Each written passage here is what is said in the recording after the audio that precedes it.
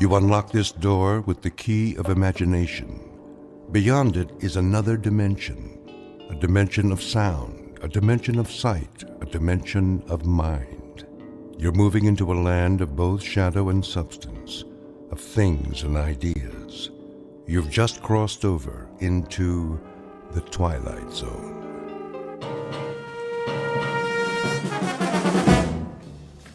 Westbound monorail will be departing on track 10 in 3 minutes. Hurry. We can't miss the monorail. Make way! Coming through!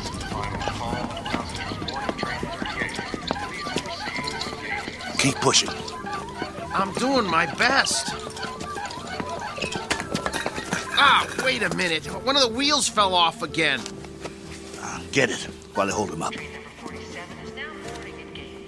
Okay, I got it. Here. Let me slip it back on. Westbound monorail Hurry. will be departing on track 10 in 2 minutes. All aboard for all points west. Excuse me, conductor. Yeah? Is this the monorail to Kansas? Sure is. Better get on board, though. But you know, you should have checked your cargo. This ain't cargo. It's a B-2. A what? A B-2. Whoa! What is that? Is that a man? Is he alive? That, sir, is a B-2 boxing robot. Wow. He sure looks real. Yeah, he looks even better in the ring when we activate him. Westbound monorail will be departing on track 10 in 1 minute. Conductor, we bought a ticket for him. Here you go. He's fighting tonight. We have to keep an eye on him so he doesn't get damaged. Well, he's got a ticket, so get him on board. We're pulling out. Sure thing. Okay, I got this end. Okay, ready? 1, 2, 3, lift. Come on. Oh, good. How much does this guy weigh?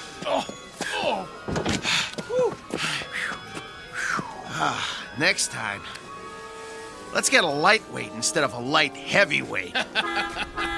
All aboard!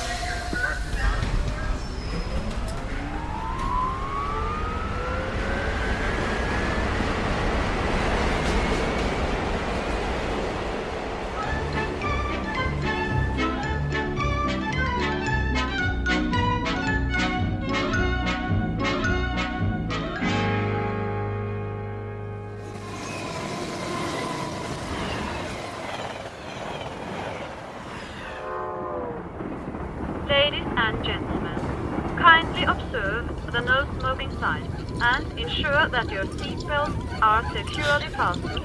Thank Well, you. here's our seats. C11 through 13. Let's sit him down in the window seat. He gets the window seat? Get him seated. Hey, you hear him squeaking? Not only is he saying he doesn't want the window seat, he's saying he doesn't want to sit down, period. He needs his silicone Teflonic joint lubricant changed. We'll pick up some as soon as we get paid. Well, first we gotta find some. Shouldn't be no problem. Come on, I told you. They don't make it anymore. Well, that's crazy. Still plenty of B-2s in the business. Name one. This one, we'll find some. All right. Wow. Sure is hot. It'll be hotter where we're going. Wish I had a beer. Well, it wouldn't do you any good.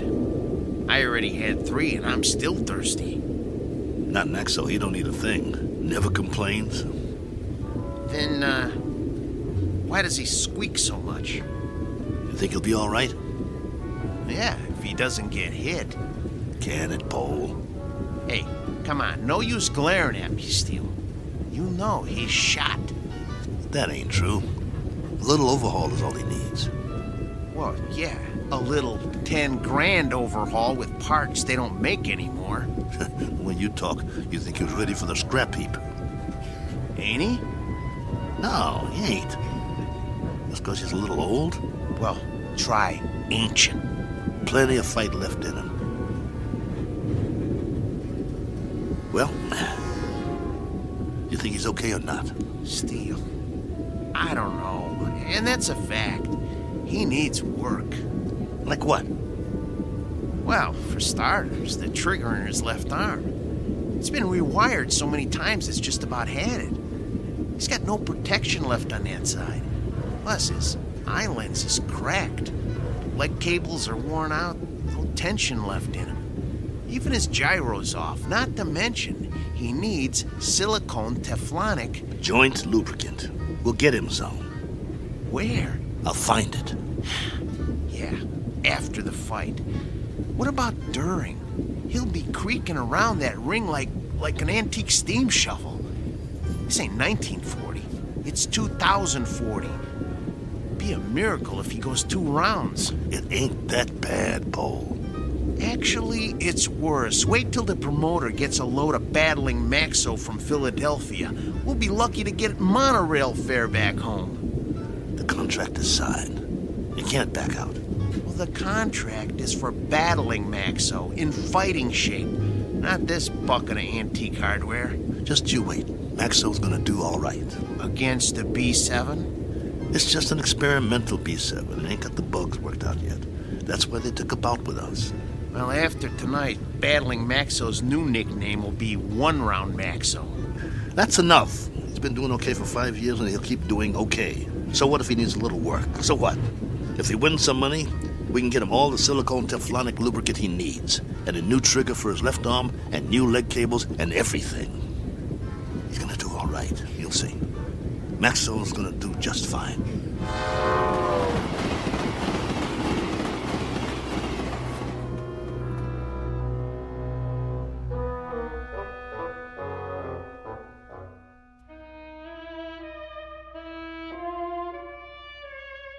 Sports item from the not-too-distant future. Battling Maxo, B2, light heavyweight, accompanied by his manager and handler on his way to Maynard, Kansas for a scheduled 10-round bout. Battling Maxo is a robot, or to be exact, an android, resembling a human being. Only androids have been permitted in the ring since prize fighting was legally abolished. This is the story of that 10-round bout. More specifically, the story of 2 men shortly to face the remorseless truth that no law can be passed to abolish cruelty or desperate need, or, for that matter, blind animal courage. Location for the facing of said truth? A small, smoke-filled arena just this side of the Twilight Zone. And now the Twilight Zone and our story, Steel, starring Lou Gossett Jr. with Stacy Keach as your narrator. You were right. It is hotter here. Told you. Hey, taxi! What are you doing? It's 6 o'clock already. We better get a move on. Well, we got no money for a taxi. We can't push him through the streets. We don't even know where the stadium is. What are we supposed to eat with then? We'll be loaded after the fight. I'll buy you a steak 3 inches thick. Hey, fellas, need a taxi? Thanks, pal, but no thanks. Oh, come on, where are you headed? Stadium. The stadium? That's 6 miles away. You can't push that thing that far. He's right. I told you, we ain't got the dough. Ooh-wee, what is that thing? A boxing robot. Oh, man. He is something. I've never seen one up close. Come on, I'll drive you to the stadium for free. It's on my way. You want a hand with it? Careful. He's got a bum wheel on the bottom. He's real heavy.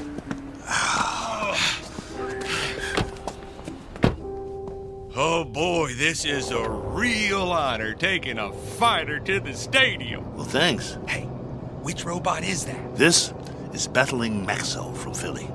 Maybe you heard of him? No, but, you know, I'm no He expert. was almost light heavyweight champ once. No kid. Yes, sir. You ever heard of Dimsy the Rock? Don't think so. Why don't you give it a rest? Dimsy was number 3 in the light heavy ranks, on his way to the top.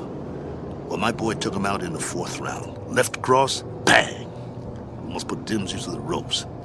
It was beautiful. No kid. Yeah. Used to be in the game myself.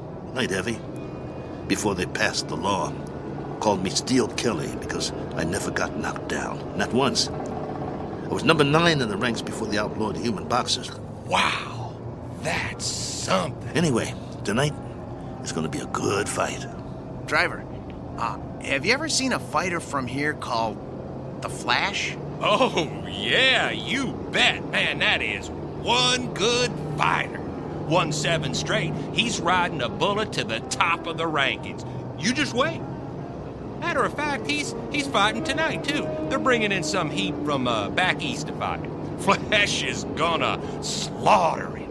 Oh, where'd you guys say you were from? Philly. Oh, man, you're not. We are.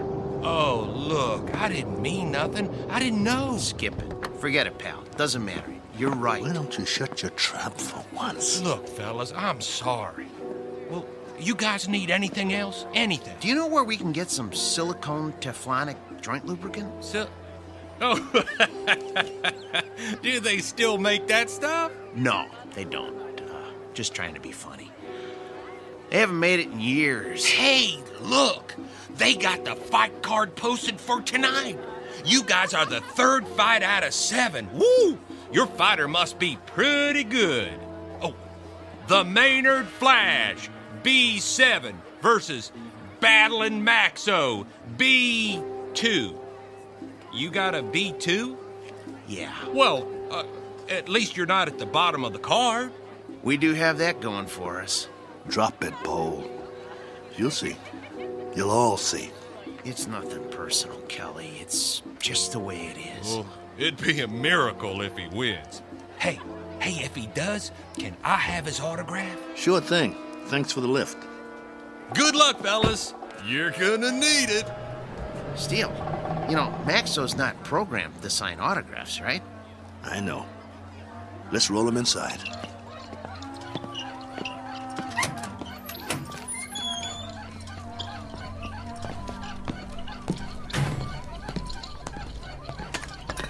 The wheel fell off again. I got it. I got it. Keep pushing. Put it back on. Well, what's the point? Put it back on. The office is just down the hall. I want Maxo to make a good first impression. Well, let's just hope his head don't fall off next. Keep quiet and let me do all the talking. What's wrong with you anyway? After 7 months, we finally get a bout, and all you can do is complain? Some bout. We're in Maynard, Kansas. What's this, the prize-fighting center of the nation? It's a start, ain't it? It's our first step on the comeback trail. The purse will give us enough to get Maxo back in shape. And if we win, it would mean we get fights all over the place. Oh, spare me. We don't have a chance. I don't get you. He's our fighter, and we stick behind him no matter what. Why are you writing him off before he even gets in the ring? Don't you want him to win? I'm a Class A mechanic, Steele. I'm not some daydreaming kid. I know machinery. We got a piece of dead iron here. Technology always moves forward. We got a B2, not a B7. No way he's gonna win this fight. Shh, keep your voice down. It's simple engineering, that's all. Maxo will be lucky to get out of the ring with his head on. Bull! It's an experimental B7. It's probably full of bugs, full of them. They always are. That's why they take a first fight in the middle of nowhere. We've got a chance. Yeah, sure we do. Remember, keep your mouth shut. Yeah. Mr. Nolan? Nah, I'm Oscar. Mr. Nolan will be back in a couple of minutes. I'm Steele Kelly, battling Maxo's owner. Oh, yeah, I heard of you. You were one of the last human fighters. This is Paul, Maxo's mechanic. Hi. It was getting late. We were wondering if you'd make it. Never missed a fight. Yeah, pull up a chair. I got some paperwork to do. Thanks. What was that? It was this folding chair. Okay. Sign on all the X's. You heard of my fighter, Mr. Oscar? What's his name? Battling Maxo. You must have heard about him. Can't say as I have. He knocked out Dimsy the Rock, a ranked fighter in his prime. Uh-huh. Sign here, too. It was all in the East Coast papers. New York, Boston, Philly. Got quite a spread. Biggest upset of the year. Good. Initial here. And here. Get a couple more here. Right here. And over there. He's the B2, you know. That's the second model Malling put out. The B2 is one of the best fighters they ever built. The best in my opinion. Maxwell is still going strong. I don't go for these new ones, you know. The ones made out of steel, aluminum with all the doodads. Too flimsy. Nothing solid. Nah, Malling don't make them like Maxo anymore. Oscar, who are these guys? Mr. Nolan, I'm Steele Kelly, and this is... Is that your fighter? Yes, sir. Battling Maxo. Fighter in shape? You bet. Prime condition. Paul, my mechanic here, is a Class A mechanic, and he took Maxo apart and put him back together just before we left Philly. Oscar, cigar me. Yes, sir. Ain't you forgetting something? Huh? Light me. Yes, sir.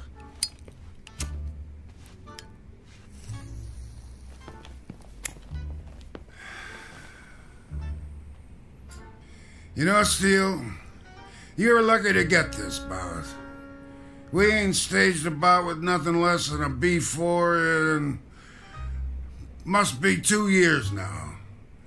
The fighter we had scheduled got run over by a truck in a loading dock at a stadium in Detroit. I needed somebody on short notice. So that's the only reason you're here. You got nothing to worry about, Mr. Nolan. My fighter's in shape. He's the one that knocked out Dimsey the Rock in Madison Square Garden a few years ago. Maybe I just want a good fight. And you'll get it. Maxo's in top shape. No first-round knockout. No, nothing like that. People pay to see action. Do you have a prep room we could use? We want to check him over and make sure he's perfect. Down the hall, third door on the right, next to the janitor's closet. Thanks. Your bout is at 9. Got it. You won't be sorry, Mr. Nolan. I don't like guys that are late. Understood. Poe, let's get Maxo to his prep room. Mr. Nolan, I was wondering... I know what you're wondering. You get your money after you deliver a good fight, not before. No problem. We'll get him ready. And Steele. Yeah? Don't slam the door.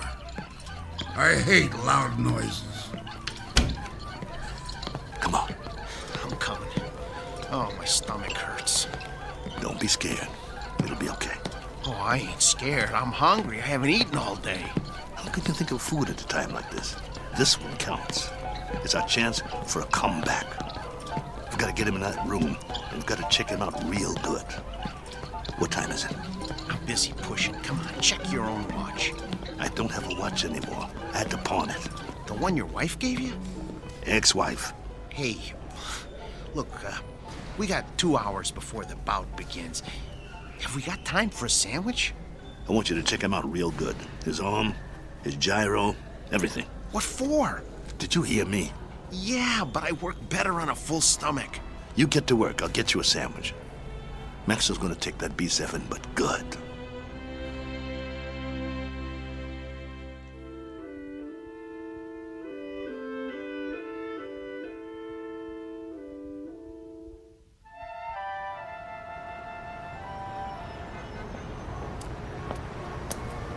Excuse me, sir. Do you know where I can get a Philly cheesesteak?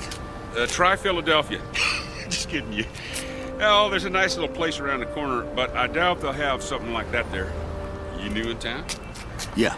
Where you from? Philly. Well, that figures. What brings you to town? I got a fighter in the third fight tonight. Really? Well, you must have one good fighter if you brought him halfway around the country for a fight. He's a great fighter. He's fighting an experimental B7. A B7 fighting a B6 could be interesting. He's not a B6. A 5 might stand a chance. He's better than a 5. He's a classic B2. A B2? Oh, well, I've never seen one of those, but I hear they're great bleeders. Good luck. Oh, by the way, at the diner, I recommend the roast beef on rye. Bloody rare.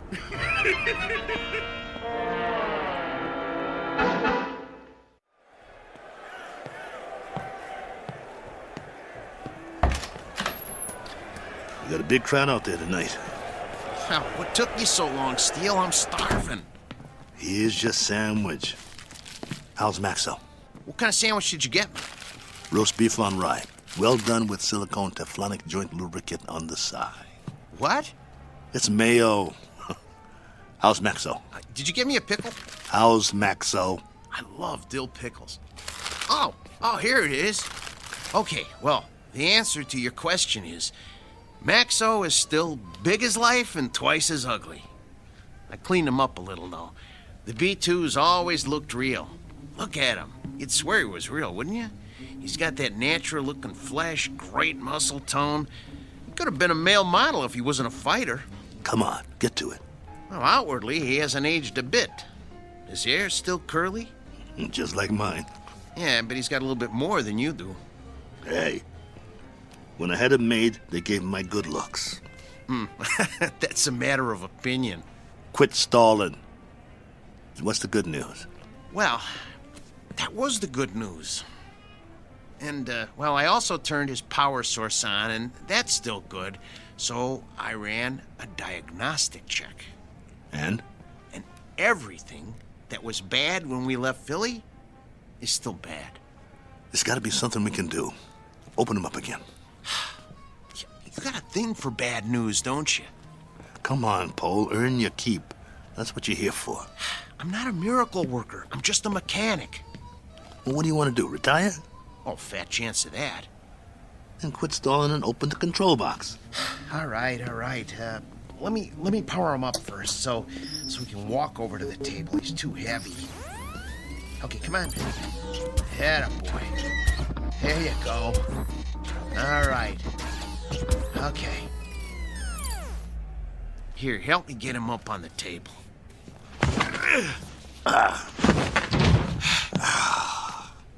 That's my boy. The doctor will see you now. Lift his arm.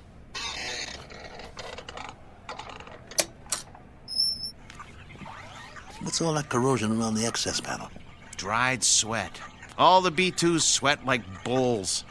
It's nothing to worry about, though. You hear that, Maxo? Nothing to worry about. We'll get you cleaned up. Hand me that probe.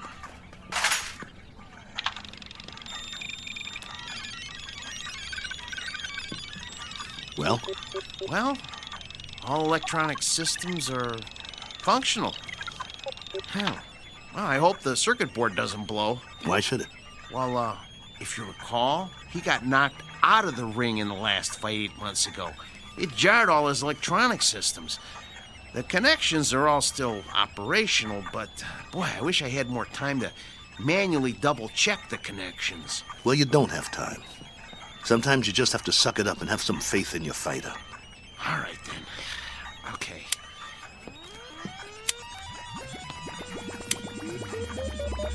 Well, I activated all his systems. Keep your fingers crossed and just hope nothing blows.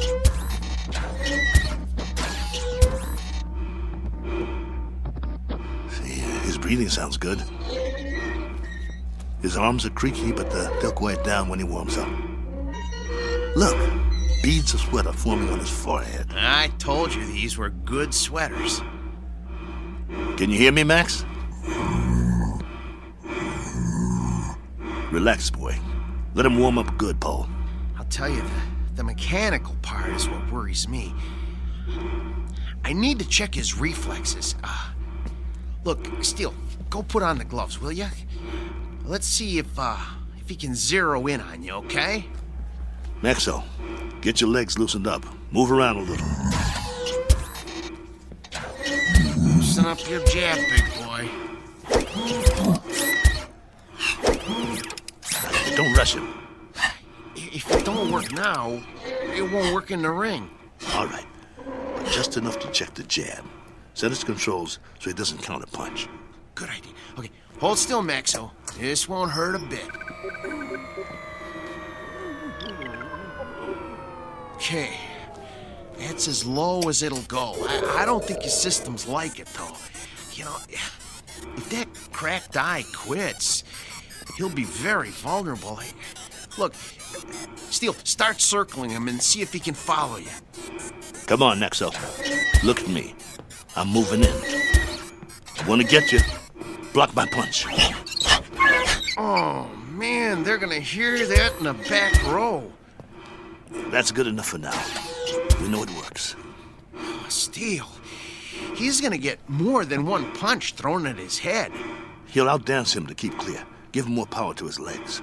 Those cables are bandy. I don't like doing this. There's not much tension left in them. He seems to be moving all right. Yeah, but, boy, a heavy wind might knock him over. Put him on automatic. Oh, no. Come on. Let's not push our luck. Do it. All right. Here goes nothing. Maxo, gloves up. That's it. Beautiful. Now, let's see if he can move in for the kill. Kelly, Steele, no. Leave his systems on defense. He might have a couple of rounds if we leave him on defense. It takes less energy. You know, he's gonna get beat to pieces if we let him move in. No, do it. You use your head? He's a B2. He's gonna get slaughtered anyway. Look, if we let him go on defense, we might be able to salvage him for pieces. Nolan paid to see him on offense. It's in the contract. Activate his jab. Come on, it doesn't have any lubricant in it. Do as I say. All right. Activating the jab. Shut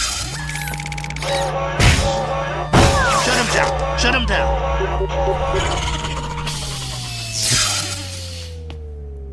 What did you do? What did I do? I told you to take it easy.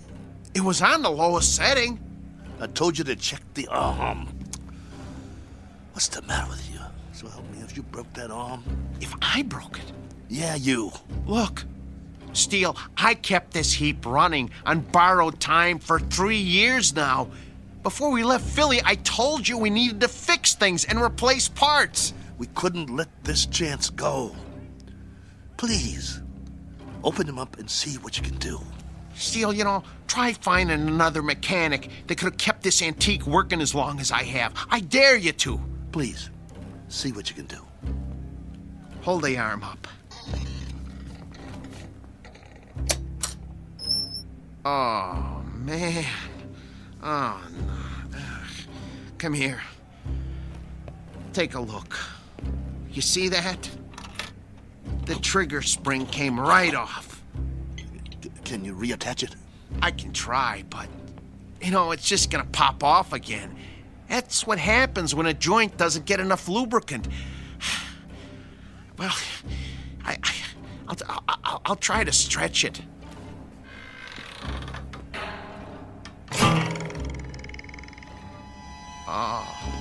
Oh, nuts. Oh. Well, that's that. No. One jab too many. We gotta do something. What? Fix it. I can't. You just can't fix a spring.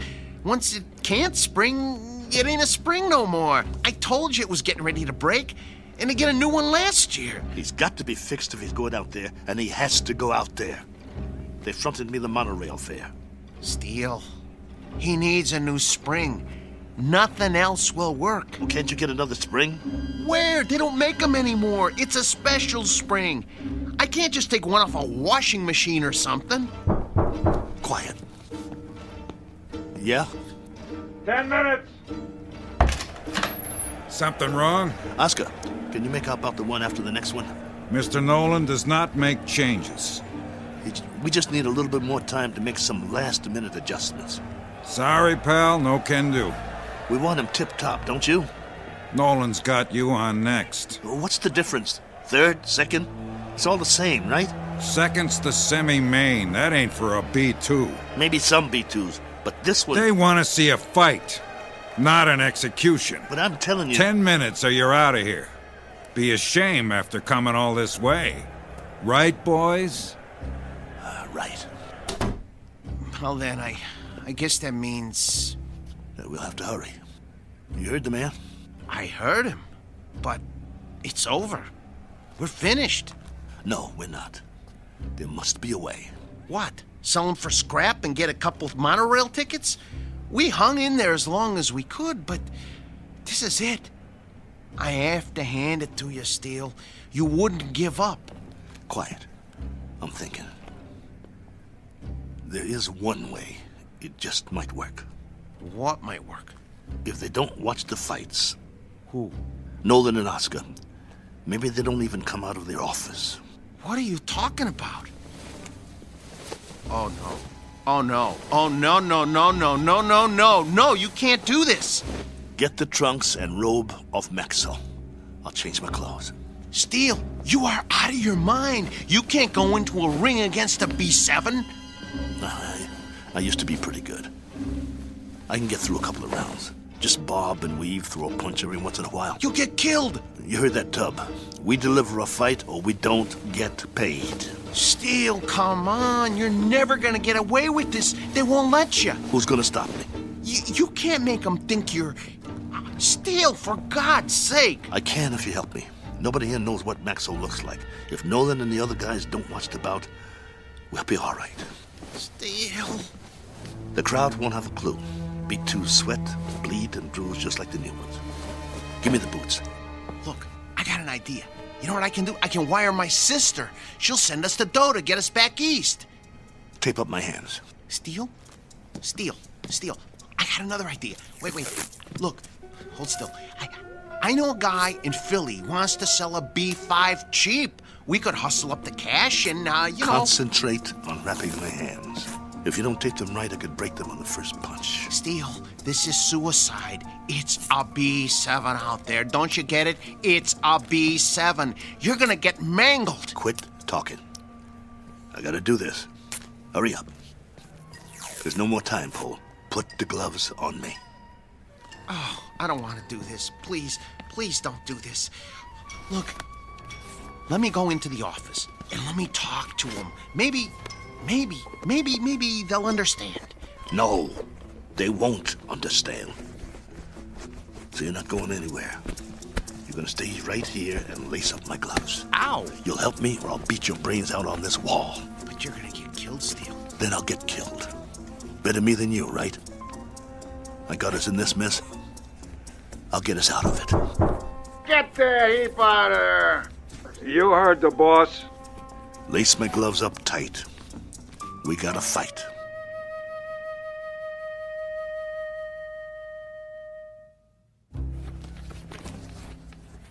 That's it, Paul. Tie him off tight. Oh, you really want to go through with this? Yes. Let's go. How do I look? Like a broken down old fighter. So I'll pass for a B2? That's what I said. You look like a broken down old fighter. Here. Let me put a towel around your neck. Pull up the hood on my robe, too.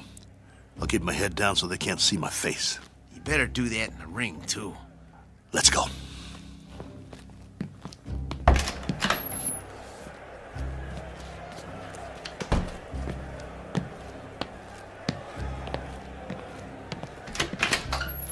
You're late.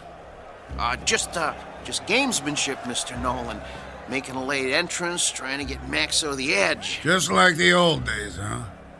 Maybe I underestimated you guys. Nice robe. It's old school, you know? Genuine satin. No more stalling. I got a full house out there. Right.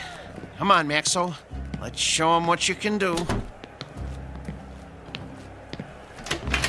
Hey! What? Where's that... What's his name? The owner. Oh, you mean Steele? He's already out there. We're one step ahead of you. I didn't see him pass my door. Well, he went a few minutes ago. He likes to check out the crowd. You boys better put on a good show. Yes, sir. Let me know when we get to the stairs. I got sweat in my eyes. I should have told him. If you had, I'd killed you. Okay, first step. Careful, Steele. Grab my waist. Wipe my eyes. Can't see my feet. Geez, Steele. You're already sweating like a pig. You'll have to towel me off between rounds, just like a real B2. Between what rounds? You won't last long. Whose side are you on? Steele, you're not up against some punch-drunk fighter. You're up against a machine. I said shut up.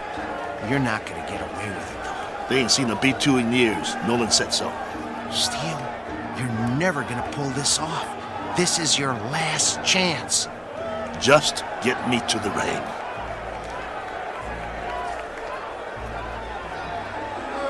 Hey, if it ain't battling Maxo!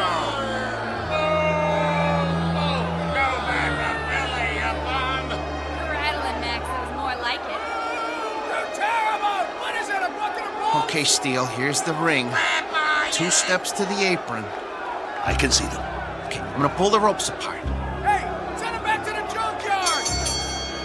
Ladies and gentlemen, the next contest of the evening, a 10-round light heavyweight bout featuring out of Philadelphia, the B2 Battling Maxo!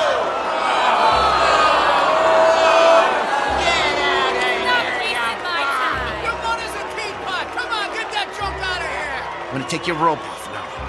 Keep looking at your shoes. Try not to blink. Stay in my corner. Of course I will. Breathe through your mouth. Come on. Little breaths. Come on. Breathe. Not too fast. I need a drink. Sorry. The water bottle is filled with B7 hydraulic fluid. And now, entering the ring, his opponent, our own B7, the pride of Kansas, the Maynard Flash!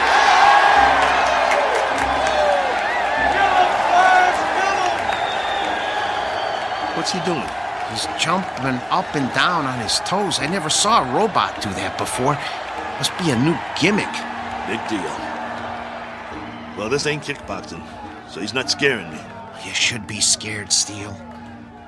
Come on. Get out of the ring now while you still can. You get out, pal. See you at the end of the round. Steele, stay away from him. And there's the bell. The fighters come out of their corners quickly. They size each other up.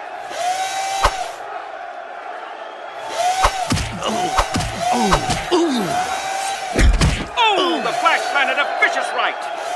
And another. And another. Come on, get away from him. Get away from him. Maxo backs away. Come on, I got money on this fight! Come on, I can take it.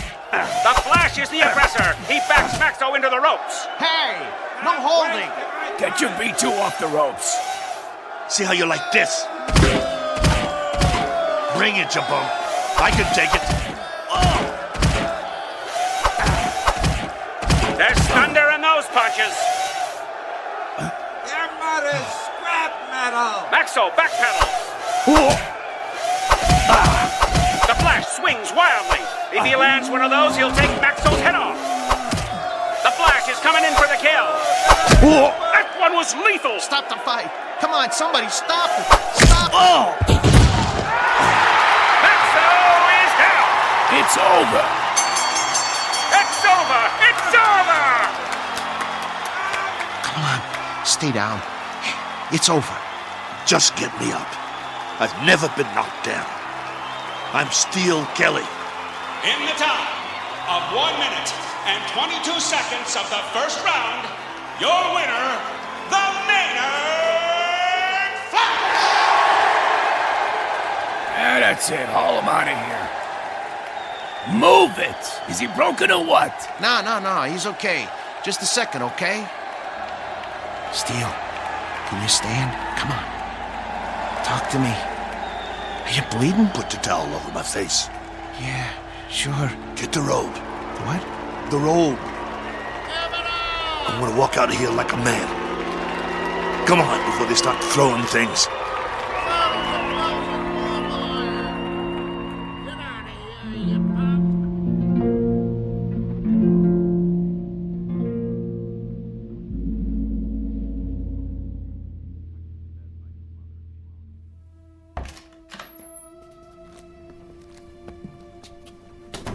Come on.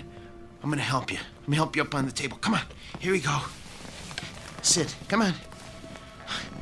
Steele, I'm gonna try and get you some ice. Forget it. But your eye. It'll be all right. I think right now you need a good stick man instead of a mechanic. That eye looks terrible. Actually, I think you need a doctor. Oh, man, you are really a mess. I don't have nothing with me. No needle, no thread, no iodine.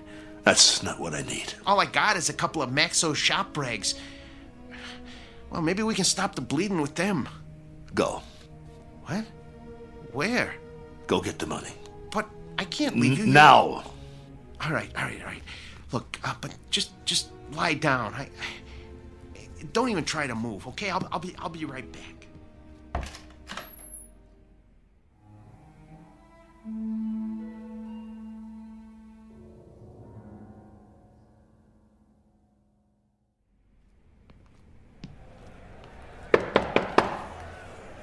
Yeah?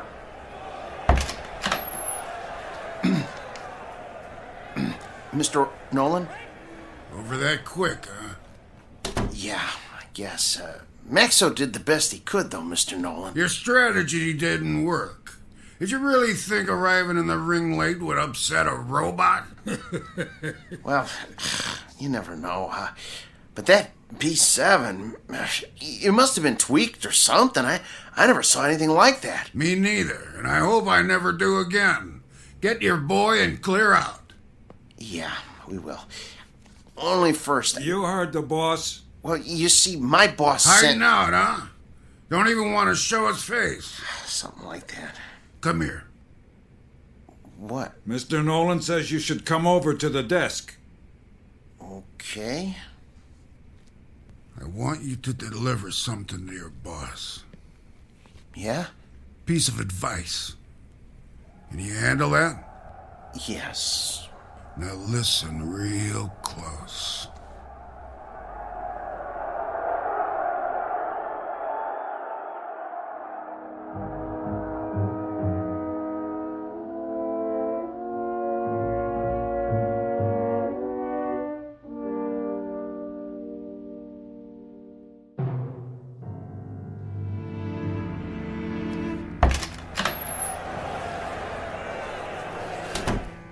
You get it?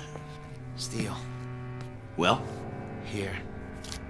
This all he gave you? Where's the rest? Well, that's what he gave me. This is just enough for monorail fare back to Philly. Well, he said he wouldn't pay for a one-rounder. What do you mean? Come on, take it easy. No. Here, let me see your hand. Oh, man. Did you break your wrist? He can't do that. Steel, that's it. He's got a bunch of thugs in that room now. I'll go in there. You can't. If he sees you, he'll know what you done. But the contract says... I'm supposed to deliver a message to you, too. He said to tell you. You're lucky he doesn't run us out of town on a monorail. And if you ever show your face in town again, he said you won't be so lucky the next time. Help me up. Just stay seated. I'll get you a drink of water. I don't need water. That's all there is. Look, we gotta get that wrist set. I can make you sling. For now, just try not to move it. We'll go back by bus. By bus? Come on, you're not listening to me. Look, just hold still. If we go by bus, we'll save money. We'd have enough to get Maxo a new trigger spring and a lens for his eye and some silicone Teflonic joint lubricant. He'll be good as new again. All right, Steele. Anything you say. Then we'll be all set. Maxo will be in shape again, and we can get us some decent bouts. That's all he needs. A little work, huh? That'll shape him up. We'll show him what a top B2 can do. Old Maxo will show him. He'll show everybody. Right? Right? Sure, Steele. Sure. Now let's get out of here. Take it slow. I can walk. I know you can. You're a tough guy. But put your hand on my shoulder. That's it. Don't worry about Max. I can pull.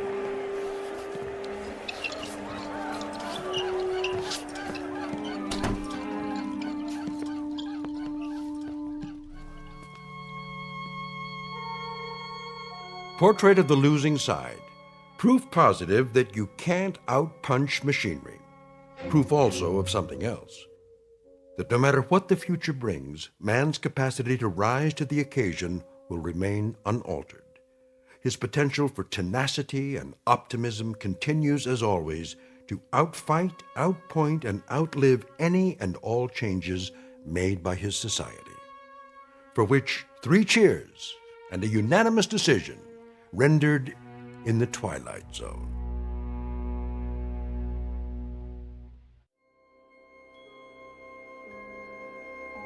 Hi, this is Carl Amari, producer of the Twilight Zone radio dramas. I'd like to take a moment to tell you about our official website at twilightzoneradio.com, where you'll get the latest news and information on these Twilight Zone radio dramas. Plus, at twilightzoneradio.com, you can digitally download 3 free episodes or any of our episodes for only $1.95 each. In this age of ever-changing technology, we've decided to make these episodes instantly available to you by making the Twilight Zone radio dramas a digital download-only series. This means that this series will no longer be offered on CD. The CD collections at our website are now being offered while supplies last at buy one, get one free. So be sure to get your favorites before they're sold out. Be sure to visit us often, and I'll see you in the zone.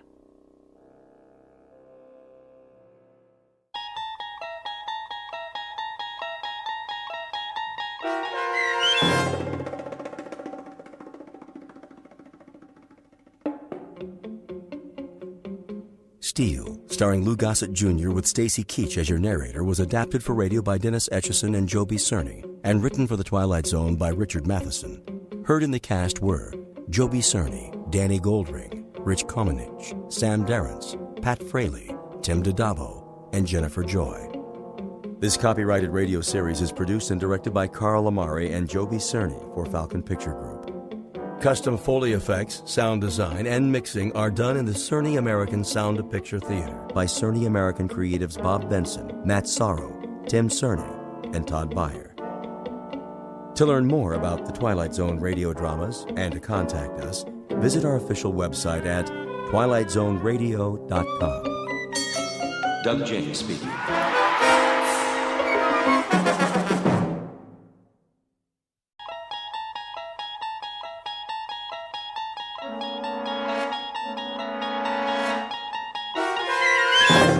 You unlock this door with the key of imagination. Beyond it is another dimension, a dimension of sound, a dimension of sight, a dimension of mind. You're moving into a land of both shadow and substance, of things and ideas. You've just crossed over into the Twilight Zone.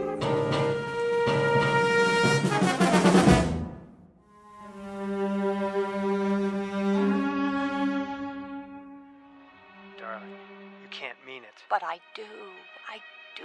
Even after so long? What is time?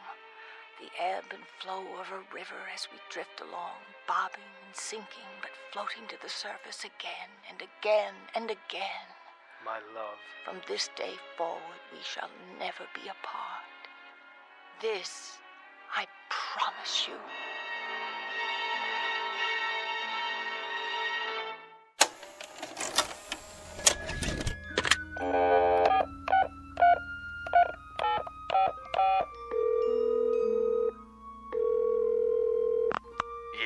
Kruger, I've got an idea. Who is this? Jordy, who do you think? Listen, this one's a winner. You know what time it is. Late. Sorry, boss, but I just watched a movie and... Movie? What movie? Remember that assignment? You wanted to send me to the coast? To cover the awards, but you passed on it. Right, the Career Achievement Awards at the Academy. Jordan, surely this can wait. That's just it. It can't. Come morning, I'll be on a plane, headed for L.A. No, you won't. I'm sending the new boy. Not so fast. You remember why I passed on it? Because Pamela Morris isn't attending. As usual, so what? Well, I ran one of her pictures tonight. Her greatest performance. And this, I promise you, I've forgotten the magic. There's never been anyone like her, not even close. So here's what you do. Have you been drinking? Buddy, I'm stone cold sober. Get me a ticket for the Red Eye out of O'Hare. Then soon as it's morning, Pacific time, call our agent and set up an interview. I'll be there with bells on. Interview about what? Are you kidding? It's Pamela Morris. Where's she been all these years? Is she still as beautiful as they say? I'll get you an exclusive. And while I'm out there, I just might cover the awards, if you ask me real nice. 'Cause you're my favorite editor. Do us both a favor. Go back to bed. I haven't been to bed. I've been watching Pamela Morris all night long. And tomorrow, I'm going to meet her. No matter what. Thanks, Kruger. It'll be worth it. This I promise you. The world's most beautiful woman. Pamela Morris. In person. Introducing Jordan Herrick, syndicated columnist, whose work appears in more than 100 newspapers. By nature a cynic, a disbeliever, and a jaded commentator on the movie business, caught up for the moment in a lovely vision. He's not sure whether that vision is merely a dream, but he'll soon find out. Her name is Pamela Morris, renowned star and femme fatale, not seen in public for many years, whose legendary beauty is remembered by millions. Mr. Herrick is correct about one thing. Tomorrow he will make her acquaintance in person. But what he does not know is that the face he gazes upon may actually be a reflection, beamed his way directly from the Twilight Zone. And now, The Twilight Zone and our story, Queen of the Nile, starring Kate Jackson with Stacy Keach as your narrator.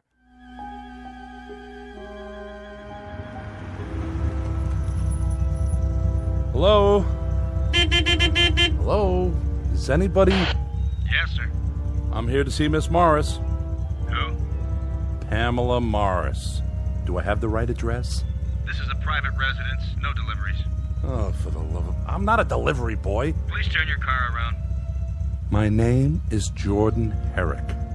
Well, you still need an appointment. I have an appointment. Check the list. Herri. Oh, yeah. Mr. Herrick from Chicago. Thank you. I'll open the gate. Park in the circular driveway by the main house.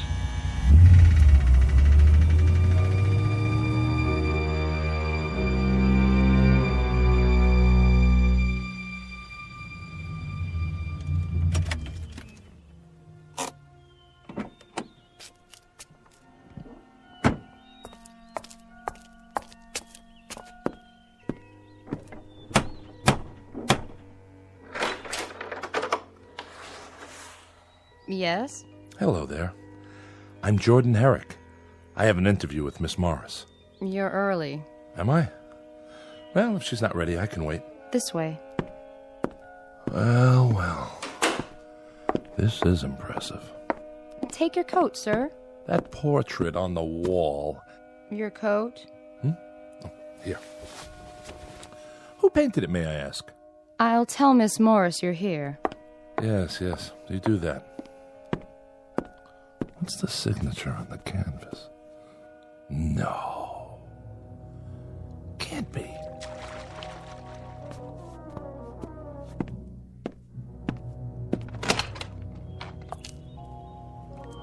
Where's my towel? A young man is here to see you. Where? In the living room. Really? Tell him I'll be right in. There's no hurry. Oh, there you are. Sorry, I lost track of the time. Please, don't rush on my account. You've come all this way. It's the least I can do. But it's such a glorious day. I'll be right with you. Just let me dry off. Of course. Charlotte, see if the gentleman would like a drink. Perhaps a light lunch? Yes, miss. Oh, don't go to any trouble. I'll meet you in the living room as soon as I make myself presentable. Oh, you're more than that. Great deal more. If you follow me, sir.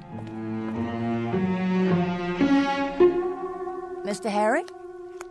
Miss Morris, I didn't mean to interrupt your swim. Nonsense. I've kept you waiting. It doesn't matter. It does matter, and I apologize. But I do love the pool. It's my one indulgence. Am I forgiven? Absolutely. Please sit down. Beautiful. Sorry? This room. The furniture, the artifacts. Lovely. You like my little collection? Very unusual. You must have gathered these things from around the world. Oh, you know how it is. Various locations over the years for this film or that. You specialize in the exotic. Do I?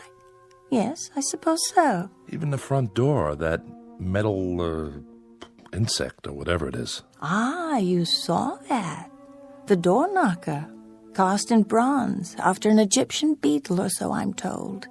Do you think it's too much? No. It's quite remarkable. I've never seen another like it. Nor have I. Must be very old. Yes, it must be. I confess I've forgotten exactly where it's from.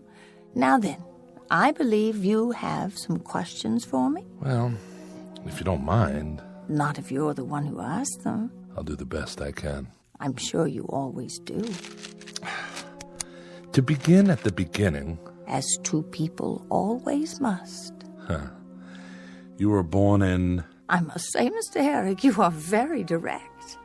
Oh, don't get me wrong. I meant geographically. No, you didn't. You meant the year. That's what the public always wants to know. You're not offended? Should I be? I have my producers, my directors. You have your editors. They are all very demanding. Besides, a woman in my position must have no secrets. I'm relieved to hear you say that. I was afraid. Afraid? You have nothing to fear here. No? Why, Mr. Herrick, I'm only a woman, and a rather small one at that. Surely you've known many women. Never one like you. Ha! Then I'll try to make this as painless as possible. Suppose you tell me how old you think I am. That's hardly fair. Oh, come now. Especially after you saw me in my bathing attire. Unfortunately, it conceals very little. I wouldn't say unfortunately. Mr. Herrick, you make me blush. I shouldn't have wandered out onto the terrace like that. I did say no secrets. And I overstepped the bounds with that question. No, not at all. Please, be honest. Really, Here, take a good look. I'm sorry about the shirtwaist and sandals, but I didn't want to keep you waiting a moment longer. Time is so precious. You're not wearing any makeup, are you? Can you tell? There simply wasn't time. You're very beautiful. That wasn't the question. We were talking about my age. I'd appreciate your candor. In that case, you look no older than you do in the painting. Oh, everyone asks about that. I was only a child when I posed for it. Is that so? Come and see for yourself, close up. All right. Well? Oh, surely I'm misreading the signature. Why do you say that? This can't be a Berthold. Berthold? I was so frightened of him. The world was bright and new to me, and he was so wildly creative. Was he? I'd never met anyone like him. It was his genius that enabled him to project the flowering of a fragile blossom, as he put it. He must have been a genius to capture you so perfectly. What a lovely thing to say. Tea, miss. Ah. Shall we, Mr. Herrick? Certainly. Tea or coffee? Coffee, please. Would you like something in it? Cognac? Whiskey? No, thank you. I'll take it black. I thought newspapermen were heavy drinkers. That's a myth. At least during working hours. And are you working now? I am. Though it doesn't feel like work. I want you to feel entirely at ease. It's to my advantage, you know. Lest you think badly of me. Very little chance of that. Is it time for tea, Charlotte? Yes, Mrs. Draper. Hello. My name's... This is Mr. Herrick. How do you do? Mrs. Draper. He's the newspaperman, Mother. I know. You're Pamela's mother? Surely not... Sit down, Mother. Have your tea. It's remarkable, the resemblance between you two. Some might think so. With my mother, it is tea at this precise hour every afternoon. Mrs. Draper, you must feel proud to have such a famous daughter. Must I? Mother never did approve of my career. Believe me, Mr. Herrick, I had very little choice in the matter. She thinks I'm too headstrong. Dedicated is the word. You still are, Pamela. Tell me, Was your daughter always as beautiful as she is now? Always. Now there's loyalty for you. As a matter of fact, Mr. Herrick, it is the truth. Then perhaps I should interview you as well. Why, whatever for? Well, I might learn a few important details from the mother. Such as the real age of the daughter? Honestly, I wasn't thinking of that. Isn't age relative? Besides, didn't I promise to reveal absolutely everything to you, Mr. Herrick? You did. All in good time. Then I'll just have to be patient. Not for much longer. This I promise you. Pamela, I must have a word with you. Later, in your room. I am not going to stand by and watch it happen again. You will if I say you will. I can't bear it. Mother, would you mind seeing if Charlotte has things under control in the kitchen? Not this time. Sorry if I'm intruding. She was just leaving. Pamela. Weren't you? A pleasure to have met you, young man. My pleasure, Mrs. Draper. Perhaps we'll talk another time. I hope so. Until then, goodbye. Take care of yourself. Take very good care. I'll try. Forgive her. What for? She's getting old. Still, she might remember a few details I can use for my story. No, her mind wanders. Her memories become distorted. Shall we finish our coffee on the terrace? If you prefer. There should be a breeze outside. I'll bring the cups. Mr. Herrick. Mrs. Draper, I thought you'd gone. I must speak with you. Why, of course. Leave. What? You must leave at once. Quickly, before she hears. You are in danger. I am? Very grave danger. All is not as it appears. She is not as she appears. Mr. Herrick, are you coming? Be right there. What's this about? If there's something I should know, you... She is running out of time. Save yourself, young man, before it's too late. I implore you. Save yourself.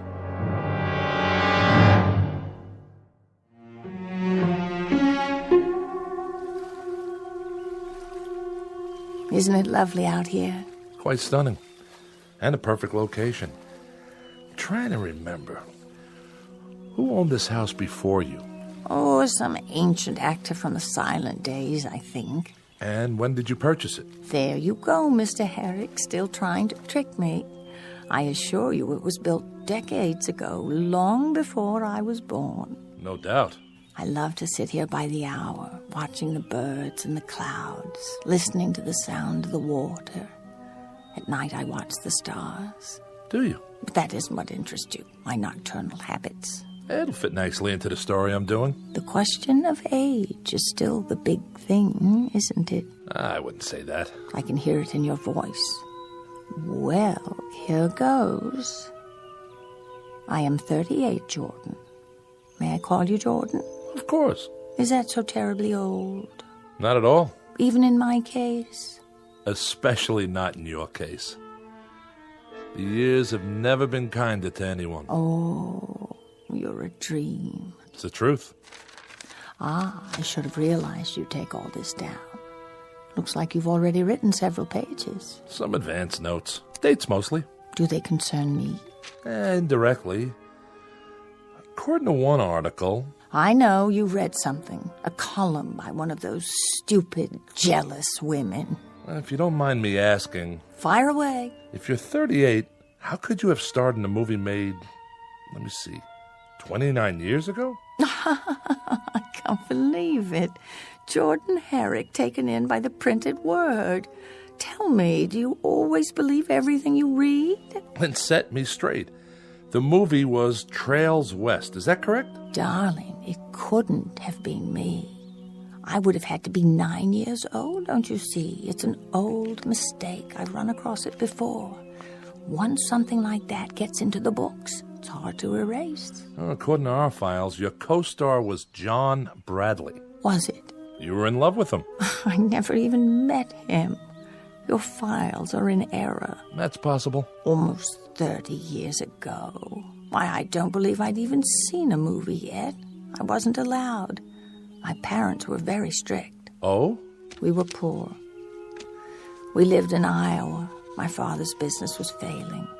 It was a few years later that I set out for Hollywood, a star-struck girl in her teens, following the same trail blazed by so many hopefuls. I was extremely lucky. You must have been. You made Queen of the Nile with Charles Danforth. When you were 14? Juliet was 12. It's such an important production. Is that so much harder to believe than my true age today? You see, no one knew I was only 14. If they had, I would have been taken off the picture.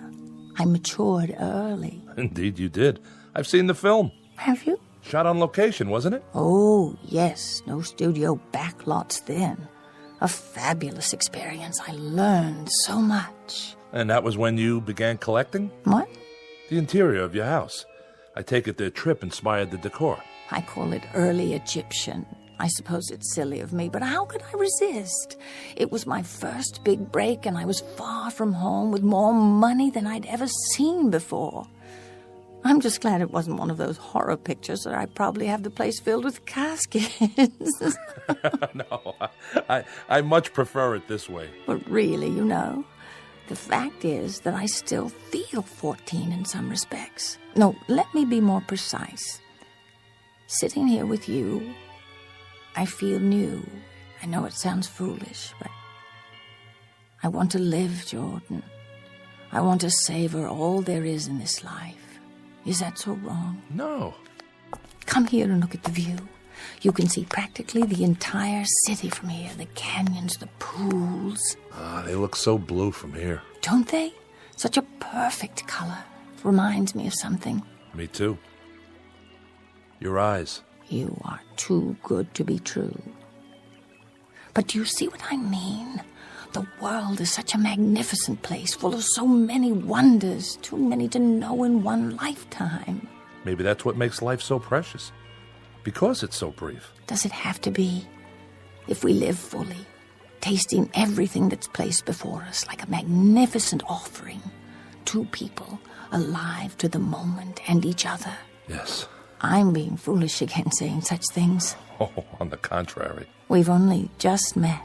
Hardly seems possible. That's because you've seen my films, each a time capsule, preserved, unchanging. There's something more, something that's very much alive right now. It's just that I so seldom get the chance to speak my mind, to air my dreams. That's true for everyone. Is it? It is for me. If I could know there's another who feels the same way, who wants to know life to the fullest. I think it's time for you to start believing.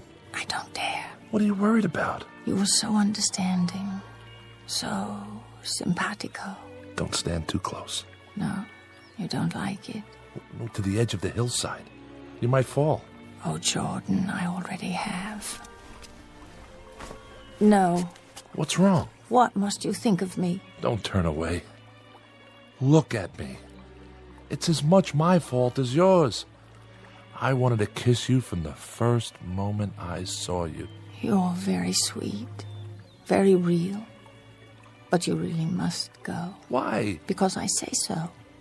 But we can see each other again, if you like. What about tonight? Dinner? Very well, shall we say? 8 o'clock?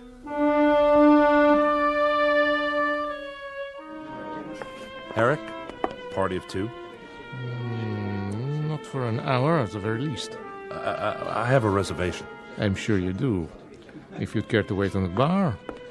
Hello, Armand. Miss Maurice. It's been a while, hasn't it? I should say so. We've missed you. How about that reservation? The old table, I presume? That would be divine. Claude? Yes, Armand. Prepare that corner booth. But it is occupied by another couple. Then move them. Tout de suite. Yes, sir.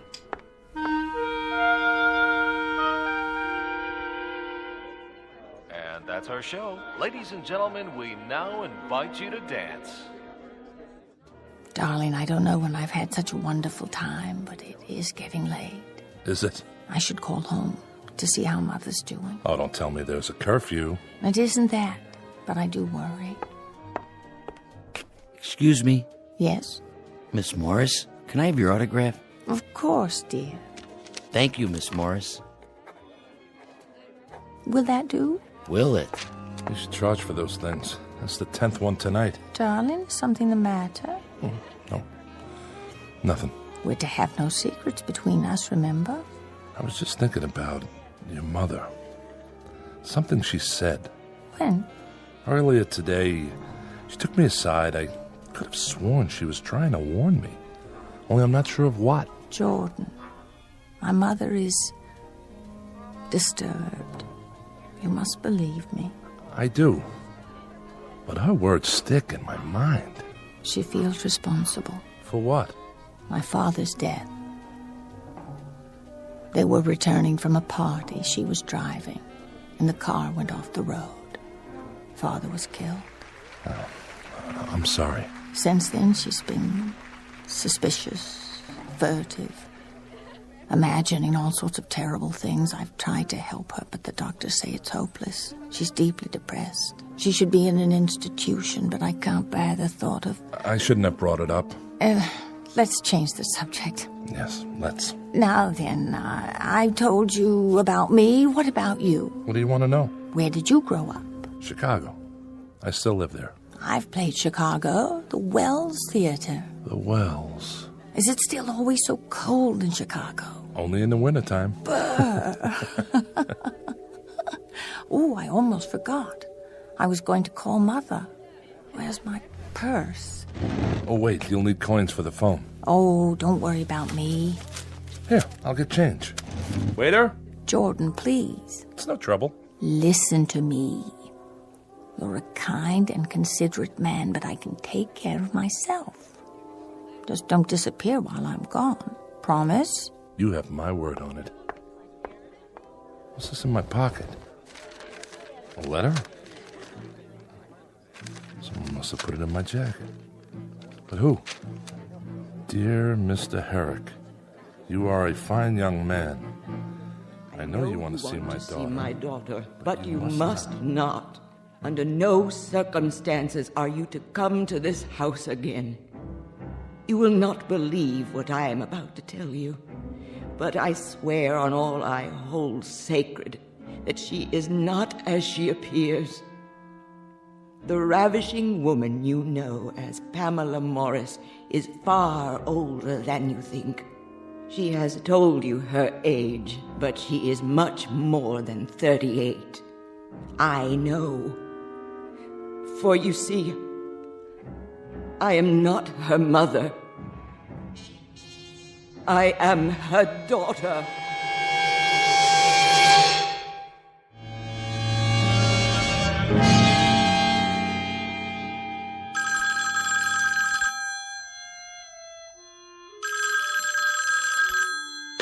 Morning.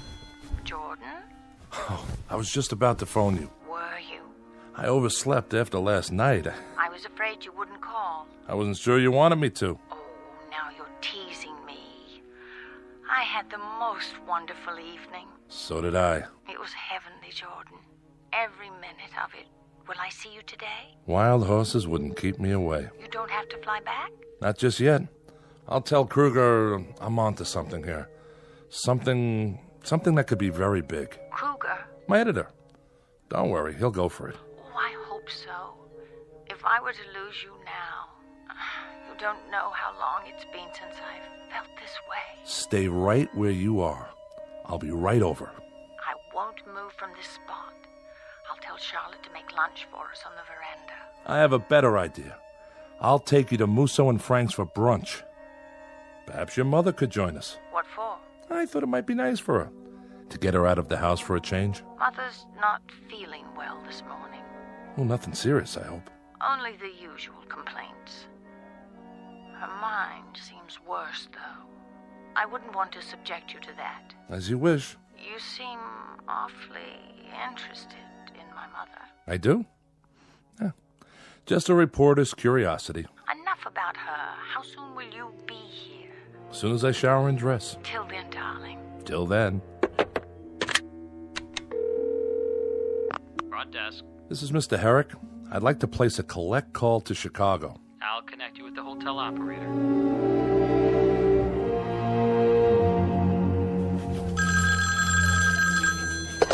Kruger. Hey, old buddy.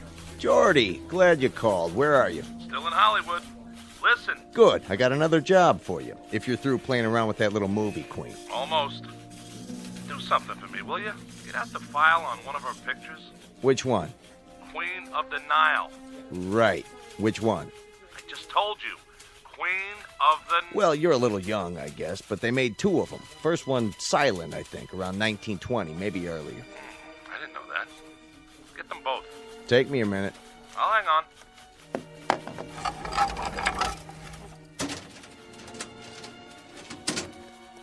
Here it is. You there? Yeah. I got it. What's the name of the girl who starred in the original? Let me see. Constance Taylor. Never heard of her. Anyway, she starred in most of it. What do you mean? It says there was some kind of accident during filming. A cave-in at a tomb in Egypt. Real tragic. They never found her. Got a photo of this Constance Taylor? There's a clipping from the obit. Compare it. With what? A picture of Pamela Morris in the remake. If you say so. Well? They look alike, but they would. They played the same part with the same makeup, same type of costume. The old Wells Theater. When did they tear it down? The Wells? Here in Chicago? Oh, must have been sometime in the 30s. Why? I want to be sure first. In the meantime, I need you to do a little more research. Find out about the men who were involved with Pamela Morris. Send me every press release, every clipping you have on her. Then fax them to me at the hotel. Can you do that? This better be worth it. Ooh, it will be. Sounds like you're on to something. Kruger, you wouldn't believe it if I told you. But it's something, all right. Something fantastic.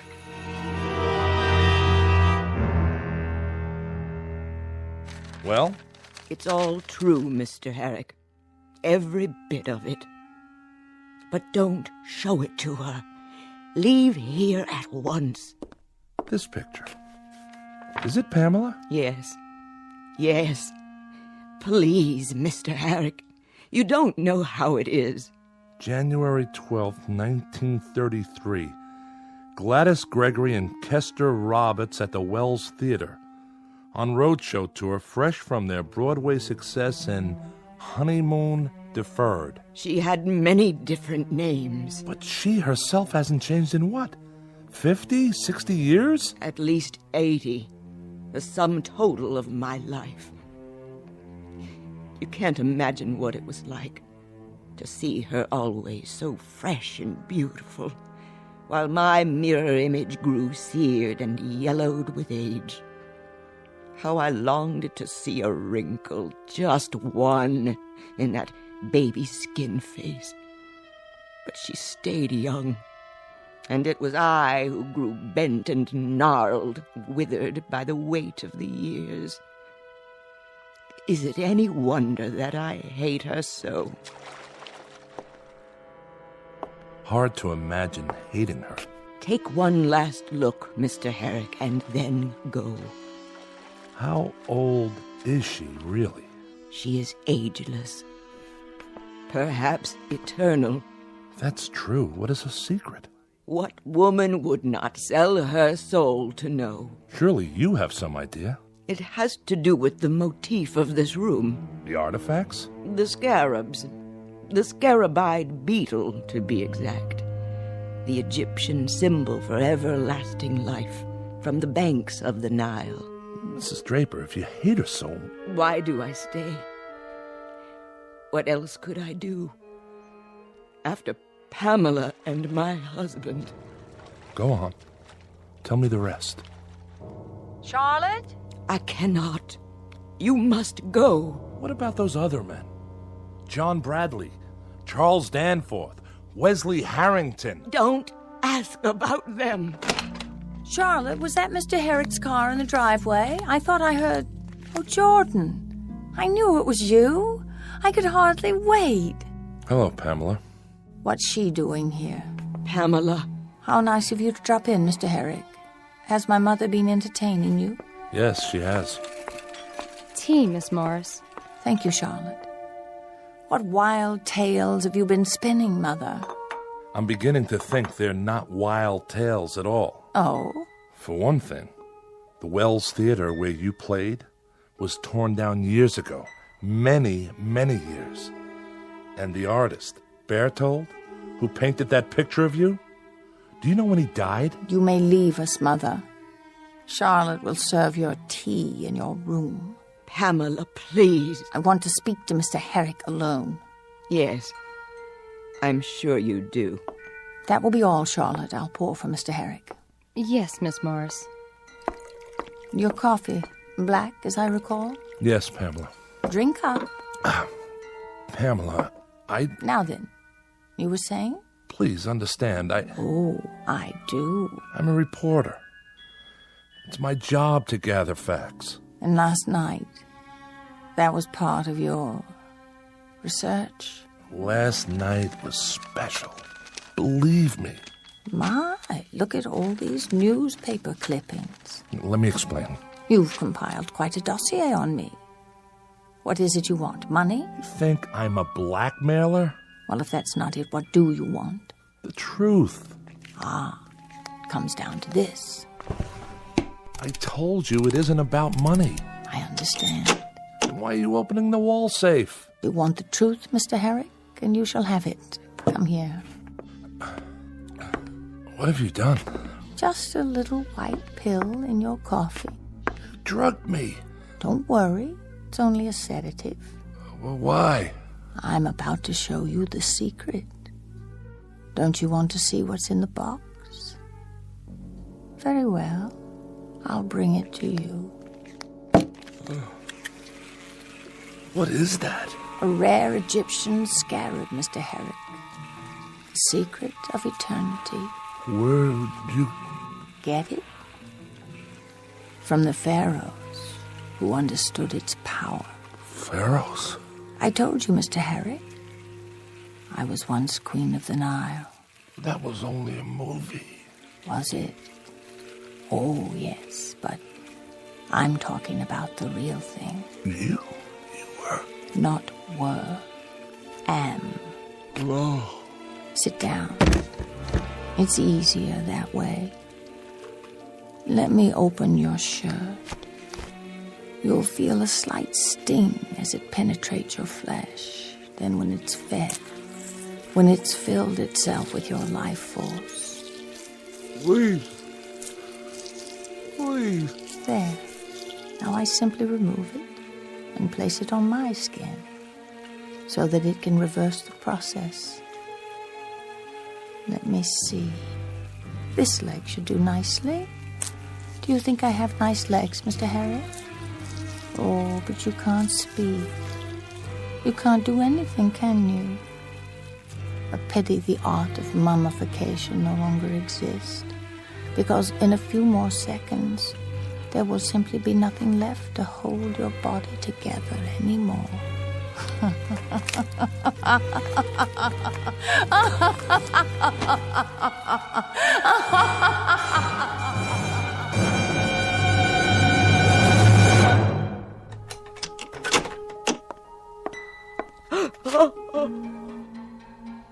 Pamela, what have you done? I've told you, Viola. Never come in until I call you if you want to live another day. No, I can't bear it.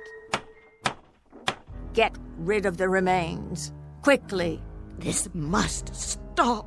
Clothing, shoes, everything. Now. Yes? I have an appointment to see Miss Morris. This way, sir. I'm here, Charlotte. Yes, miss. Oh, do you mind? I seem to have knocked over a cup in the living room. Would you see that it's swept up? All of it? Right away, miss. If I've come at a bad time... Nonsense. You must be Mr. Jackson.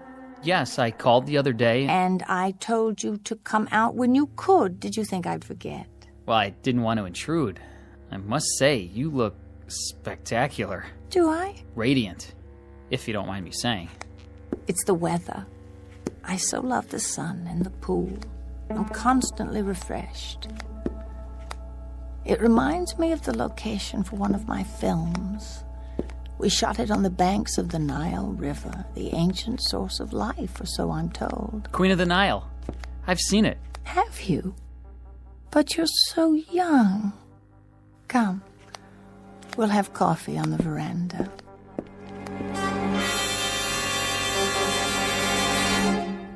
Everybody knows Pamela Morris, the beautiful and eternally young movie star. Or does she have another name even more famous?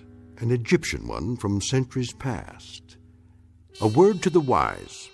It's best not to be too curious, lest you end up like Jordan Herrick, a pile of dust and old clothing discarded in the endless eternity of the Twilight Zone.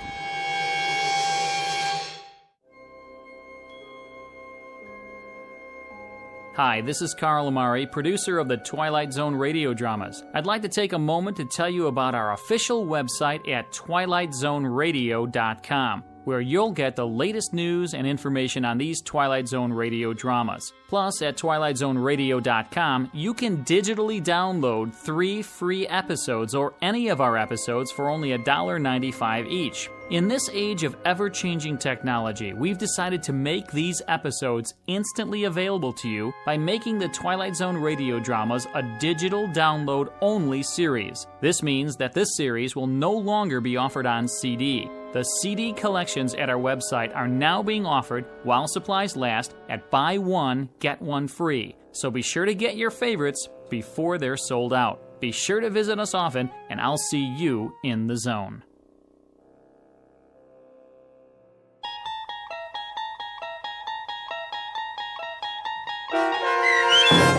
Queen of the Nile, starring Kate Jackson with Stacy Keach as your narrator, was adapted for radio by Dennis Etchison and based on a script by Jerry Saul. Heard in the cast were Mike Starr, Doug James, Jeff Lupetin, Linda Reiter, David Darlow, Sarah Marks, Christian Stolte, Bob Dunsworth, Carl Amari, Vince Amari, and Roger Wolski. To learn more about the Twilight Zone radio dramas and to obtain audio cassettes and CDs of these programs, visit our website at twilightzoneradio.com. The producers of The Twilight Zone wish to thank CBS Enterprises, Carol Serling, Dennis Etchison, Dick Brescia Associates, Claire Simon Casting, Terry Jennings, XM Satellite Radio, Sirius Satellite Radio, our sponsors, and our radio affiliates for helping make this series possible. This copyrighted radio series is produced and directed by Carl Amari and Jason Mallow for Falcon Picture Group. Doug James speaking.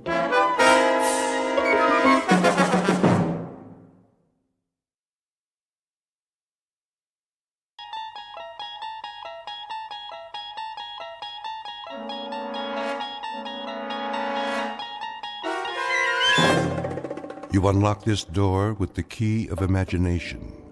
Beyond it is another dimension, a dimension of sound, a dimension of sight, a dimension of mind.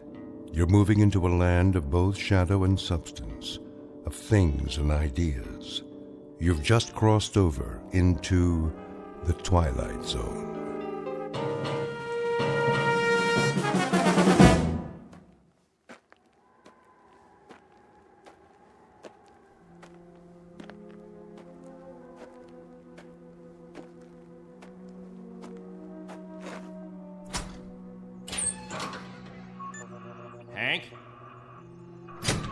Hank! Oh, morning, Captain. Anything on the radar? Not yet. No signal at all. Try 4.0, true. It'll probably come from that direction. I had her on that all morning, sir. Still nothing. You're past your time, aren't you? Who's your relief? Al Baines, Captain. Baines? I'll see what happened to him. Yes, sir.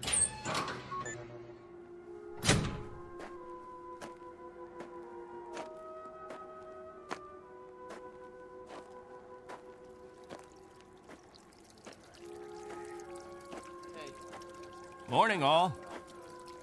Anything yet? Afraid not.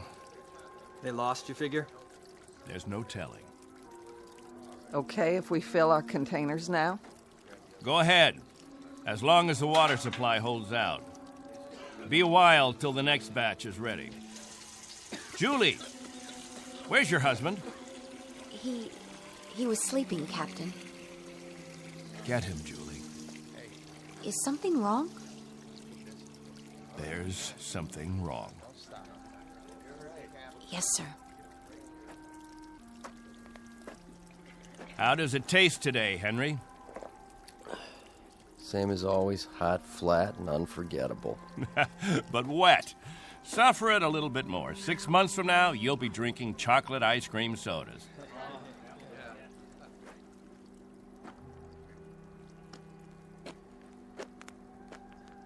You want to see me, Captain? There's a man in the radar tower who'd like to see you, Al. He would have liked to see you 2 hours ago when you were supposed to relieve him. I overslept. Tell that to Hank Parker up there in the tower. Tell him you overslept, and then be good enough to tell him, Al, that you'll stand his watch all day tomorrow. That's not fair, Captain. It doesn't happen often. Once is too often, Al. More than once is intolerable. And many more than once is a case history of Albert Baines who likes his sleep. I prefer it to a stupid game in the hot sun, both of them. A game, Al? What are we listening for? 30 years of 2 shifts a day. What have we ever heard? Wind noise. And what have we ever picked up on the radar screen? Dust particles?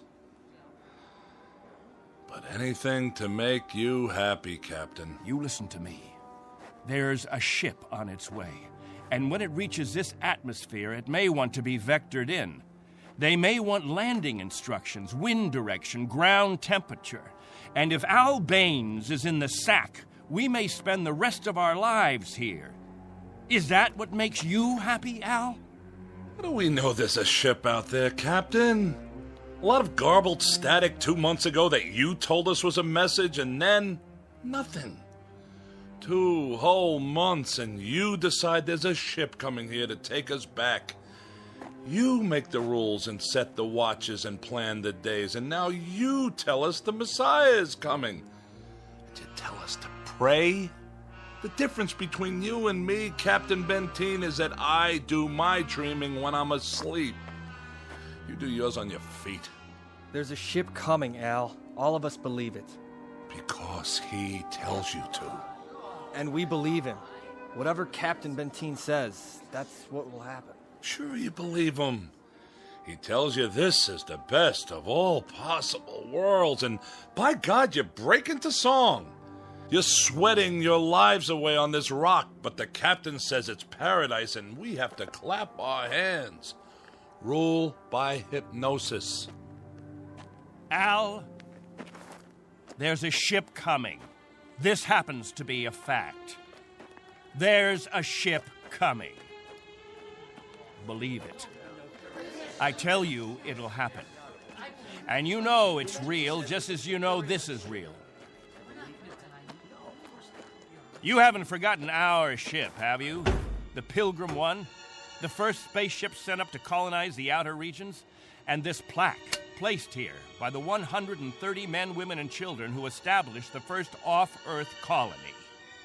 We owe them our belief. Because they had faith. Don't ever forget that. Now, if you'll excuse me, I better go check on the generator.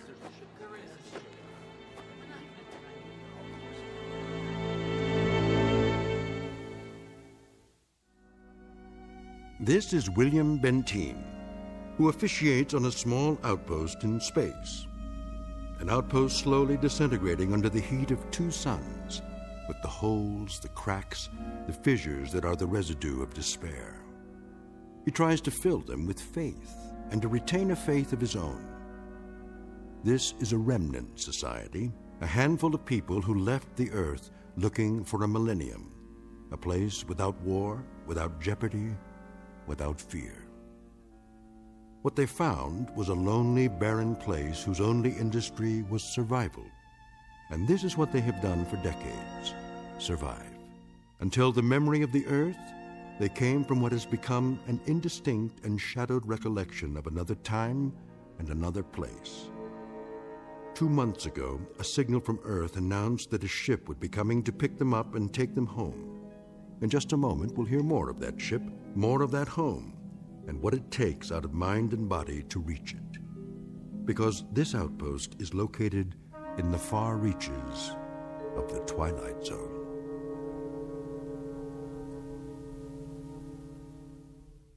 And now, The Twilight Zone and our story, On Thursday We Leave for Home, starring Barry Bostwick with Stacy Keach as your narrator.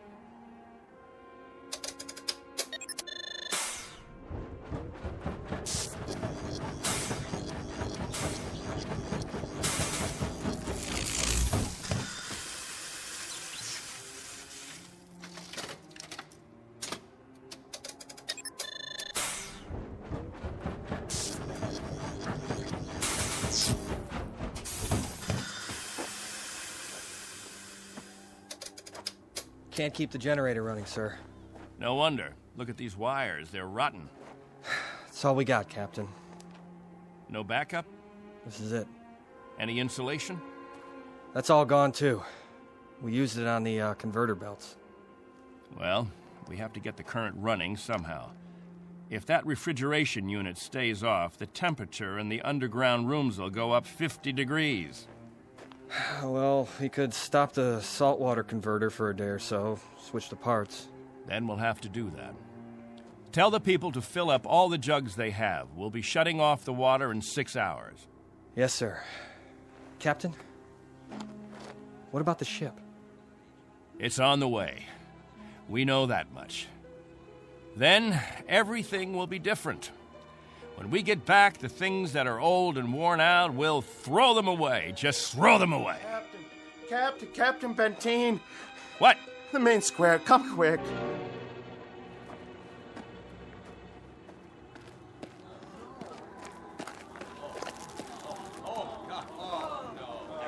It's Mrs. Rodale. She's hanged herself. Cut her down.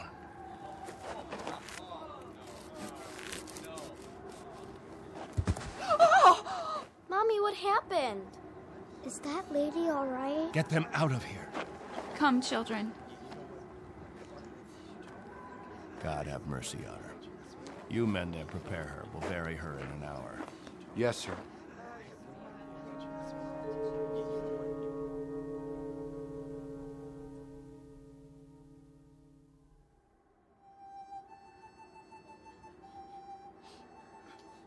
We now consign to this planet the remains of Mary Rodale. We ask God in His infinite mercy to give her the serenity and joy that she sought while she was with us. And we ask His forgiveness for her sin. Amen. Amen. We ask that this good woman be allowed to rejoin her beloved husband who preceded her in death 11 years ago. Bid your farewells now. Forgive her, Lord. Have mercy on her, Lord, for what she's done. A terrible thing. She didn't know what she was doing. She knew what she was doing. Better and clearer than the rest of us. This is a funeral, Al. The 9th funeral in the last 6 months. Nobody talks about it. We just let it go by. But there have been 9 people who thought that maybe heaven is a place where they can get a drink of water without salt in it, where they'll be able to breathe air without choking on the heat of it. If you want to talk blasphemy, Al, take it away from here. I'm talking truth, Captain Benteen. I'm saying that this woman and the others, they took their own lives because living became intolerable. And I say that dying was their right. Anything else? Just this question. I put it to everyone here. Al, please. No! Isn't living tough enough that we don't have to do it by the book? Isn't it hot and blinding and miserable enough that there shouldn't have to be rules? So that we shouldn't have to suffer by the numbers? Will anyone make the simple observation that there's far more happiness going into that hole than what's left above ground? There's more peace of mind in that dead body than in all you mourners put together. All we've got here is anguish. Captain Benteen, let us live with it or die from it in our own way. Young Mr. Baines here wants us to lie down in the sun. Young Mr. Baines would have us given to death when there is still life. He would end all the rules. He'd throw away the regulations. There'd be no standing in line for water. Let the strong take it away from the weak. No rationing of food. Let the young steal it from the old. And when that ship comes down to take us back to Earth, it won't find a society. It will find only a pack. There'll be no human beings left. Only animals. There's a ship coming. It's winging its way in now. It's on its way. Say it. Say it out loud. Let me hear you say it. There's a ship coming. There's a ship coming. There's a ship coming. There's a ship coming. There's a ship coming. There's a ship coming. That's right. There's a ship. A ship. Yes. A ship that's coming to take us. What's that? Hear that? Can you hear that, everyone? Do you hear? It's the... Meteor storm! It's a meteor storm! Find shelter! Get inside! Up to the cave! Get up to the cave!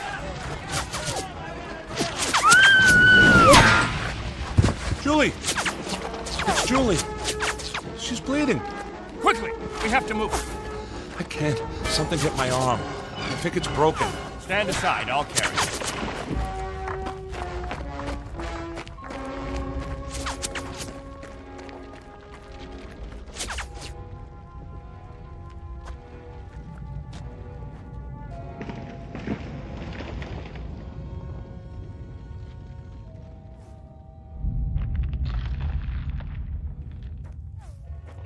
How is she? It's just a cut to the forehead. Not very deep. But keep this bandage on it. Julie? Julie, honey?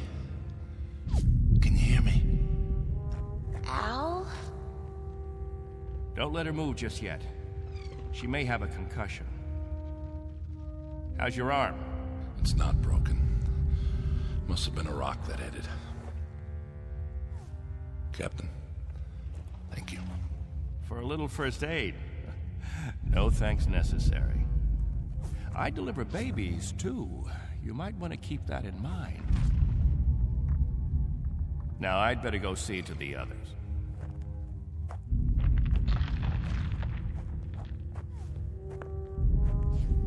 Will it go on much longer, Captain?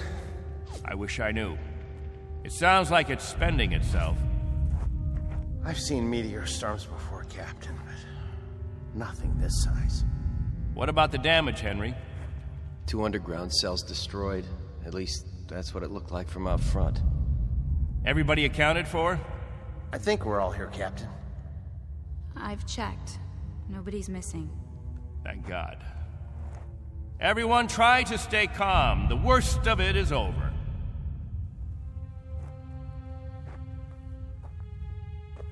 Jojo?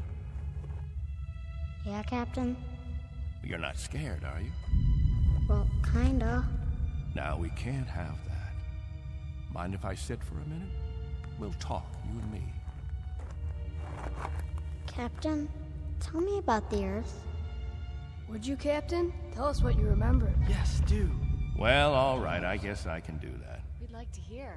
You, over there, is that you, Fran? Yes, Captain. And you, Buck. Yes, sir. You fill in the holes if I leave out anything. Straighten me out if I'm wrong about any of my recollections. Jojo, I was a boy of 15 when we arrived here. But I remember Earth. I remember it as a place of color. I remember that in the autumn, the leaves changed. They turned different colors, red, gold, orange. And I remember streams of water that flowed down hillsides, and the water was sparkling and clear.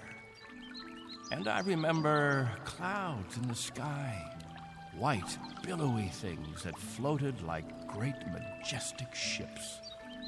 They looked like sails. What are sails? Don't you know what sails were? In ancient times, that's how ships moved across the water. There was so much water. The men unfurled large sheets of canvas against the wind, and it was the wind that moved them. And I can remember night skies. Night. Endless black velvet with stars. And sometimes a moon that seemed to hang there as big as the face of an old man, looking down on us all. Captain, what's night? Why, that was the quiet time, Jojo. Night was when the earth went to sleep. It was the cover it pulled over itself. Not like here, with two suns always shining, always burning. It was a darkness that felt like a cool hand brushing over tired eyes. And there was snow on winter nights, gossamer things that drifted down and turned the earth all white. And we could build snowmen the next morning and see our breath in the air. And it was good then. It was right. So, why did you leave there?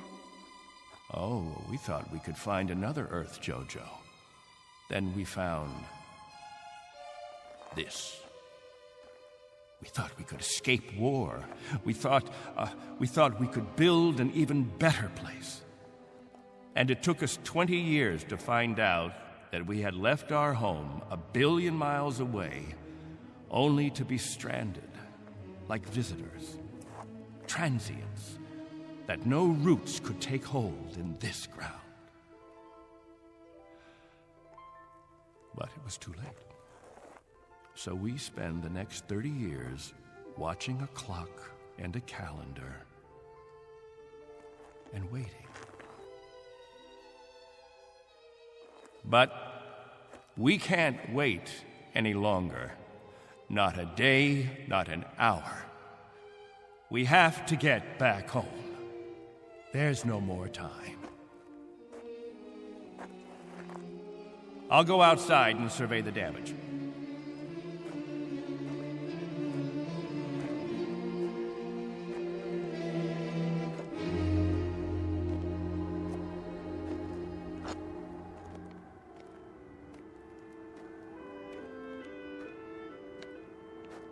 Not much harm. Radar tower's still standing.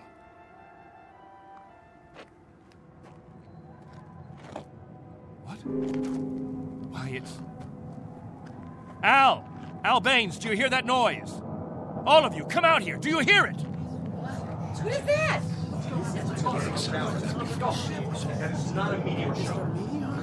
That's not a meteor, and it's not wishful thinking. Not this time. Those are rocket engines.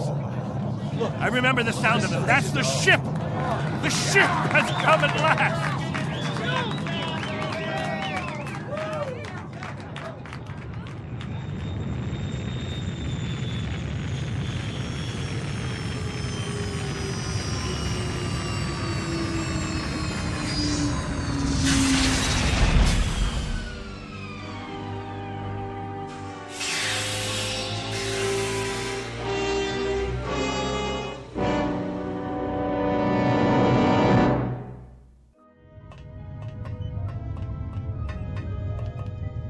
Wow, what a ship.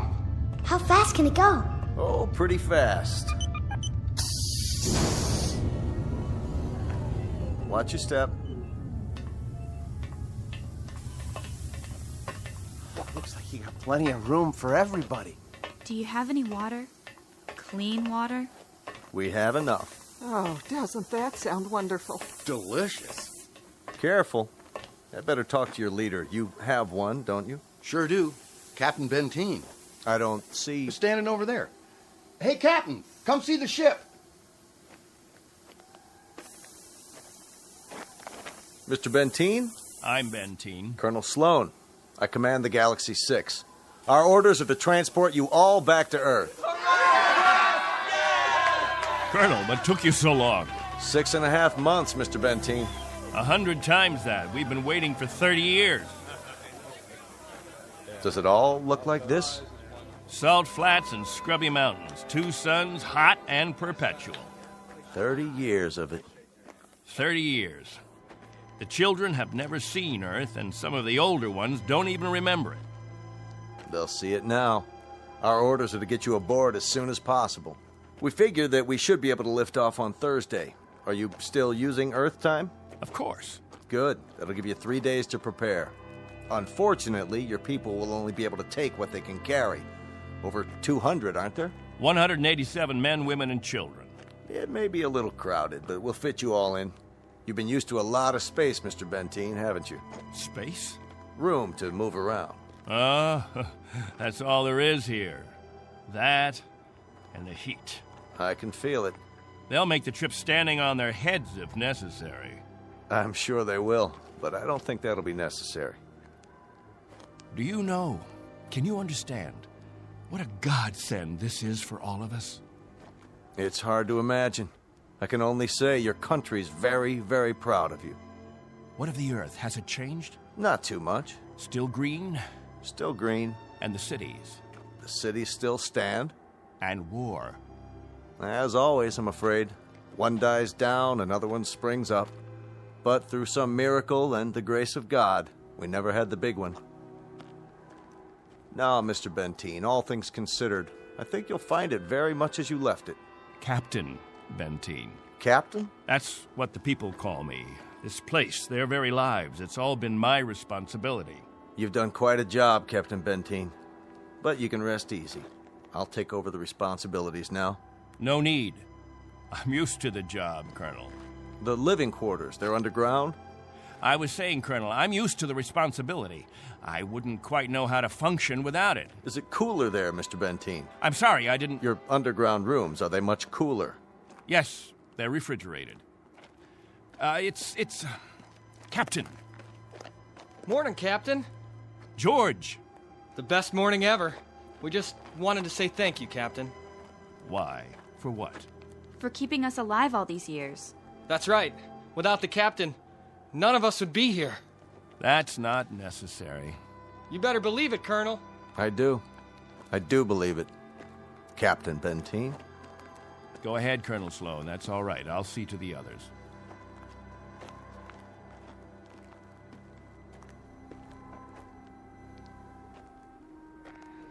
You know, I don't need this. I'm not gonna take this. Hi, Captain. Julie, where's your bandage?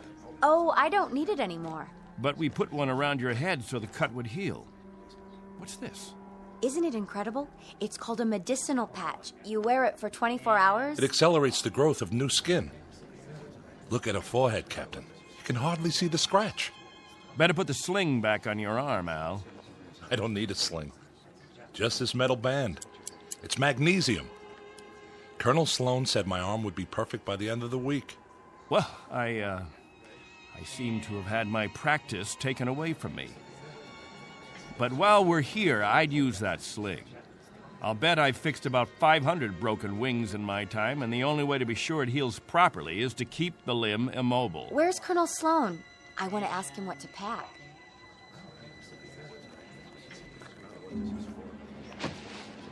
Eleanor, let me help you with that bundle of clothing. Thank you kindly, Captain. I'll carry it for you. No, thank you, crewman. I've got it. Here you go, ma'am. I don't know how to thank you. Are all the crew as strong as you? That's our job, ma'am. Nothing to it.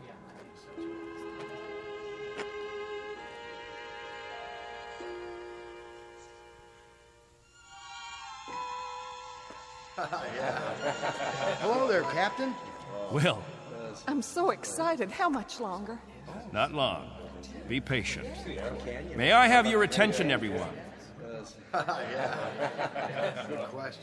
Quiet, please. What is it, Captain? As all of you know, we have less than 36 hours before we depart. And as I told you earlier, there is a maximum allowance of 14 pounds per person. Soon we'll begin weighing your belongings, and if we're over the limit, I'll make up a list of necessary items. I hope I'm not intruding, Captain. I was just telling them about the weight requirements. We'll handle all that tomorrow. I heard you'd called a meeting here in the cave, so I brought Lieutenants Engel and Rafferty with me. Everyone has so many questions about Earth, I thought perhaps this would be a good time. Actually, Colonel, the purpose of this meeting is simply to make some last-minute arrangements. Colonel, I used to live in San Diego. Is California still the same? Sunny and warm most of the time, but not this warm. Los Angeles has become the biggest city in the world. These kinds of questions, we could just as well handle them when... Colonel Sloan? Are there still major leagues? My dad used to tell me about baseball and the World Series. The leagues are just as before, American and national.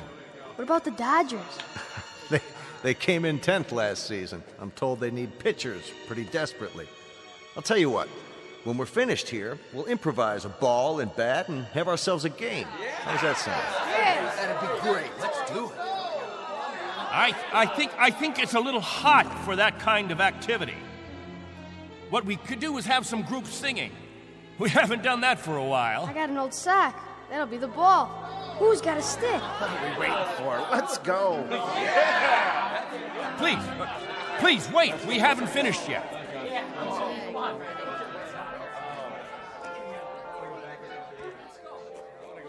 Jojo, I haven't told you a story in a long time. How would you like to hear a story about... What have you got there? This is what they call candy. One of the spacemen gave it to me. It tastes... Sweet, Jojo. It tastes sweet. Yeah, sweet, Captain. Want a bite? Oh, thank you, Jojo. Back on Earth, we can get all we want. Something, Captain? I'm not sure. I'm not at all sure. You've promised them all candy. You've made it sound as if that was what the Earth is made of. Sugar and spice and everything nice. Maybe they ought to be told the truth.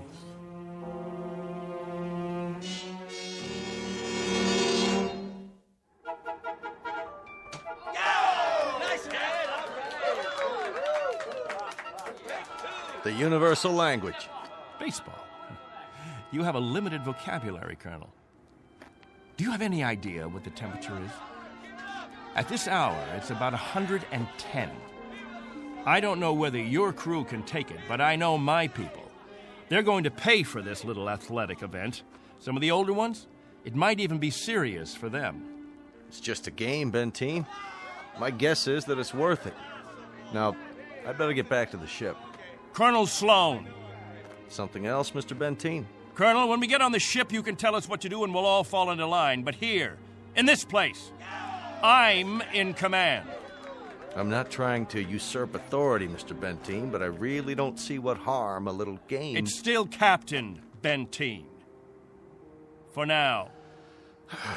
Galaxy crewmen, back to the ship. That's an order. Oh, come on. It's time for rest now. All of you go back to your homes. I'll announce when the new day will start. I don't know. I guess it's suddenly illegal to have fun. You happy now, Captain? I was never unhappy, Colonel. I just happen to know what's right and what's wrong. I ask you to keep your crew in the ship during the rest time. I don't want my people distracted. You rule with a heavy fist. If it were 1 ounce lighter, no one would have survived. I've held these people together by will. They'd have died, Colonel, without someone they could hold on to. They'd have withered away. Not anymore, Captain. Relax. That's a luxury I've never been able to afford, Colonel. I've never been able to marry, to think only of myself, because of them. I've been a father figure, a governor, a confessor. I've been all those things. And if I hadn't been, there'd be no life here. These are my people. Understand? My people.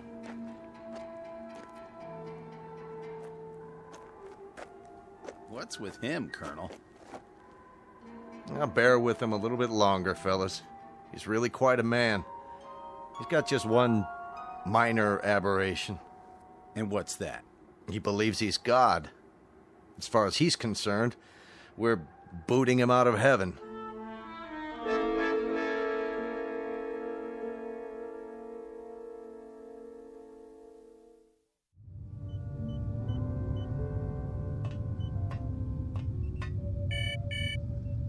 Yes?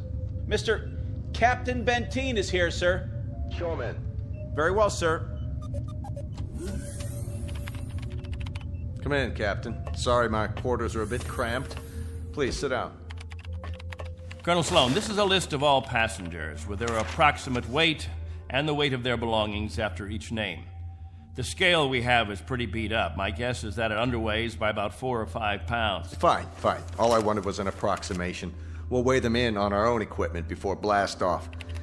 This is Wednesday, 12 midnight? I keep getting confused with the constant light. When do the people get up? About 2 Earth time. The hours from 7 until 1:45 are the hottest. That's when we try to stay indoors. Then we have our meetings at the cave about 2 hours afterwards. We've had to improvise our own schedule. You've improvised very well, Captain. I looked at the saltwater converter, your electro plant, the sun shields you put up over the crops. Very inventive. Necessity hasn't been the mother of invention here. It's been the father and the whole family. Well, you'll be able to give way to progress now. Though I wonder if all of it'll be to your liking. The way you'll be lionized when you get back to Earth. You're referred to in the press as the Lost Pioneers. They're gonna make quite a thing of you when we land. Oh? Wherever any of your people settle, there'll be keys to the cities, brass bands. I expect they'll scatter all over the U.S. The government's had inquiries by, well, it must be thousands of relatives. My guess is that they'll just about have time to look into a television camera and then get whisked off. Well, they won't be scattered, Colonel. They'll go as a group. We'll find a place where we can settle, and that's where we'll stay. I'm talking about when we get back to Earth, Captain. That's what I'm talking about. They won't be splitting up. Not my people. Captain, as a point of interest, did you ever ask them? Ask them what?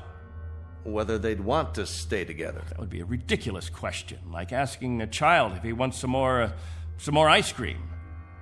They're children, you see, Colonel. Oh, chronologically, they range from 6 months to 60-odd years, but socially, psychologically, they're children. I've kept them alive and functioning all this time. Once we're back on Earth, I'll simply continue the process. Captain Benteen, have you told them that? Have you told them that after 30 years of waiting, 30 years of living in a compound, they're going to travel 1 billion miles just to walk into another one?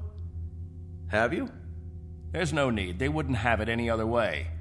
To leave them to their own devices, that would be an act of cruelty. Captain, do me one favor.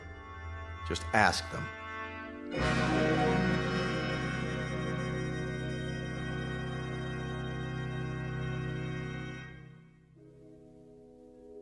Naturally, we won't have to concern ourselves with the colder climates, the northeastern states, the upper regions of the Great Plains. We'll find an area much farther to the south, perhaps Florida or Texas. Southern California has a temperate climate. Captain, you better tell us about frostbite treatment, because I'm moving to Wisconsin. That's where my family settled originally. What about Oregon, Captain? That's where Joan and I plan to settle. I've heard about the forests there. New York.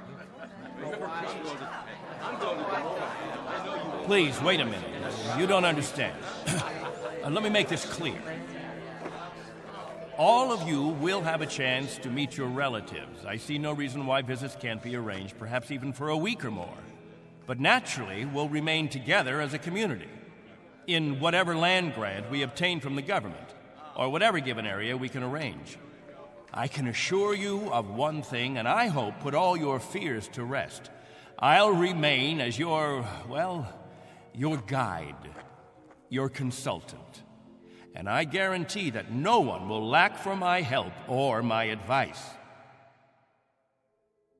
Captain, Julie and I were thinking of farming. Why, that's a fine idea, Al. We'll farm just as we have farmed, but much more easily. The rainfall back on Earth is so plentiful. And as I told you, there's only one sun, so you won't have to shield the crops. Of course we'll farm. Certainly, we'll farm. Julie's got relatives in the state of Washington. You couldn't take the cold. None of you could. But I guarantee that wherever we settle, the farming will be good. I'll see to that. What's the matter? Don't you understand? We don't plan to stay together. You don't understand, Al. You've never understood much of anything. If we split up, I seriously doubt that we'd survive. Al, explain it to him. Go on. We'll survive, Captain. If anyone wants to stay together, that'll be their right. But if they want to go their own way, that'll be their right too. Am I wrong, Colonel? You're not wrong. We're to take you back as a group. Once on Earth, you can do as you please. Colonel, let us settle our differences in our own way. There are no differences, Captain. There are differences. There are. Changes that have taken place on Earth. Things we aren't prepared for. Oh, the Colonel has made it sound like a big holiday. The good life just plucked off a tree. Well, friends, I don't want any of you disillusioned. Wherever men live, they grub, they scrabble. They have to dig to stay alive. It's a fact. But together, that's the word. Together. We've got to stay together. Think of that word now. Let's say it out loud. Everybody, now. Together. Together. Together. Together. Together. Looks like the congregation isn't with you anymore, Captain. What's the matter with all of you people? Wait.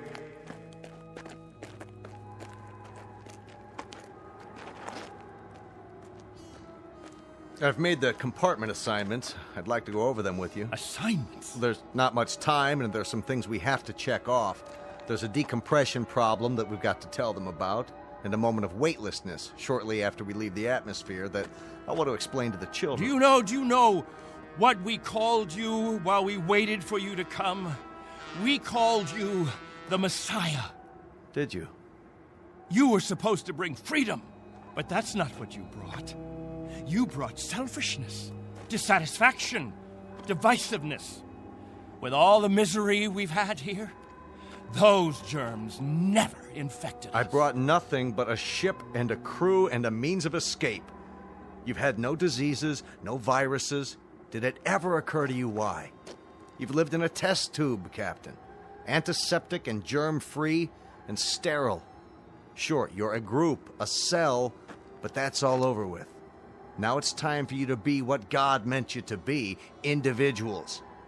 Time to break the test tube. Time to rejoin the human race. What I'd like to know is why in the name of God you're so reluctant about it. Because I remember the human race. This is incredible. Oh, it's really incredible. I was wrong, Colonel. I've been telling them about an Earth that doesn't exist, an imaginary garden. No, we can't go back. It's too late. Captain, really?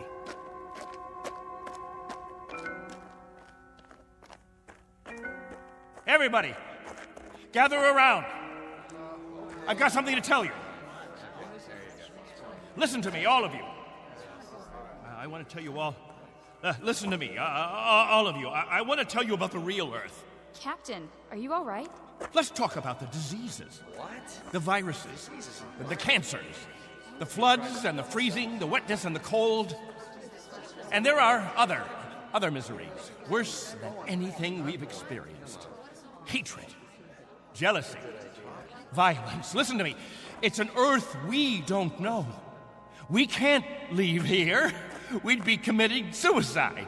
We'd die of things we've never been exposed to before. We'd die of the loneliness that animals get in a zoo because we don't belong. We don't belong to his kind. Do you understand me? We don't belong there. Captain Benteen, why don't you let your children vote on it? Only if they know what's waiting for them. Only if they understand that Earth isn't any garden. It's never been, and it never will be. That's fair enough. I'll tell you what Earth is. The same as it's always been. It's a race struggling to survive, just as you have survived. Captain Benteen is right when he tells you that it isn't all a place of beauty. There may still be wars and prejudice and strife. I suppose there will always be jealous men and angry men and unforgiving men. But it has one thing you don't have. Every man is his own master. There won't be anyone telling you when to eat and when to sleep and when to meet, what to sing and how to play. Instead of heat, you may feel cold, and instead of thirst, you may feel hunger. But you'll be men and women. You won't be sheep. You won't be a kindergarten. And when you pray to God, his name won't be Benteen.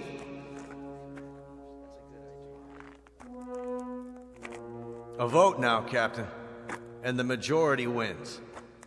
Those of you who want to be on the ship 10 hours from now, heading back to Earth, step forward.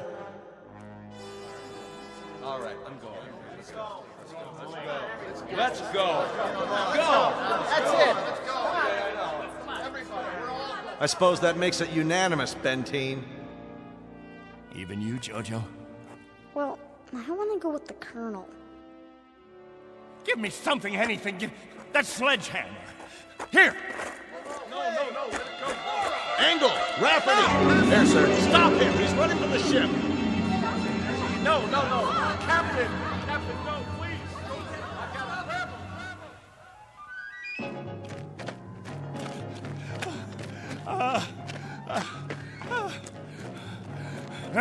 We'll see how far you get without a tail fin.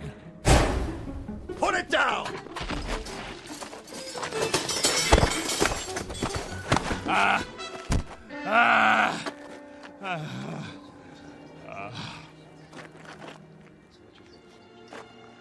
You all right, Colonel?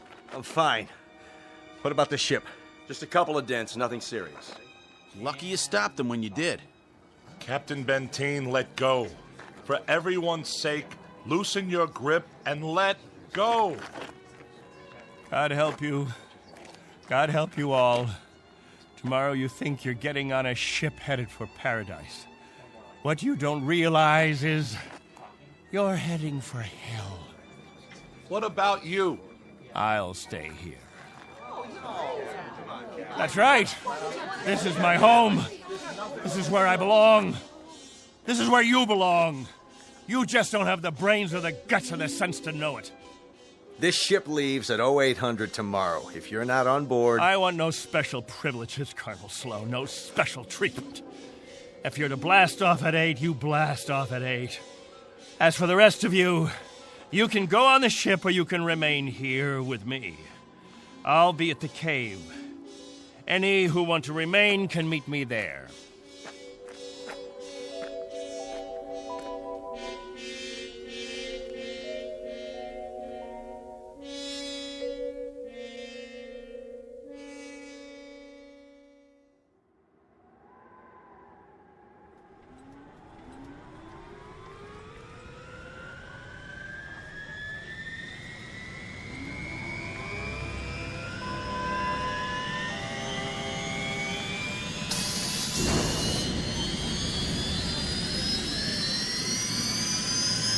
That's it, folks. The rocket's fired up. Everybody on board, single file. What about the captain? I'll give it one last try. Lieutenant Engel, see to the passengers. I'll be right back. Yes, sir. Where are you going, sir? To the cave.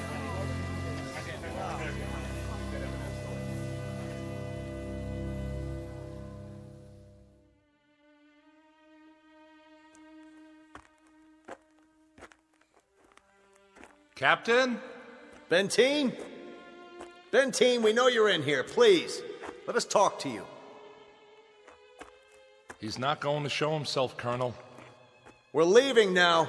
We have to blast off in 5 minutes. If we don't, we'll have lost our orbital position. Benteen, it has to be now. Captain, please, come out. Remember this. If we leave without you, there'll be no other ships. This is where you'll live the rest of your life. And this is where you'll die. All right, Benteen. As you prefer. Let's go, Baines. Goodbye, Captain.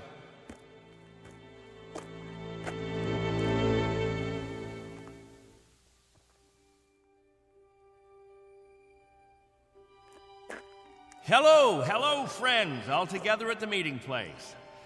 Any new business today? No?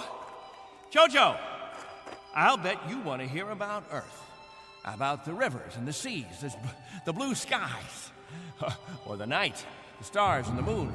Which do you want to hear about this time?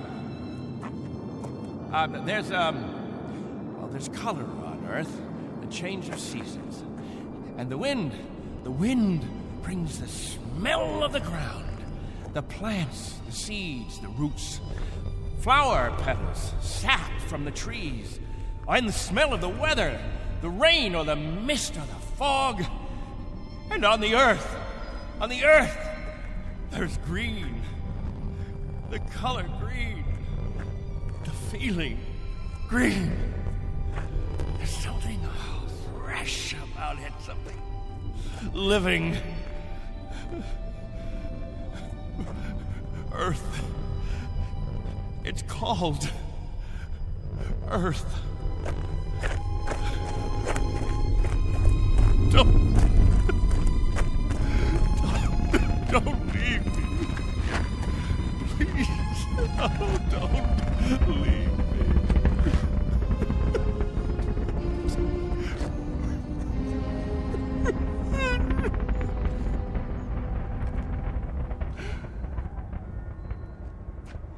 No!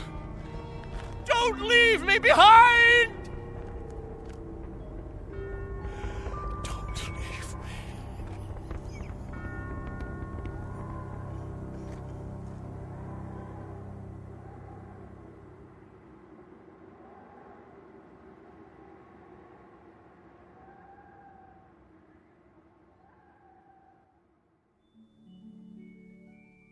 A man named Benteen, sometimes known as Captain, who had certain prerogatives. He could lead, judge, legislate, even dictate. It became a habit, and finally, a necessity. William Benteen, once a god, now a population of one, on a distant outpost in the Twilight Zone.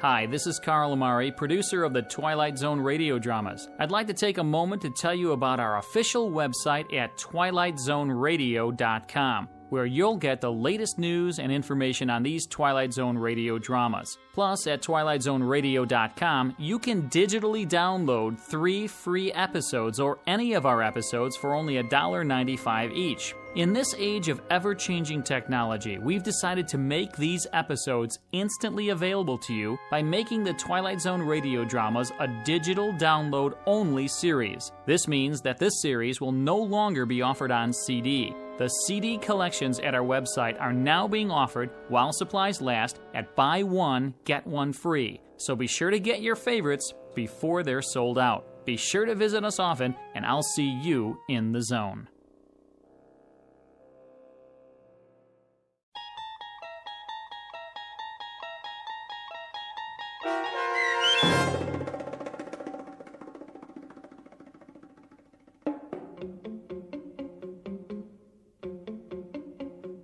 On Thursday, We Leave for Home, starring Barry Bostwick with Stacy Keach as your narrator, was adapted for radio by Dennis Etchison and written for The Twilight Zone by Rod Serling. Heard in the cast were Mike Starr, Christian Stolte, Elizabeth Lido, C.J. Amari, Richard Hensel, Justin Kaufman, Kurt Nabig, Joby Cerny, Jennifer Joy, Meg Thalken, Tracy Hernandez, Jake Salins, Doug James, Jeff Lupetin, and Amanda Amari. The producers of The Twilight Zone wish to thank CBS Enterprises and the Rod Serling Estate for making this series possible. This copyrighted radio series is produced and directed by Carl Amari for Falcon Picture Group. Sound design and custom Foley effects for The Twilight Zone by Cerny American Creatives Bob Benson, Craig Lee, Michael Slaybach, and Matt Sorrow. To learn more about the Twilight Zone radio dramas and to contact us, visit our official website at twilightzoneradio.com. Doug James speaking.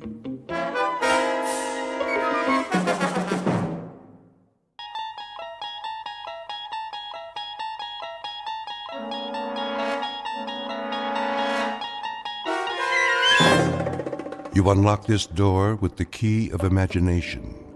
Beyond it is another dimension, a dimension of sound, a dimension of sight, a dimension of mind. You're moving into a land of both shadow and substance, of things and ideas. You've just crossed over into the Twilight Zone.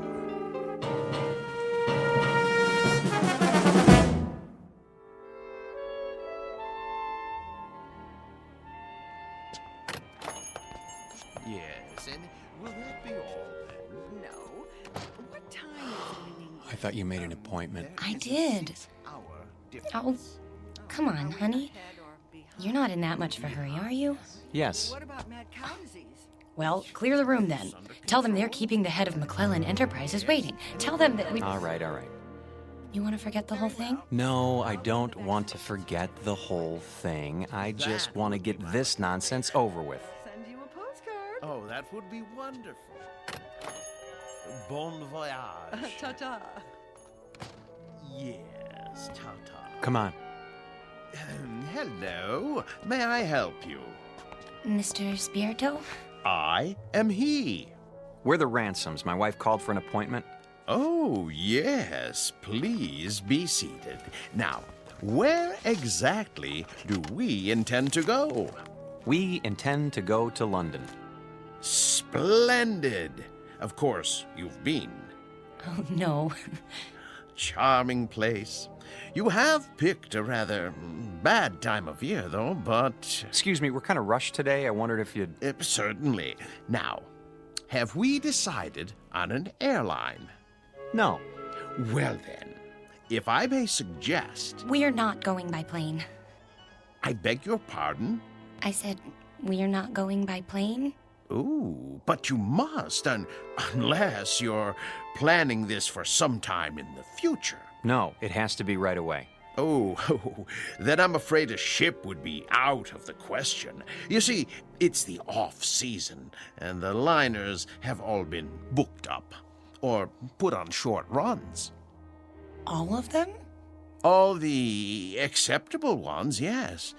I hope you won't mind my saying this, Mrs. Ransom, but, you know, airplanes are perfectly safe nowadays. I realize that some people feel a certain trepidation, but there's absolutely no reason... Eileen, if it's the only way... May we see a list of boats that are running? If you wish. You promised. I know. It's important, Alan. We agreed on that. I'm afraid these are the only passenger-carrying vessels bound for England in the next 30 days. Some are freighters, but it's sometimes possible... What about this one? The Lady Anne? I don't think so. Why not? Well, it's very nearly the oldest ship in the water, and the slowest. 13 days to Le Havre. Another half day to Southampton. Forget it. No. Wait. This says it leaves on Thursday. We'll take it. Please, Mrs. Ransom, the Lady Anne is a veritable antique. Listen to the man, Eileen. We can relax when we get there if that's what you want. Don't make such a big deal out of it. It is a big deal to me, Alan. A very big deal. Give us 2 tickets. For this relic? Yes, that's right. The Lady Anne. Oh, very well. A few extra days won't matter, will they? I don't have anything better to do. Check okay? Of course, sir. But, Mrs. Ransom, the Caravan Travel Agency takes pride in its service. I beg you not to do this. Well, it isn't going to sink, is it? With a ship that old, you can't tell what might happen. Oh, give me that check. Here. We'll pick up the tickets. Come on, Alan. You can go back to work now. Thanks for your help, Mr. Spirito. Very well. Bon voyage.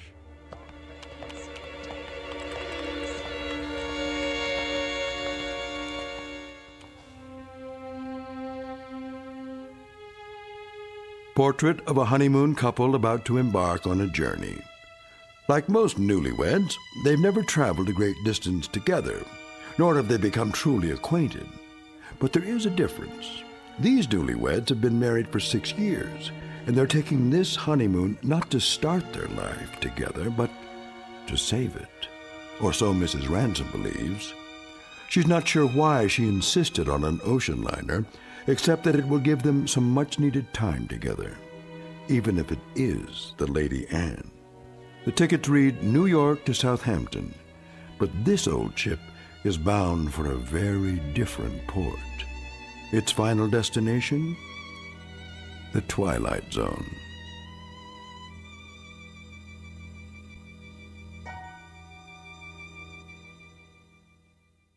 And now, The Twilight Zone and our story, Passage on the Lady Anne, starring Martin Jarvis and Rosalind Ayres with Stacy Keach as your narrator.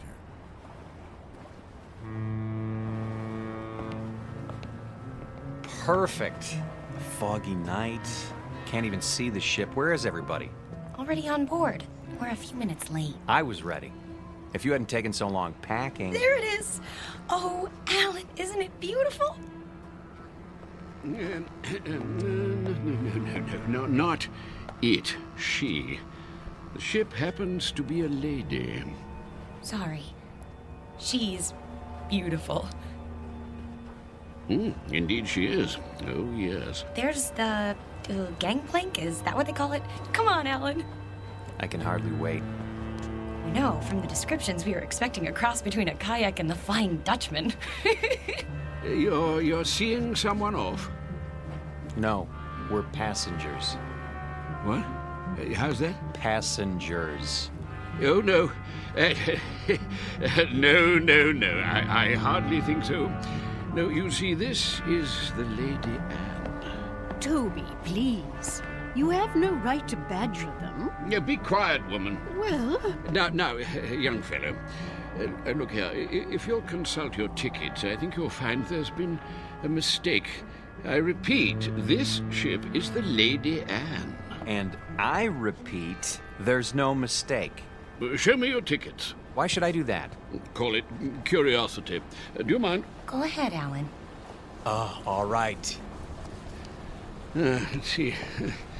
Mr. and Mrs. Alan Ransom, New York to Southampton.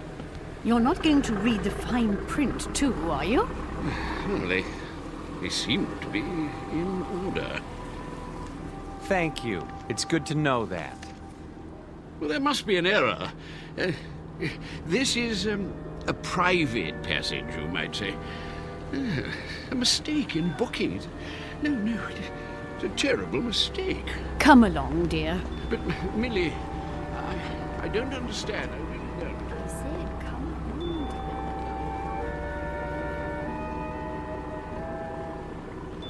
Well, I guess that's how the British say welcome aboard. Oh, don't get your back up. You'll be twice as cranky when you're his age.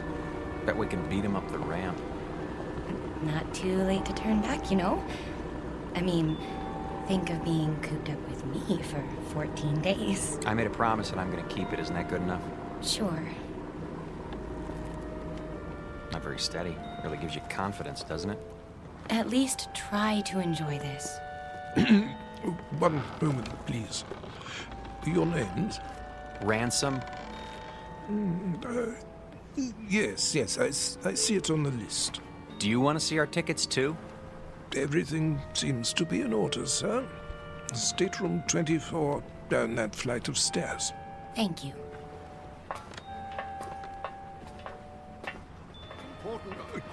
Oh, here we are. Yes, here we are. Good evening. I say, you're not going to let them do this, are you? I'm afraid it's out of my hands. Out of your hands? Well, we'll see about that.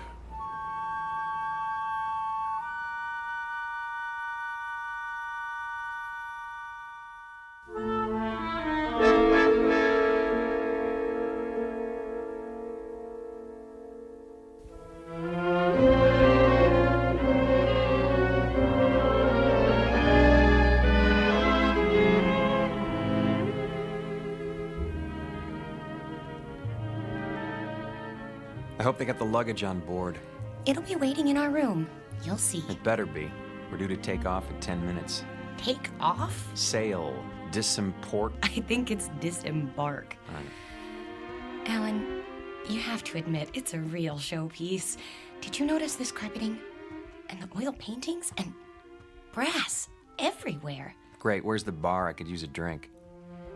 Number 24. This is it. What in the... Alan, look! It's like an old-fashioned drawing room with a tapestry and gold everything. Pigeon's blood vases. I don't believe it. Are those plaster cupids on the ceiling? Oh, it's marvelous! And the canopy bed. Shaped like a swan. It's got a goose feather mattress. Oh, Alan, isn't this fabulous? It's probably the most ridiculous room in the entire world. You realize that? Probably? It is! And you actually like it. Don't you? Look at this chest. It must be 100 years old. A bowl of fresh flowers on top. And even a box of candy, shaped like a heart. At least the luggage is here. No kidding. You think we can take it for 2 weeks? I mean, with all this... There's the whistle. Come on, let's go up on deck. Why? Why? That's what you do. Haven't you seen any movies? Hurry.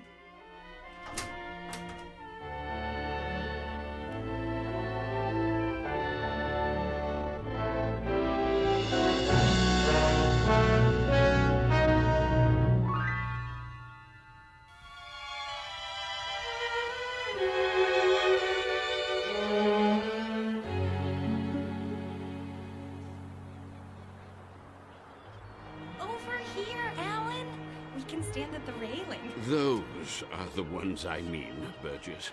Not the ones going with us. Yes, I tell you. Nonsense. Obviously a silly blunder. No. They have tickets. Calm yourself, Mackenzie. This needs to be settled at once. Very well. Here they come. Hello. Hello. How do you do? Oh, very well, thank you.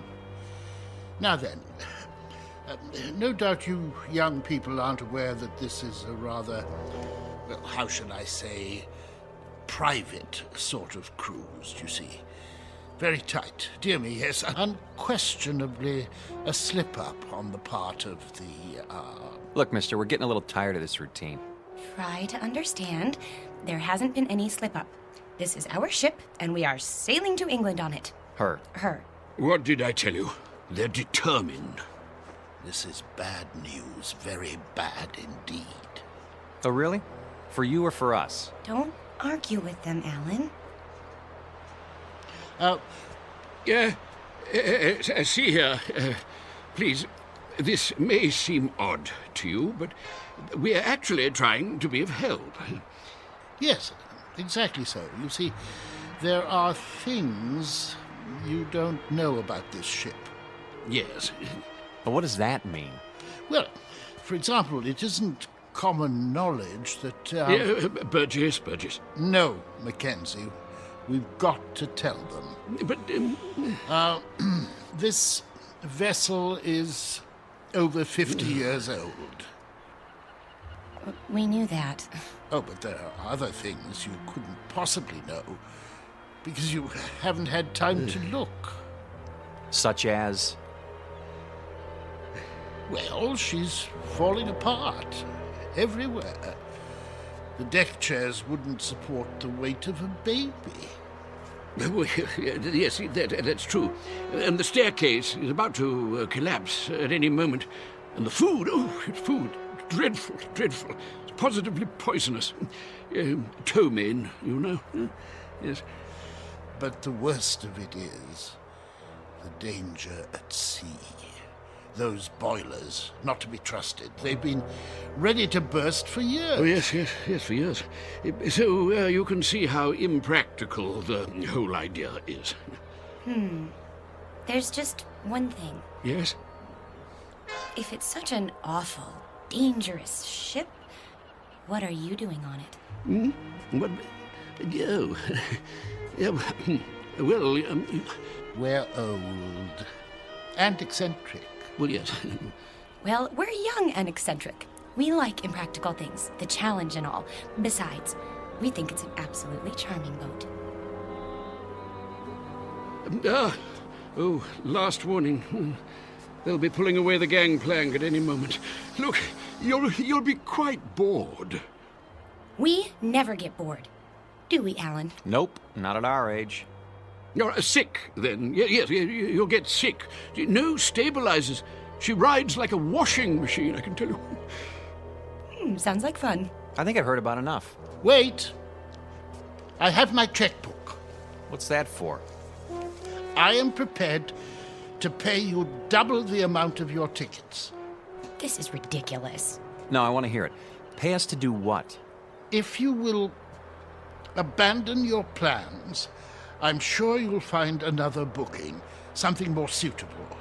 That's a very generous offer. Yes, very much more suitable. Alan, you're not considering it, are you? Well, what do you say? Not a chance. Triple the amount, then. Yes, triple. No. Very well. I am forced to extremes. Sir, madam, if you will leave the Lady Anne at once, I will give you the equivalent of, let me see, 50,000 American dollars. 50,000 American dollars. Yes, which I will match. Well, I haven't got to go on me, but Making it a total of 100,000. Yes, 100,000. Well. You're talking my language now, gentlemen. Alan! Let's say pounds sterling, shall we? In pounds? Or better yet, an even $250,000 U.S. currency will be fine. No, that amount is completely unreasonable. I'm sorry. No. In that case... But... Sorry.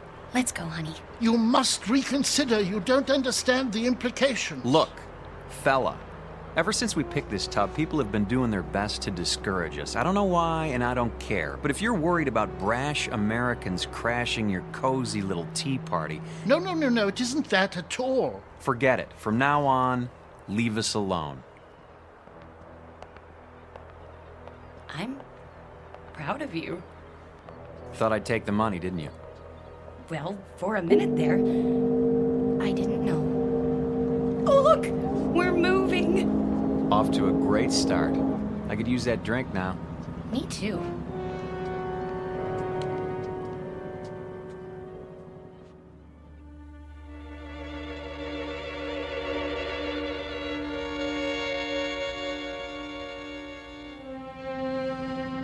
Too late. We did our best. We should have tried harder. But the funds he was demanding... highway robbery. Nevertheless, it was our duty. The duty of everyone on board. Who knows what the consequences will be? I fear we should have done whatever was necessary to keep them off this ship.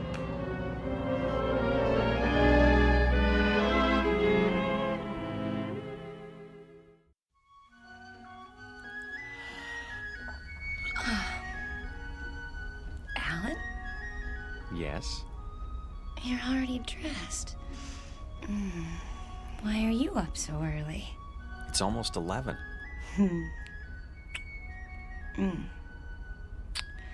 Don't tell me you're nervous. We're not going to let two cranky old men spoil our second honeymoon, are we? A lot more than 2. Better get dressed. Fire drill's in 15 minutes. What?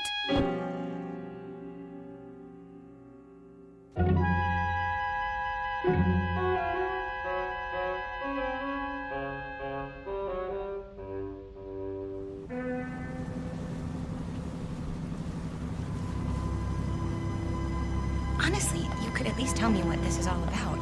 You act as if we're going to an execution. There. See for yourself. Look at all of them. And all wearing their life preservers. Oh no. Alan, some of them are even on crutches. And wheelchairs. Pretty hard to stand for inspection. Is that what they're doing? Apparently it's a safety requirement. Well, there was the Titanic. I picked up a few more names. The Mackenzies, of course, and Mr. Burgess. How could I forget? The one on the end is named Van Vlyman. Next to him is Mr. Bristow. Cooey! Hello there. Care to join us? Yes, do join us. Hello. In a moment, Mrs. Mackenzie. You don't suppose that everyone else on this ship is... Everyone.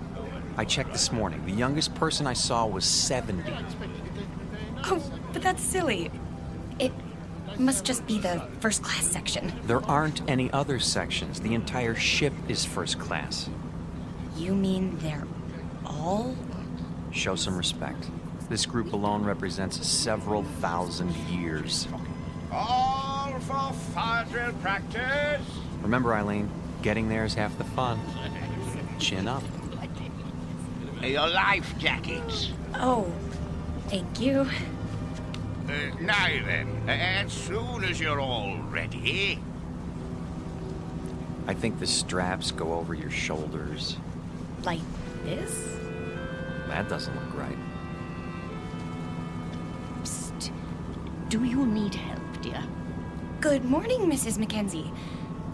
As a matter of fact... You should put your arms through the hole. No. Let them learn for themselves, dear. I was just trying to make it easier. See you later, then. Yes. Do the best you can. We look like a couple of clowns at a funeral. Now then, in the event the balloon should go up, the alarm will sound. Proceed to the Imperial deck in a calm, orderly fashion and await further instructions. The groups will be divided in the following manner. Group A, Mr. and Mrs. Huntley Small, Mr. and Mrs. Mackenzie, and Mrs. Scott Aylesbury.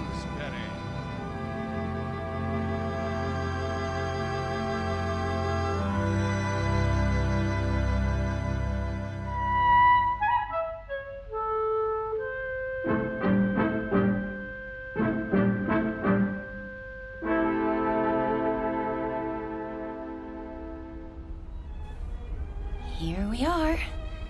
The Imperial Lounge. Looks like we're in time for the noon orgy. Alan, I think it's elegant.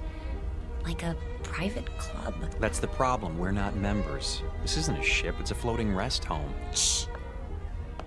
You wish something from the bar? Do you suppose you could fix us up with 2 double martinis? Very dry? Yes, sir. Alan, I'm sorry. I didn't know it would be like this. But it doesn't matter that much, does it? We didn't want to mix with other people anyway. We wanted to... Stop saying we. If you'd listened to me, we'd be in London by now. And you'd be in a business meeting. Not necessarily. Yes. And it would be the same the next day and the next and... Oh, Alan, that's what this is all about. Don't you see?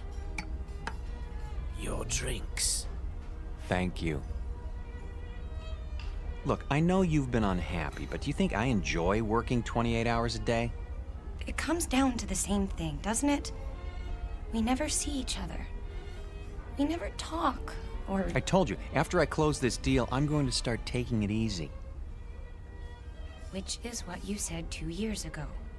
You closed that deal, but it didn't make any difference. There were more deals. There'll always be more deals. Because that's all that matters to you now, isn't it? Bartender, another. Yes, ma'am. Try to control yourself. I have been controlling myself for 6 years, and I'm tired of it. I am tired of begging for little bits of your time.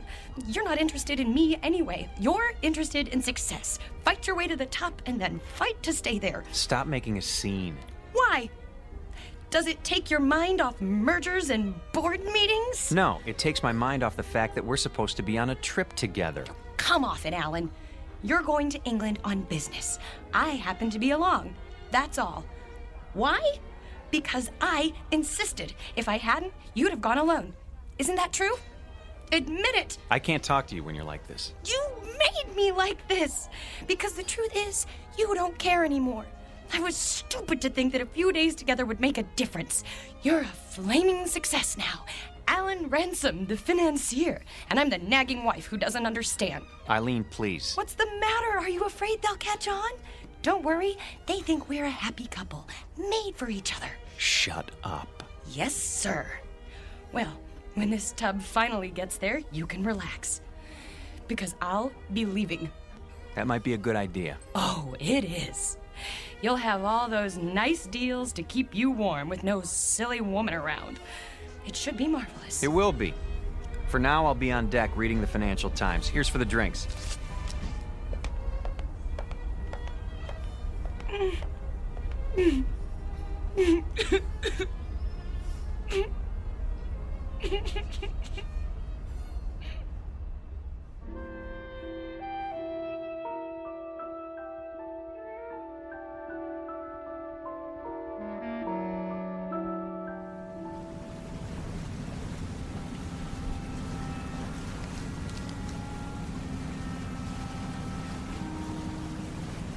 I say, you two, excuse us.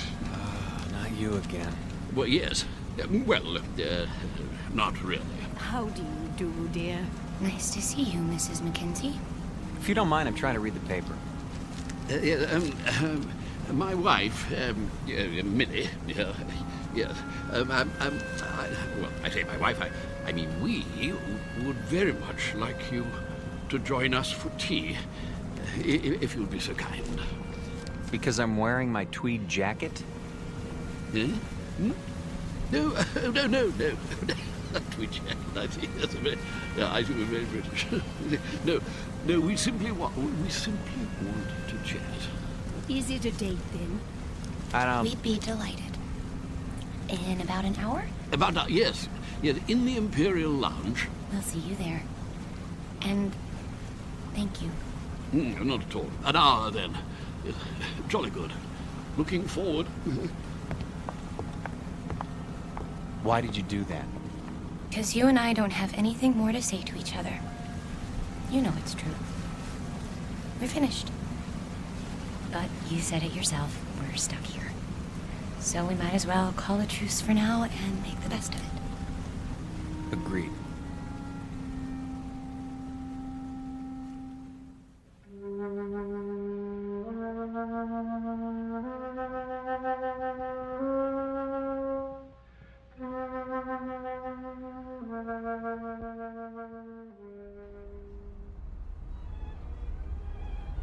Hello. Over here. Hello again. My dear. So glad you could make it. Charmed, I'm sure. Do sit down. Do sit down. Not at all. Nasty day. What? Now look. The reason for this meeting, apart from the pleasure of your company, is Go ahead, Toby. Yes, thank you. Millie, that's my wife, Millie pointed out that we've all been, something less than hospitable to you, if not rude. And so I expect I ought to apologize. And do you? Oh, yes, most sincerely. But you see, there is something more important. Good news, in fact. Yes, we've been talking the whole thing over, and we've decided that you won't have to leave the ship after all. We won't? Say, that is good news. We were afraid we were going to have to swim back, and it's had us sick with worry. Really? No. I see. I see. Very good. No, I'm sorry about that, my boy. But we were quite concerned, all of us, as I dare say you gathered. You see, it simply hadn't occurred to us that an outsider would ever want to travel on the Lady. The last time she took on a new passenger was, well, according to Captain Prothero, was some 16 years ago, so you can understand. Yeah, but never mind that. It's all settled now. What's all settled, Mr. Mackenzie? Oh, no, we'll get to that in good time. You simply must forgive us. We can't have been very good company so far. Well, frankly. Yeah, the point is, we spent a good many fine hours, Millie and I, my wife Millie, on this old, scow. And when we heard they were going to retire her, well, it seemed right somehow that we should join her on her last return voyage. Yeah, absolutely. And the same is true of the others. Yeah, well, the other people. Yeah, and that's what accounts for the number of senior parties aboard. We didn't understand. No. And you still don't, really. More tea? It's quite bracing. Yeah, I'll go. Yes, one thing that hasn't changed. Yes, tea is still the best in the world. What about the others, Mr. Mackenzie? What, the others? Oh, yeah, yes, like us, as I said. Sentiment, you know. Of course they know, Toby. Why else would they have chosen the Lady Anne? Yes, that's true.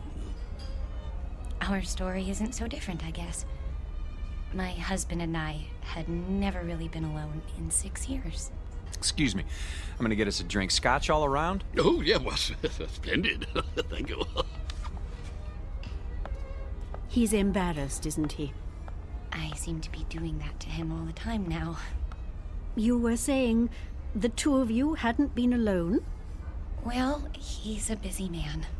You get wrapped up in things if you want to be the best, and I don't know.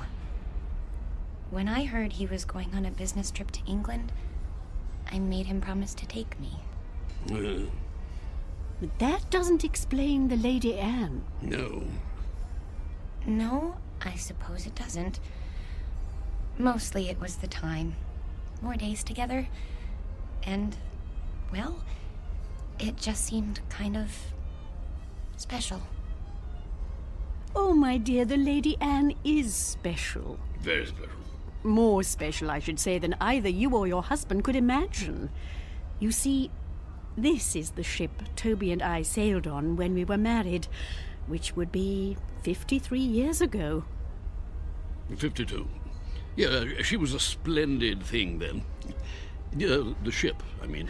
No. Oh, Toby, really? I thought you told us it was an old rust bucket. Not it. She, yes. Oh, I should have been struck down by lightning for such a fearful lie. Mrs. Ransom, mark this. The Lady Anne was the finest ship that ever crossed the sea. Queen of the fleet, she was. Oh, yes, indeed. Is, Mackenzie, is. No other ship can touch her. Quite right. Sit down, Burgess. This is an old companion of mine, Ian Burgess, Mrs. Ransom. Ah, yes. Congratulations. I don't follow. I hear there's been a decision made in your favor. Not now. Nonsense. Quite a relief, I must say. What is? Why, what else? My good lady, you are in luck. How so? Well, haven't you told them? It's about you and your husband. It seems you won't have to die after all. Oh, I'm so sorry.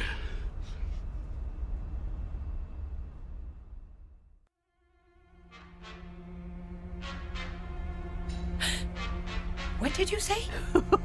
He said you won't have to die after all. Of boredom, he means. Well, don't stand there like a ninny, Ian, tea all over you. Yeah, but sit down, sit down. Yes, to be sure. Sorry, I seem to have spilled my tea. Yeah, but, well, never mind. You see, Mrs. R., she was the only one of her kind. Specialized in honeymooners. That was her freight then, yes. Oh, yes.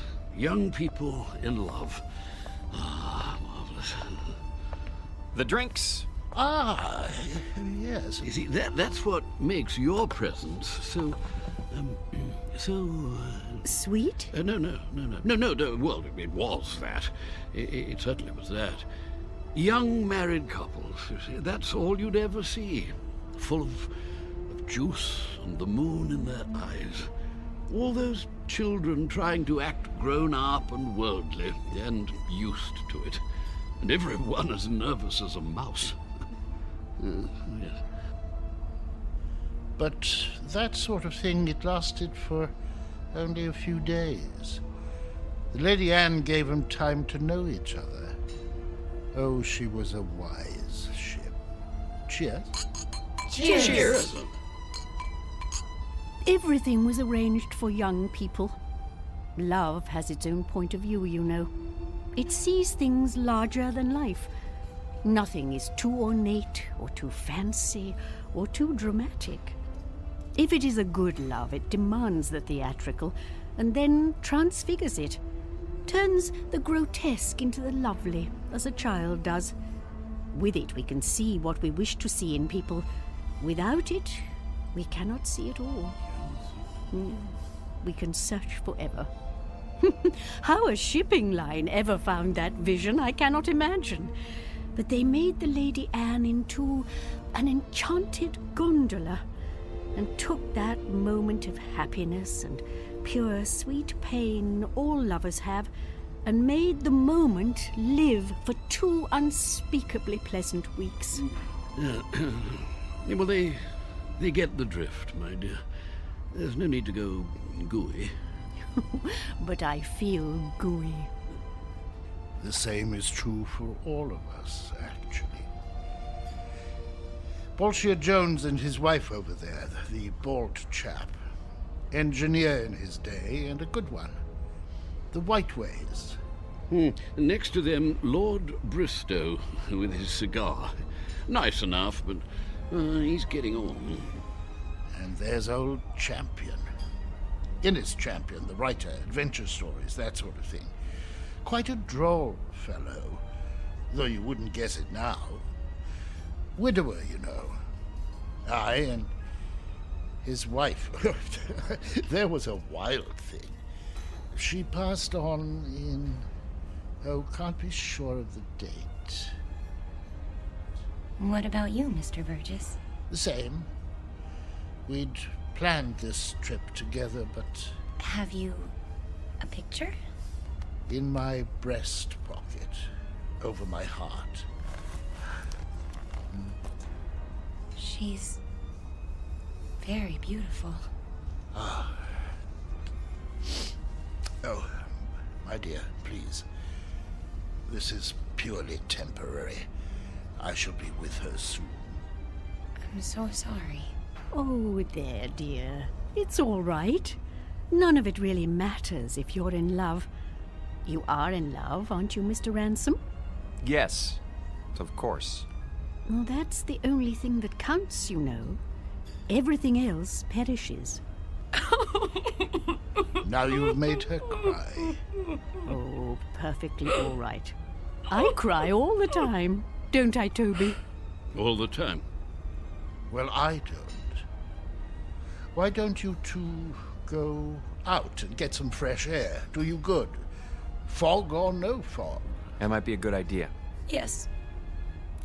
We'll see you later. Of course you will.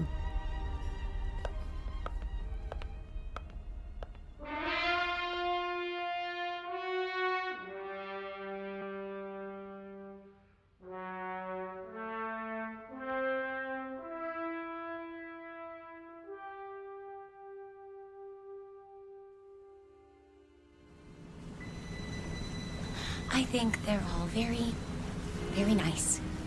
What is going on? The sun. What about it? It's behind us. It was over there, and now it's...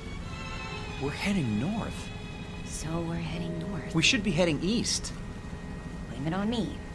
Everything else is my fault.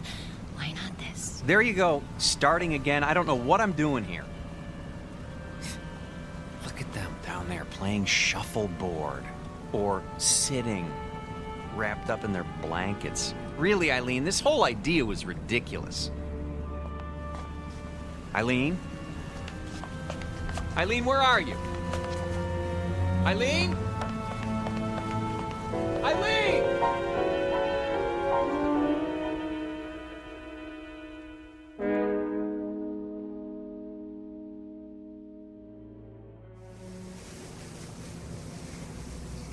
I thought you did get rather gooey there, my dear, but you know, I rather liked it. Gooey. No! Oh, Mr. Ransom. I say, is something the matter? I can't find my wife. We were standing over there at the rail. She was right behind me. You don't think anything could have happened to her, do you? Oh, no, I doubt that. It's rather difficult to fall overboard. Oh, yes, yes. Eileen! Eileen! Eileen! Eileen! Eileen? Stuart, have you seen my wife? No, sir, but I wouldn't worry. I want this ship searched. I'll take the liberty of alerting the crew. Have you tried the library?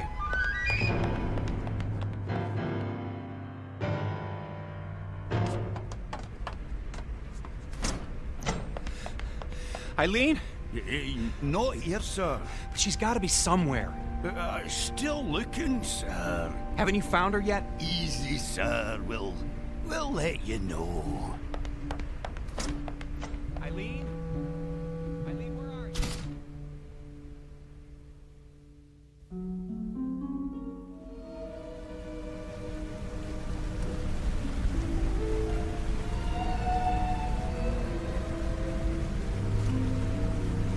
I say, not turned up yet? No, I searched everywhere. She'll turn up. Have a nip with me. Come on, boy. Let's go inside. Yeah, maybe she's inside. Come on. Let's go into the Imperial Lounge, what?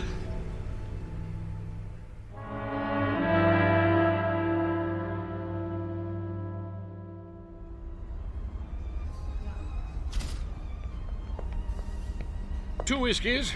Make 'em strong. I can't believe it. She's gone. Well, it does seem that way. But of course it isn't so. You've just missed her. You don't know how much. A toast to the Lady Anne. Here, here. Oh, yes. Here. The Lady Anne. Hmm. Yes. It's a pity. What's going to happen?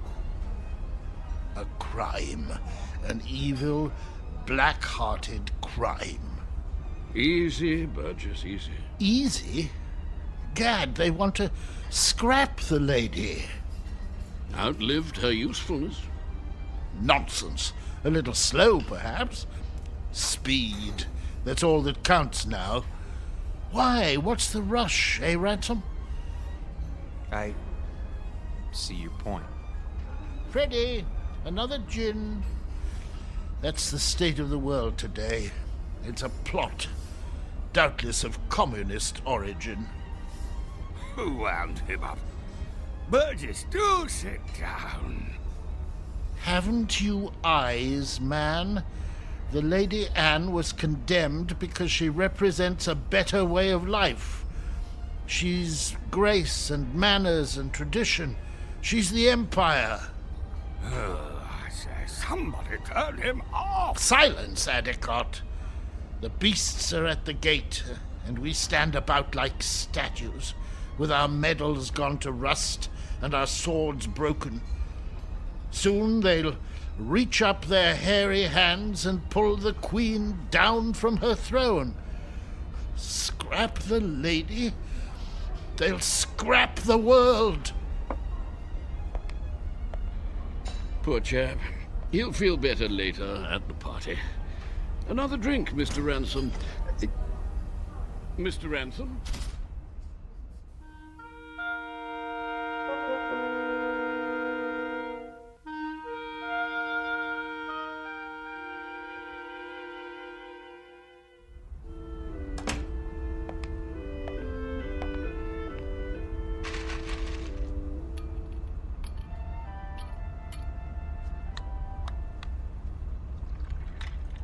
Pour me one, too.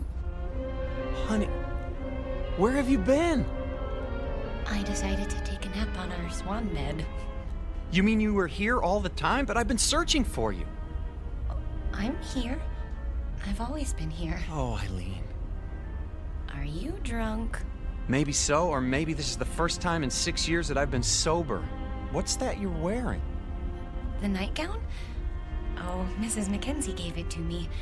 She wore it on her honeymoon. It's beautiful. You're beautiful. This whole stupid world is beautiful. What happened to you? I don't know. But I'm going to try not to forget. I'm going to try very hard. Oh, Alan?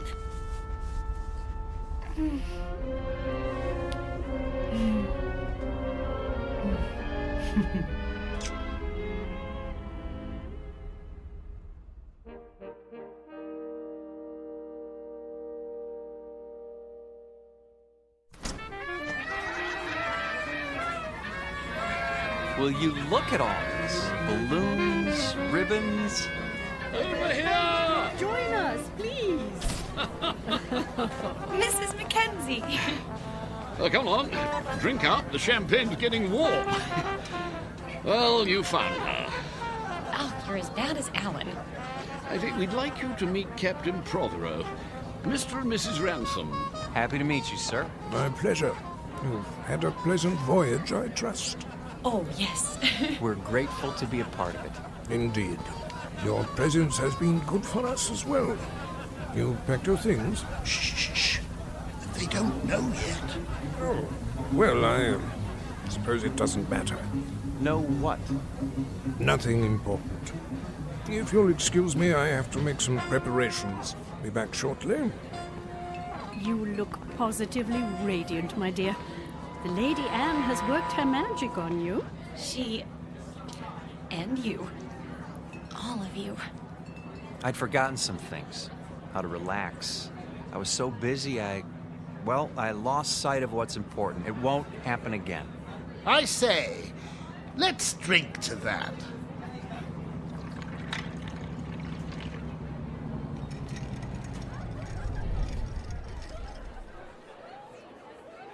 Have the engines stopped? Oh, nothing to worry about. Cheers. Mr. Burgess, why are we having a party now? We're only partway there. You'll understand soon enough.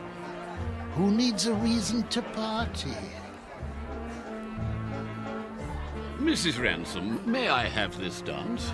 I have been waiting for someone to ask. Mrs. Mackenzie? I'm not very good, but...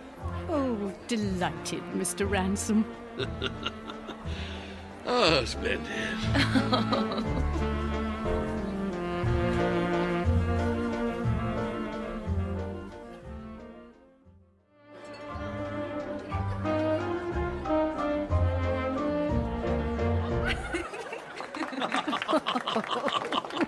Oh, very nice.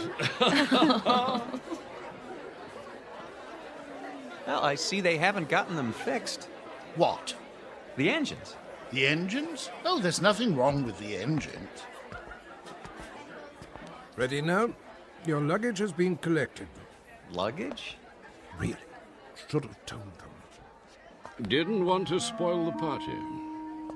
Excuse me, but what are you talking about? Why should our luggage be moved? Because, my friends, we're putting you off the ship. You're what? Are we in trouble? No, nothing like that. They'll come to understand. Maybe so, but we don't understand now, and we're not going anywhere until we do. I'm afraid there isn't any choice. Follow me, please. Alan? Is this some kind of gag? You don't just put passengers off a ship in mid-ocean. Steward, Captain! Draw your pistol.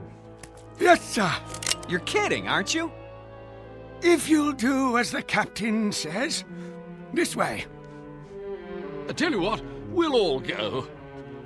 Alan, what's going on?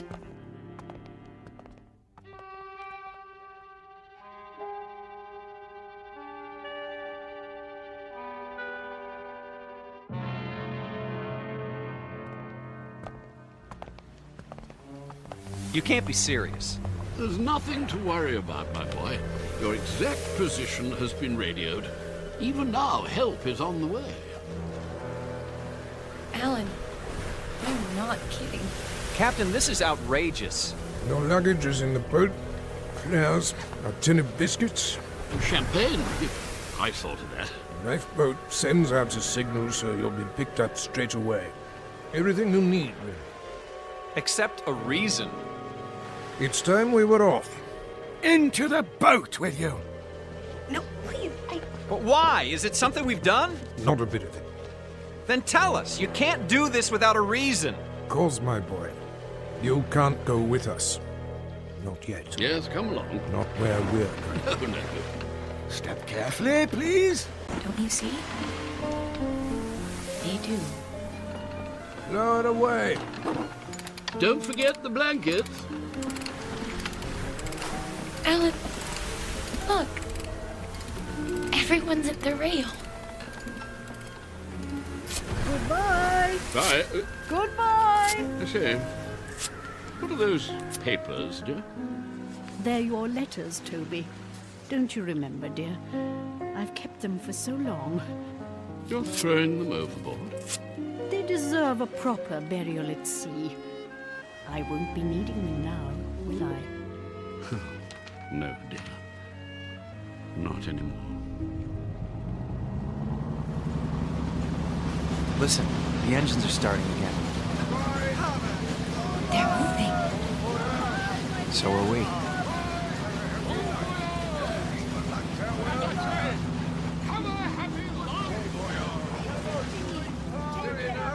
We will. I promise you.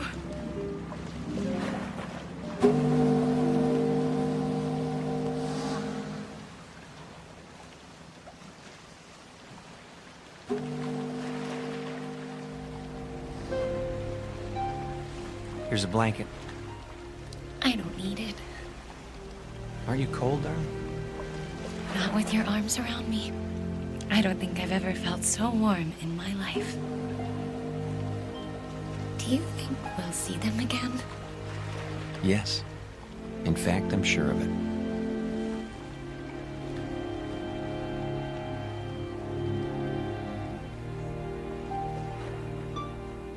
Lady Anne never reached port. The ransoms were picked up by a cutter a few hours later, just as the captain promised. They searched the newspapers but found no mention of the Lady Anne. The ship, with all its crew and passengers, went down in the mid-Atlantic, or so it was said.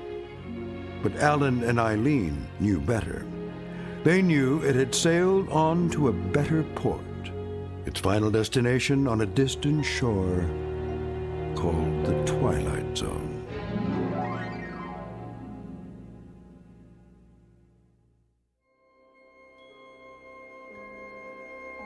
Hi, this is Carl Amari, producer of the Twilight Zone radio dramas. I'd like to take a moment to tell you about our official website at twilightzoneradio.com, where you'll get the latest news and information on these Twilight Zone radio dramas. Plus, at twilightzoneradio.com, you can digitally download 3 free episodes or any of our episodes for only $1.95 each. In this age of ever-changing technology, we've decided to make these episodes instantly available to you by making the Twilight Zone radio dramas a digital download-only series. This means that this series will no longer be offered on CD. The CD collections at our website are now being offered while supplies last at buy one, get one free. So be sure to get your favorites before they're sold out. Be sure to visit us often, and I'll see you in the zone.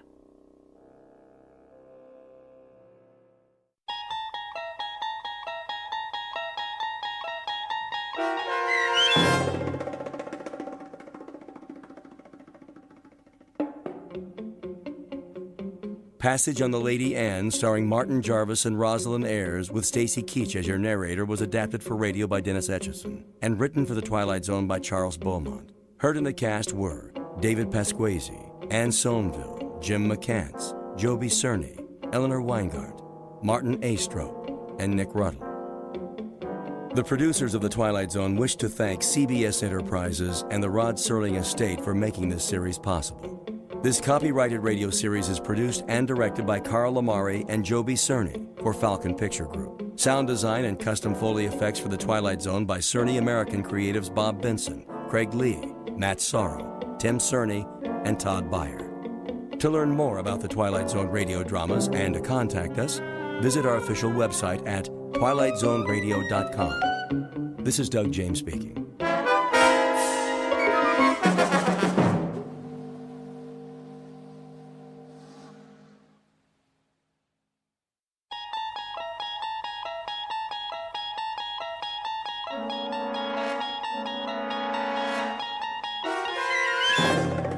You unlock this door with the key of imagination.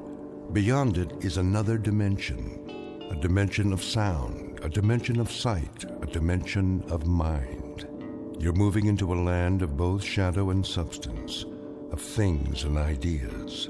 You've just crossed over into the Twilight Zone.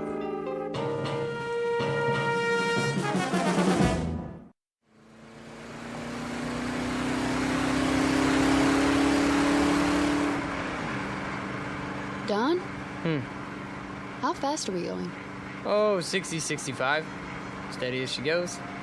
Are you sure the speedometer's working? I think so. Why? It's just that those hills over there, they haven't moved all morning. Hills don't move. You know that, honey. But we've been driving for hours. Shouldn't we be a little bit closer? This is the wide open spaces. Objects are not closer than they appear. You can say that again. What you have here, ma'am, is the great American Southwest. Desert to the right of us, desert to the left. Amber waves of cactus and all that. Where are we, anyway? Well, if it's Tuesday, this must be New Mexico. Where's the map? I got it. You're wrong. Me? I'm never wrong. First time for everything. Actually, it's Arizona. You're kidding. Nope. Nope? Yep. Could have fooled me. There should be a town pretty soon. I'll watch the signs. You need a rest stop? Oh, it might be nice to stretch our legs. Get some lunch, don't you think? I think that's a capital idea, Mrs. Carter. Say that again. What? Mrs. Carter. I like the way it sounds. So do I. How long has it been? Let me see. 238 hours and 17 minutes. Wow, you're good. You're right, I am. Don't forget it. Not much chance of that. You want a soda? There should be some in the back. All gone, I already checked. Then we better hope for a town. We could use some gas, too. Don, look out. What does he want? Gosh, I don't know. To go around us? Well, let him. Don't worry. I'm not gonna duel with him. Look at that. His license plate. 3 7s. Don, listen. What's wrong with the car? I don't know. We still got a quarter tank.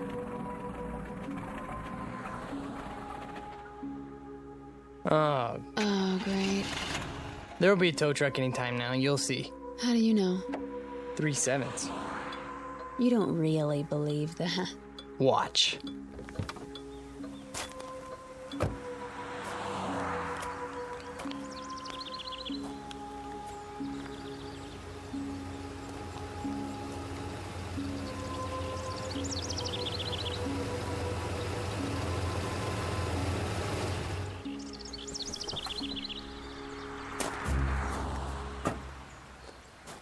Hi there, folks. Need a tow? As a matter of fact, we do. Well, come on then. Hop in the front seat.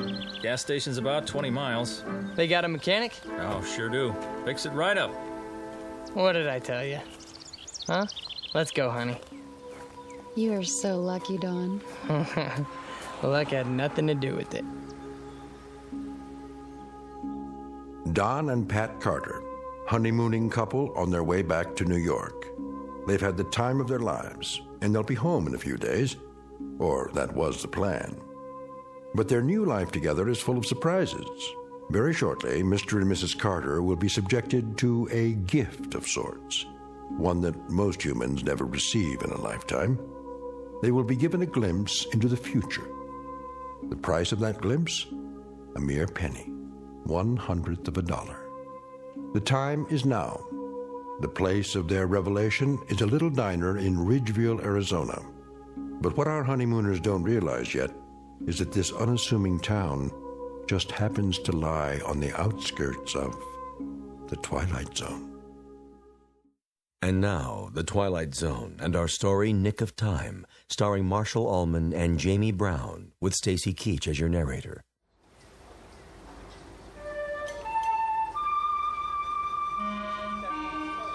How long is he gonna take? Relax, honey. He just put it up on the rack. How can I relax in this heat? You could fry an egg on the sidewalk. Well, that's not a bad idea.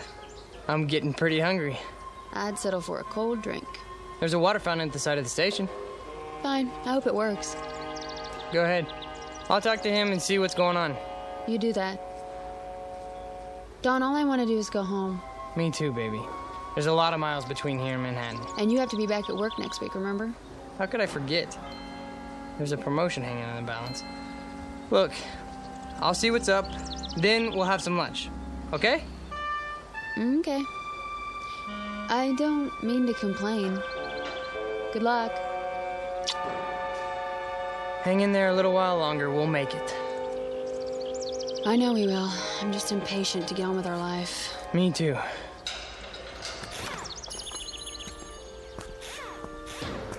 Oh, hi, Mr. Carter. Hi there. How's it coming? Oh, she's coming. You got yourself a bad fuel pump is all. That right. Well, can you fix it? Sure. I can fix it. Be a while, though. Oh. Why's that? Won't take but an hour to put it on. But I gotta order one from Klingman. How long's that gonna take? Well, if I send the truck over now, hour and a quarter each way. Oh. You know, my wife would like to get going as soon as possible. I'll bet she would. Can't keep every part in stock, though. Don't see cars like this all the time. Can you get right on it? I'd appreciate it. We can't wait around all day. Oh, I'll get it done before long. Don't worry. Why don't you and the missus take it easy? Have some chow. Where would you suggest? Diner's right down the street. Best in town. Ask the truckers, they'll tell you. Thanks, I'll do that. We'll be at the diner then. Let us know when you're finished. Sure thing.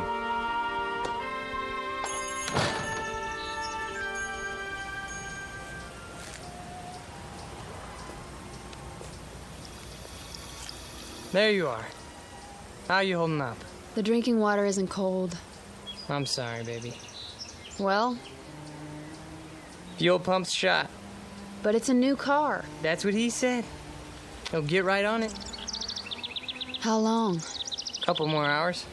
What? Maybe 3. That's crazy. 4 tops. Are you kidding? That's the max he promised. How come? What's the problem? He has to send the truck to the next town for a part? And where is that? I don't know. New Mexico? Colorado? Someplace like that. Oh boy, oh boy, oh boy. Let's take a walk. Ready for some lunch? Lunch? We might as well just move here, put down some roots. Sure.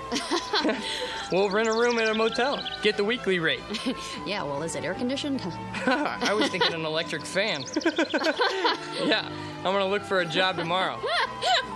Where? I don't know, but I'm holding out for an executive position.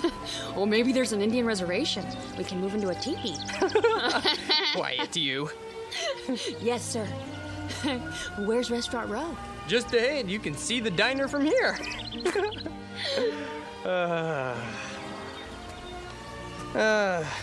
Speaking of jobs, you think I should phone the office again? Easy, lover. You're going to lose that promotion if you keep pestering them. I'm probably gonna lose it anyways.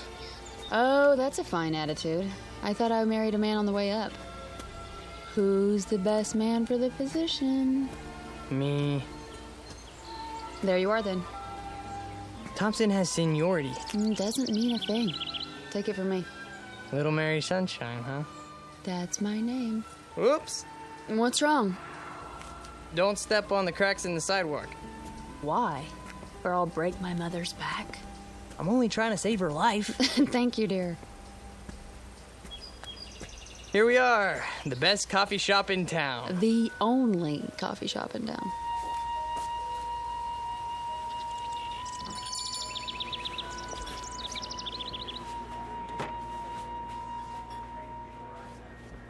It looks like we got the place to ourselves. Except for that man at the counter. Yeah, nice Stetson. Think I should get one? I'll be right with you, folks. Oh, not at the counter, please. Is the booth all right? Anywhere you like. I wonder what specials they got. I just want something cold to drink. Well, they have ice, don't they? Knock wood. Well, look at that. Huh. Well, wonders never cease. Look at what? The napkin holder. What about it? It's got one of those little built-in vending machines. The Mystic Seer. Answers. Read what it says. Insert 1 cent. Ask me a yes or no question. You put a penny in and push the lever down. Lovely. The plastic devil's head's a nice touch. I'll bet it even wobbles when the coin goes in. I'll bet it does. May I see a menu, please? The Mystic Seer knows all. Does he, she love me? Will I become rich? Is my future bright? I can answer those questions for free. Well, let's find out what the Mystic Seer says. You're like a little boy. Come on. It'll be fun. I got a penny somewhere. Here's a question.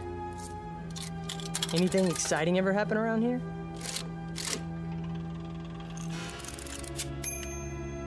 How exciting. Like those little pieces of paper you get in fortune cookies. Things are not as they seem. Now that's interesting. Is it? Menu, darling. Oh, right. Here you go. Oops. What's the matter? I knocked over the salt shaker. Well, I better throw some over my shoulder. Dawn, really? There, that's better. Just to be on the safe side. Soup of the day, fresh garden salad. I wonder how fresh. Honey. Do you think I should phone the office in New York? Do you? I guess not. Breaded chicken fried steak with country gravy. Doesn't that sound yummy? Very low-cal. Howdy. Howdy. Some water for you folks, or you made up your minds yet? I'll have a lettuce and tomato sandwich on whole wheat, iced tea with lots of ice. You, sir? I'll have the same. Coming right up. How's the water? Ugh, yuck. He must have siphoned it out of a mud hole. Not that good, huh? Hold on. What are you doing? Getting some more pennies. Look at you. A rabbit's foot, a plastic 4-leaf clover. You really are superstitious, aren't you? Isn't everybody? Well, to a degree. What are you going to ask now? What else? Am I going to be promoted for Pete's sake?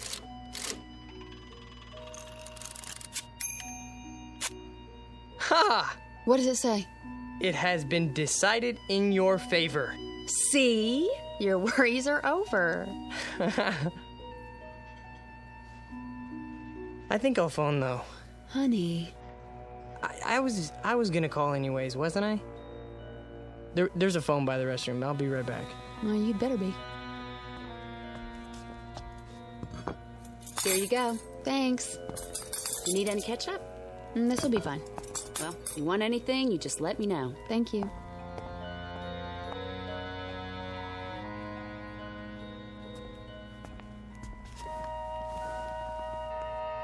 I started already. I hope you don't mind.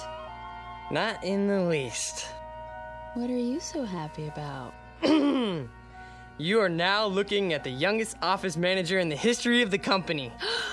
Honey, I'm so proud of you. I told you, didn't I? So did he. Who? The Mystic Seer. Well, I told you first. You sure did. How's this sandwich? Passable. Office manager. Oh, that's amazing. We should ask him something else. He really came through on that one. And while you're at it, ask him why he didn't warn us. About what? That the whole wheat bread is stale. Let's see. Does he, she love me? Don't you know? Will I become rich? Wait, I know that too. I'm gonna be the first millionaire accountant in the company. Office manager, dear. All right, Mystic Seer. Is it really gonna be 4 hours before we get out of here? That's my question.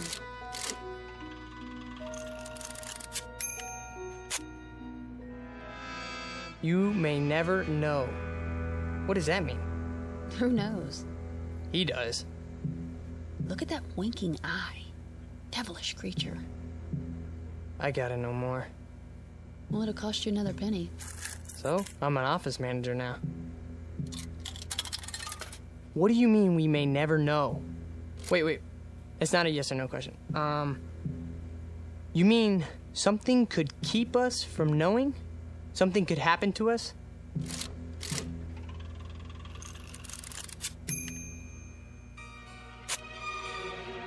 If you move soon. Now what's he getting at? He's a mystic. What do you expect? Give me another penny. I'm all out. Well, I can see I'm going to have to be the frugal one in the family.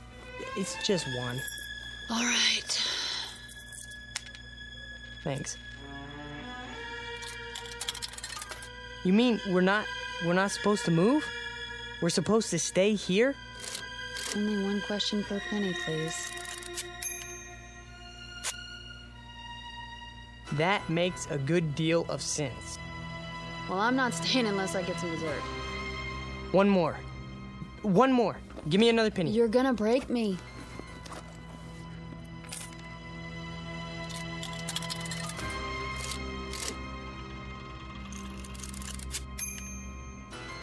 Try again? Here. That's all I have. Okay, machine. Should we stay here till 3 o'clock then?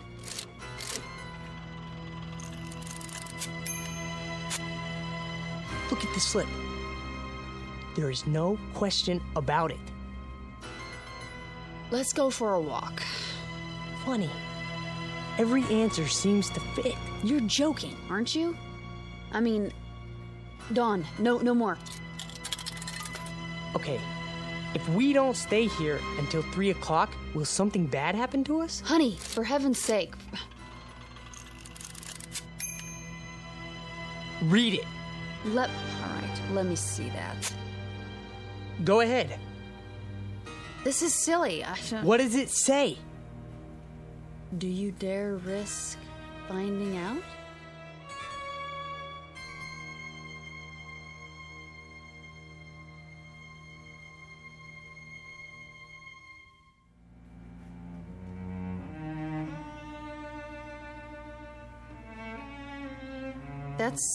That's what it says. Do you realize what it means?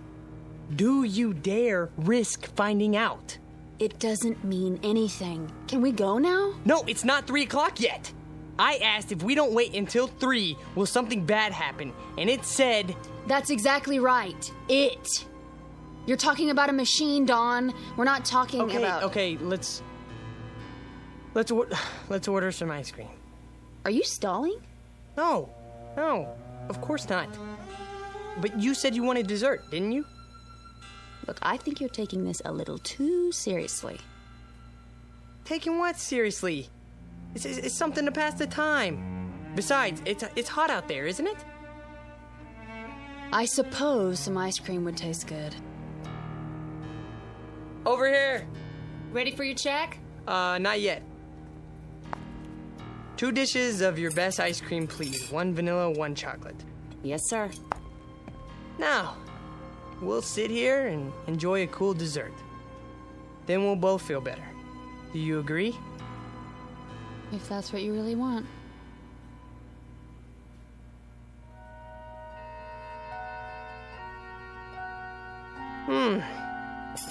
That was good. Yeah, it was. Now can we go? Are you sure you don't want anything else? I'm sure. Some more iced tea? Dawn, please, let's go. Okay. Yes. I suppose we should. It's 2:45 already. Do you have enough cash? Of course. I'll go pay. Just leave it. If you don't mind, I'd like to get out of here. We've done enough sitting lately.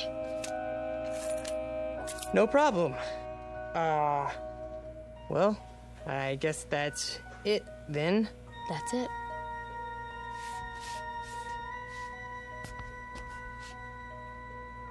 The money's on the table with the check. Well, thank you kindly. Now you come on back now.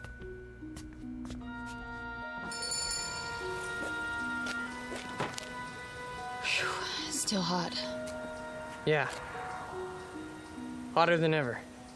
Maybe it won't take them 4 hours to fix the car, you think? Maybe. Don. What? Tell me one thing. Yeah? You didn't really want to stay in there till 3 o'clock, did you? No. Honey? No. But what? Why was it so specific? Specific? You saw the answers. If you move soon, that makes a good deal of sense. Try again. You've memorized them? There's no question about it. You may never know. Do you dare risk? Dawn! What? It's a novelty machine, a napkin holder in a cafe in Ridgeville, Arizona. Not something... Don't you think I know that? Well, I'm glad you do, because for a while there you were freaking me out. What about my promotion? Then, huh? Didn't it tell me it has been decided in your favor? Dawn, listen to yourself. Oh, forget it. Don't say it. Superstitious. Well? It's like you married an alcoholic, isn't it? Only instead of bottles hidden around the house, it's rabbit feet and 4-leaf clovers in my pocket, in the car, all over the place. And you're all mine. I wouldn't have it any other way, honey. Truly? Have I ever lied to you? Now, let's walk over to that garage and see how the car's coming. Maybe he took some pity on us and got the fuel pump finished ahead of time. Wouldn't that be nice? You're always looking on the bright side of things, aren't you? That's me. What are you doing? I'm not doing anything. You keep looking around as if you're expecting something to happen. Do I? You are worried, aren't you? I wouldn't say that. Oh, honey. You make me wonder when you act like this. Like how? The little things I can take, you know, the Lucky Charms, not walking under ladders. There's a good reason for that one, okay? Something might drop on your head, a can of paint, or... But this, it's too much. I'm sorry. I'm sorry too, Dawn. We're having such a wonderful trip, so don't spoil it with said I was sorry, okay? I'm not trying to upset you. Well, I know you're not. Let's just forget it. Green light. What? Time to cross the street. We're almost there. Oh. I wonder what people do here. I don't see one movie theater, you know, maybe they go to the next town. What's it called? Williman or, Klingman or... Dawn? Are you listening to me? What? Yeah, I heard what you said. That doesn't change the facts, though. What facts? 6 straight answers telling us to not leave. Hey, don't. Please, let it go, okay? Will you stop treating me like a child? I didn't make those answers. Dawn! That car! Get out of the way! Dawn, look out! Oh my God, he didn't even pay any attention to the light. Just kept coming like we weren't even there. I don't even know. You're all right now. It's over. It's over. Oh, Dawn, hold me. What time is it? What? The time. Look at the time. It's exactly 3 o'clock. Really, Dawn, I'm all right. No, you're not. That was quite a moment. Amen. If you hadn't pulled me out of the way, you'd have one squashed honeymooner on your hands. You should sit down.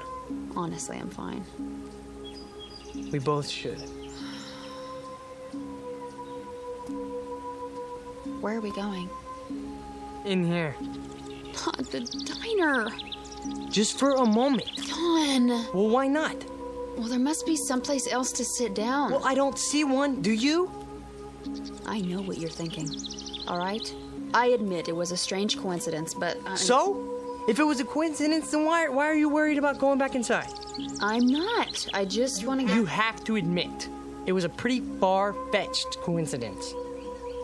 Maybe. Then we'll sit for a minute. Have some more iced tea.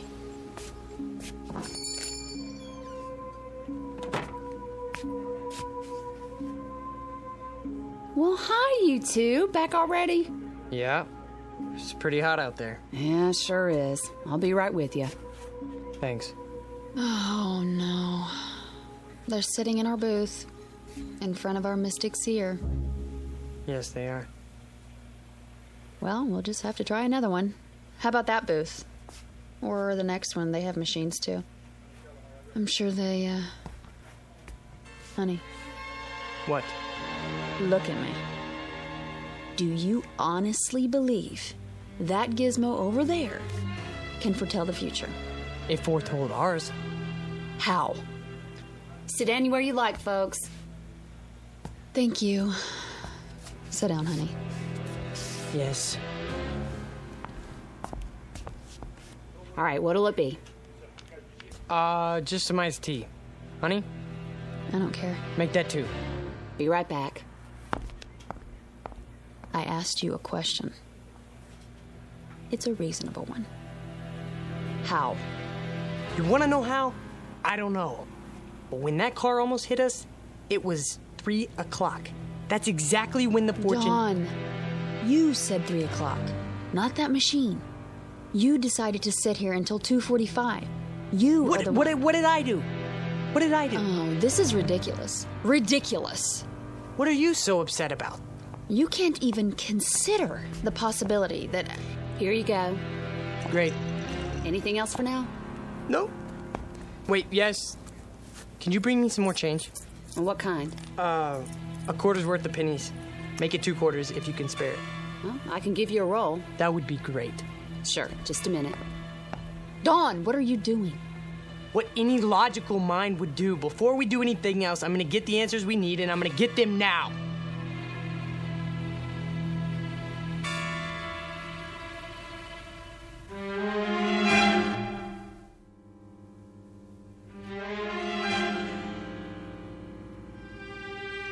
Logical. How can you call this logical? Could you keep your voice down? If you can't see that you made up all the details yourself, and all that thing gave you back was generalities, then I don't know what to do. Honey, would you listen to me? Will you listen? Go ahead. I have nothing more to say. I'm not going to argue with you. Sure, I filled in the details. What does that prove? Could the machine make them up? All it has inside are answer slips that are already printed. Then we agree. What are you... Let me finish. You heard me talk 100 times about mathematical probability, right? It's my job. It's what I work with. I know that. There are probably thousands of these machines in diners all over the country. There are at least 10 of them in here alone. And every one of these thousands of machines are hundreds of little answer slips arranged in some kind of order. Probably a different order for every machine, right? So, it's mathematically possible that the way the slips are arranged in just that one machine at this particular time might apply to our future. How can you say that? Iced tea for 2. Right. And your pennies. You know, too bad that thing's not a slot machine. Isn't it, though? All right, you need anything else, just wave. I'm here all day. Got it. I'd appreciate it, honey, if you wouldn't act as if I were losing my mind. Well, aren't you? Is that what you think? Let me try to explain. You don't have to explain anything. But I do. Try to follow what I'm saying. There is a higher realm of mathematics that goes beyond probabilities. Some of it comes from quantum physics. Why are you telling me this? Hear me out, please. Jung, the psychologist, talked about synchronicity, meaningful coincidence. The point being that there are no pure coincidences. Everything is interconnected. If we can just spot the connections, it's what the Chinese I Ching is based on.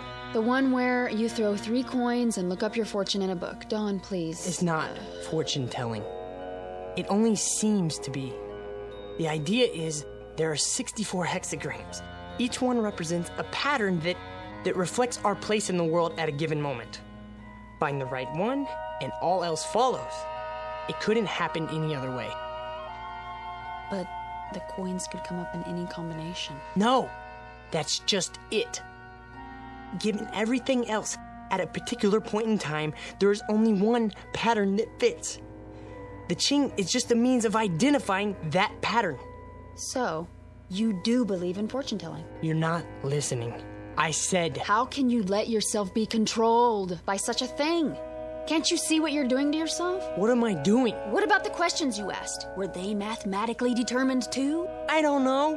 All I know is that the answers matched them. They would have matched any questions you asked. Does he love me? You may never know. Will I become rich? If you move soon. Is my future bright? There is no question about it. Ask anything, okay? It will always seem to fit. Honey, that's not the point. What is the point? We're about to find out. They're leaving. We can have our old booth back. Oh, Don. Bring your glass. Now we can test the hypothesis.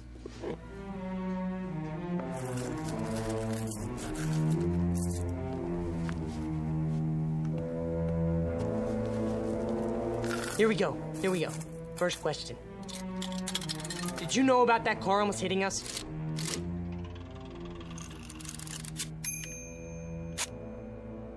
What do you think? Oh, that's conclusive. Will we reach New York City all right now?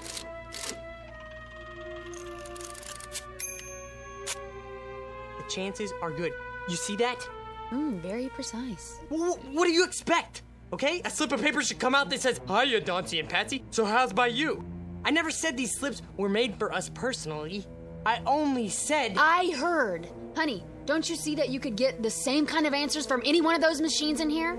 Try. You'll see. The same kind, maybe, but not the same answers. So you're not interested in being objective? I'm interested in what's gonna happen to us. Okay, machine. Is it still going to take 4 hours to fix the car?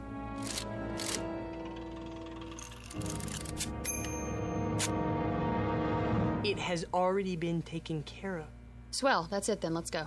Wait! Maybe it doesn't mean... Mean what? Mr. Carter? Yes. Oh, hi. From the garage. I thought you'd like to know your car's ready. Is it? Had a lucky break. Found a fuel pump right here in town. Last one they had, too. That's good news. We'll be right over. Okie dokie. Shall we? You think that was a coincidence? Yes. Why don't you ask it some questions then? Or are you afraid to? All right, if that's what it takes. Okay, go ahead. Here's a penny. Will we reach El Paso by tomorrow?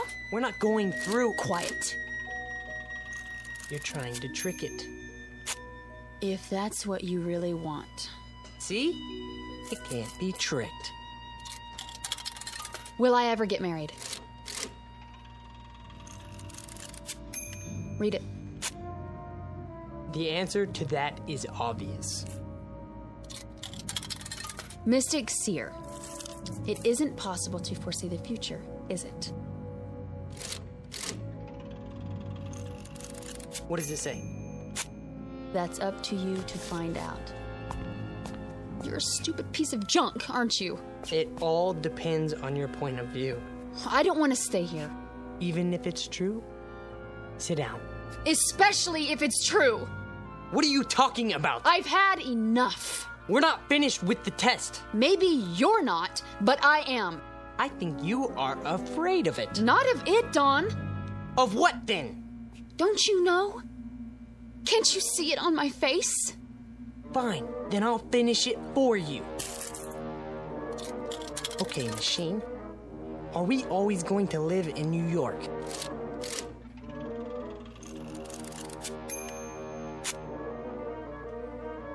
Are we always going to live in Los Angeles then?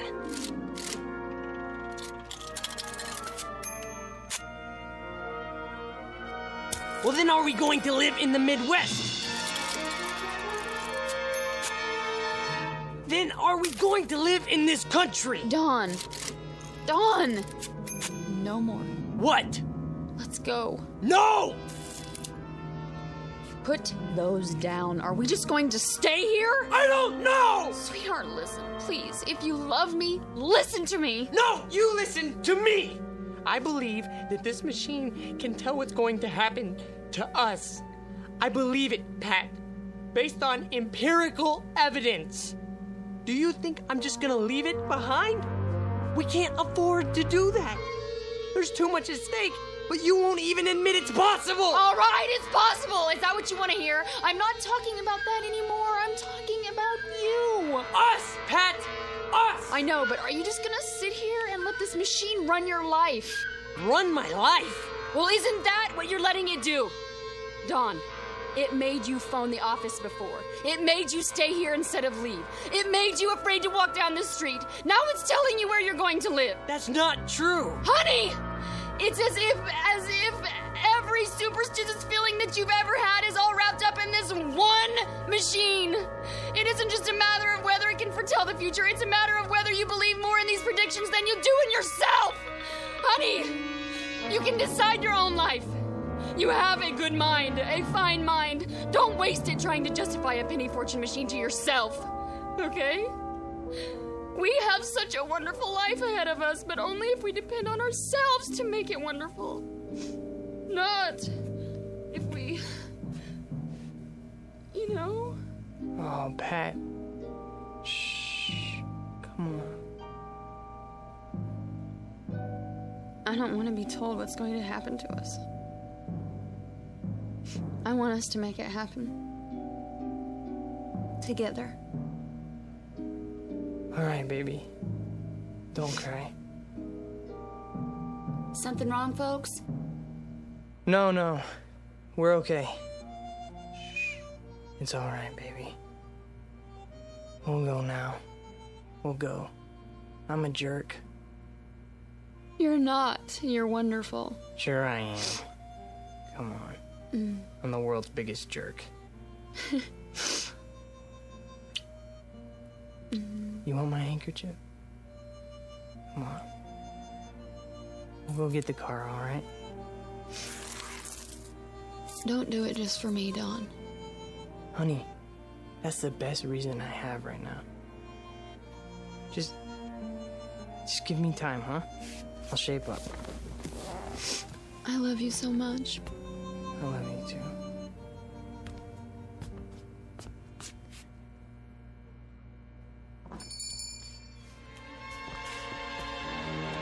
There it is. No one's using it. Thank God. Sit anywhere you like, folks. Wow, it's you two. Can we sit here, please? As soon as I clean up. We don't care. Has to be this one. All right, suit yourself. Just water again? It doesn't matter. Do you have any more pennies? I think so, yes. Then go ahead. Can we ask some more questions now?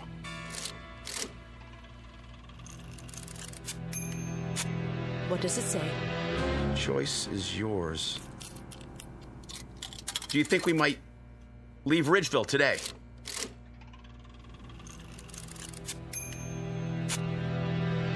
Let me see. Oh. Well, where are we going to get some money to live on?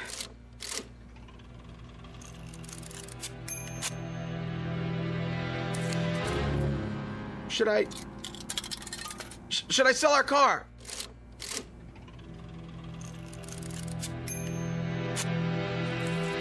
What?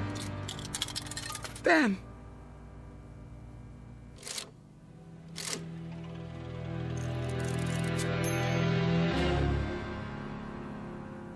A delicate balance in the little town of Ridgeville, Arizona.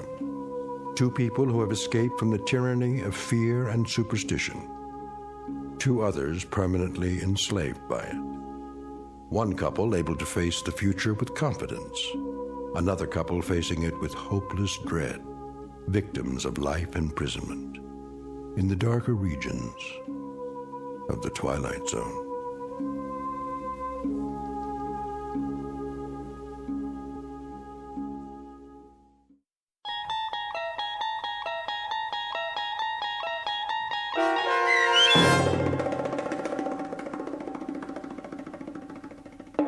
Nick of Time, starring Marshall Allman and Jamie Brown, with Stacy Keach as your narrator, was adapted for radio by Dennis Etchison and written for The Twilight Zone by Richard Matheson. Heard in the cast were Paul Cook, Craig Brawley, Amber Lake, Jeff Lupetin, Kate Johnson, Doug James, and Elizabeth Lido. To learn more about the Twilight Zone radio dramas and to obtain audio cassettes and CDs of these programs, visit our website at twilightzoneradio.com. The producers of The Twilight Zone wish to thank CBS Enterprises, Carol Serling, Dennis Etchison, Dick Brescia Associates, Claire Simon Casting, Terry Jennings, XM Satellite Radio, Sirius Satellite Radio, our sponsors, and our radio affiliates for helping make this series possible. This copyrighted radio series is produced and directed by Carl Amari for Falcon Picture Group.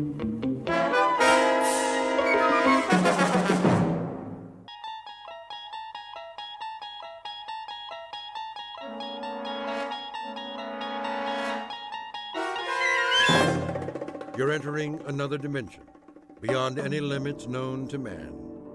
This is the universe of imagination, a wondrous land of brave new stories from the far reaches of space and time. So fasten your seatbelt. There's the signpost up ahead. Your next stop, the Twilight Zone.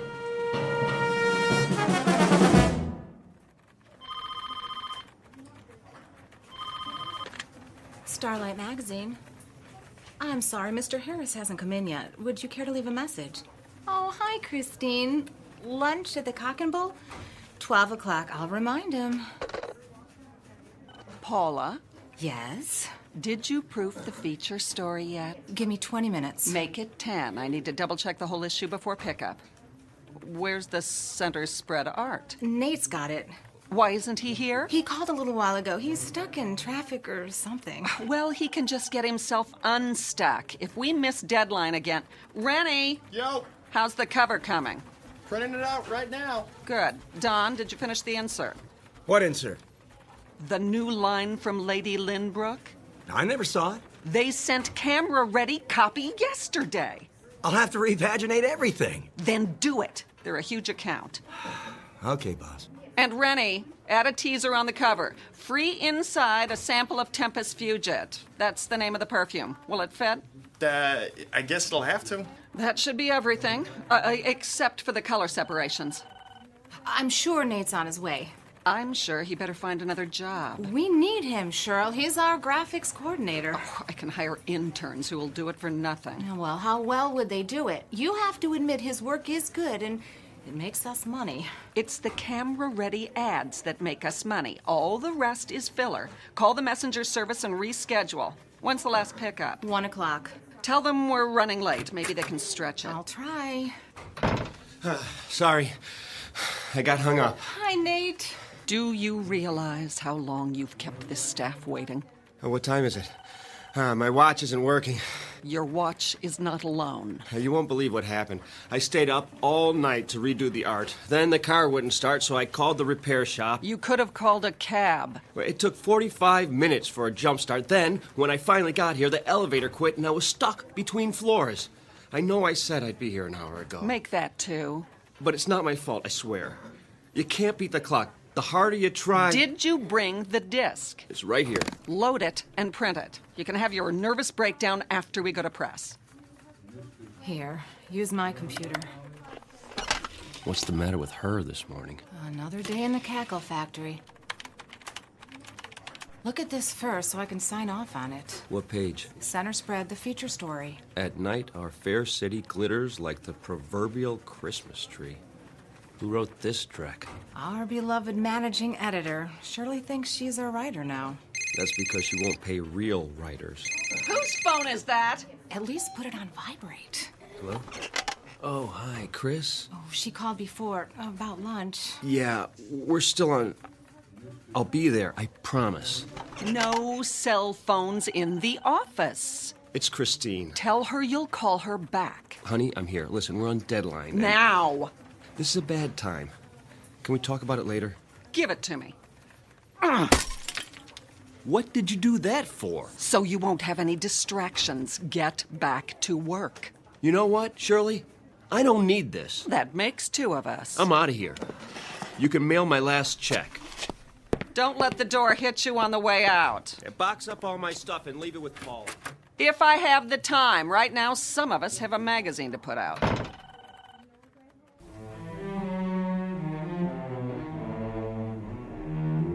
Introducing Mr. Nathaniel Harris, former fine arts major, engaged to Miss Christine Crosley, and lately employed at a small publishing company. Very lately. Because this is a man whose hourglass has finally run out. He just learned one very important lesson, that he can't be in 2 places at once. But consider, how different might his life be were there but world enough and time. Every question deserves a response, and this one is about to be answered in the Twilight Zone. And now, The Twilight Zone, and our story, The 25th Hour, starring Mike Nussbaum with Stacy Keach as your narrator. Any dessert today? Just coffee and a check. Very good. What time is it? Mr. Harris, nice to see you. I have a reservation for noon. That clock, it can't be right. 1 p.m. exactly. Oh, no. Is she... Table 4.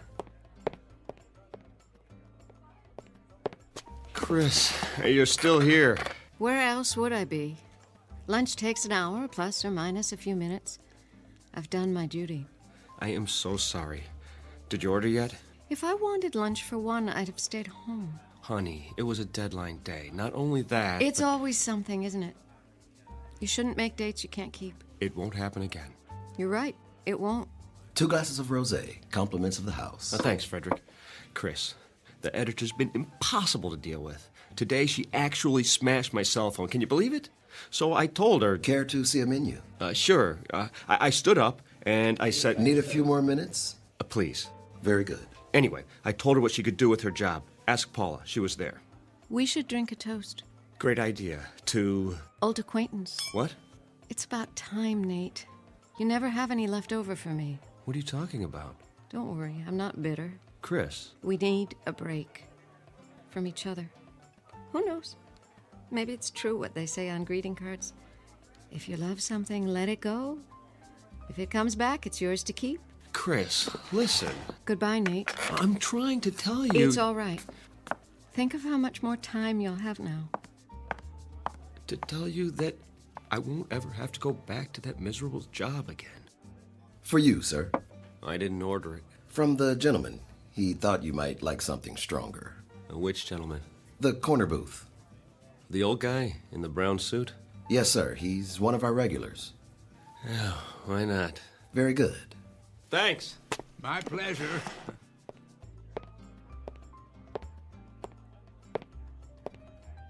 Can I buy you one? Oh, dear me, no. Not necessary in the slightest. Have we met? Not that I recall. Then why the drink? I thought you looked a bit under the weather. Nothing fixes that like a Moscow mule. Is that what it's called? Oh, ginger beer and vodka in a copper cup. Their signature drink when I first came here. Of course, that was years ago. And Nate Harris, and you are... Blevins is the name. But you can call me whatever you like, so long as you don't call me late for dinner.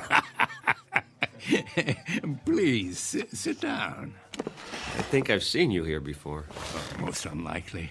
I'm the type who blends in with the woodwork. Well, I wouldn't say that. When a man is my age, he becomes invisible, practically speaking.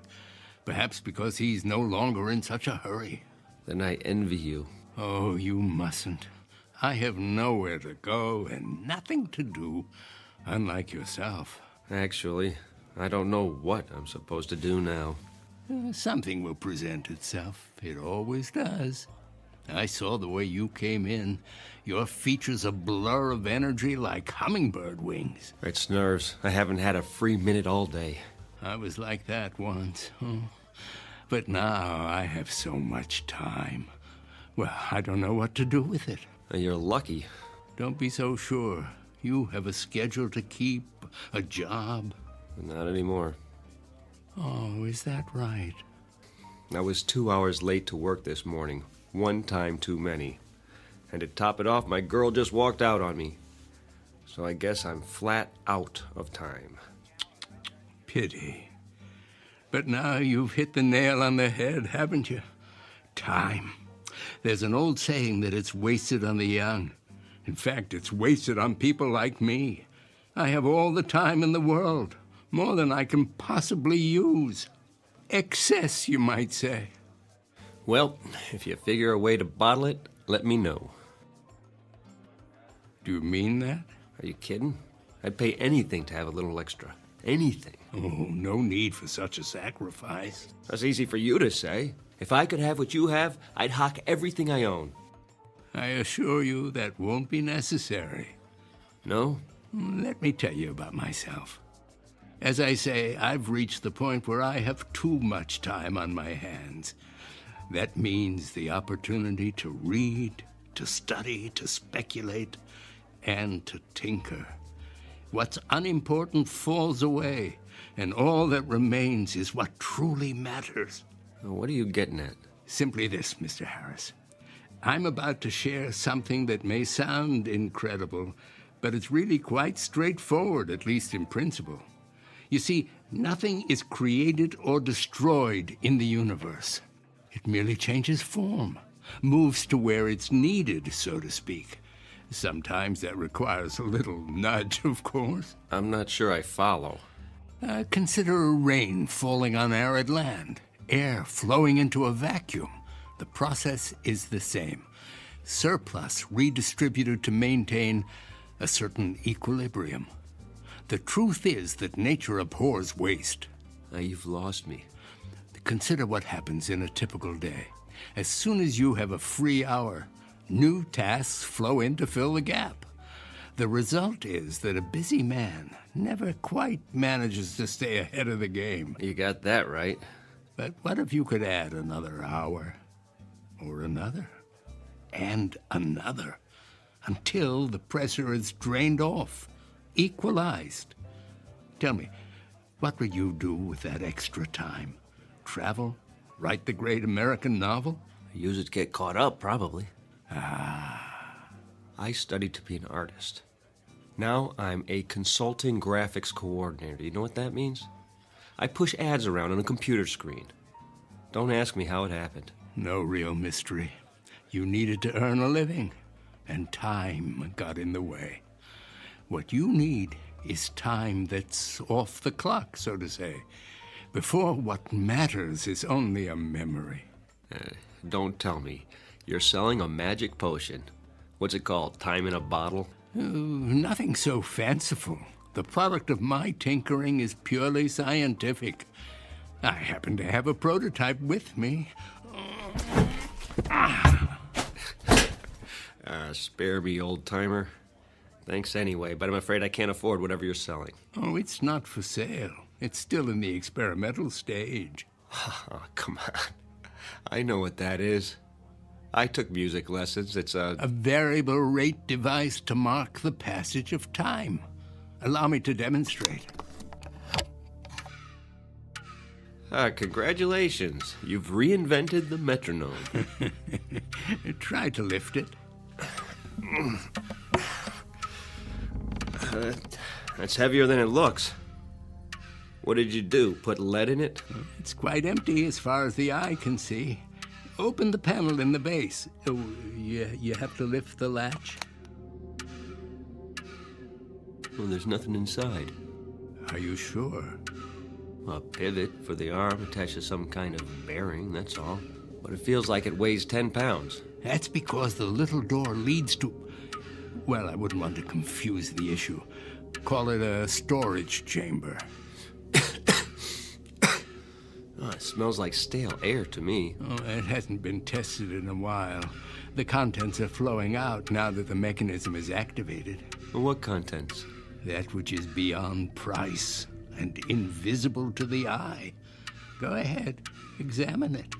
There must be a layer of iron under that veneer. Only the thinnest of plywood. Oh, where'd you get it? From a magic supply company? It took me years of trial and error.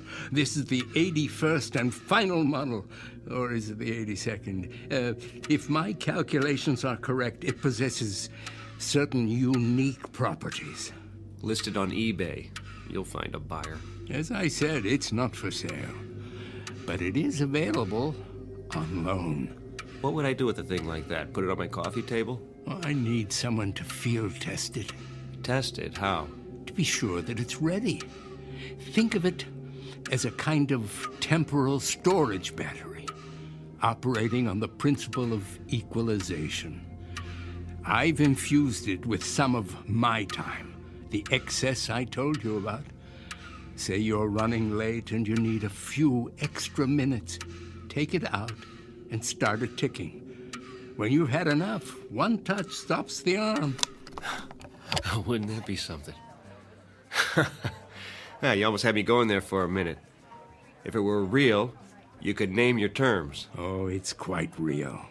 I suppose you can prove that? If I do, will you agree to a test? Here comes the con. Put it back in the case and take it home. Use it at your discretion. All I ask is that you return 1 week from today and report your experience in detail. And what sort of experience might that be? Why, the natural principle of equalization. It's already begun to work. You asked for proof, What does the clock on the wall say? Oh, I can't see from here. Then feel free to stand up. Check it carefully. I don't have to. It was 1 on the dot when I got here, so it'll be around a quarter past now, maybe 1:20. My, how time flies. What's the matter? Don't you have a watch? Oh, that might be part of the trick. Go on, walk over to the clock. Take a good look. Now, what will I see? The principle of equalization at work. Temporal redistribution on demand. Proof positive that my time is now your time. You're on.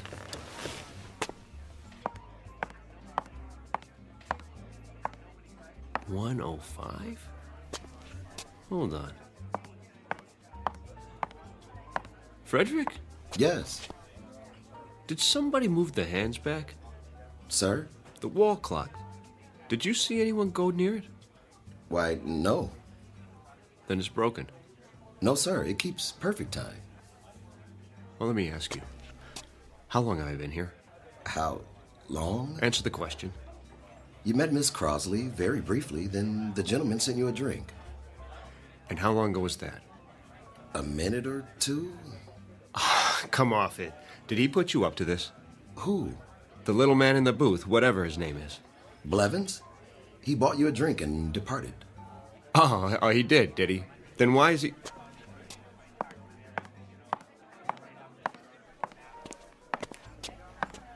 Why is he what, sir? Where'd he go? He was here. We had a conversation about time and his theories of...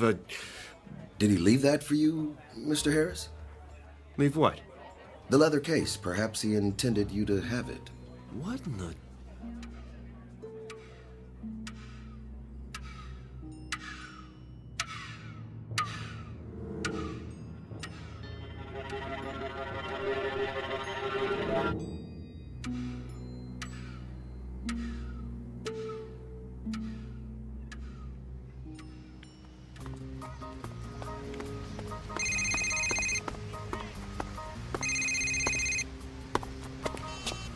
Hello?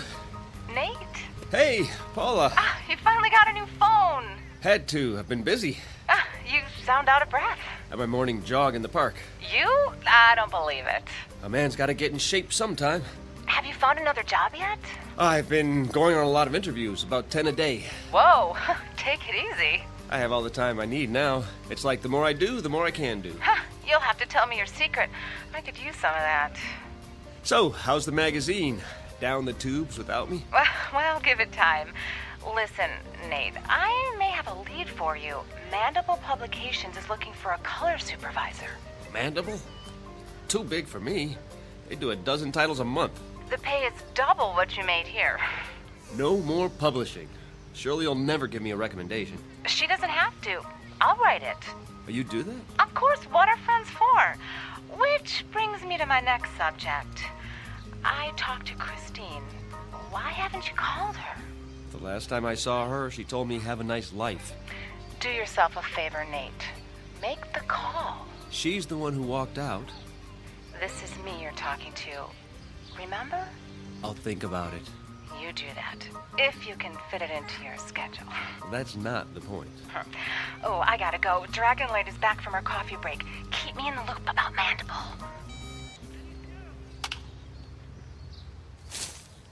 Hey! Hey, mister! Can we have our ball back? Oh, where is it? It's over there in the dirt. Sure. Here you go. Thanks. Oh, wait. Yeah? Can I see that bat for a minute? Okay. A nice one. A Louisville Slugger. My dad got it for me. Did he show you how to use it? Nah, he's too busy. Now look, when you hold it, be sure the trademark is pointing up. See the circle where it says Louisville? Otherwise, when you hit the ball, the wood might break. Gee, mister, you know a lot of stuff. And my dad taught me when I was your age. I wish you could show us. You kids play here every day? You don't have time. You're always running. Well, let me tell you something. Time is, well, it's, Yeah? I don't know what time is exactly, but I've learned one thing. We can all do a lot more with it than we do. It's a question of priorities. Okay, I guess. Only... Yes? What are priorities?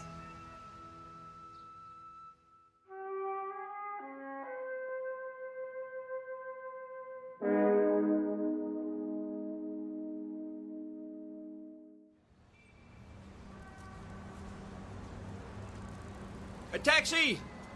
Over here! Where you headed?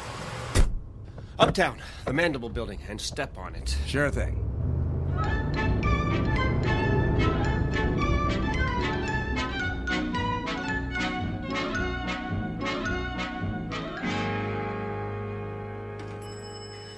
Hold the elevator! What floor? The editorial offices. Lucky 7 coming up.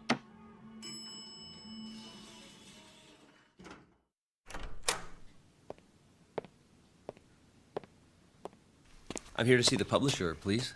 Do you have an appointment? Nathaniel Harris, 11:30. I'll tell him you're here.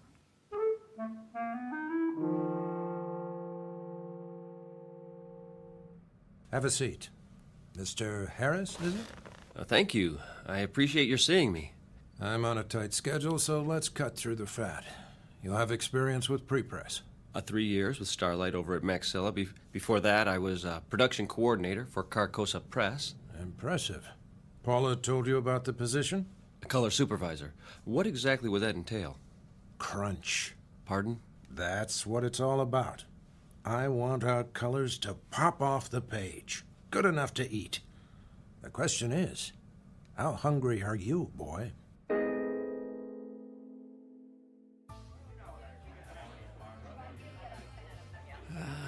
Right on time, Mr. Harris. It works. You seem surprised. Mind if I have a look? Oh. It's undamaged. And the little door above the base? Ah. Oh, how intoxicating. What is? The scent of movement to and fro, the entire mad rush of life, lived to the fullest. Vitality, passion, and even, the great outdoors, if I'm not mistaken. Well, you can tell all that. The aura of youth is unmistakable. Oh, you've used it a great deal, haven't you? The storage chamber is almost full. Why, I only did what you said. Started it ticking when I needed more time. And the result? Well, I got everything done, and then some. Over the last 7 days, I've been across town more times. I've gone on more interviews. Oh, have a drink of water. I could use one of those Moscow mules. Not a good idea. It might provide too much of a kick in your present condition. The device is extremely potent. You appear to have overdone it. Several times over. Oh, I'm a little run down is all. With a young man, desire knows no bounds.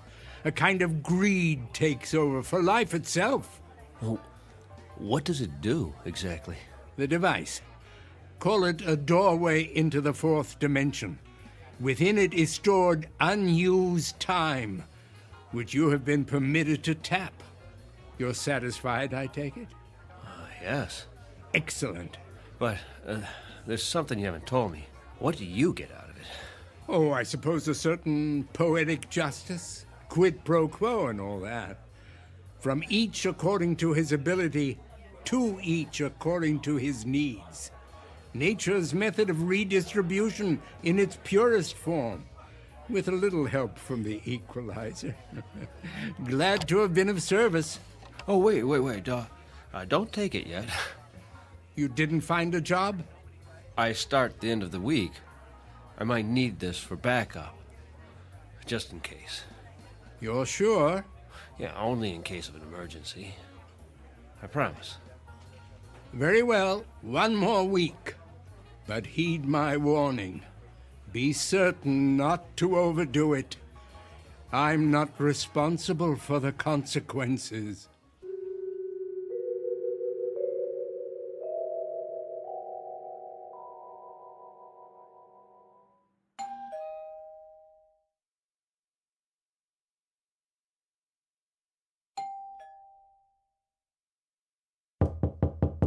Nate, are you in there?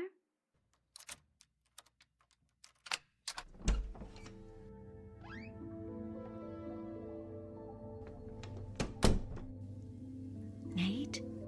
Is that you? Oh.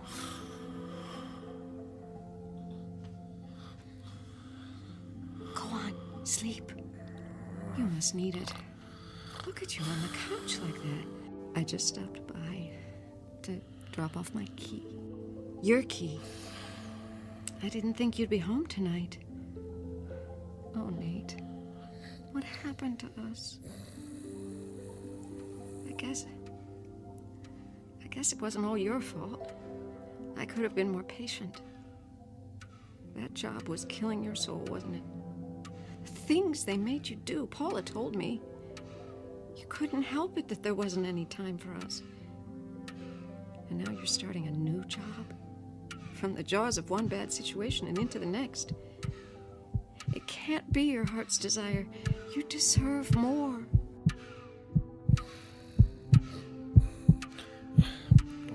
Shh, now.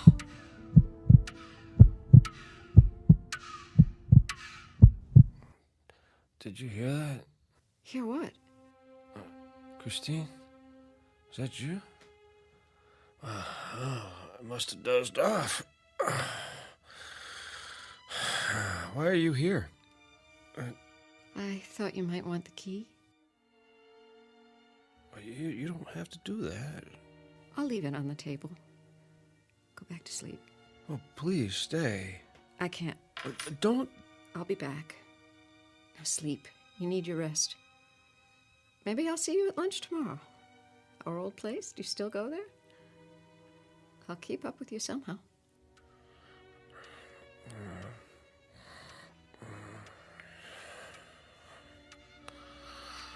Until then, good night, my love.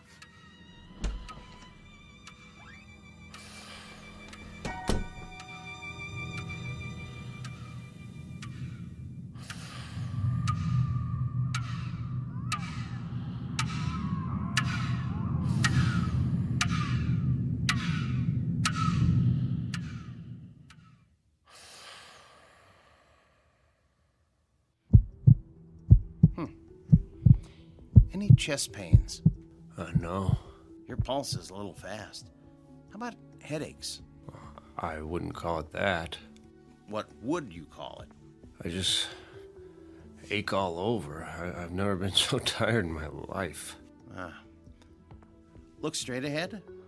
Try not to move your head. Follow my finger with your eyes. I'll do my best. Okay, I'm going to switch off the overhead light and shine this directly into your eyes. Now, first one, then the other. You'll see a flash of red. Now, don't worry. It's perfectly normal. Ready? Okay. Okay, I'm turning off the lights. There you go. Now. All right. Wow. What do you see, Doctor? Some new broken blood vessels on the retina. Any trouble focusing lately? Blurred vision? In the last few days. Floating blind spots? Shadows at the edges of your vision? That too. So what's wrong with me? You want it straight, or you want it with sugar on it? I can take the truth. There's evidence of accelerated macular degeneration. The sort of thing I'd expect to see in a much older man. All since your last checkup. What does it mean? Well, it's hard to say by itself, but it's part of a cluster of symptoms. Slowed reflexes, general weakness. Have you noticed a ringing in your ears? Well, not a ringing, but I do hear something. Not voices, I hope. More of a throbbing. It feels like a pounding in my head. Your blood pressure could be a lot better. So, tell me, what's been happening in your life? I mean, stress on the job? Well, I had a job. But not anymore. I found a new one. I start this week. A big life change, no matter how old we are. Getting enough sleep? As much as I can. That's a no. You don't leave the window open at night, do you? What? Pale skin, circles under your eyes. Good to be a vampire. Like Dracula. You know, sucking the life force out of you. That was a joke. I know. Well, something is going on. You're dehydrated, and I don't like the sound of your heart. I'll schedule an EKG and a complete blood panel. When? Right away, this morning. Is that necessary? I'd say so. I thought you could give me a B12 shot or something. I could, but it won't address the problem. That was all the running around. There was so much I could do with the extra time, but that's going to change from now on. Extra time? Where do you get that? In a vending machine? Don't ask. You wouldn't believe me anyway. Ready for my speech? Go ahead. You've been making the most of every day, and that's admirable, but you've stretched it too far. Burn the candle at both ends and you burn yourself out. You know the old saying, live fast, die young. Is that what you want? I'll try to slow down. Try? Not good enough. You're exhausted, Nathaniel. After the tests, I want you to go home, take your vitamins, and pull the covers over your head. 8 glasses of water minimum in the next few hours. Now, I'm going to call you when I get the results. Is there someone who can come by and cook you a healthy meal? I'm not sure. Well, let me know if you feel any worse. And cancel your appointments. Don't even think of going anywhere for the rest of the week. Well, that's not possible. You don't have a choice. The new job. You'll end up in the emergency ward. I told you. I'll take it slow. Famous last words. That'll have to do. Then I'm gonna check you into a hospital room right now. No. I have something to do first. You're not listening. Do you want a myocardial infarction? How about a stroke? Not common at your age, but it can happen. Life or death, Nathaniel. It's up to you.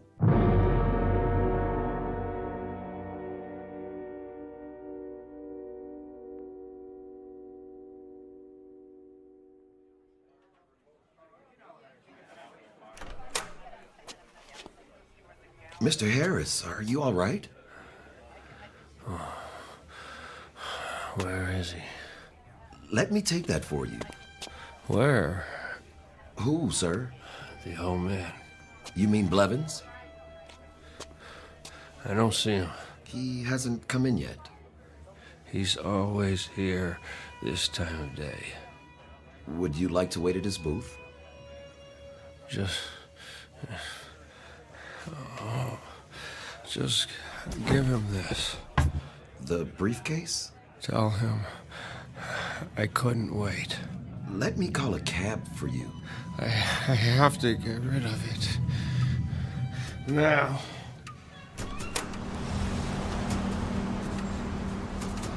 Hey, buddy, watch where you're going.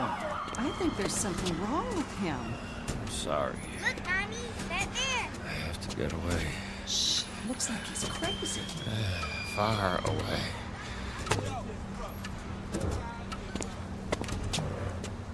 Now, what have we got here?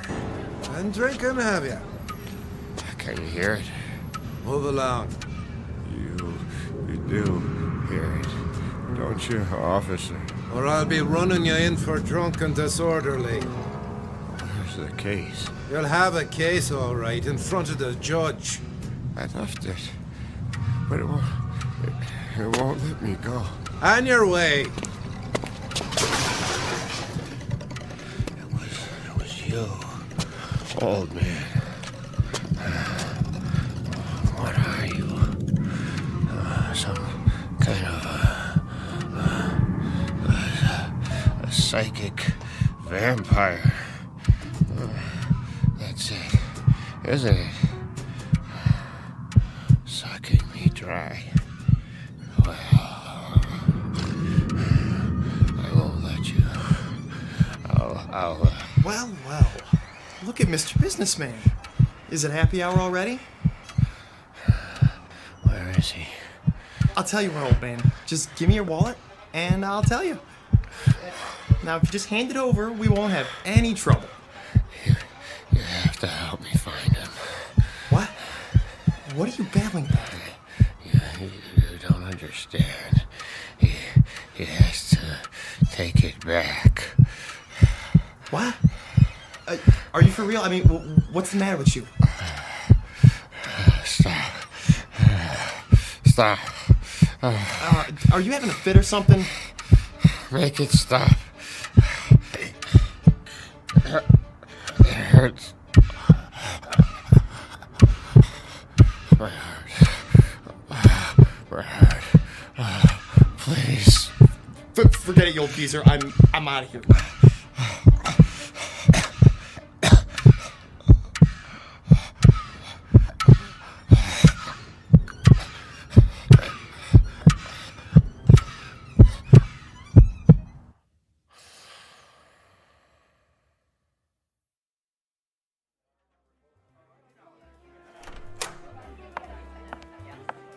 Why, hello, Miss Crossley. Hi, Frederick. Is Nate here? Mr. Harris? He was, but then Where did he go? I didn't see him, miss. I offered to call a cab. Why? Did he have lunch already? No, miss, he seemed, Seemed what? Is he coming back? I really can't say.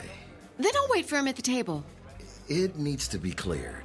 Oh, take your time. I'm in no hurry.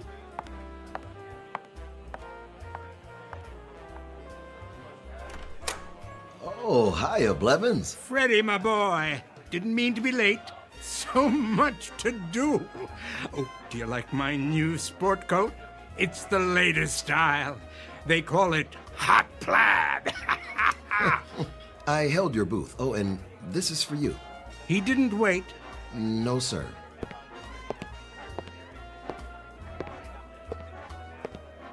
Hello there. Hello. I do believe I recognize you. From where? This very table. You're a friend of Nathaniel's. What a coincidence. So am I. You know Nate? Please, join me.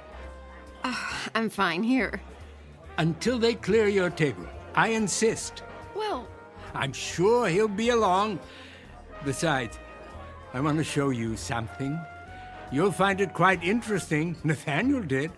just for a minute. Follow me. The corner booth.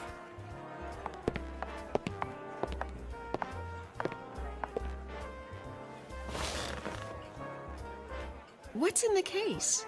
Something very special. I know what that is. It's a metronome. Are you a musician? Looks can be deceiving. This one has a most unusual construction, but I wouldn't want to confuse the issue. What was that? For now, call it a collection chamber. It smells of youth, strength, vitality, the most precious commodities in the world. Oh, but you know all about that, don't you? You're young, full of energy. Would you believe I was once so tired of life that I didn't know what to do with my time? Until I invented the equalizer. I've been hoping to find someone to test it. Allow me to demonstrate.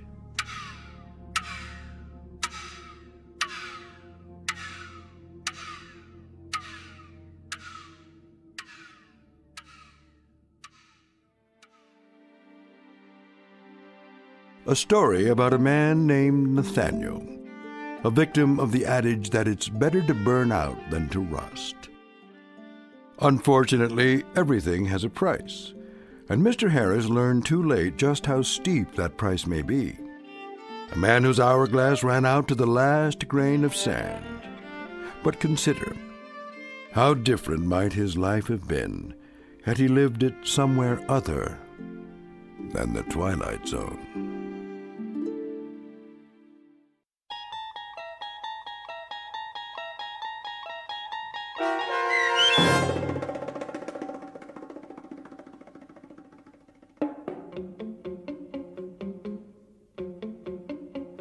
The 25th Hour, starring Mike Nussbaum with Stacy Keach as your narrator, was written for The Twilight Zone by Dennis Etchison. Heard in the cast were Steve Key, Fernette Lebo, Friedrich Williams, Lisa Wolfe, Joby Cerny, Carl Amari, Jim McCants, Patrick Francis, Doug James, Meg Thalken, and Jacob Goldberg. This copyrighted radio series is produced and directed by Carl Amari for Falcon Picture Group. Sound design, custom Foley effects, recording, and editing are produced in the Cerny American Sound to Picture Theater by sound designers Craig Lee, Bob Benson, and Tim Cerny.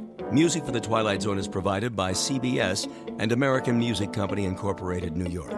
To learn more about the Twilight Zone radio dramas and to download episodes, including 6 free episodes on our homepage, visit our official website at twilightzoneradio.com. Doug James speaking.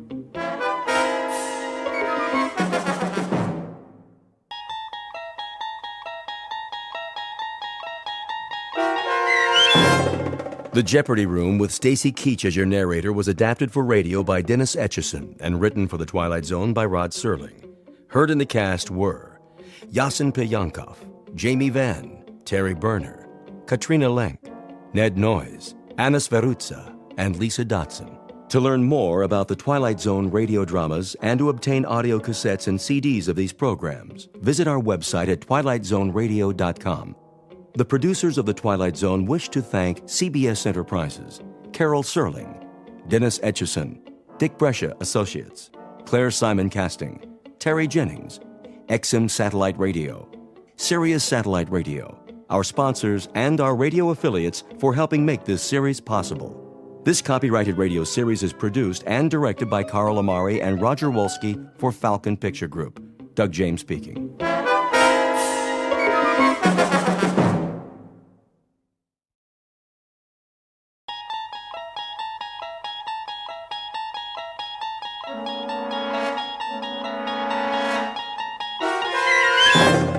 You unlock this door with the key of imagination. Beyond it is another dimension, a dimension of sound, a dimension of sight, a dimension of mind. You're moving into a land of both shadow and substance, of things and ideas. You've just crossed over into the Twilight Zone.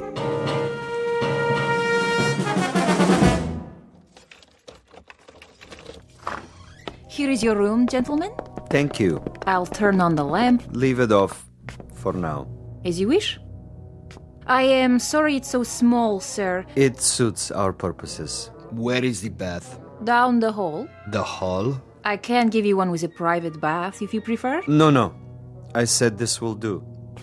I'm afraid the dining room is closed at this hour, but you may take a meal at the cafe down the street. We're not hungry, my friend and I. Then I bid you good evening. Good night. Check the window, Boris. You chose the right room. Of course. There is Kuchenko, in his room, across the alley. Binoculars? Right here, Commissar. Yes. See? The Major lies on his bed, but he does not sleep. He will sleep very soon. Give me one shot with this rifle. Not yet, Boris. That would be too easy. Easy? A clean kill. I have something more challenging in mind. Something along the lines of a game, perhaps. I don't like games. Not even a game of cat and mouse? What for? To make him squirm a bit before the hammer falls? We waste time, Commissar. Patience, my friend. Hand me the phone. Who are you calling? Hickory Dickory Dock. Front desk. Yes. Excuse me, but do you have a Mr. Kuchenko in your hotel? One moment. Sorry, no one by that name. But I happen to know that my friend is staying there. Perhaps he's registered under another name? Andreev? I'll check. Yes, Mr. Andreev, room 963. Very good. Will you connect me, please? Yes, sir. Look, he hears it. Of course he does.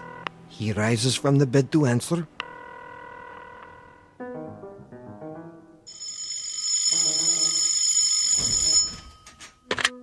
Yes? This is Major Kuchenko. Hello? Major? Are you there? Major?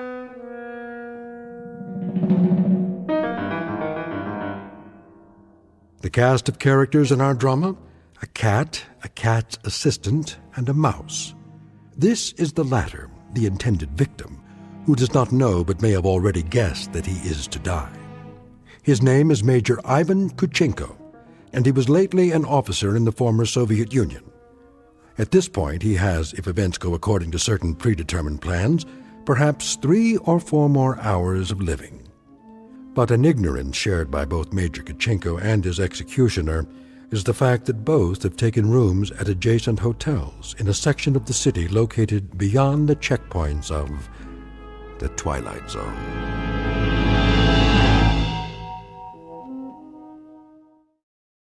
And now, The Twilight Zone and our story, The Jeopardy Room, with Stacy Keach as your narrator. This is Major Kuchenko? Who is calling? Major Kuchenko, you don't know me. Who is this? But I have heard of your recent arrival here. You have the wrong number. And I wanted you to know that you have friends in this city. Friends, you say? And they would be... Good friends, Major. Staunch friends. I know no one in this city. May I impose upon you to remain in your room for a little bit? Your friends will make themselves known. And who is this speaking? Is this a friend also? A good friend, Major. Not known to you yet, perhaps, but soon to become acquainted. And why must I stay in my room? We'll be making contact with you very shortly. For what purpose? Your welfare. Your well-being is our deepest concern, Major. Now, Commissar. Not yet, Boris. May I count on you to show some sense, Major? For your own safety, I urge you to remain in your room. You'll be seeing your friends before long. The mouse is in the trap. He stands at the window. Now, Commissar? Patience. But I have him in the crosshairs. I could make his head leave his shoulders at this range. That would give you pleasure, wouldn't it? A great deal of pleasure, Commissar. Just say the word. Even when he lies down, I can still see his head. I believe it, Boris. I know of your prowess, but put the gun away. Put it away? Lay it aside. For a bit. We're not going to kill him? Ah, the eagerness of the young. They do not sip wine. They gulp it down like a soft drink. They do not fondle women. They devour them. They do not sniff at the essence of a perfume. They try to jam it into their nostrils. But now, consider the window across the way. The gentleman will die without question. But I want him to die, Boris, with finesse, with subtlety, with a degree of thought and care. A killing is a killing. And if a man is to die, what does it matter how he dies? Ever been to a bullfight, Boris? A bullfight? No, Commissar. I've never had that pleasure. A bullfight might serve to make the distinction. In such a contest, if the matador kills with grace, that is considered a good death. So, there are good deaths and bad deaths, are there?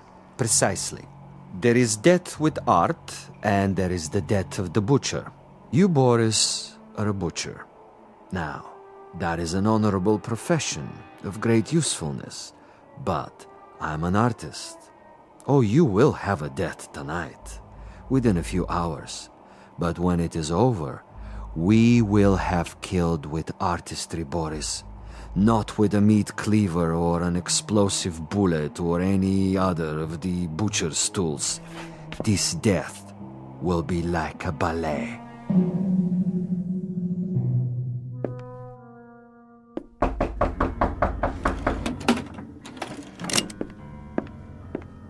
Yes? Major Kuchenko?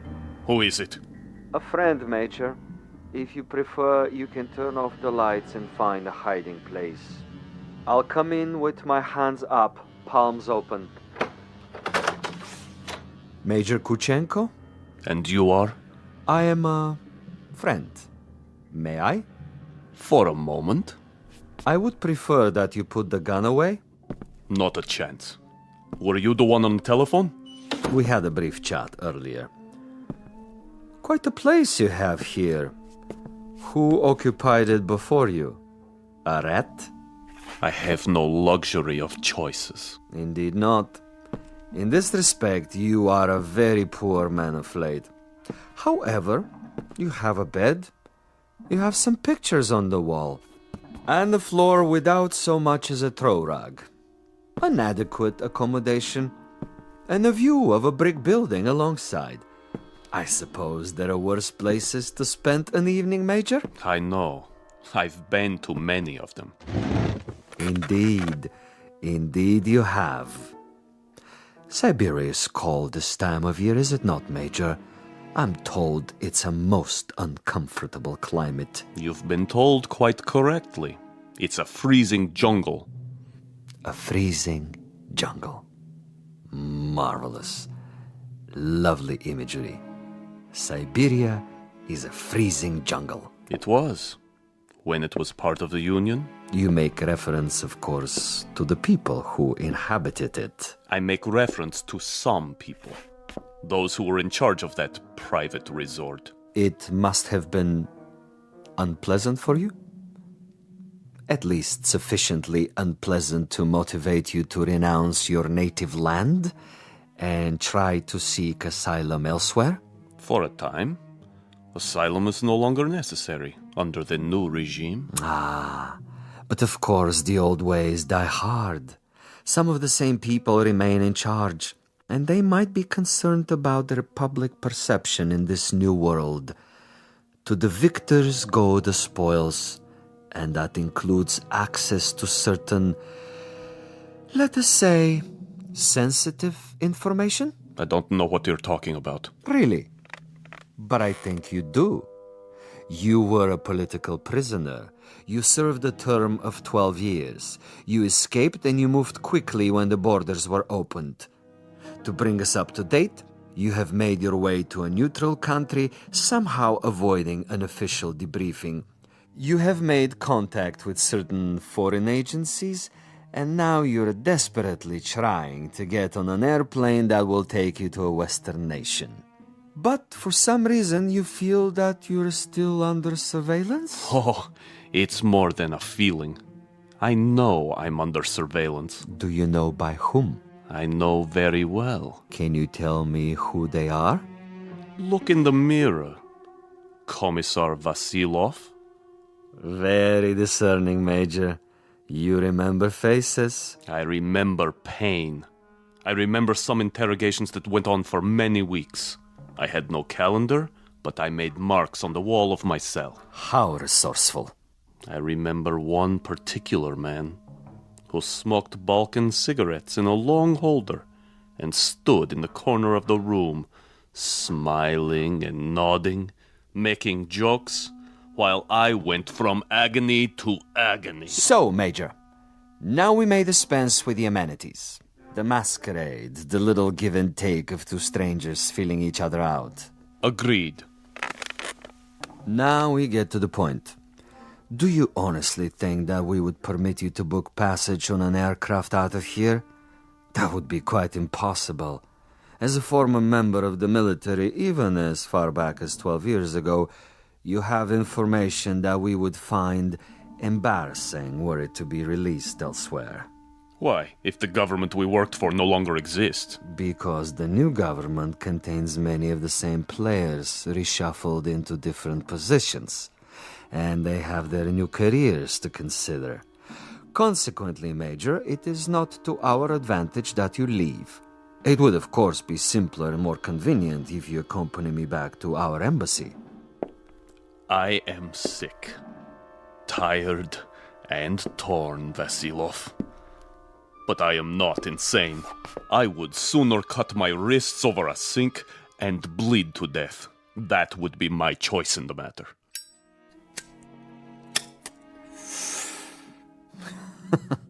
You surely can't be serious, Major. I'm rather a connoisseur of the several hundred ways for a man to depart the earth. And you can believe me when I tell you the cutting of the wrist is not a particularly felicitous modus operandi. Quite apart from the pain, which of course must be attendant, is the fact that one dies slowly, and because of this, he has to be an eyewitness to his own demise. No, my dear friend, I'm afraid we are of two minds about that kind of death. But enough. I have brought you a small gift. Consider it a peace offering.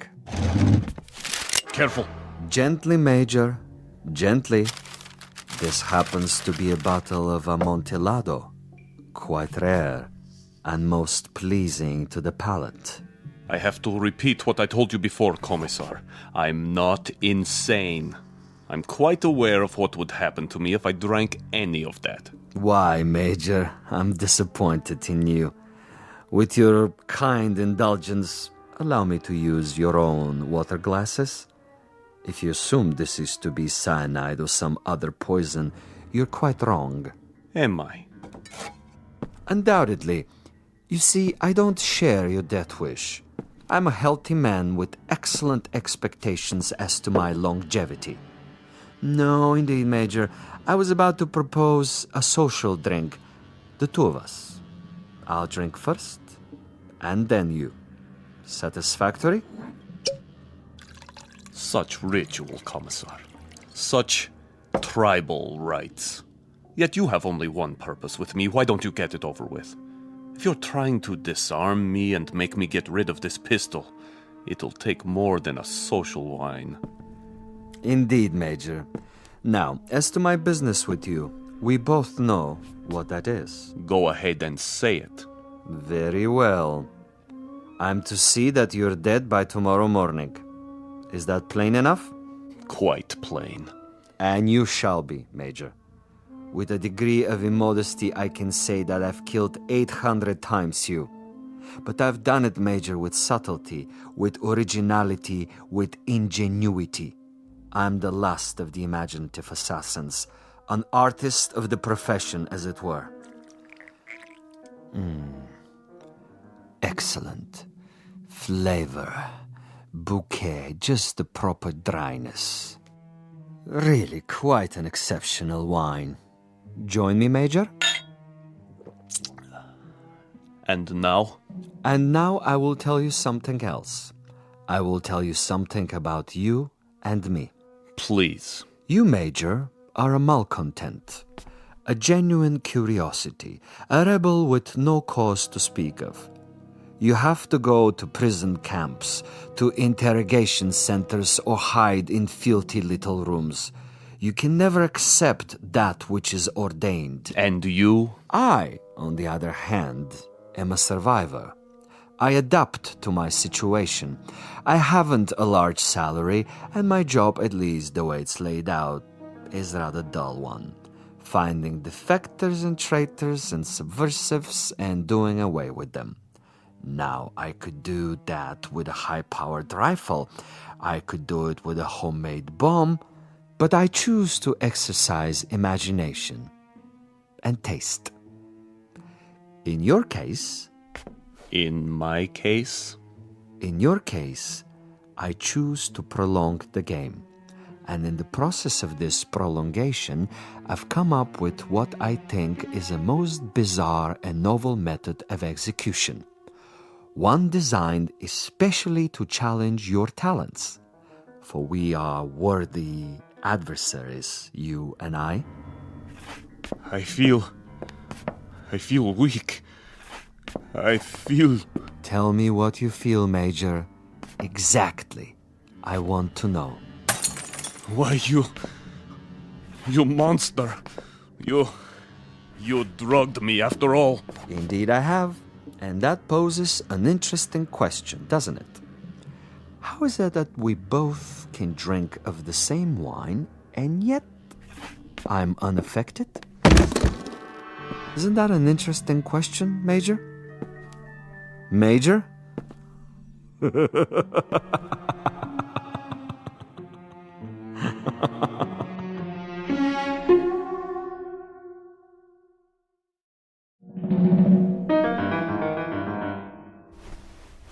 My head. He's gone. But I'm still alive. So he wants to play a game. And he has left something behind. What is this?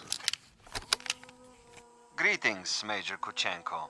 I'm an exceptionally good judge of men. Are you? And in my judgment of you, I made an assumption that you are sufficiently observant to see the tape recorder on top of your dresser and curious enough to play it. How could you resist?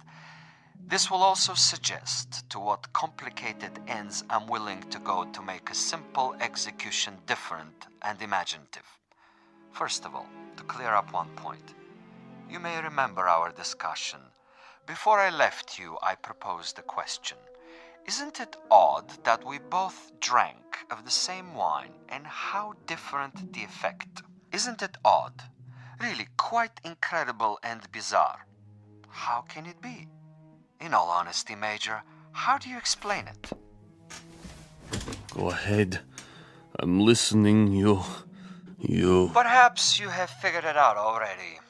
The truth is, I have been imbibing this particular drug for many years, a sort of experiment with myself as the subject.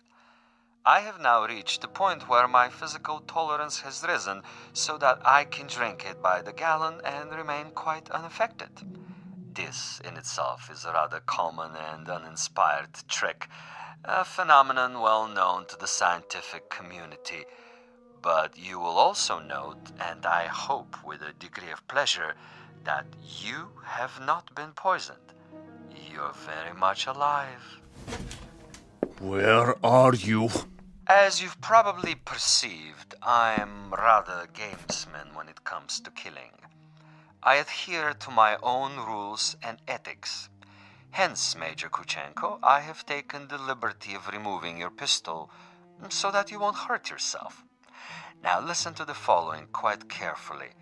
This is the game, and these are the rules. You have been asleep for roughly 3 hours. During that time, in addition to dictating this on the recorder, I have done the following. I have placed a booby trap in your room.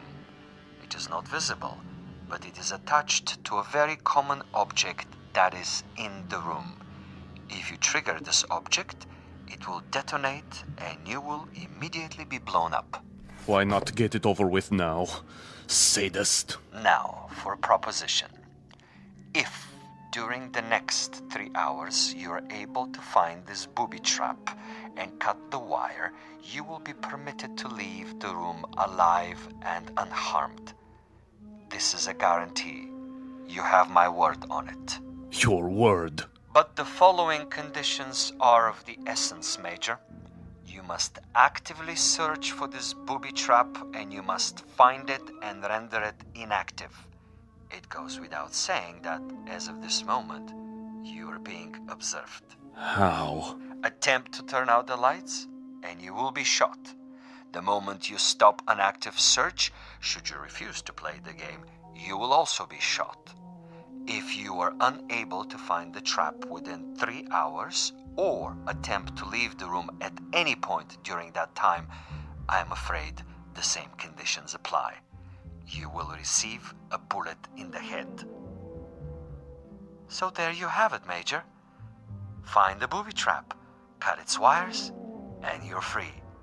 Fail to find it, or fail to look for it, you're dead. Look for it, find it, but fail to recognize it, you're also dead. Needless to say, Major Kuchenko, it is this latter occurrence that I rather expect and look forward to.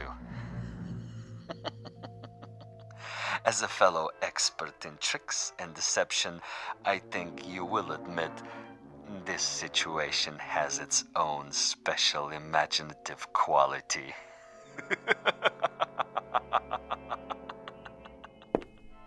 Where are you? Where are you?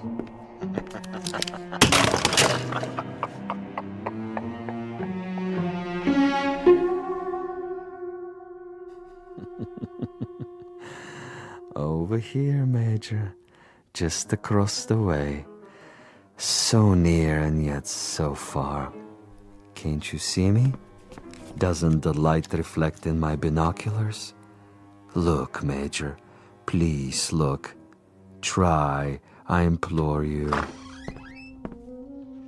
Where have you been, Boris? I brought food from the cafe. Food is of no consequence. Quickly, he's awake.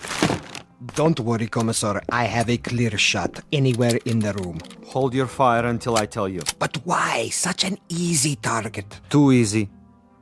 That is the difference between us, Boris. You are a marksman, but I am a gamesman. And the game is afoot. The picture frame? No. Too obvious. The ceiling. The light fixture. Possibility. Nothing. Oh, you think you are so clever, Commissar. So clever. The bed, then. Under the mattress. The bed springs? It might be. Not the chair, though. Still possible. Where? That would be telling. Go ahead and eat, Boris, before it gets cold. He's busy with the hunt for now.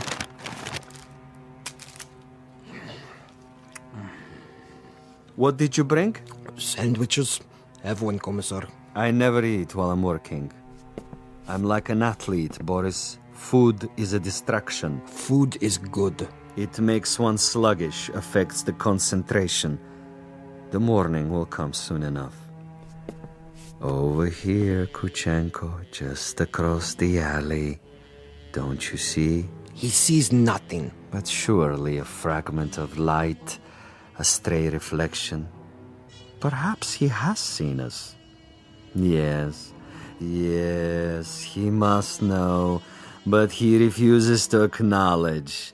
He is too proud. He knows he must do this on his own and will not give me the satisfaction. The bookshelf. Or the books themselves. Which one? An atlas? A novel? The Bible, of course. It's already been moved an inch, 2 inches. But the wire? Where? One way to find out. The bookcase itself, then. Behind the books. In the wood, the nails. Or under the floorboards. Wait, think. Where would I put it? You want a real battle of wits, Vasilov? You've got it. Think. 4 walls. Ceiling. Light fixture. Floor. A picture. Bed with frame. Box springs. Mattress. Headboard. A night table. Bookshelf. Dresser. Window. Desk. First the drawers. The top one. Slowly. Slowly.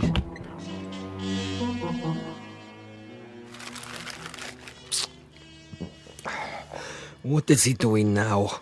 The desk. He's down on his hands and knees removing the 2 bottom drawers so he can see what's under the top one. Bravo, Major. Good thinking. Is that where you put it? The possibility exists. Look at him, glistening like a mackerel. He stops to wipe the sweat from his eyes. And? And now he looks under the top drawer, crawling on his back. Yes! I think he's got it. Let me kill him. Don't be a fool. There are rules. Now he sees a length of wire. He grasps it between his fingertips very, very carefully, and he has removed it. Something is wrong with the bomb? I doubt it. Then it was not in the drawer? Oh, there is a piece of coat hanger I placed there. A decoy. A drawer would be common, uninspired. And I'm not, you'll forgive the immodesty, a common executioner.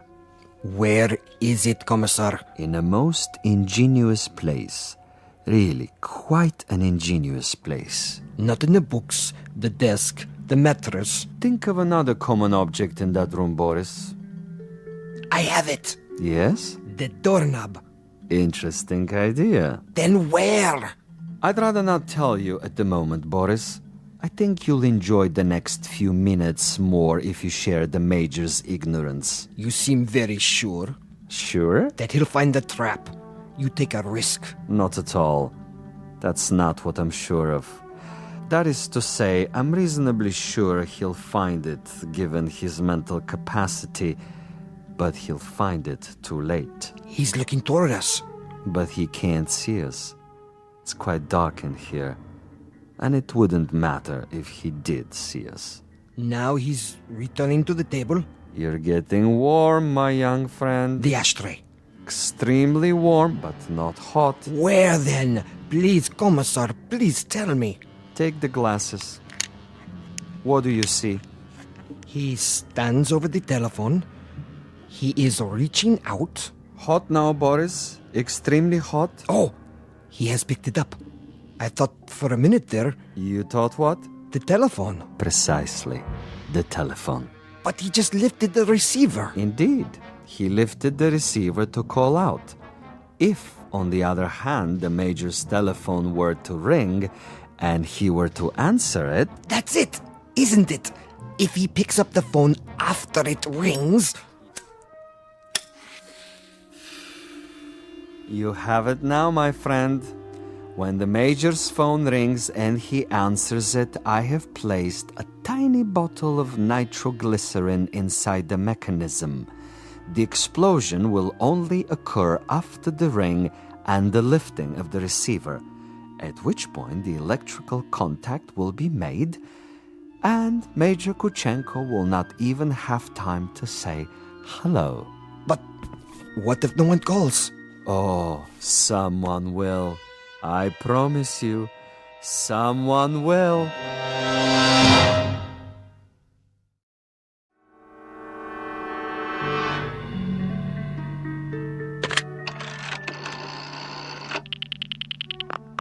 front desk. This is the party in 963. I was wondering Yes, sir?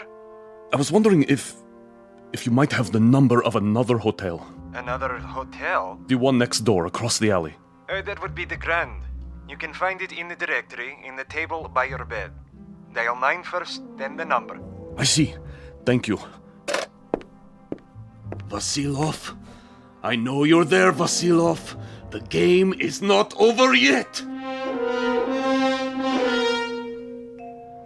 Do you have the time, Boris? What? The time. 10 minutes to 5. Almost done, Commissar. He's tried almost everything. He has 10 more minutes. Hadn't I best go over there now and finish it? No, my young friend. That would be impetuous. It would also be a bit embarrassing if someone were to see you. At this hour, the streets are empty. Quite apart from the fact that I wanted this to be imaginative, I also wanted subtlety. I should like our quarry to die in his room without our being there. Opportunity is running out. Then I do believe that it's time to, shall we say, accelerate the process?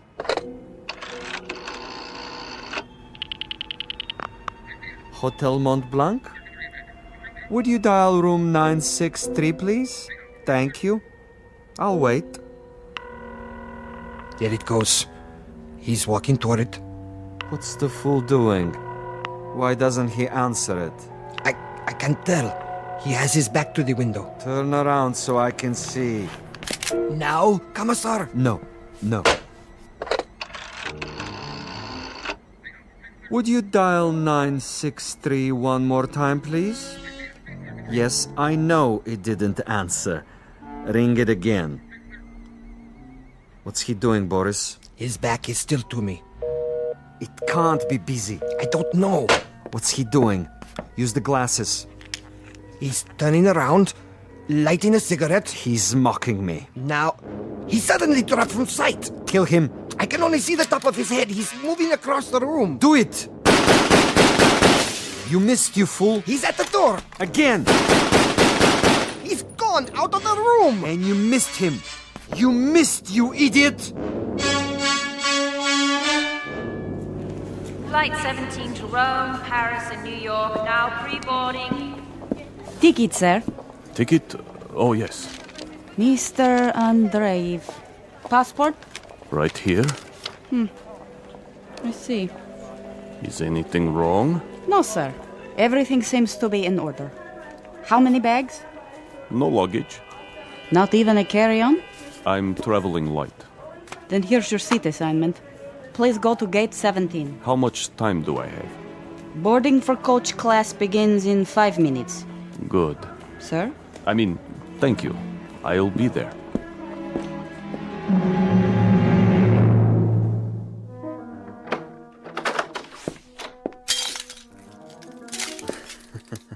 What a mess he left behind. Like a pigsty. He tore the bed apart. And the furniture. Oh, just look. Oh, even my poor little tape recorder. Commissar? Yes, Boris? It would have been better, wouldn't it?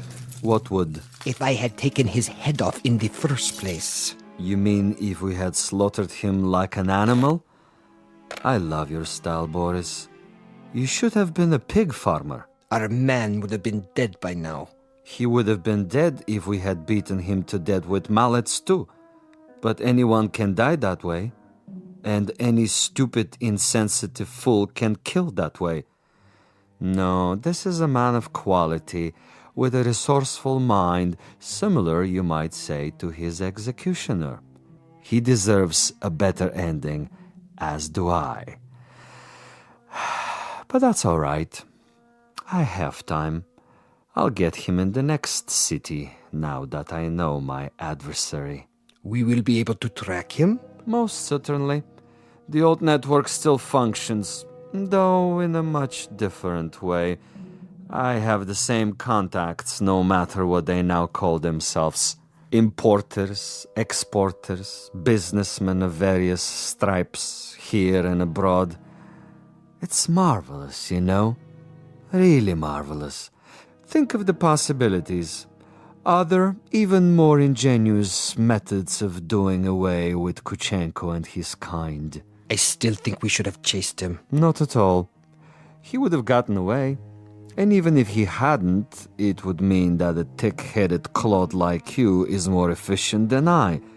And this I reject, Boris. This I reject in toto. Look at this. A bottle of wine. I can only find one glass. Throw it away. One drink, Commissar. I said no. But there is more than half left. This is not for you. But why? Do you know much about Amontillado? I know about vodka. Of course, you and all the other potato growers. Give me the glass. Here. Believe me, it wouldn't agree with you. It's an acquired taste. Yes, Commissar. If you say so. I say so. There are some secrets that you're not ready to learn. But in time, Boris. In time. For now, I need you awake and alert. That's right. I do what you say, as always. But so far, your methods are not very effective. The men who pay us, they will not be impressed. And you will make a report? Only I can do that. I am the one they listen to. I can request another assignment. You're free to do so. Until then, I take no further orders from you.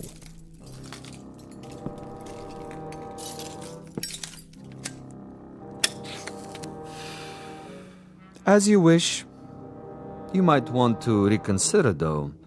The resort in Siberia may be closed, but there are others. We have allies. All it would take is a single phone call. Comrade Boris, uncooperative, recalcitrant, unwilling to follow instructions. In this new order, there are not many positions for the uneducated, the blockheads with families. Yes? Well, You want to say something?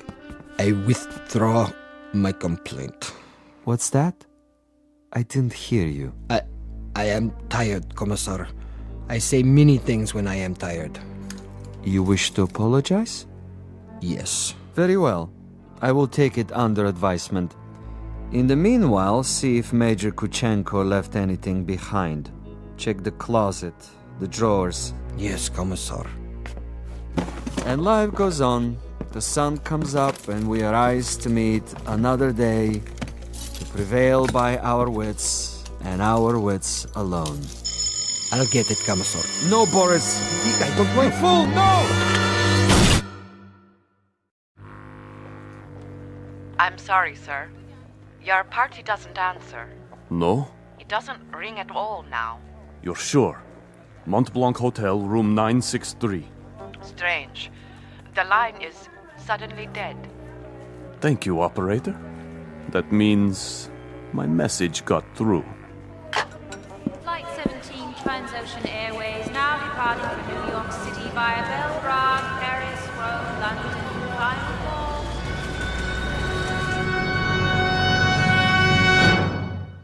Major Ivan Kuchenko on his way west, on his way to freedom. A freedom bought and paid for by a most stunning ingenuity. Exit a gunman named Boris and one Commissar Vasilov, who forgot that there are two sides to an argument and two parties on every line. This has been a collect call, placed direct to you from a phone booth located somewhere in the Twilight Zone. More from the Twilight Zone after this. You are about to enter another dimension, a dimension not only of sight and sound, but of mind, a journey into a wondrous land of imagination. Next stop, the Twilight Zone. Hi, this is Stacy Keach. I'd like to take a moment to tell you about our Twilight Zone website at twilightzoneradio.com. At twilightzoneradio.com, you'll find the latest information on these Twilight Zone radio dramas, including behind-the-scenes photographs, plus the newest product releases, trivia contests, ways to contact us, other Twilight Zone-related info and merchandise, plus links to other fascinating websites. So make your next stop twilightzoneradio.com. Visit TwilightZoneRadio.com to purchase these Twilight Zone radio dramas on cassette and CD, or call toll-free 1-866-989-ZONE. That's 1-866-989-9663.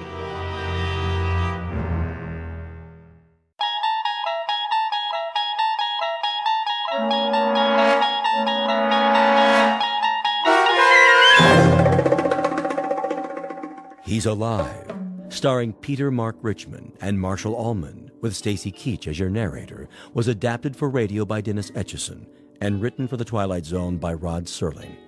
Heard in the cast were Roger Mueller, Jason Bradley, Christian Stolte, Doug James, Jeff Lupetin, Amanda Amari, Elizabeth Lido, Vince Amari, Alex Sopner, Frenette Lebo, Carl Amari, Kurt Nabig, Peggy Roeder, and Jason Mallow. This copyrighted radio series is produced and directed by Carl Amari and Jason Mallow for Falcon Picture Group. Doug James speaking.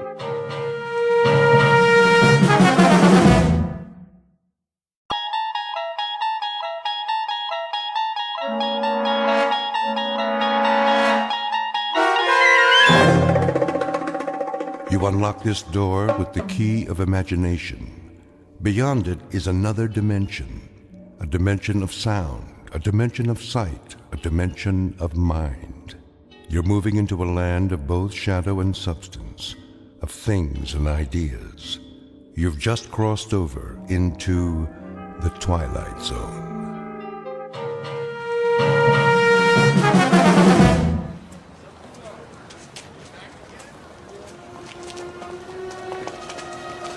That looks like a good spot. Where? Up ahead on the corner. Yeah, we'll set up some boxes. I don't know. It's perfect, I tell you. All these people taking a walk after dinner, they'll listen. Oh, they'll listen, all right. Just hand out the pamphlets for now. I have to work on my speech. What speech? You don't need one. Just say it the way you say it to us. These people, they don't know what we stand for. So tell them, Pete. We'll make sure they listen. Put the flag up against the building. Which one? Both of them. Ours and Old Glory. The big two. There's some boxes. You can stand on them. I'll go set them up. Man, oh man, this is gonna be the night, huh, Pete? Well, I guess it's now or never. Got that right. How's my uniform look? Here, straighten your tie. The cap, the boots, perfect. You look like a leader. Big time. Go, Pete. Give him a dose of the truth. Hey, mister. Excuse me, little girl. Are you in the army? No army you ever heard of, sweetheart, but you will. My daddy's a lieutenant. Are you a lieutenant? Better than that, kid. A lot better. Now stand back. You're in the way.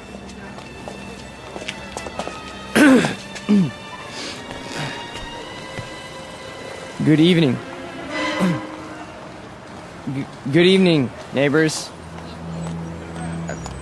I have something of great importance to tell you. If you'll all gather round. Neighbors? Who's neighbors? Yeah, we're not your neighbors. I never saw him around here. Yeah, me neither. Look at those crazy outfits they're wearing. Yeah, they look like real idiots.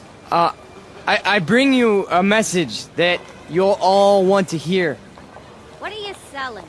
Vegetable choppers? Because I already bought one. It's...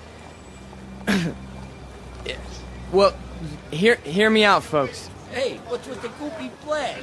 Yeah, it's got lightning bolts on it. Well, maybe they're looking for a few good men for Halloween. I want to talk to you about international communism and the secret masters of the World Bank. I'm not joking, neighbors. Do you know who's really behind it? Look at our economy. It's falling apart. It's because of the bankers. That's right. The economics of the world, now, then, and forever, have always been the breeding ground for a certain type. An insidious type. The worshippers of the golden calf, whose religion is gold, whose loyalty, first and foremost, is to money, and only money. And we know who loves money more than anyone else, don't we? We know what tribe. He's just getting warmed up. Yep, in a minute he'll have him in the palm of his hand. The tribe of traitors. And they're here, in our homeland. They're in Washington. Those swine have captured the reins of government. Yeah, they're rotten apples, and I got an apple for you. Hey, knock it off, people. Yeah, show some respect. I'm talking about traitors. Listen. Boring, boring. Ice cream. Get your ice cream. I want one. Come on, Angie. We'll both get one. Then we'll go home. Yeah, there's nothing happening here. No. Listen to this. What about foreigners? Huh? Foreigners. Take a look at the way that they're controlling us. The lines lead directly to Palestine and to the Vatican. Yeah, I've had about enough of this. Let's go. It's a conspiracy, I tell you. A conspiracy of men who aren't like us. Yellow men, brown men, black men. They come here and they infiltrate our economy. They're right here on our doorstep. If there's anybody sitting on your doorstep, buddy, it's the man in the white coat. Here, take a tomato with you. You think that's pretty funny, don't you? You think it's funny that your country can be sold out? That they can sell out your flag and your birthright? You think that's funny, huh? Well, the day will come. Oh, shut up. Let him talk. What's the matter? No more big talk? He's just a scrawny kid with a big mouth. Real big. As long as he got a couple of punks to protect you. We gotta do something. Where's Nick? Go on, get out of here. Back off. This here's a real American. Yeah, a real jerk. Why, you? Get out! Cut it off! Cut it off! Right now! Portrait of a Bush League Führer named Peter Vollmer, a young man who feeds off his self-delusions and is left perpetually hungry. Like his goose-stepping predecessors, he searches for something to explain this hunger, to rationalize why the world passes him by without saluting. In his own twisted and distorted lexicon, he calls it faith, strength, truth. But the particular brand of truth he seeks can be found in any sewer. Peter Vollmer doesn't know it yet, but he is about to ply his trade on another corner, an intersection in a strange shadowland called the Twilight Zone. And now, The Twilight Zone and our story, He's Alive, starring Marshall Allman and Peter Mark Richmond, with Stacy Keach as your narrator.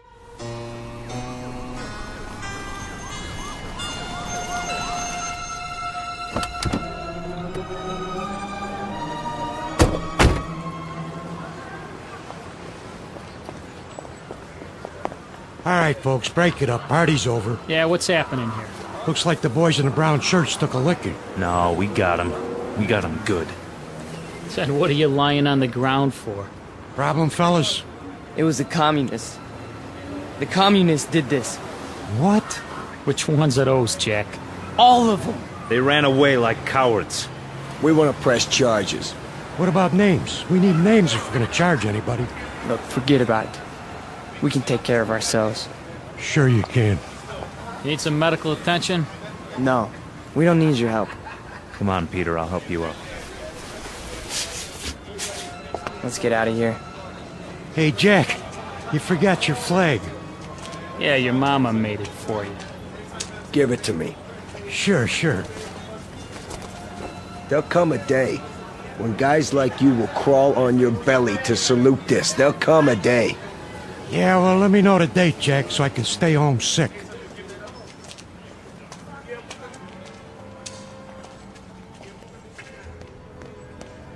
Hey, Pete! Pete! Are you okay? Yeah, we're fine. What are you doing in the alley? They cornered me. Must have been 10 guys on top of me. It was all I could do to get away. You sure that's what happened? Sure, I'm sure. Oh, mean crowd, Pete. You get a hot night, and you always get a mean crowd. Remember when I was telling you that? Remember when I was telling you that every time you get a hot night... All right. Okay, Pete. Okay. Why? I tried.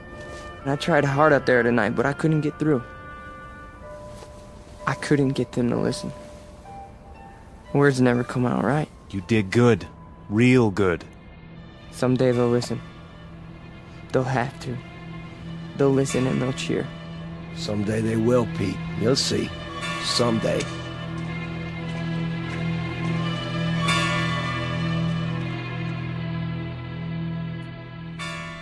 Now, hold still. It's only a cut, not a mortal wound. Wash your face when you get home and put some iodine on it. I think you will survive. Now, do you want a cup of coffee? I'd rather have a drink. A drink, is it? May I have a drink, Ernst? I have some wine. Will that do? Yes, please. Very well. You are a man now.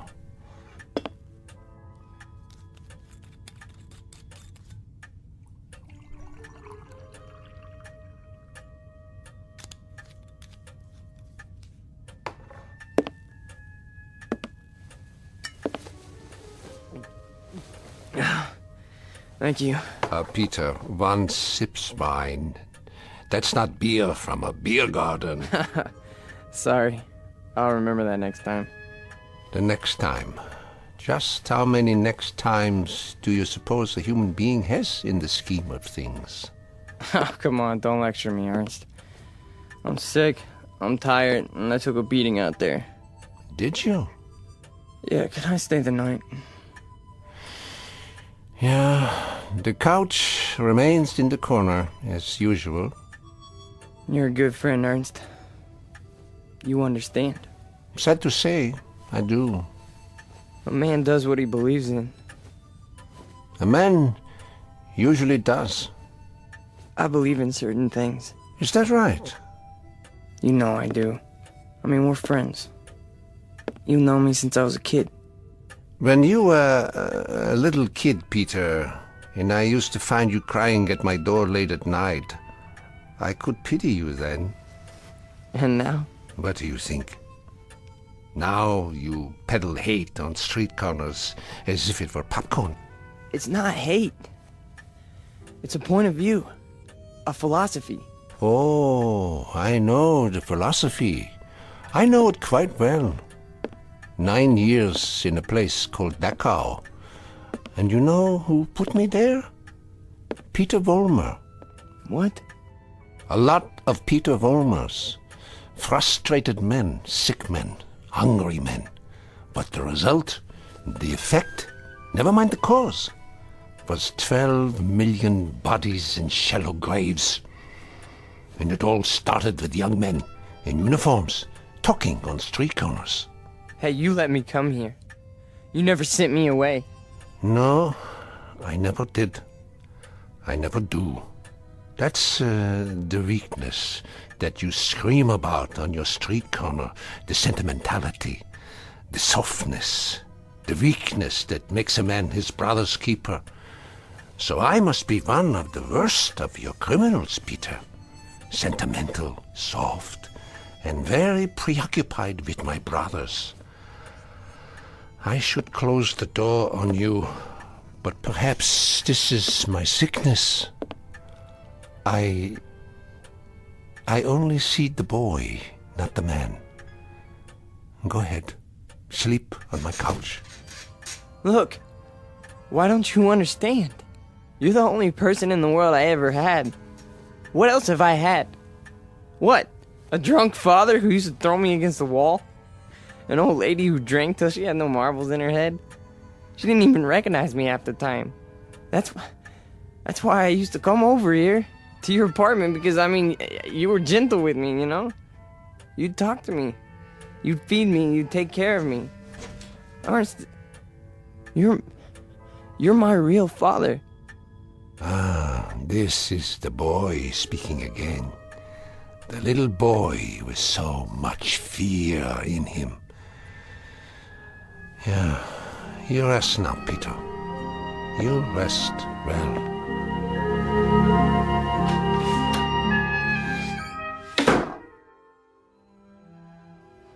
No. No. No. No. No. No. Wait. I'm dreaming.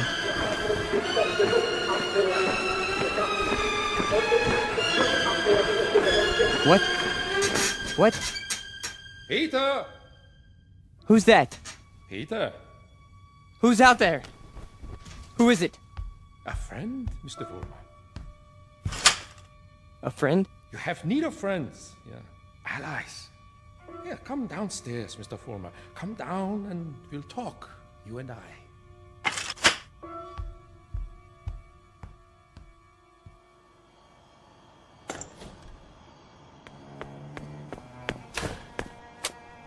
Hello, Mr. Vollmer.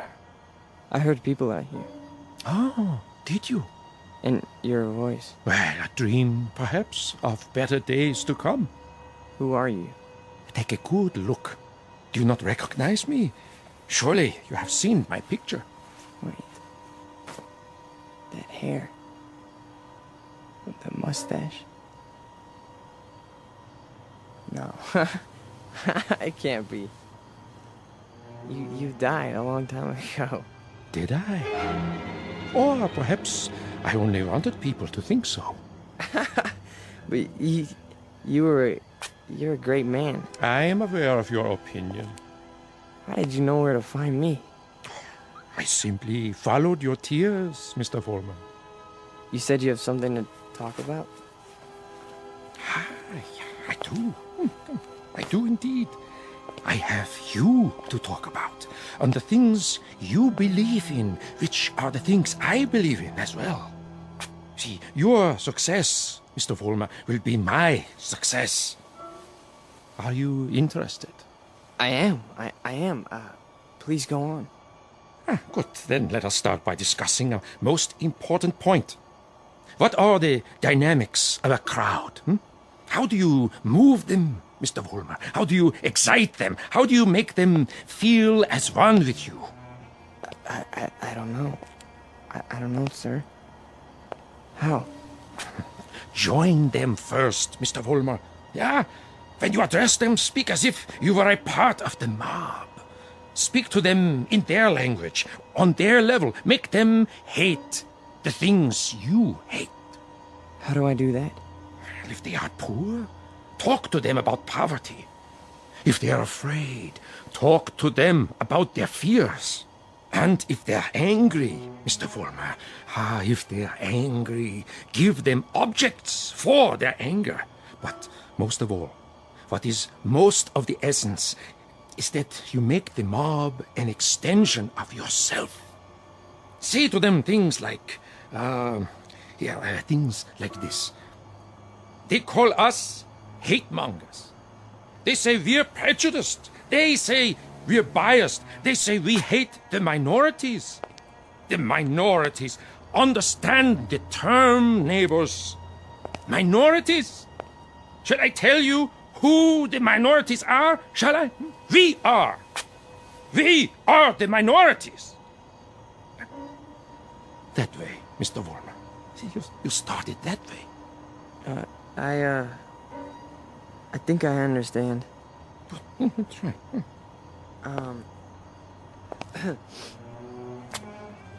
Neighbors. Neighbors. They call us hate mongers. That's it. That's it. More. They say we're prejudiced. They say we're biased. Yeah. Now you have got it. Go on. The minorities? Understand the term, neighbors. The minorities. Shall I tell you who the minorities are? We are the minorities. Because patriotism is the minority. Because love of country is the minority.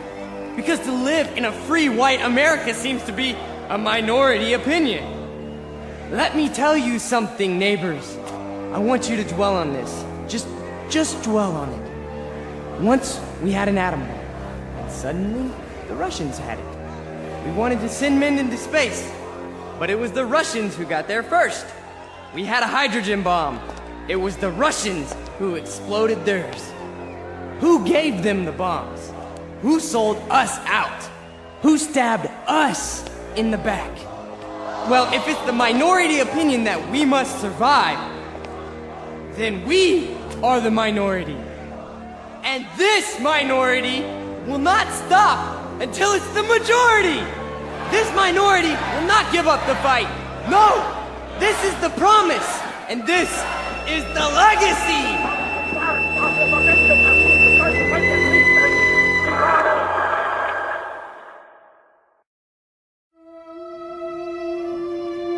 Look, I'm not gonna wait much longer, you understand? Gibbons, cool it.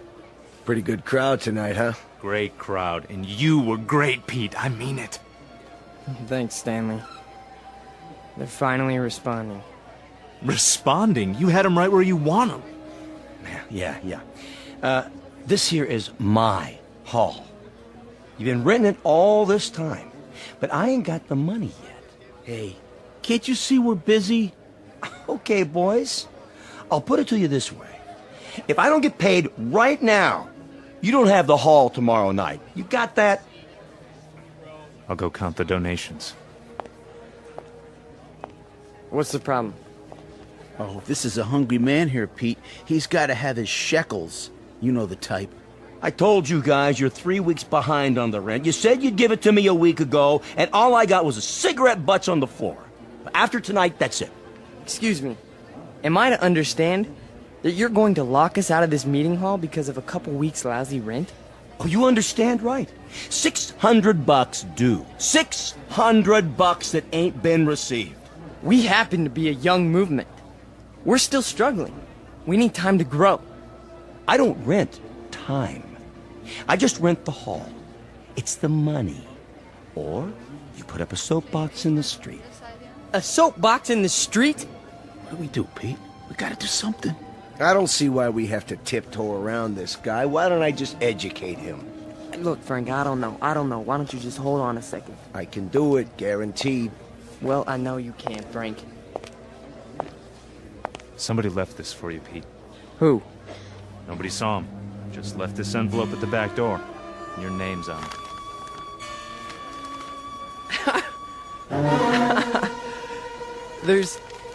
There's money inside.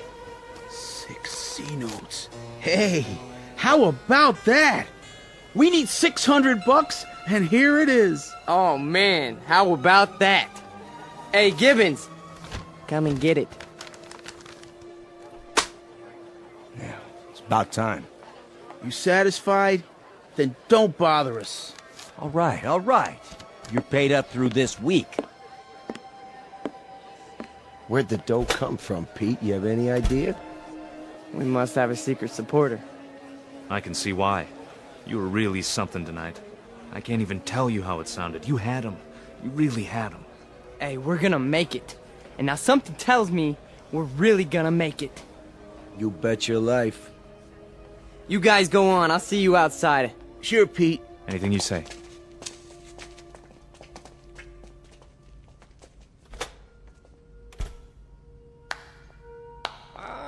Excellent performance, Mr. Vollmer. Yes, very effective. Very effective. You learn quickly. Well, thank you. I didn't know you were here. I am always here. Pleased to be of help. You learned the style very well. You delivered it precisely as I told you. I'm very obliged. And the money? Oh, it was the least I could do. We couldn't have you thrown out into the streets, yeah? I happen to feel that your work is very important. You're with us? With you? Oh, Mr. Vollmer, you might say I am you. Now, I have some suggestions. I'll continue to give you speeches, but there's a matter of importance that must be taken care of. What is it? An expedient, Mr. Vollmer. Oh, you might call it a cause célèbre. Something to cement the organization together. I don't understand. The organization needs a martyr. A martyr? How do we find a martyr? You don't find one, Mr. Vollmer. You choose one. You pick out the one of least value, and you make him a symbol. You wrap him in a flag, and you make his death work for you. Find a man, Mr. Vollmer, who has no worth while he's alive, but who can serve you when he's dead. Like who? Oh, surely there is such a one. Pete, they're waiting. Be right there, Nick. Okay. Thought I heard voices. You talking to somebody? No. I'm just practicing my next speech. Look, hey, tell Frank to come in here, would you? Right away. Alone. Sure thing, Pete.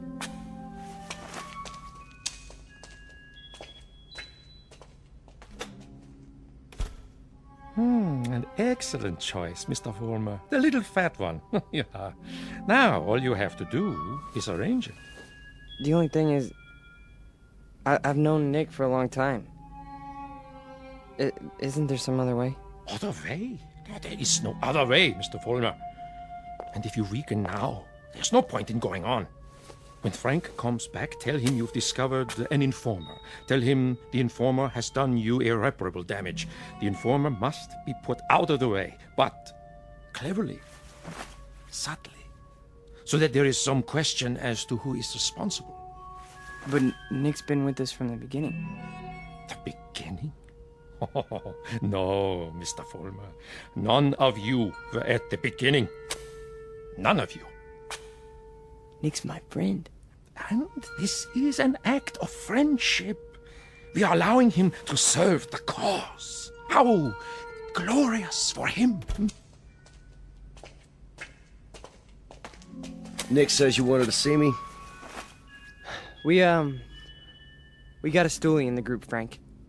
A stoolie? Yeah. Nick's been talking. And I think he's working for the police. No. I know it to be a fact. Everything we've done, everything we've said, Nick snitched on us. Are you sure? Beyond a shadow of a doubt. Well, what do you want to do, Pete? Get rid of him. Get rid of him so that it looks like somebody else did it. Make it look like someone who hates us. I understand. I understand, Pete. You call it, you got it.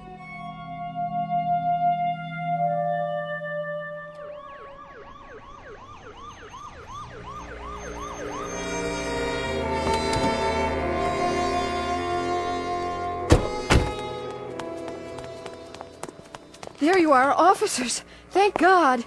Stay calm, ma'am. Now just tell us, where's the spotty? Over here, in the alley. Shine your flashlight on it. Look at all that blood. Somebody did quite a number on him, huh? I've seen him before. It's one of those young hooligans. You can tell by the uniform.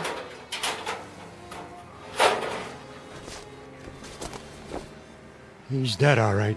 Call a meat wagon. What was this one's name? Wait a minute. There's a note pinned to his chest. What does it say? A good fascist. What do you suppose that means? One of their enemies must have put it there after he beat him to death. Yeah, but which enemy? There's a lot of them around here. Fewer and fewer every day.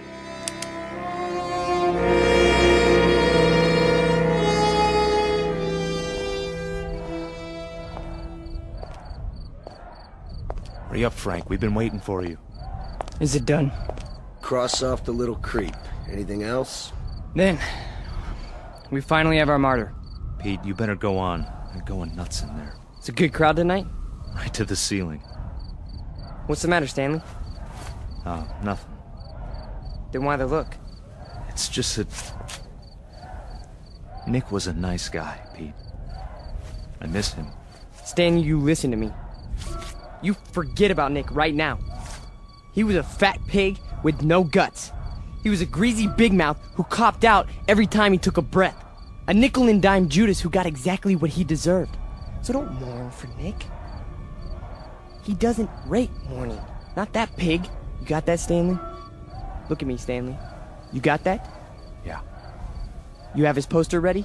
Blown up bigger than life. Just like you said. Good. When I give the signal, unveil it behind the podium.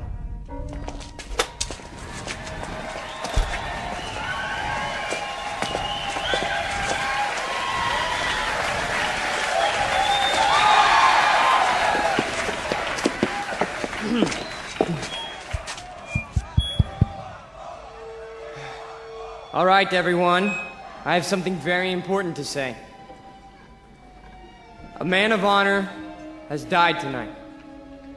A decent, courageous fighter for the cause of freedom. He gave his life. He gave his life for us. Some skulking assassin murdered him. But friends and neighbors and co-fighters, Nick Bloss did not die in vain. They stilled his great heart, but they could not stifle his memory. They could not obliterate his courage. They could not wipe away his honor. He lives, my friends. He lives in you, and he lives in me. He lives deep in the gut of any human being who believes that the United States of America should be free, should be untainted, should be free from the mongrels who try to enslave it. Now, Stanley, look at this portrait of Nick Bloss in his uniform. He wore it proudly. He died for it. And you and I, neighbors, we will live for it!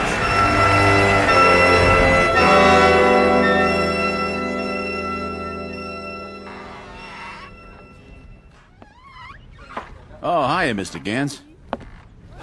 How do you do? How are you tonight? Oh, I'm very sober, unfortunately. Beer? Yeah, if you please. Boy, listen to him across the street. Guy's got a voice on him. And I knew it when it was only a whimper. That's a wild kid, that one. Used to be people would laugh at him, but lately he gets the crowd. Not many people laugh now. Say, you know him, don't you? Yeah, since he was a child. A silent little boy with very little to say. But now, I've been here before. Oh yes, I've seen and heard it all before. That was another time, Mr. Gans. Another place. Another kind of people. That stuff doesn't go here. That's what we said, too. They were brown shirt scum. Temporary insanity. Part of the passing scene. Too monstrous to be real. So we ignored them. Or laughed at them. Because we couldn't believe that there were enough insane people to march for their cause.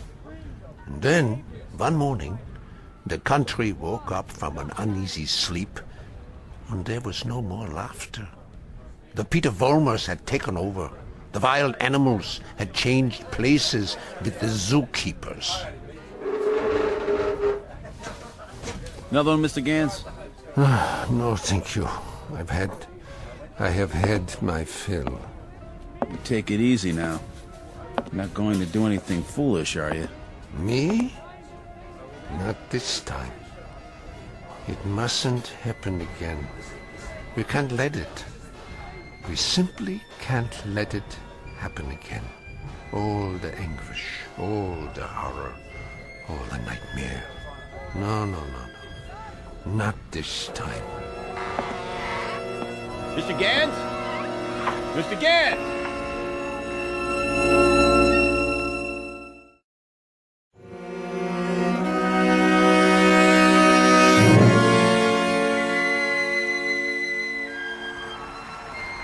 And so I tell you, my friends, we will take it to the streets.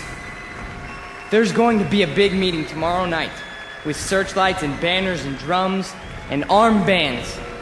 For every one of you who wants to join us, we have armbands. And soon, very soon, we will have uniforms for all of you.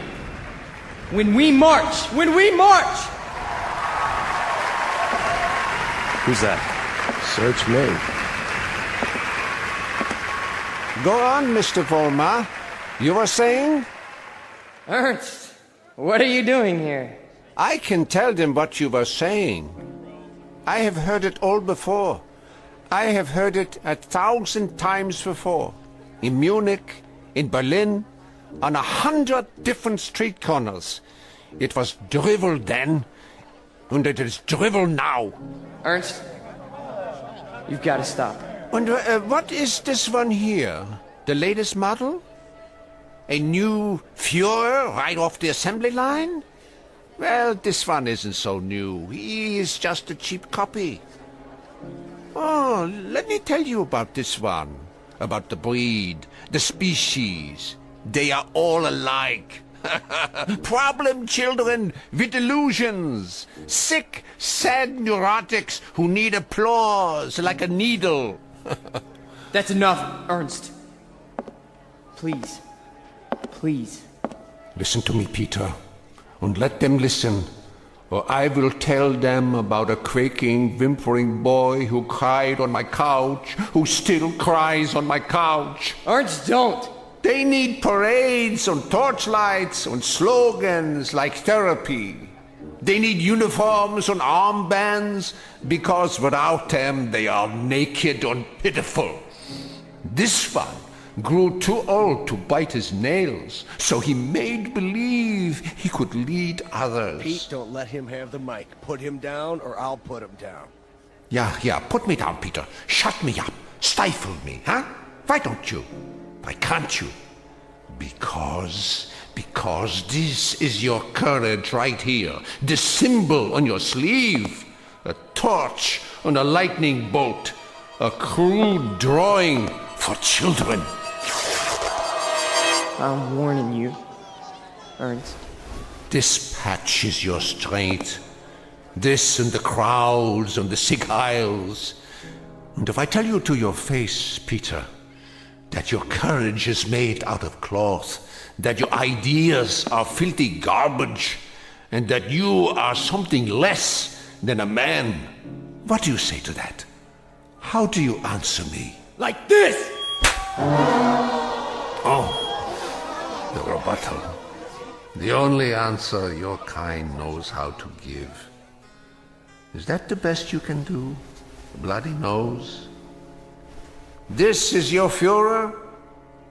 He is yours. I give him to you. A gift from the sewers.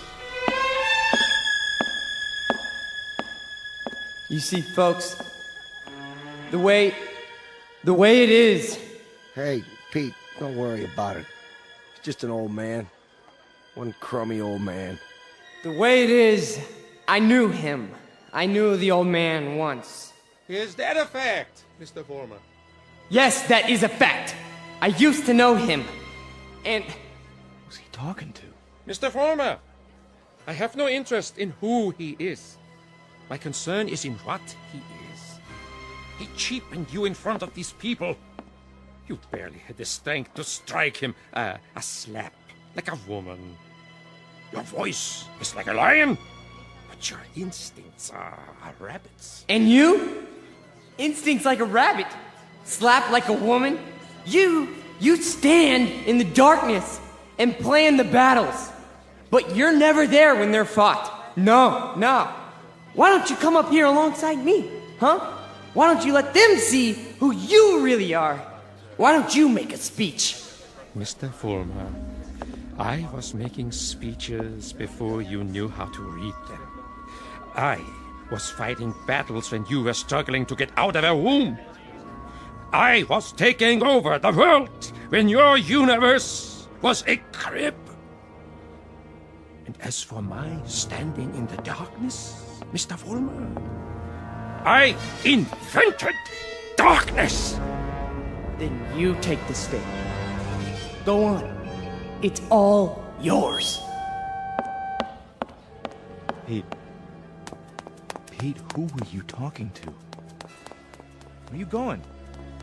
You can't run out.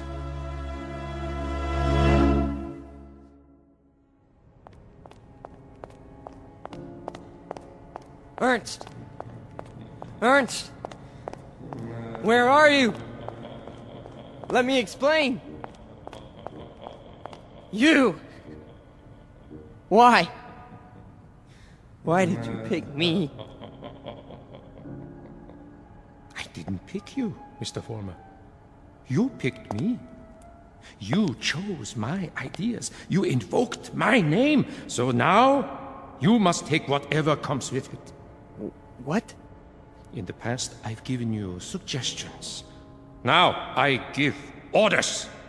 Orders? What do you want me to do? From now on, you must be built of steel. No soft gaps of sentiment. Steel, Mr. Vollmer. The way we handled Nick, and the mobs and the speeches. And gradually, bit by bit, we shall forge something strong, something powerful. Just as I did before, with my own hands. With my own hands! The old man, the Jew, he'll be back again tomorrow night, the next night. I know him. I know the type. We sent them into the ovens. But always, there was a handful left to point a finger. His kind, Mr. Vollmer, his kind are dangerous. See, they talk, they think, they plant seeds, they hold us back. Here, take this. What is it? What do you think? A Luger 9mm pistol.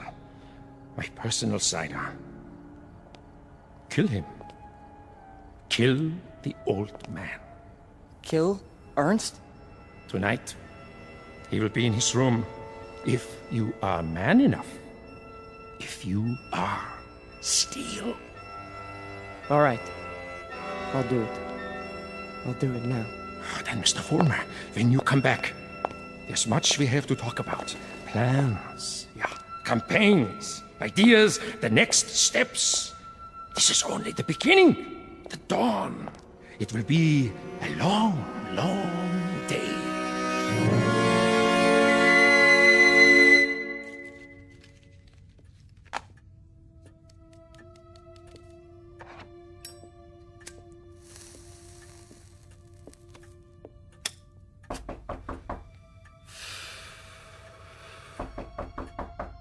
Yeah? Come in. Ah, I thought it was you. You wouldn't listen to me, Ernst.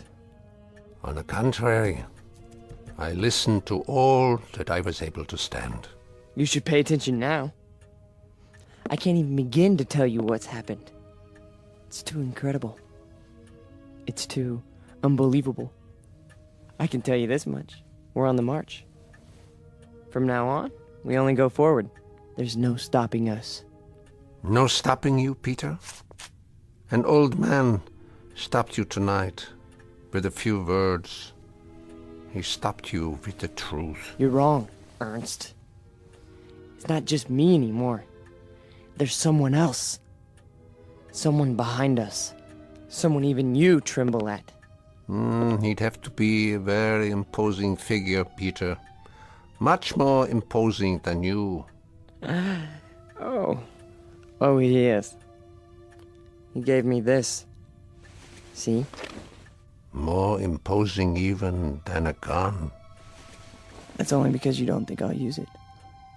Which only goes to show that you don't know me. I know you, Peter, I know you. From a ravaged little boy wanting love to a torn man looking for respect, identity. I don't feel you. So you may do what you have in mind at any time you wish. With this one last reminder. You can never kill an idea with a bullet. Never. No. I'm all steel now.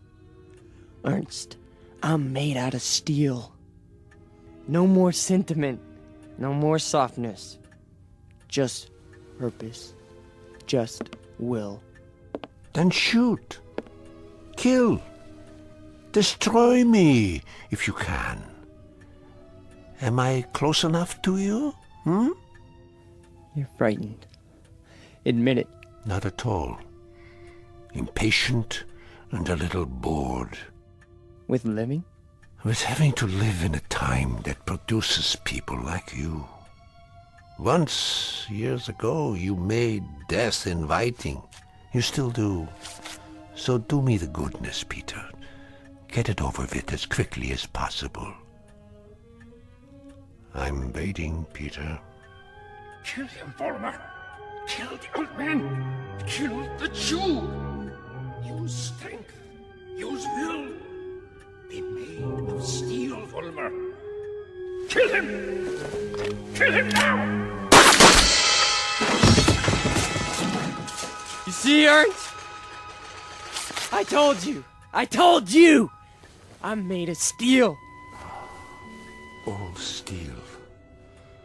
All strength. But at the expense of things that most other men have.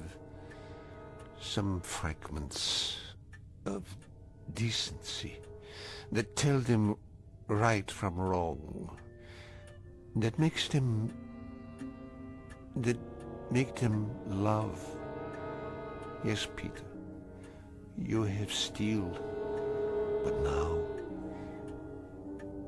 you have no heart.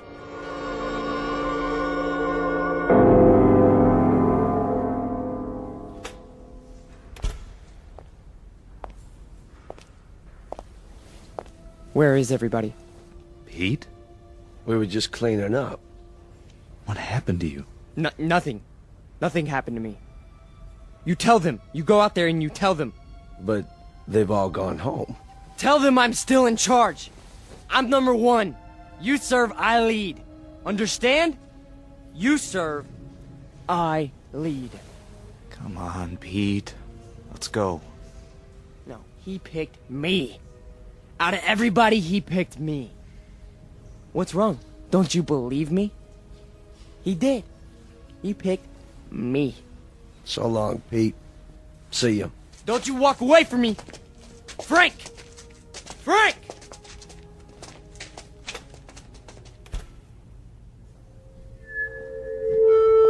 Who's there? Who is that? Volmer? You. I did what you said. Sentimentality, Mr. Volmer? None! Steel? Steel. And no regrets? None!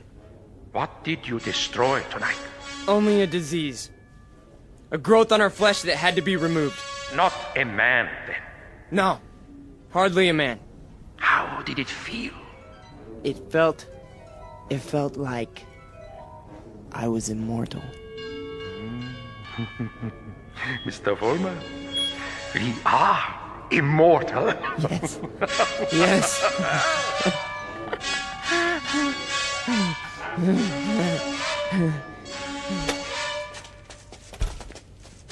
There he is. Don't move. What do you want?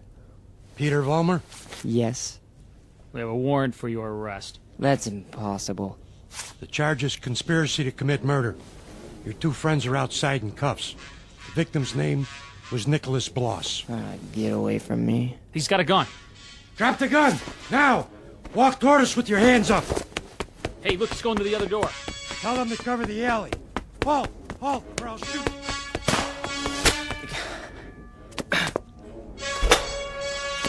Hold it right there!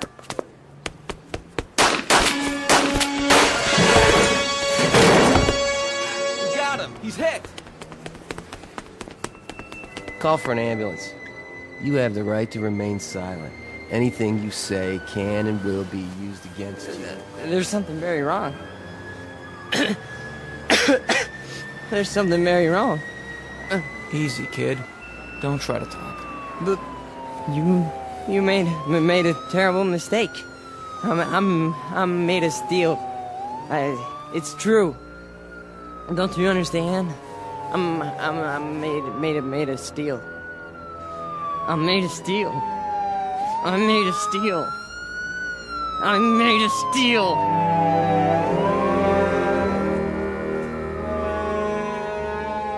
Where will he appear next? This phantom from another time, this resurrected ghost of an old nightmare. Chicago? Los Angeles? Miami, Florida, perhaps. Vincennes, Indiana. Syracuse, New York. Any place, every place where there's hate, where there's prejudice, where there's bigotry. Because he's alive. He's alive so long as these evils exist. Remember that when he comes to your town.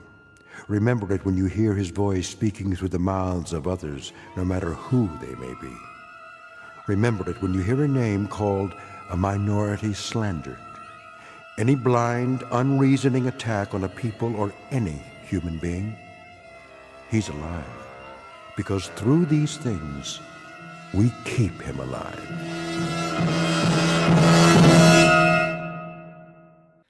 The Twilight Zone continues in just a moment. You are about to enter another dimension. A dimension not only of sight and sound, but of mind. A journey into a wondrous land of imagination. Next stop, the Twilight Zone.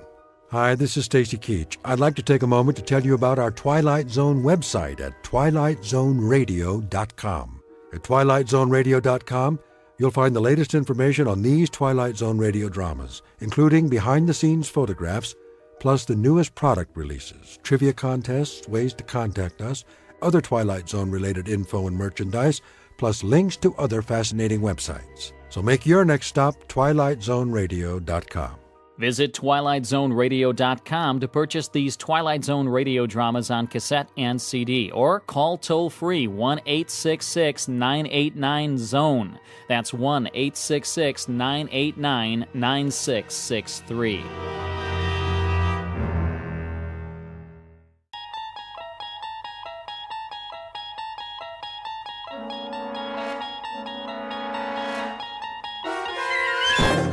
You're traveling through another dimension. A dimension not only of sight and sound, but of mind. A journey into a wondrous land whose boundaries are those of imagination. Your next stop, the Twilight Zone.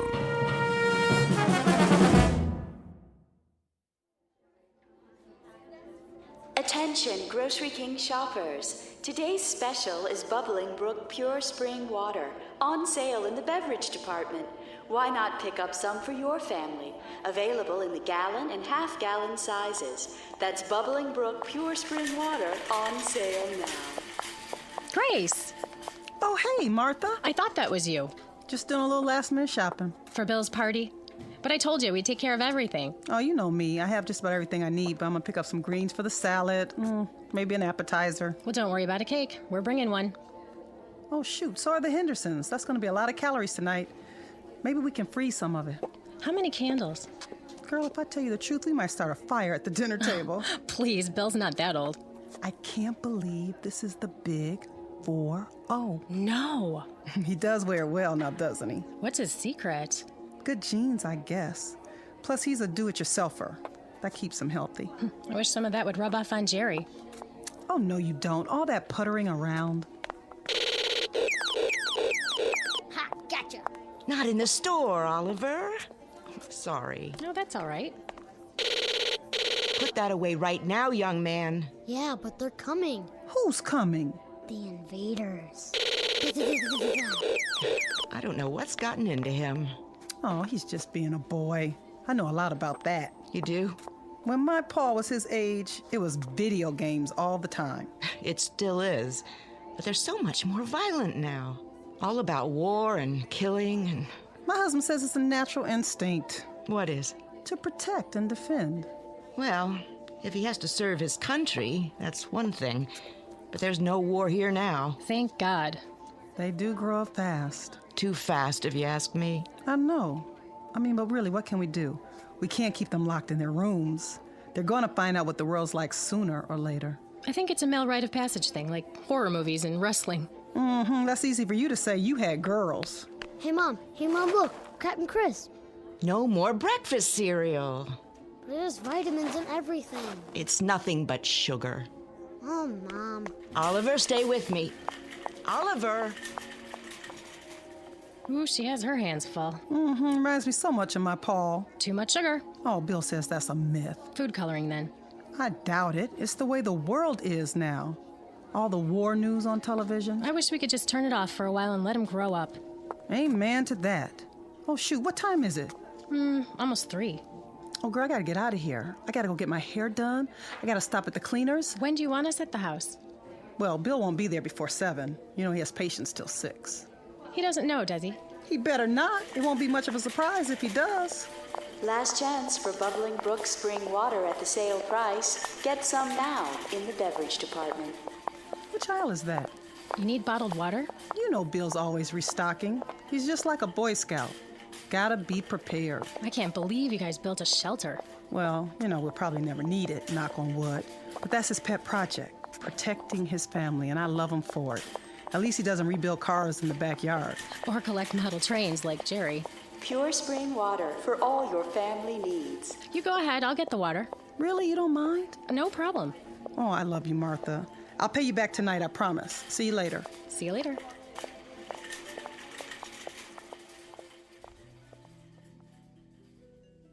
Welcome to Friday afternoon in suburbia.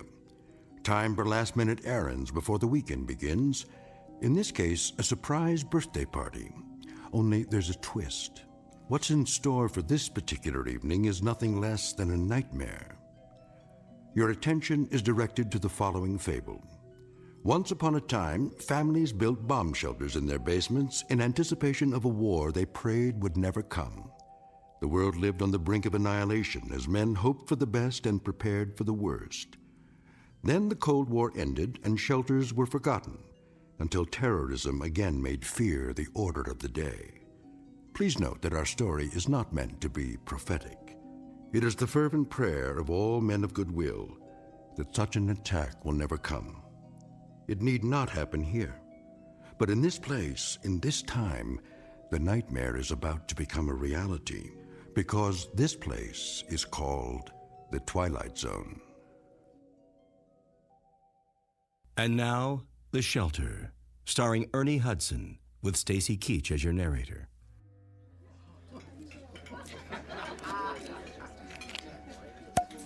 There. Who wants champagne? Maybe just a little. Give me your glasses, everybody.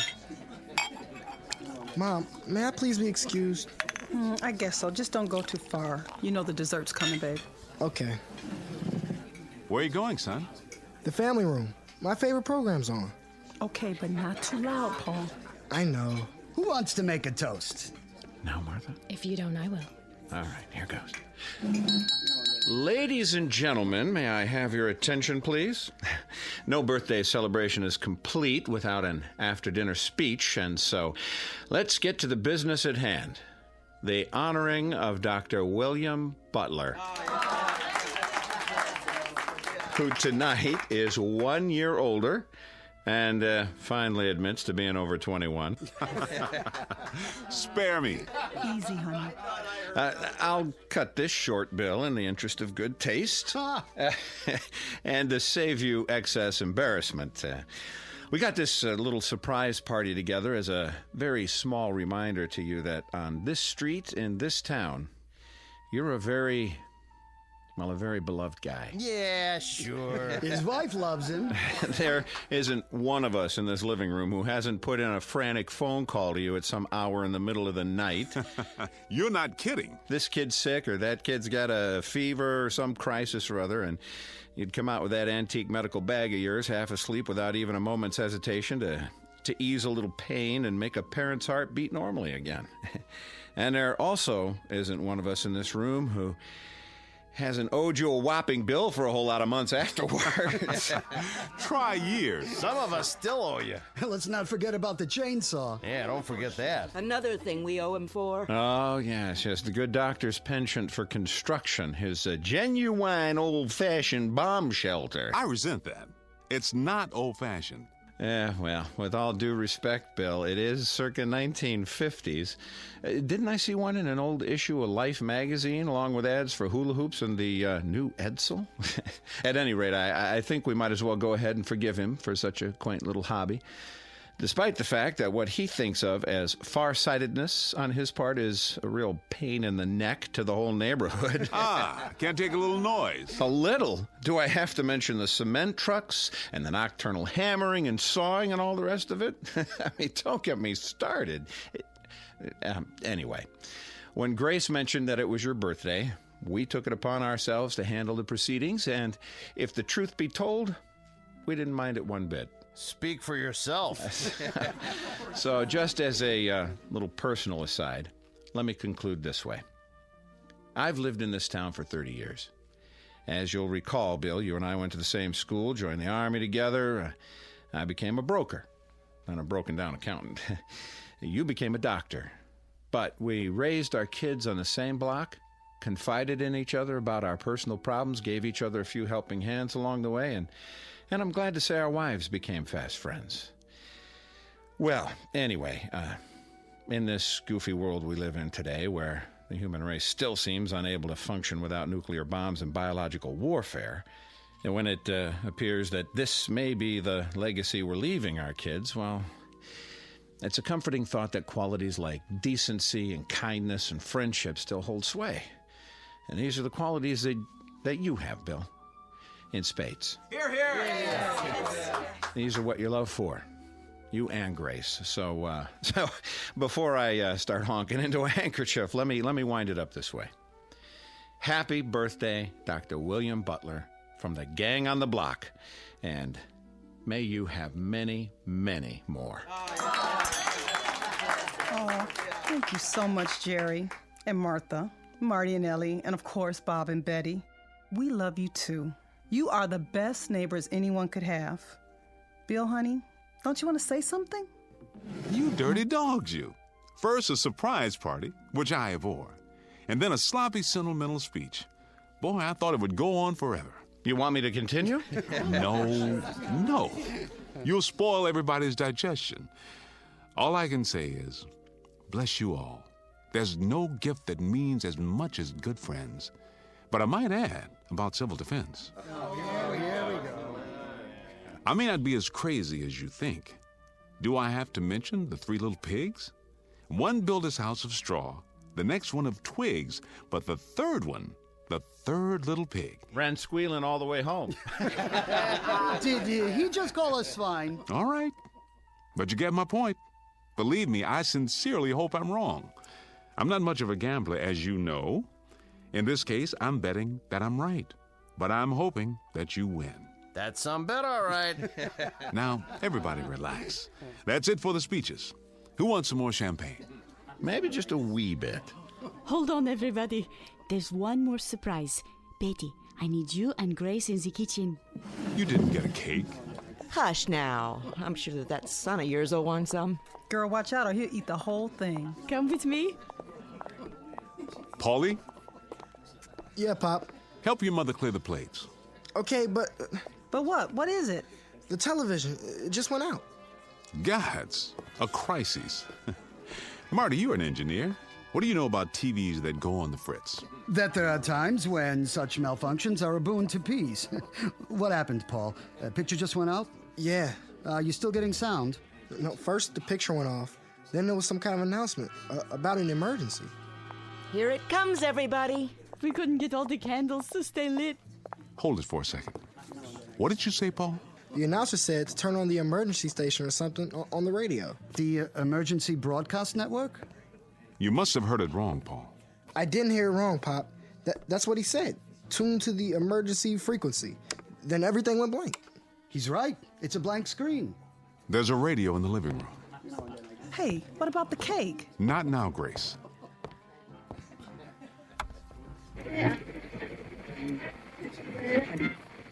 Direct from Washington, D.C.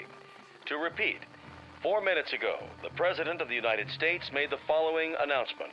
I quote, "At 8:04 Eastern Standard Time, our radar stations in Alaska reported a large number of unidentified flying objects moving southeast across our borders at a high rate of speed." What is this, some kind of joke? I don't think so. Quiet. As of this moment, we have been unable to determine the origin of these objects. But in the interest of national security, I am declaring a temporary emergency.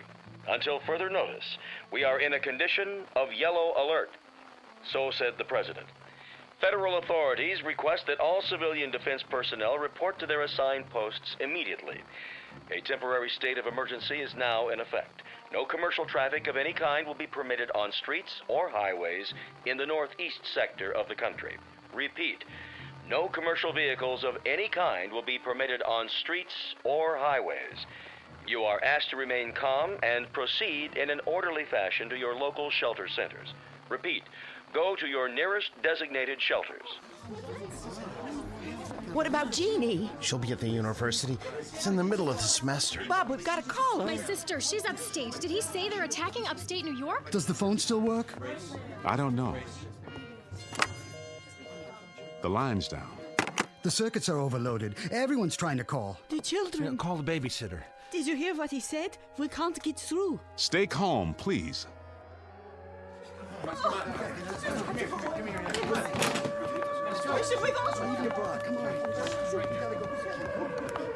Careful. The power's still on. Check the next block. Is your telephone working? No. I'm loading up the car. We gotta get out. Stay where you are. The roads will be blocked. Where can we go, Bill? Tell me. There isn't anywhere to go. We've got to stay put for now. Are you coming, Jerry? Yes, I'm coming. Then what, Bill? What? You heard the radio. If it's bombers, they're probably headed for the industrial centers. They'll be trying to shoot them down now. But if it's high-speed missiles, some may get through. There's no telling how long we have. Marty, I need you. Get the kids, Ellie. The supplies in the camper. Hurry, they're coming. They're coming. Bill, we've got to do something. Where's Paul? I'm right here, Pop. Get inside, both of you. We've gone over this before. Yeah, but I never thought it would actually... Well, it has. Don't just stand there. You know what to do. Inside, now. The distant early warning line in Greenland, state of emergency. Repeat, emergency. This is not a test.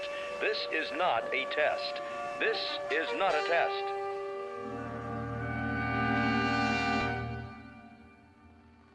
This is the Emergency Broadcast Network. Repeating, all citizens not engaged in civil defense work are to remain off the streets. Please stay tuned to this frequency for further announcements. Repeat, please stay tuned to this frequency for further announcements. I got the canned goods, Pop. Good. Carry them down to the basement. The shelter? Of course, the shelter. Hurry. I'm filling the water bottles, Bill. Do the best you can. Fill all the empties. I'm going to check the generator in case the power goes off. There's hardly any water coming through the tap now. It's the pressure. Everybody and his brother's doing the same thing we are. Keep it on full force until it stops completely.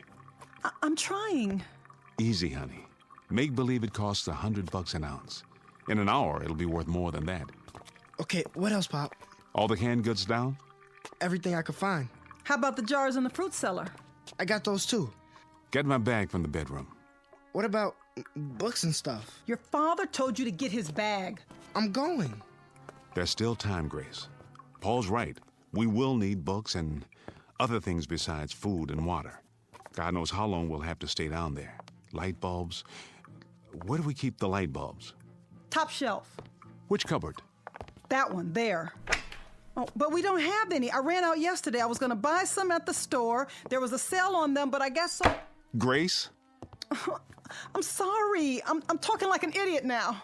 Go ahead. Mouth all the idiocies you want. You can also dance a jig or go up and take a cold shower, just as long as you don't panic, Grace. That's the important thing now. Not to panic. How much time do we have? Seems to me I remember reading somewhere that from the first alarm we might have, I think it was 15 minutes to a half hour. 15 minutes? I'm winging it, Grace. I don't know for sure. I don't think anyone does. The best we can do is to continue doing what we're doing. Keep pouring the water. I'll see to the boy. All right. Paul? Yeah? You got my bag? And some other stuff. Books and magazines, too. Let me give you a hand. Here, I'll be right back. Wait. Where are you going? Outside, but just for a minute. Are you out of your mind? Get down to the shelter as fast as you can. But my bike's out there. You won't need it.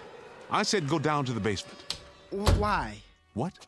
Why should we even bother? If they drop a bomb or something, it will burn everything up. I saw it on TV. If it's an atom bomb, there won't be anything left. Nothing. It'll just be... Don't even think that. Don't let yourself think it. But it's true, isn't it? We don't know. Nobody knows. We may be out of the danger zone. We might be 200 or 300 miles from where it hits. Out here, we may not even know when it happens. Dad, we're 40 miles from New York. We'll get it, too. If we do, we do, that's all. But for the time being, our job is to stay alive, And you're not going to do that by running around in the night trying to find a bicycle. Now, give me some help here. And don't say anything like that in front of your mother. She's frightened enough as it is. Yes, sir. Bill, there's no more water. I think we've got enough. I filled every container we could find. Bring a full one with you. Paul and I'll get the rest in a minute. We're going down now? That's right. Down to the shelter.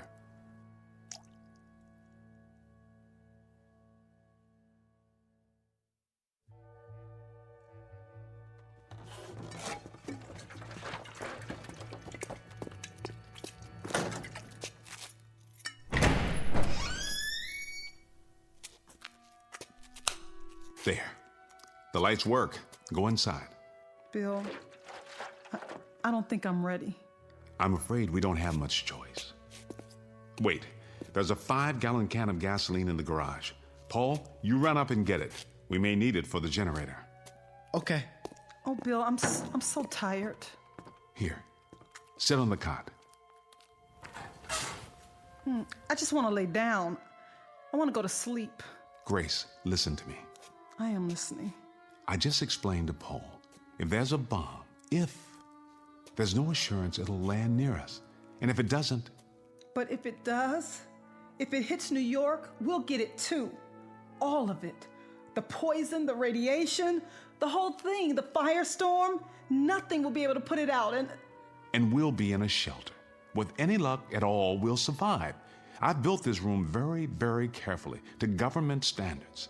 We've got food and water to last a long time if we use it wisely. And then what? Then what, Bill? We crawl out of here and tiptoe through all the rubble up above, the rubble and the ruins and the bodies of our friends? Why is it so necessary to survive anyway? What's the point? Bill, admit it. Wouldn't it be better? Wouldn't it be quicker and easier if we just...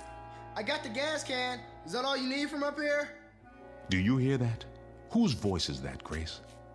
That's why we have to survive. He's 12 years old. It's too early, much too early to think about a boy dying when he's done so little living. For him, Grace. Paul?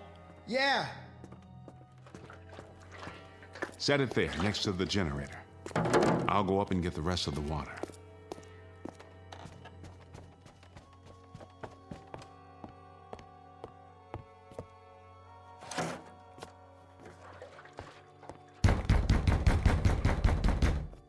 Jerry, what in the... What are you doing, Bill? Storing water, which is what you should be doing. Well, we got about 30 gallons, and then the water stopped. Did yours stop, too? That's right. You'd better get on home, Jerry, and into your basement. I'd board up the windows if I were you, and if you got any wood putty, I'd seal the corners to make them airtight. We don't have a cellar, Bill. The benefits of modern architecture. And wouldn't you know it, we got the one new house on the street. All the latest conveniences, everything at your beck and call. Every wonder of modern science except for the one they didn't take into account. The one that's headed straight for us right now. Jerry, I don't know what to tell you. Can I bring Martha and the kids over? Can I at least do that? Here? There's sitting ducks in our house. Sitting ducks. We don't have any protection at all. You can use our basement. Your basement? What about your shelter? That's the only place anyone can survive. We've got to get into the shelter. I don't have any room, Jerry. I don't have near enough room or supplies. It's designed for 3 people. We'll bring our own water and food. We'll sleep standing up if necessary. Please, Bill, we've got to use your shelter. I have to keep my family alive. You understand that? We won't use any of your stuff. You have my word. What about air? It's a 10 by 10 room with an air filter to supply 3 people. Will you bring your own air? 24 hours, Bill, and then we'll get out, I swear, just so we can have a chance. No. When that door gets closed and locked, it stays closed and locked. I'm not breaking the seal. There'll be radiation and heaven knows what else. I'm sorry, Jerry. As God is my witness, I'm sorry, but I built it for my family. And what about my family? Don't they matter? Of course they do. I'll have to ask you to get out of my way. What do we do? Just rock on the front porch until we get burned to cinders? That's not my concern. At this given moment, it's my family I have to worry about. I am not going to sit by and watch my wife and children die in agony. I am not going to do that. Do you understand me? I am not going to... Let go of me.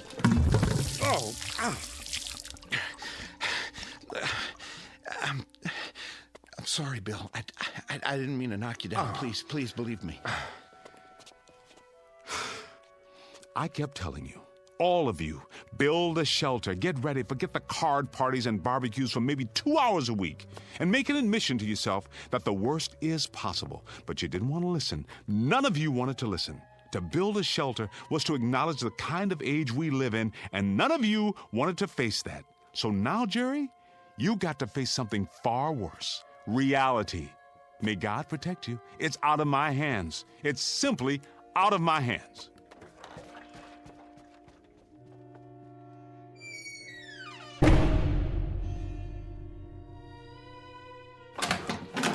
Where is he? Marty? Where? I've got to talk to him. We all do. There's no more time.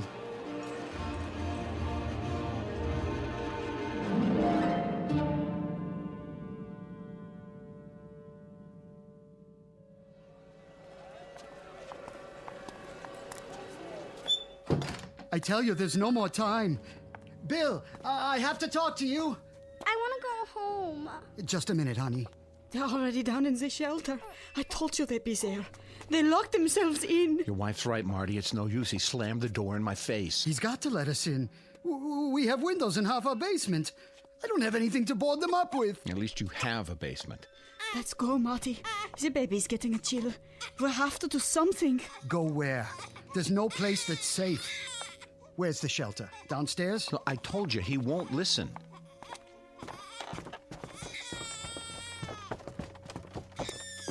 Bill, it's Marty. We've got the kids with us. Bill, can you hear me? Bill, please. Mommy, the lights. It's going to be all right. Shh, shh, shh. Marty, where are you? The lights are out. Bill, I know you can hear me. Please let us in. Please, Bill. Just let us in. No one else. Oh, my God. What's happening, Bill? I'll start the generator.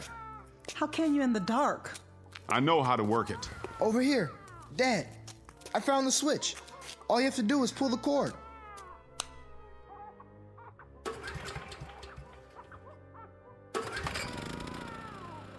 There's a ceiling light. At least we can see. Bill, we don't have any lights out here. My wife and son are scared to death and my baby's crying. Just open the door. Marty, I would if I could. Do you understand? If it didn't mean endangering the lives of my own flesh and blood, I would. I swear to you, I would. Please, you've got to. Don't keep asking me, Marty, because I can't. I can't and I won't. I feel sorry for you then. I really do. You probably will survive, but you're gonna have blood on your hands.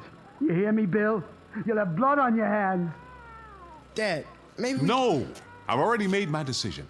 But, Bill... I can't help it, Grace. Either it's us or it's them. All my life, I tell you, all my life, I've only had one function. That was to end suffering, to relieve pain, to cure and do no harm. But the rules are different now, don't you see? Now there's only one purpose, and that's to survive. Nothing else means anything. We can't afford to let it mean anything. Marty, get out! Do you hear me? Just get out!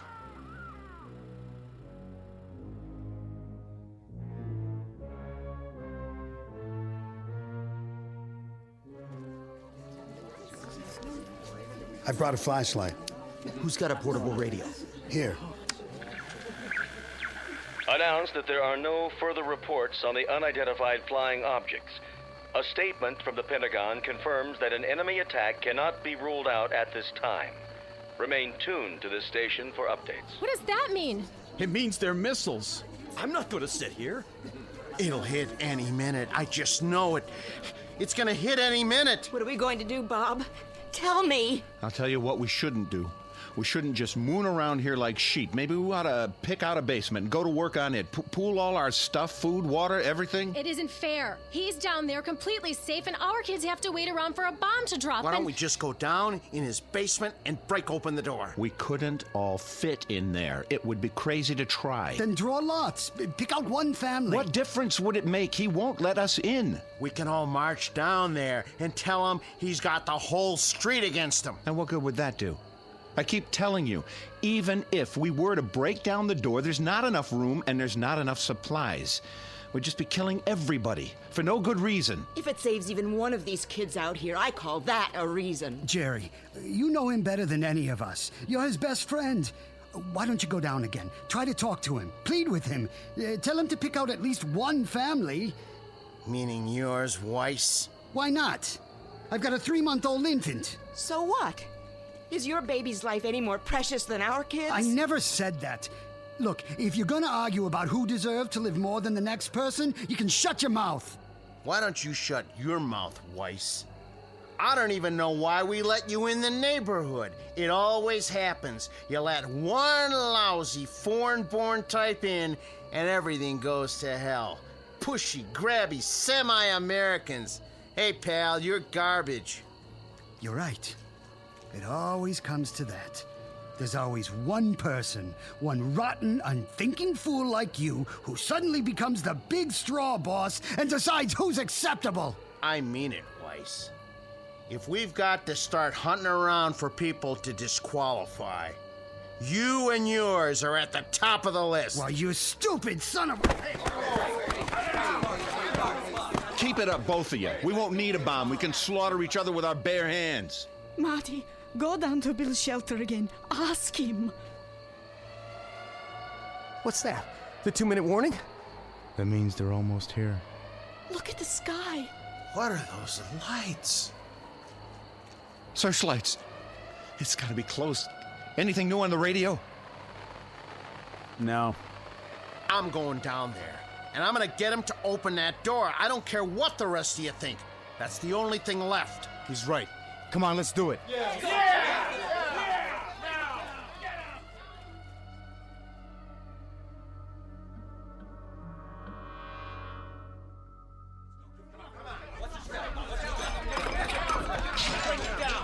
Where's the stairway? Over here.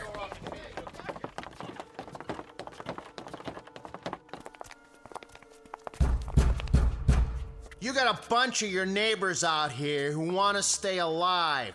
Now, you can open the door and talk to us, or you can keep on doing what you're doing. And we're gonna bust our way in.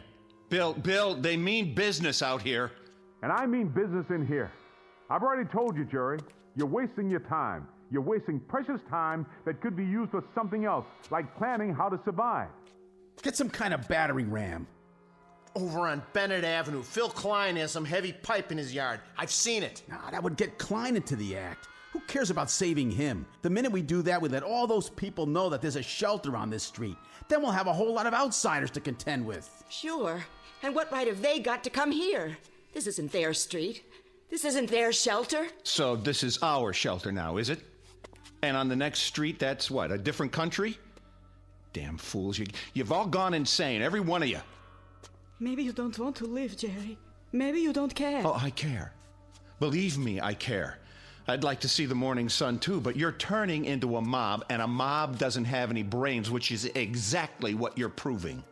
Well, I say let's get the battering ram, and we'll just tell Klein to keep his mouth shut. And if he doesn't keep his mouth shut, what? Will you shut it for him? I agree with Jerry. Let's get hold of ourselves. Stop and think for a minute. Hey, nobody cares what you think, you or your kind. I thought I made that clear. I think the first order of business is to get you out of here. Why did you have to hit him? Marty, are you all right? Easy, Marty. I'll help you up. You had your chance, Bill. Just remember that. You had your chance. Now, come on. Let's get something to smash this door down.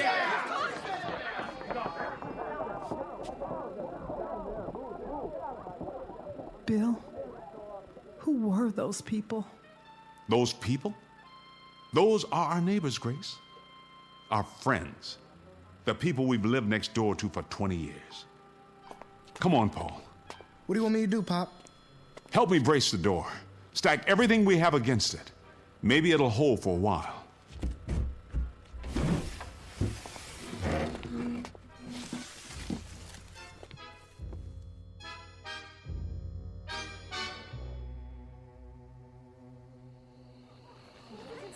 All citizens are reminded to stay off the streets. Authorized vehicles must have the right of way.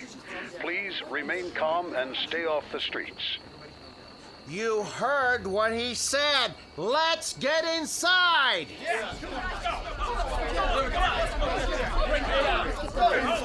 This way. Come on now.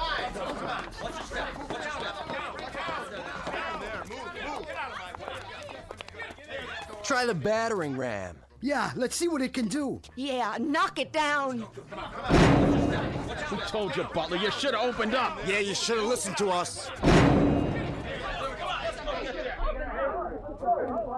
I really don't think it's gonna hold, Bill. Put your back into it, Paul. The hinges are breaking. Go aside, Butler. We're coming in. Remain tuned for an important message. The President of the United States has just announced that the unidentified objects are radar anomalies caused by the breakup of a satellite re-entering the Earth's atmosphere. There is no cause for alarm. There are no enemy missiles approaching. There is no danger. We are not under attack. The state of emergency has been officially lifted. Repeat, there is no enemy attack. Stand by for further information. Oh, thank God. Thank God. Yes. Hey, Marty, I guess I went off my rocker, huh? You understand, don't you? I just kind of went off my rocker. I didn't mean all those things I said. No? No, come on, you know that. All of us were just so scared, so confused. It's no wonder, right? I mean, you can understand why we blew our tops a little, can't you? It's normal. Yeah. Hey, I don't think Marty's going to hold it against you. Just as I hope Bill won't hold this against us. We'll pay for the damage. We'll take up a collection right away. Why don't we have some kind of a block party or something? Tomorrow night, a big celebration, just like old times. So we can all get back to normal? How about it, Bill? Hey, Bill, I told you we'd pay for the damages. Yeah, I'll put it in writing if you want. That's all it takes. Marty, you want a block party and you want things back to normal. And Bob, you just want to forget all about it.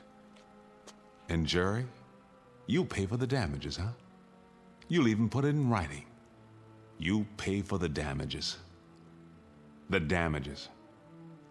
I wonder if any one of us has any idea of what those damages really are. Maybe part of it is finding out what we're really like when we're normal. The kind of people we are, just under the skin. I mean, all of us. A lot of naked, wild animals who put such a price on staying alive that we claw our neighbors to death just for the privilege.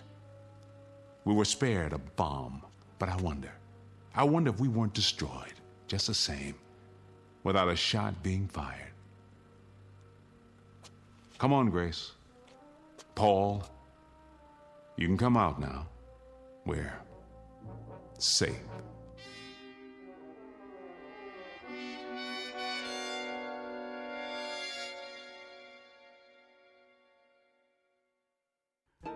No moral, no message, no prophetic tract. Just a simple statement of fact. For civilization to survive, the human race has to remain civilized. One very small exercise in logic from the Twilight Zone.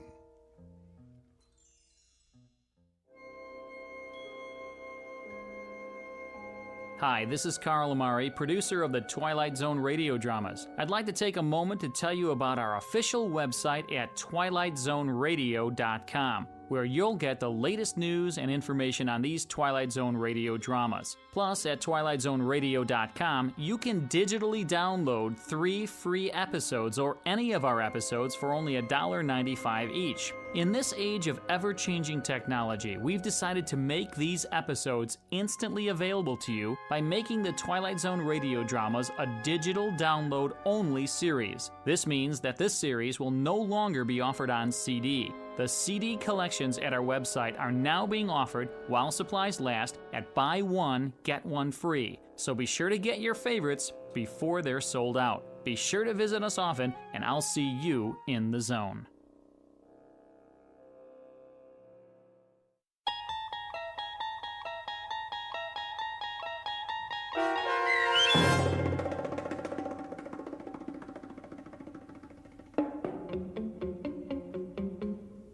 The Shelter, starring Ernie Hudson with Stacy Keach as your narrator, was adapted for radio by Dennis Etchison and written for The Twilight Zone by Rod Serling. Heard in the cast were April Williams, Damon Williams, Tom McElroy, Renee Domenz, Jamie Barron, Anna Sferza, Joby Cerny, Linda Ryder, C.J. Amari, Norm Woodell, Kurt Nabig, Doug James, Rick Vargas, and Jeff Lupetin.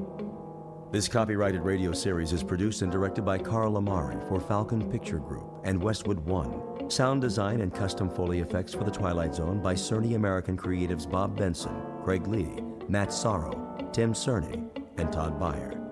To learn more about the Twilight Zone radio dramas and to contact us, visit our official website at twilightzoneradio.com. Doug James speaking.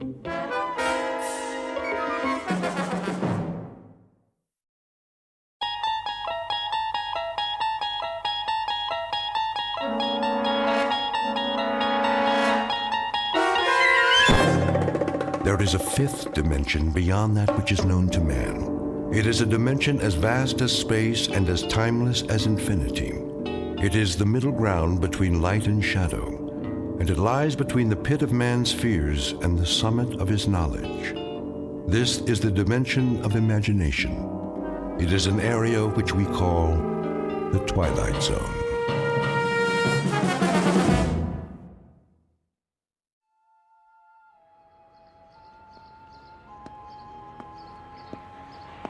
Evening edition. Get your paper here. Late sports. What other papers do you have? The Sentinel and the Times Mirror. Take your pick. Give me all 3 of them. Here you go. Like to read a lot, huh? Say, do I know you? I don't know. Do you? Arch Hammer. Hey, it's me, Sam. Sam Marshak. Oh, yeah. Sam. Let me get a good look. By golly, you haven't changed a bit. That right. Look, just like in the picture here. See? I still got it by the register. You and Andy and Eddie Walsh and Barney. The old gang. Remember? Sure. How you doing? Same as always. Haven't seen Andy in a while, though. Where you staying? Down the street. The Royale? Yeah, the Royale. How much for the papers? 6 bits. Wait a minute. Forget it. Arch, it's on me. We got a lot of catching up to do. Been too long. Right. See you later. Anytime.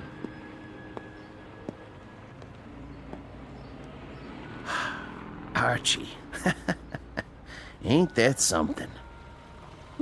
Heard he was in Joliet. Must have got out.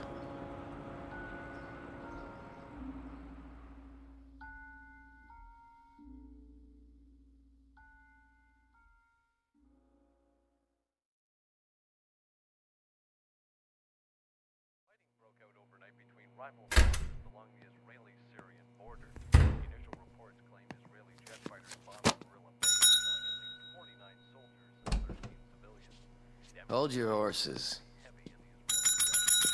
I'm coming, I said. How much for a single? The Depends. By the day is one thing, by the week is cheaper. I don't know how long I'll be staying. $6.80 a night plus room tax. You want a shower? Is the water hot? Mornings only, otherwise it costs extra. Forget it. Hold on. Haven't I seen you before? Could be. All right, I'll give you the discount for regulars. No guests, though. Wouldn't think of it. Sign here. Right.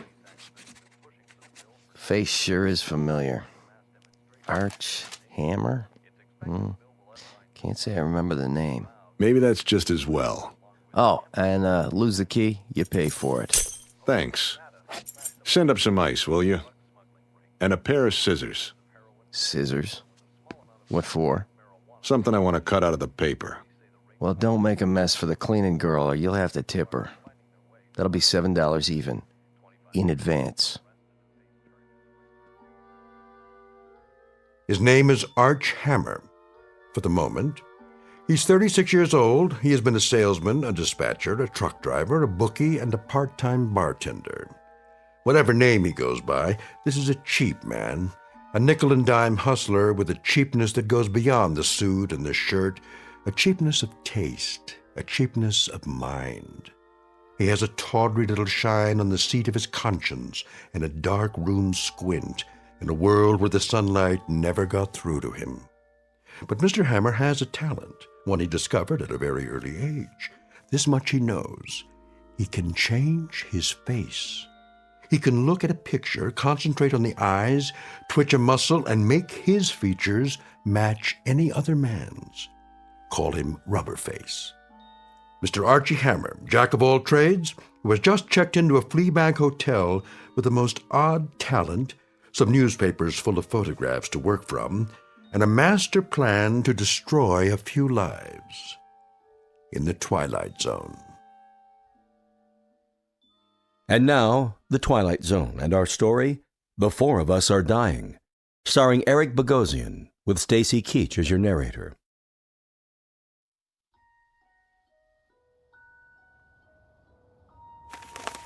There's a good one.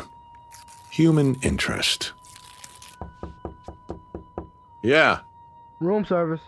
just a minute.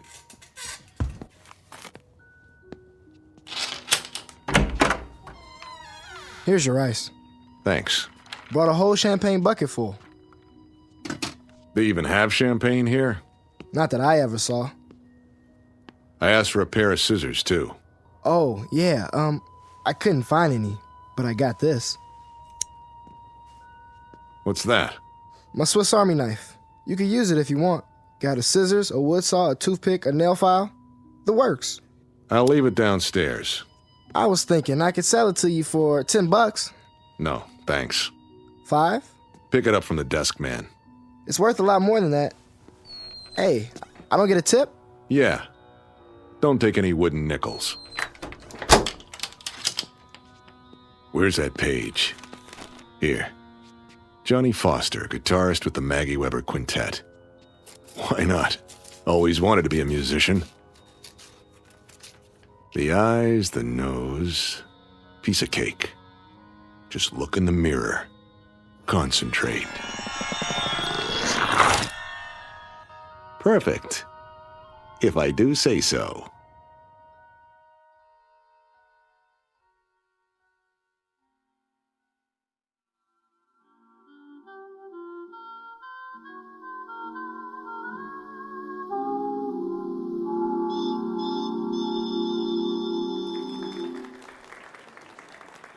Thank you, ladies and gentlemen. That one was for Johnny. Wherever he is, I know he can hear us. Now, if you don't mind, we'll take a little break, and we'll be back with another set in just a few minutes. Take 5, boys. Sure thing, Max. Make that 10. You got it. You're playing real pretty tonight, Maggie. Don't I always? Sad, though. I never heard a piano cry before. Then we'll have to try some upbeat tunes. If I've got it in me. Hi, Mag. What'll it be? Ginger ale, straight up. On the wagon again, huh? Off and on. Hey, Maggie. Hey yourself, sport. I got a stool here with your name on it. That right. Come on, sit down and get acquainted. Unravel the flesh. Huh? Hey, pal, keep your hands off the talent. I'm just trying to buy the lady a drink. Don't you want one? Love one. All by my lonesome. Okay. Just trying to be friendly. You can have the booth in the corner, Mag. Strictly solo. Thanks, Red. One ginger ale. Hey, sure you don't want a little something in it? The last show of the night? Why not? Here you go.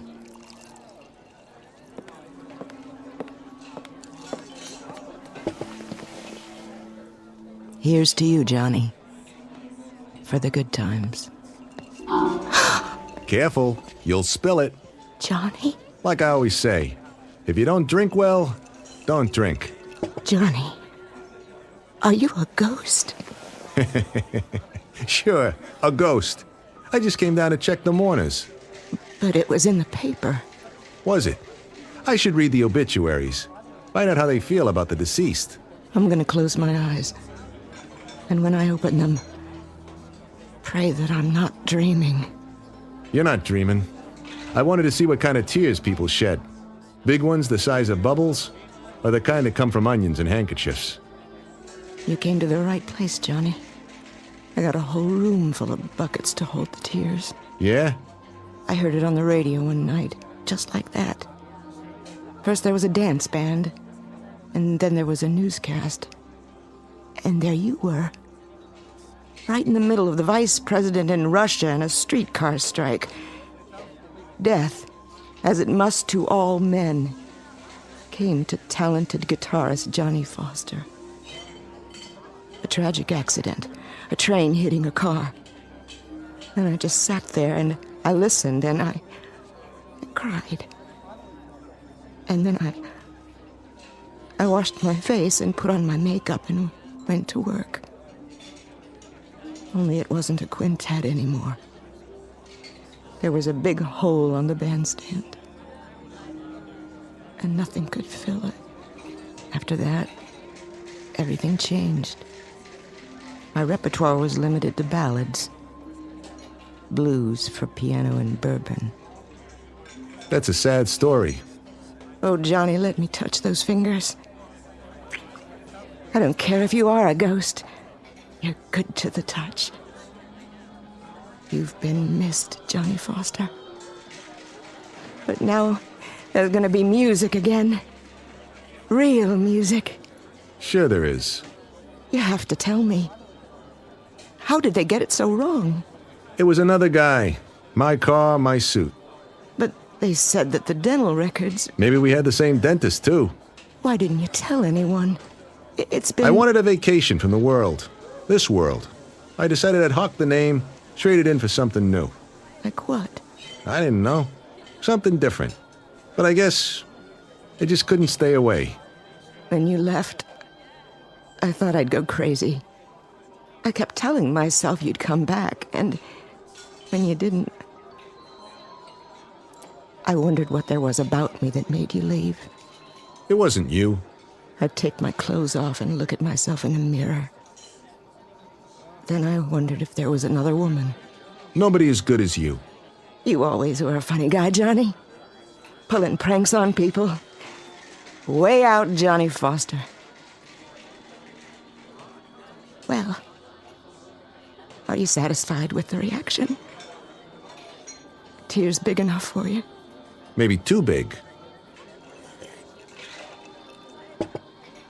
What really brought you here? I picked up the paper the other day. The Sunday supplement. Full of human interest pictures. You know the type. Little boys with run-over dogs. Sweet old ladies getting evicted on sidewalks. Then there was a shot of a beautiful lady who sang the blues. It reminded me, Maggie. It reminded me that there were little pieces of my past I didn't want to slough off. And I was right. You're looking mighty good to me right now, Mag. Morning becomes you. Me and Electra. So, how long are you with us this time? Or is it just a stop between trains? In a way it is. For me. And it's too late? Not for you. It's get out of town night. What does that mean? You've got time for about 6 courses before you check out. Why? You're coming with me, Mag. We'll go to Chicago or Detroit. We'll go to San Francisco. You sure know the right words. We'll have a ball, Mag.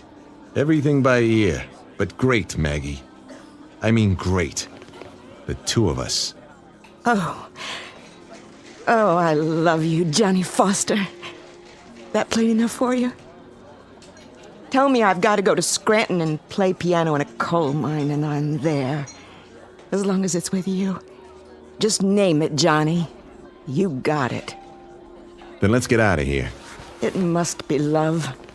When you were gone, they had another ghost here, doing the vocals. I was the shell of a singer and a piano player. The lyrics were just echoes, Johnny, that somebody sang before. I couldn't make 'em real. That real enough for you?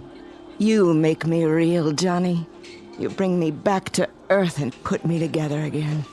Finish up. Make it a short set. What do I tell the boys? Tell them you're cutting out. I'll meet you at the railroad station, 1206, Maggie, westbound to Chicago. Be there? Oh, I'll be there. Till midnight, then. Pack your bag. We're traveling light. Johnny, Yeah? you have enough cash for the tickets? I'll get it somehow. Here, just in case. What's this? My tips, plus what Red paid me for the gig. You hold it for me. Sure? I've never been surer of anything in my life. Okay, baby. Remember, 12 sharp. With bells on.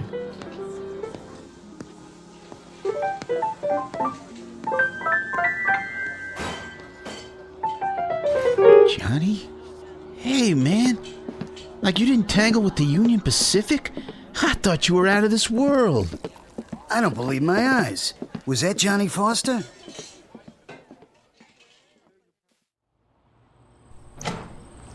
Hey, Johnny, baby, we got the wrong word. They said you got removed by a locomotive. Johnny, man, it's good to see you. You'll never know. Oh, here, let me give you a light. I'll take the light.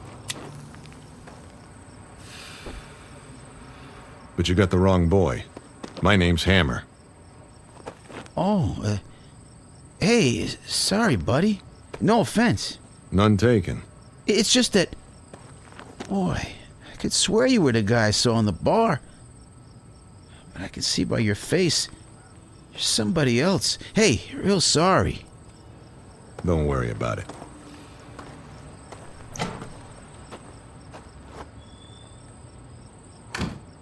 Johnny Foster, guitar player. With a beautiful dame. Well, why not? I never had a dish like that. I never got loved like that. And it feels good. So why shouldn't I?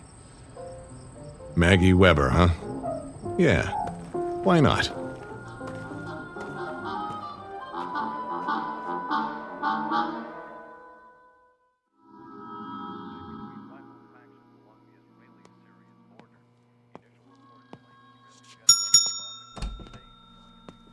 Mr. Hammer? Good memory. Something I can do for you? Just some information. What kind? This picture from the paper. What about it? Go ahead. Check it out. Local hoodlum found shot in river. So? Looks like he's a real tough guy. Was. Name of Sterig. Virgil Sterig. Funny name. Never heard of him. No? Then maybe you saw him around. Before he went for a swimming lesson. I see a lot of people. See a face like that, you remember it. My memory's not so good lately. This make it better? It's getting there. How about now? Oh, yeah. Virgil. I might have seen him once or twice. He used to carry a satchel. Full of what? It's hard to say. Try. He was the bag man. For who? Same guy all the bookies work for. I need a name. Pinnell. East side of town. Armstrong Towers. Only you didn't hear it from me. Right. Oh, hey, bellboy asked me. Something about a fancy knife. Buy him another one. You can afford it.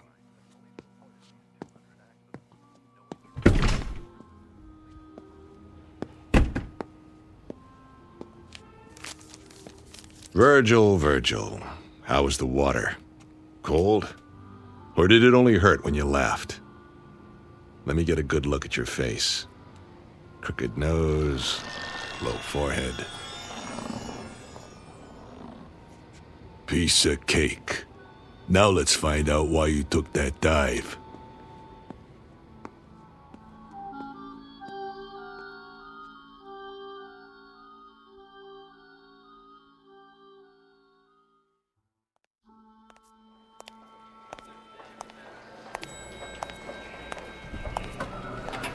Going up? Always. What floor you? Oh, hi, Mr. Sterling. Hi yourself. The penthouse? Where else? I haven't seen you for a while. No kidding. But now, here you are. Back from the dead, and bigger than ever. Oh, I didn't mean it that way. I just meant... Say... Thanks for the lift. Didn't I see something in the paper about Don't believe everything you read.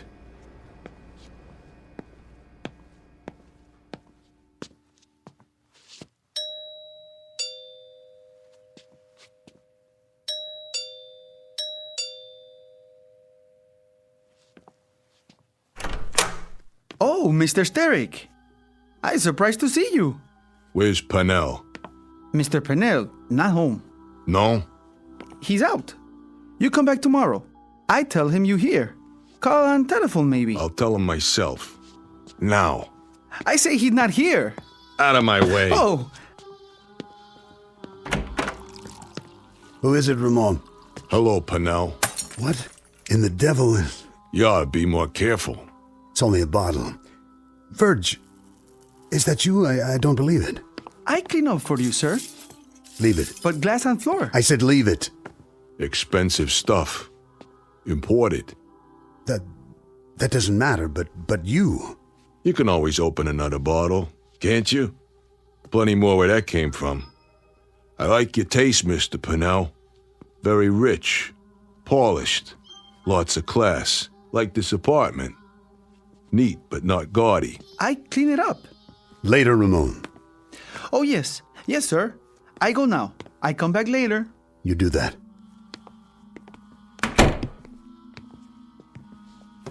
Whatever you got in that drawer, don't. If you like, Verge. I'm just so flabbergasted. I can't believe my eyes. Why don't you sit down there on the couch, Mr. Pennell, so we can talk? We'll have a business meeting, you and me. Verge, I'm speechless. Of all the people I expected to walk in here, this is the happiest day of my life. Oh, I see. This is the happiest day of his life. If you don't believe it, just ask him. Verge, listen to me. But please, Mr. Pennell, you're a rich man, but you're a lousy actor. Very bad. Really. Tell me this. Anything. If it's the happiest day of your life, why do you look like you just sucked a lemon? No, Mr. Pennell, you're not happy. You got no reason to be happy. Believe me, I know. You got no reason at all. Of course I do. You're not making sense. If you could have kept me in that river, just a cold, clammy little item without a face, then you'd be happy. But this is one double cross that came back to bite you, isn't it? It wasn't what you think. If you let me explain, then I'll... I get my end of the bargain, Mr. Pennell. But instead of a payoff, I got the river. And that river was cold. Much colder than you'd think. A tough swim, Mr. Pennell. Real tough. Especially when you're almost out of blood. Verge. I brought you a satchel. Remember, Mr. Pennell? It had a lot of money in it. A real risky job. Now, the way I figure it, my cut is worth more than a long walk off a short pier. Verge, listen to me. Would I do a thing like that? Would I give you the double cross? How could I? You're a friend. We're close. You're family, Verge. That how you treat your family? You got me wrong. Dead wrong. What was your cut, Verge? 20%, wasn't that it? I got it right over there in the desk. Stay where you are. You'll find out what I got in my pocket. I've been holding your cut, Verge. It's waiting. I don't know who got to you and shoved you in the river. That wasn't my doing. No? It's all there, in the desk. Which drawer? The center one. Envelope full of cash. Why don't you let me get it for you? Why don't you shut your mouth?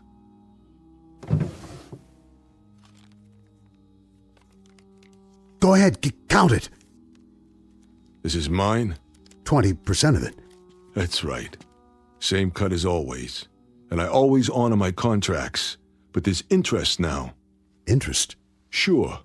For floating face down in a river, I charge interest. For taking 3 holes in my belly, I charge more interest. That a problem for you? How much do you want? Well, if we add on the penalty, and then the extra penalty, it comes out to an even 100%. Okay by you? You have me at a disadvantage, Verge. Pleasure doing business with you. One question. Yeah? I have to know. Did somebody fish you out before you... Before I'd had it? Is that the question? Why, no, Mr. Pinnell. That's not the way it happened. That's not the way it happened at all. The truth is, I'm your worst nightmare. I'm a ghost.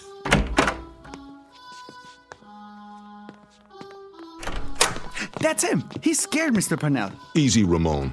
You ain't going nowhere. Hands up so I can frisk you. Don't touch the merchandise.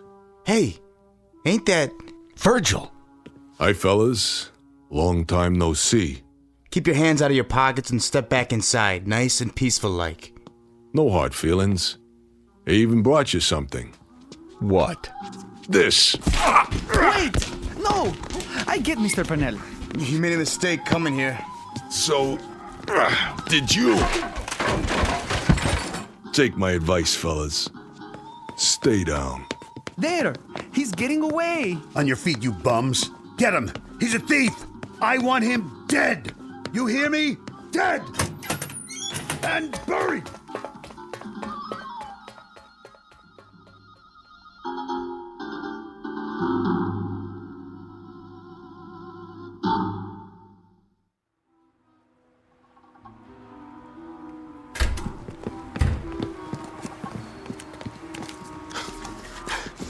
There he is! Get him! I can't get a shot! Where'd he go? This way. Gotta give him the slip. The alley. Dead end. Gotta get out. Gotta make it. But how? Look like somebody else. Fast.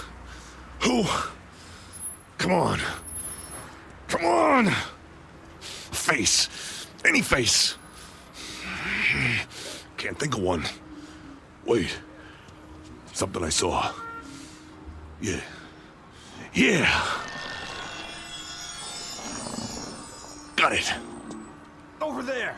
I see him. Hey, hold it. All right, Virgil. You can make it easy or you can make it hard. Strictly up to you. Let's go for a little walk. Someplace private. Forget that. Turn around like a man or I'll give it to you right here. What do you want? It ain't him. Where did he... You want something with me, huh? What's going on? I didn't do nothing to you guys. Sorry, buddy. We thought you were somebody else. Yeah, sure you did. Go around threatening people, huh? That it? I had to call the cops. I saw him go in there. Me too. So where is he? The alley don't lead nowhere. Hey, fella, you see anybody else come in here? Yeah, you two mugs. Come on. We better find him. Mr. Pinnell's waiting.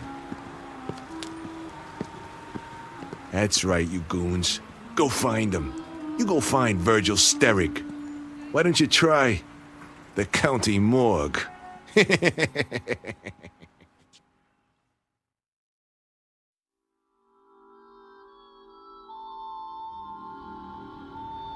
Newspapers, magazines. Help you, mister? Racing form. Right here.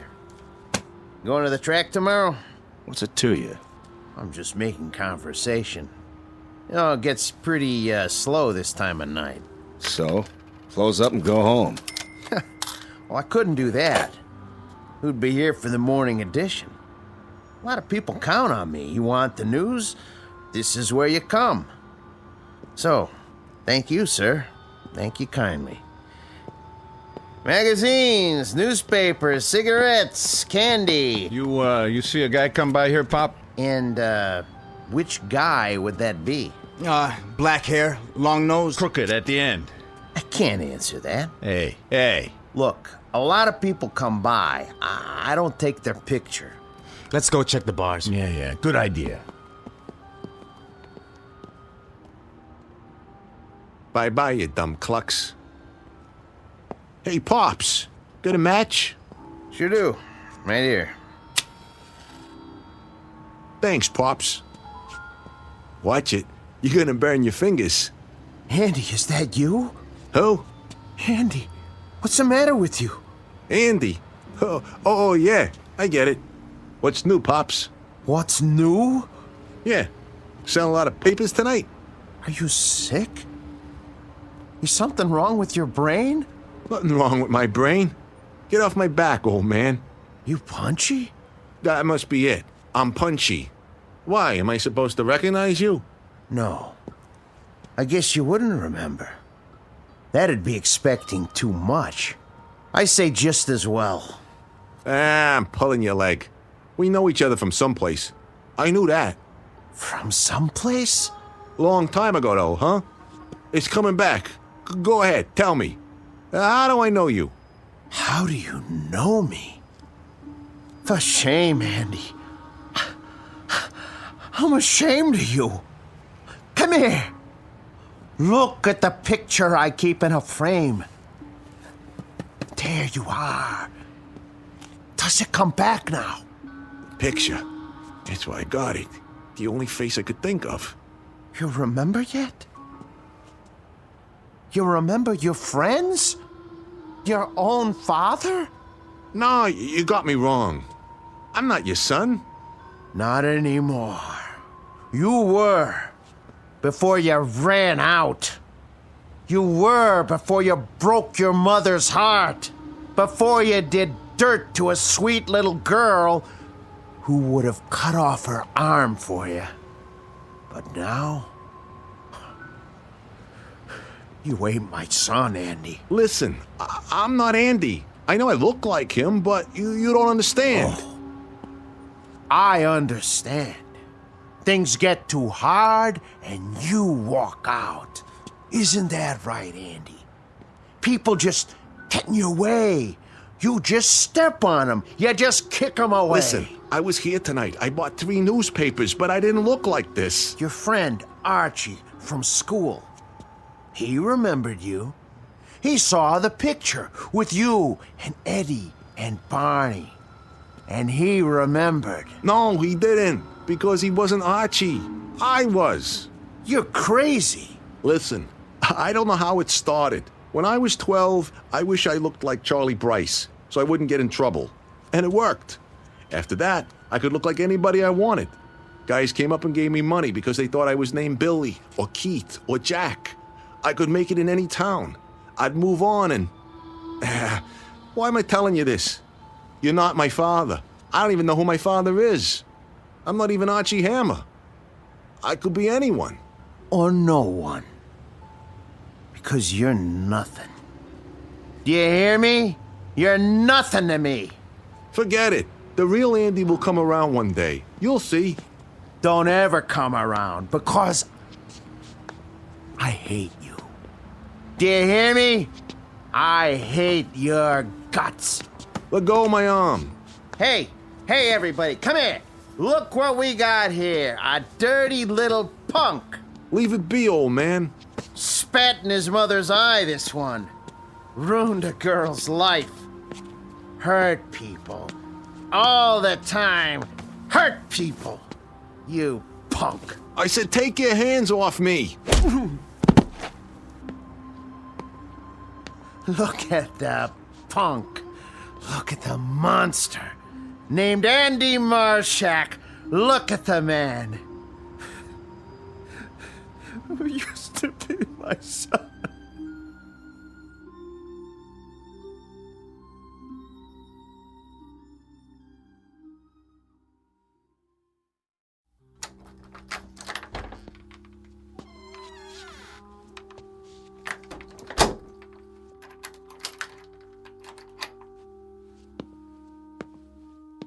Now, let's try another face.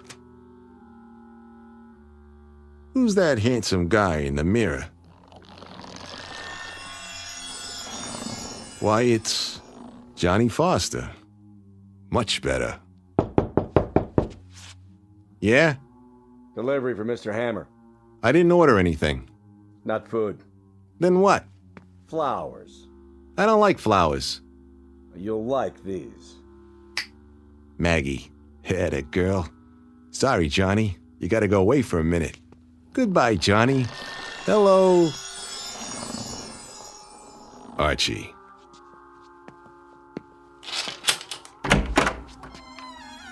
Where's the flowers? Archie Hammer of Detroit, Michigan. Never been there. Well, neither was Henry Ford. Let's step inside. You got a badge? Yeah. And a nice little warrant for your arrest. You're making a mistake. No mistake. Sandy hair, 160. You're him, all right. What's this for? Parole violation. Leaving the state without permission. I don't know what you're talking about. I've been tracking you for a while. Doing a lot of interstate traveling, huh? Not me. You can make 2 calls when you get to the station. I got a train to catch. Do I have to take out the cuffs? Because if I do, I get irritated. And when I get irritated, people get hurt. Especially if there's just the 2 of us. Okay. Can I put on my coat? Where is it, Hammer? Out the window or up on the roof? In the closet there. Be my guest. And if you get any other ideas, feel free. I could use the target practice. I'll bet you could. Find it? Ready, Johnny? Here goes.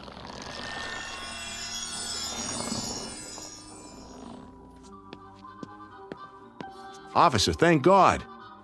Where'd you come from? He shoved me in there when you knocked on the door. He's got a gun. What? He went out through the ventilation duct in the ceiling. Stand back. Come down, Hammer. You'll never make it. I'll have the building surrounded. Hammer!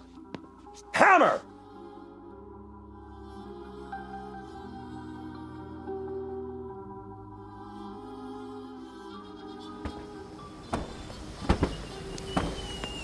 Hey, hold it right there. Yeah? Oh, you see a guy come out of here? Uh-huh. Took off down the street. Thanks. He went that way. Go get him.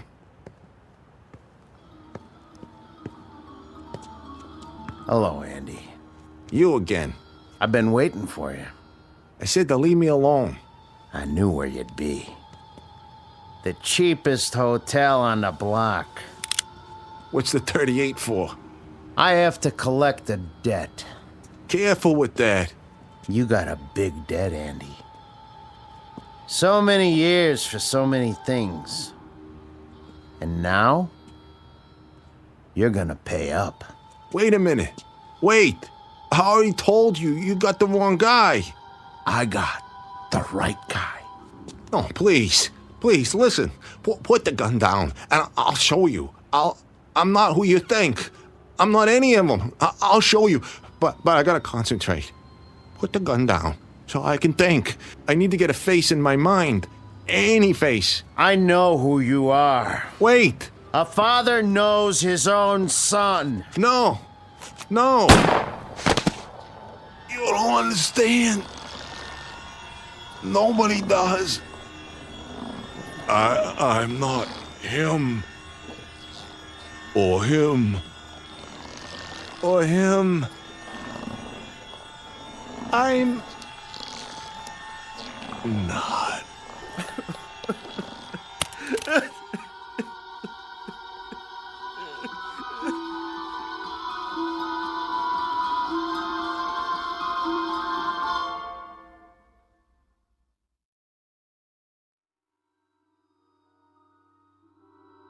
He was a cheap little man who checked in and checked out. He was a guitar player who was loved beyond words. He was a bagman with money in his pocket. And he was an errant son who finally got back some of the agony he caused in front of a flea bag hotel. He was all of them. He was Arch Hammer, he was Johnny Foster, he was Virgil Sterig, he was Andy Marshak. And all of them were dying.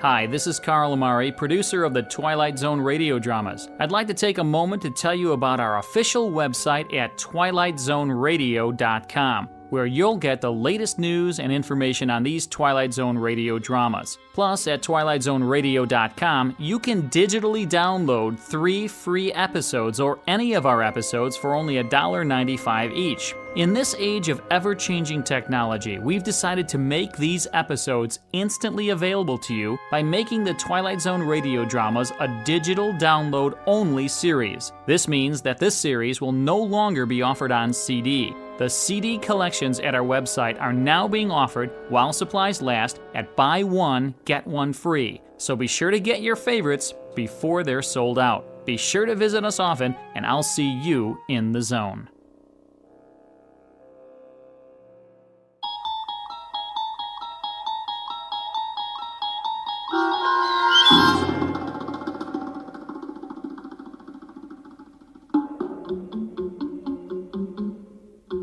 The Four of Us Are Dying, starring Eric Bogosian with Stacy Keach as your narrator, was adapted for radio by Dennis Etchison and written for The Twilight Zone by Rod Serling, based on a story by George Clayton Johnson. Heard in the cast were Joby Cerny, Kurt Nabig, Damon Williams, Norm Woodell, Tom McElroy, Doug James, Jeff Lupetin, Linda Ryder, Jamie Barron, Rick Vargas, and Vince Amari. This copyrighted radio series is produced and directed by Carl Amari for Falcon Picture Group. Sound design and custom Foley effects for The Twilight Zone by Cerny American creatives Bob Benson, Craig Lee, Michael Slaybach, and Matt Sorrow. To learn more about the Twilight Zone radio dramas and to contact us, visit our official website at twilightzoneradio.com. Doug James speaking.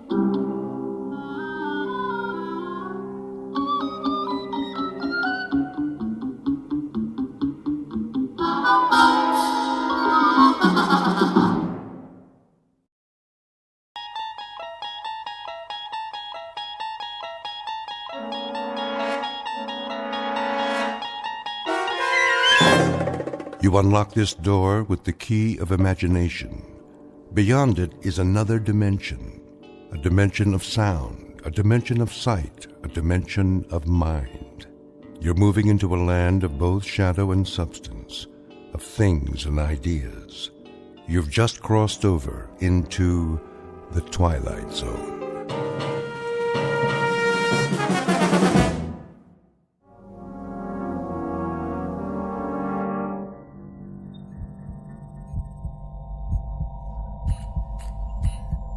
In the beginning was the Word, and darkness, and light. I have trouble remembering light. Some of it shines through my eyelids, so I know it's there, but all I really see is darkness now. There are pinpoints of light like holes in the fabric of space. I know they're out there, even if I can't quite see them. When will I? Time no longer has meaning, as if it has stopped for me, closing in, contracting, and I can't move, not a muscle. But in this moment, the mind continues, and I wait. Stansfield, Douglas. Scanning vital signs. Life functions, check. Metabolism, stable. Temperature, constant. No adjustments necessary. Only the mind. The mind is memory, and I remember things. They remain through it all. There is more than just darkness, the void. The mind does work. I wonder if they know that. The images are constant, ever present, patterns to savor again and again. It's not just the long sleep that comes when the fear has left. It's a time to recollect, sift, and analyze. Try to understand all that's happened in this infinite moment.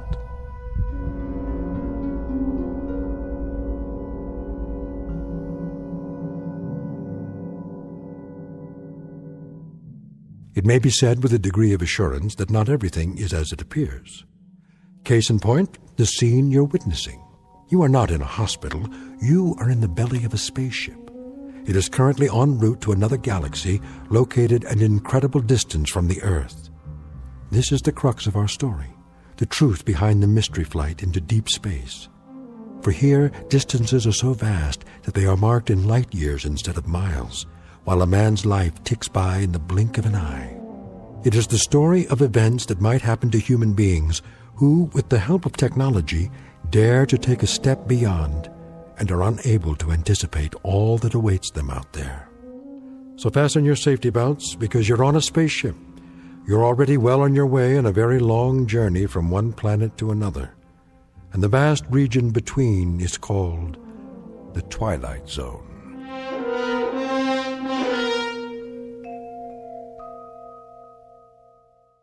And now, The Twilight Zone and our story, The Long Morrow, starring Kathy Garver with Stacy Keach as your narrator.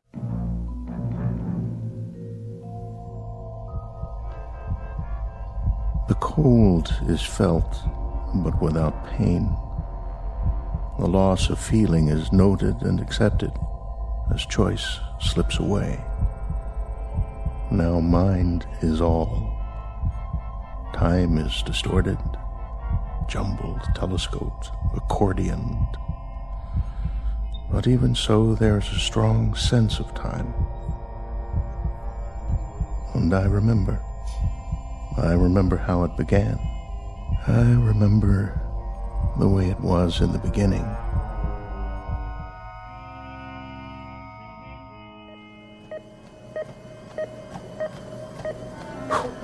How am I doing?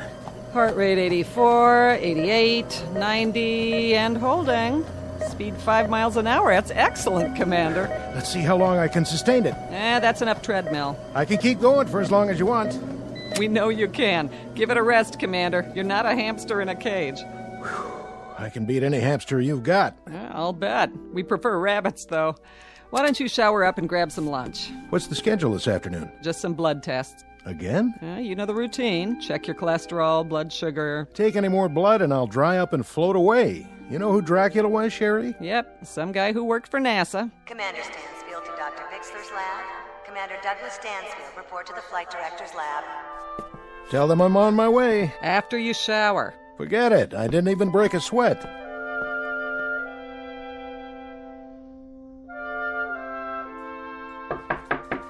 Come in. Dr. Bixler? Hello, Commander. Glad to meet you, if somewhat belatedly. Please make yourself comfortable. Oh, thanks. A figure of speech, in the sense that there's no need to stand on ceremony. I'm sorry there are no comfortable chairs here. Oh, that's all right. I'd just as soon stand. Even after this morning's workout. But, of course, your cardiovascular rating is superb. So, this is where the commandments come from. Commandments? Mission directives. I've heard much of you, the mysterious Dr. Bixler. And I of you, and that's the reason you're here. I was wondering. I guess this all seems faintly ridiculous to you, the hush-hush aspect. Well, all NASA's projects are secret during the planning stages, but I've been here 6 months now. In the past, I knew what I was training for. Is there a reason I've been kept in the dark so long? Perhaps so you wouldn't hand in your resignation. Not likely. I knew what I signed on for when I joined the agency. You knew some of it, what we've done up to now. I take it on faith. It's work I believe in, ever since I was a boy. You've been with us for 11 years. Is that a question, sir? More along the lines of an observation. Should you not have realized it, you've been the object of considerable observation over the past several months. I'm well aware of that, but if I may say so, I've never been the subject of so many tests. Not just physical, but psychological. There are reasons, Commander, rather good reasons. What is it you have in mind for me? Or is that still hush-hush? This one is not official yet, or it wasn't until we knew we had the right man for the job. It's not part of the budget we submitted to Congress, but I think we're about ready for a formal announcement. Of what? You've made 11 separate orbital flights. That's right. You orbited the moon, commanded a lunar landing, you're oldest of the astronauts, and you're also the most experienced and the most knowledgeable. I don't know about that. I do. Certainly if we count those who are still active. May I ask you a personal question? Why? You already know everything about me. Not quite. Why did you never marry? Well, that's easy. I never found someone who could put up with me. The months spent in training for a mission, the flight time, there's no woman in the world who could live with that. No, I suppose not. Though several of your fellow astronauts have families. They lucked out. I guess I just never met the right one. You dated in college. You were even engaged once. For about 15 minutes. Once she found out the way I live, on call, at a moment's notice, well, you might say she came to her senses. Very fortunately for her. When the space agency put me on this project, I was told to keep in mind the scientific problems, of which there are a great many, I can guarantee. I'm sure. But also to be aware of the human factor. And that's where you come in, Commander Stansfield. You're the human factor. May I ask you a question? By all means. How long are you going to keep me in suspense? Not much longer, I promise. You recognize this, don't you? A chart of the solar system. That's right. The sun, the Earth down here, our neighbors, Venus, Mars, Jupiter, and so forth, and the moons that orbit them. A lot of places I haven't been to yet. What do we know about our neighbors, Commander? More than we knew a few years ago. Oh, yes. Thanks to men like you. Nonetheless, what it boils down to is this. The moon is barren. Mars is a vast, scrubby desert with an unbreathable atmosphere. Venus and Jupiter, both gaseous and poisonous. Pluto and the outer planets are volcanic. In short, our neighbors have only one asset to offer us. They're accessible. They can be reached using current technology. Beyond that, they offer us nothing. Scientific, social, economic, by any standards. They're the Mount Everest of near space. You go to them because they're there. But the accomplishment is in the climb, and once climbed, there are no more challenges. So, where's the next Mount Everest, Doctor? That may be the wisest question you've ever asked, and the most pertinent. Why do you say that? Take a look at this chart. It's a star system in a galaxy well beyond our reach. To date, seen only through the lens of a telescope. We know nothing of it with absolute certainty, except that there is a cluster of 6 planetary bodies. Where? Here, toward the edge of the picture. The small, extremely bright object at the center is a sun, very similar to ours. It's flaming and gaseous and almost exactly the same color temperature. It provides heat and light for these 5 objects here. The ingredients of a solar system like ours, only a bit smaller. The planets run in roughly the same paths as we do around our own sun. Yes, I see. The equivalent of our 5 inner planets. But the rest? You can tell all that? Our astrophysicists can. The distances bear approximately the same relationship to each other as Mercury, Venus, the Earth, Mars, and Jupiter. And given that relationship, this is the most likely system we've found yet that might support life. Are you telling me we've made contact? Not yet. The distances are too vast. Even if they've sent out an intelligent communication, it would take a very long time for it to reach us, assuming we could pick it up on our frequencies and decipher it. You and I would be dead and gone by then, or they would. There are too many variables. This system, does it have a name? Only a number. We've nicknamed it Sol 2 for purposes of identification, but for now, you can call it anything you want. For example, Stansfield's Everest. That's where I'm going. That's where you're going. When? In about a month.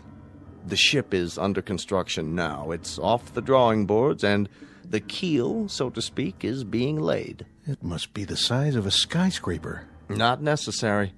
It'll only carry a crew of one. One? That's because of the weight, the extra equipment on board. What kind of equipment? I'll get to that in a moment. For now, I believe the man who flies her should be right there while she's being built to watch every bolt, every rivet, every screw, every piece of metal and circuitry going into it. And that man is you, Commander.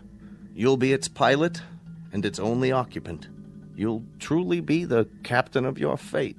Not that it matters at this point, but I want you to know I like this assignment. I like it very much.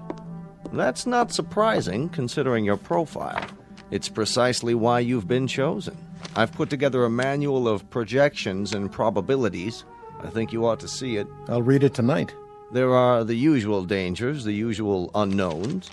It was ever thus. No, Commander, it was never thus. How so?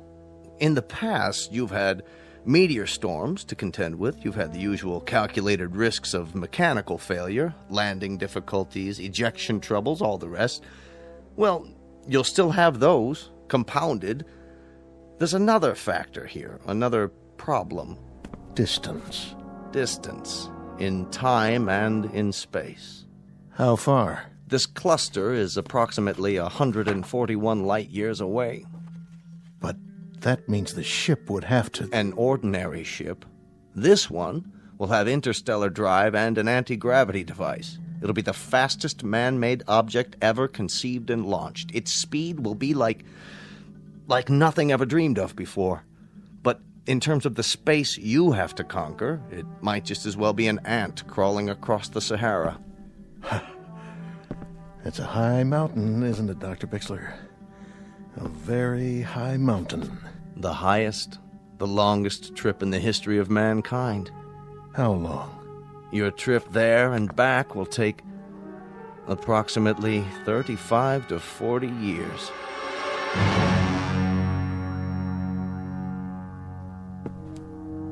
Well, at least it's a round trip. Consider it carefully, Commander. When you return from this trip, the Earth will have aged almost half a century.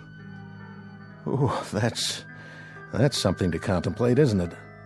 I'll be 60, 70 years old. I'll have lived the better part of my life out in space. Alone. You'll have lived the better part of your life, but you'll not have aged. We intend to try something different. Also a risk, also decidedly calculated. That's where the extra equipment comes in. Freezing. An extension of cryonics, but considerably more complicated. It will be suspended animation in its purest form. We've developed a substance from the lymphoid tissue of hibernating animals, several antioxidant absorbents, and a collection of experimental drugs to slow down metabolism. The Earth will age, Commander, but you will not. You'll only be a few weeks older when you return.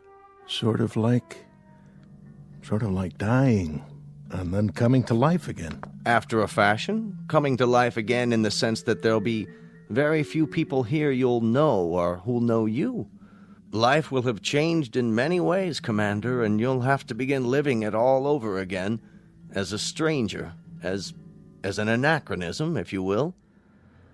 If you'll forgive this degree of candor, it's one assignment I don't envy very much. That's pretty much been the story of my life, Dr. Bixler. Assignments that not very many people would envy. When do I begin? You already have begun. If you're free this afternoon, I'd like to go over the preliminaries. Tomorrow there's a chartered jet to the Cape where you'll begin your briefing and have a first look at the ship. Unless you care to reconsider. I'll be there. I'm on the payroll, aren't I? When I checked in, it was all the way. Good. That's good, my boy. Glad to have you aboard.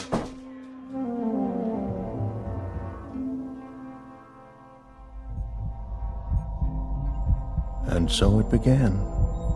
That brief, unemotional, very matter-of-fact colloquy between scientist and subject. A small cast of 2 characters. That was the way it should have been. But I very clearly remember the entrance of character number 3.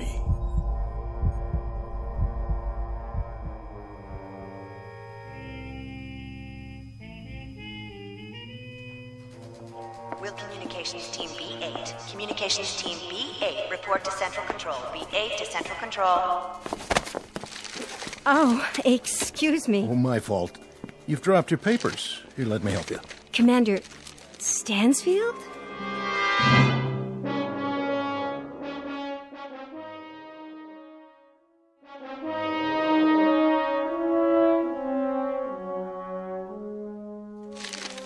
Excuse me for staring, but I see your ID badge. Why, you're the one. I don't know whether to thank you for that or report you for insubordination. Forgive me. We've been hearing Stansfield for close to a year. I was beginning to think that you weren't real. Let me give you a hand. A friend in need. That's my job. Picking up papers? Oh, that's my new assignment. Morale officer.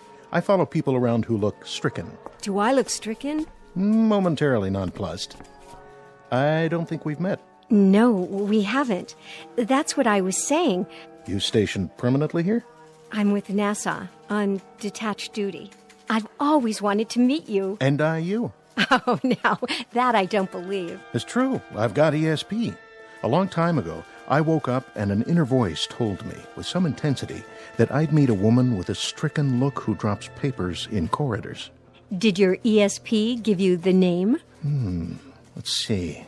It's coming to me. The first letter is an S. Sandra Horn. How did you... Oh, of course, my name badge. I didn't look at it, I swear. Sure you didn't. Very subtle. It's been an honor meeting you. Strange. What is? Nothing. Tell me. It's not a line, I promise, but I do feel I've known you. I know. There was a little girl in 4th grade. She sat in front of me. I used to stick pencils in her red hair. Tell me the truth. That was you, wasn't it? I went to an all-girls school. Oh. I don't suppose... Yes?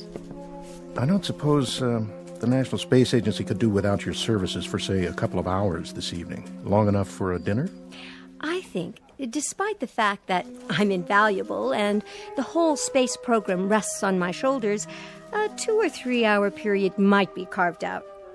I'm in the book, Commander. Please phone me. I won't phone. I'll pick you up. What kind of food do you like? Any kind, partial to beef, also seafood, no shellfish though. Chinese, Italian, you name it. I'll plan the itinerary and the menu. See you at 8. Arrivederci, lady from the Space Agency. 8 o'clock then, astronaut. Arrivederci to you too.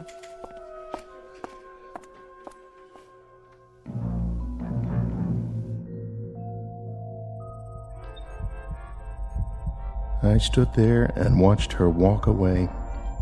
I thought we talked for an hour, not minutes. And I knew everything I needed to know about her, even then. The only time in my life it had ever happened to me. And now I return to these things, these simple things. Now in the darkness, and the cold, the solitude, the stillness without measure. I remember music, colors, and a voice.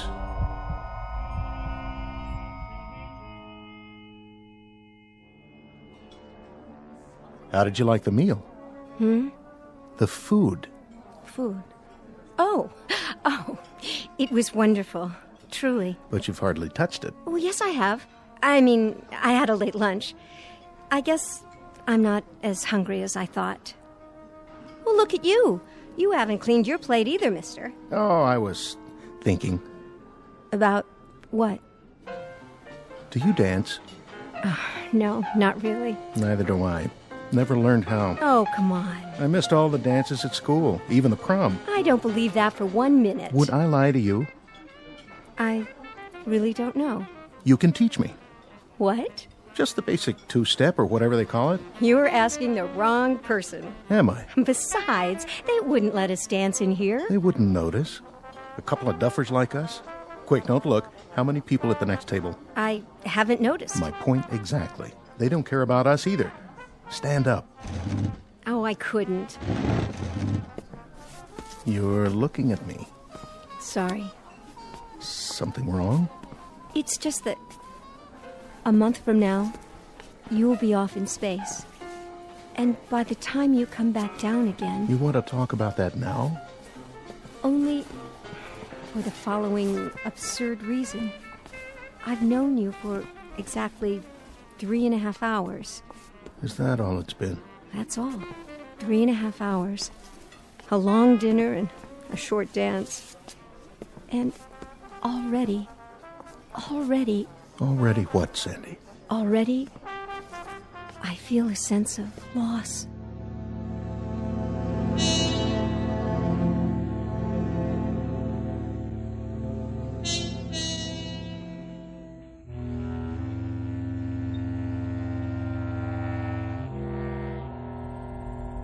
My life had been in the military. Always first aircraft, then space vehicles. And it had been missions, projects, and expeditions. There was no time for another kind of life. Intrusions that took the form of a face, a voice, a short month lived by a man and a woman drawing closer and closer together, and finally becoming a part of one another. There's so little time for such a thing, for such a small thing. And then what time we had ran out and slipped away.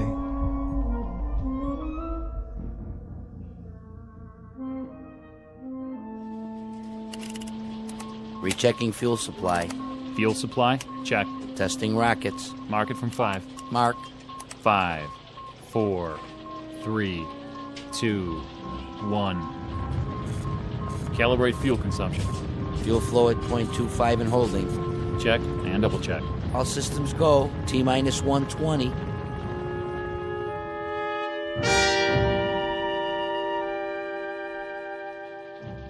Setting countdown, Dr. Bixler. Only 2 more hours. Where is he? He'll be here. Man, oh man, I sure wish I was him. Do you? Well, why not?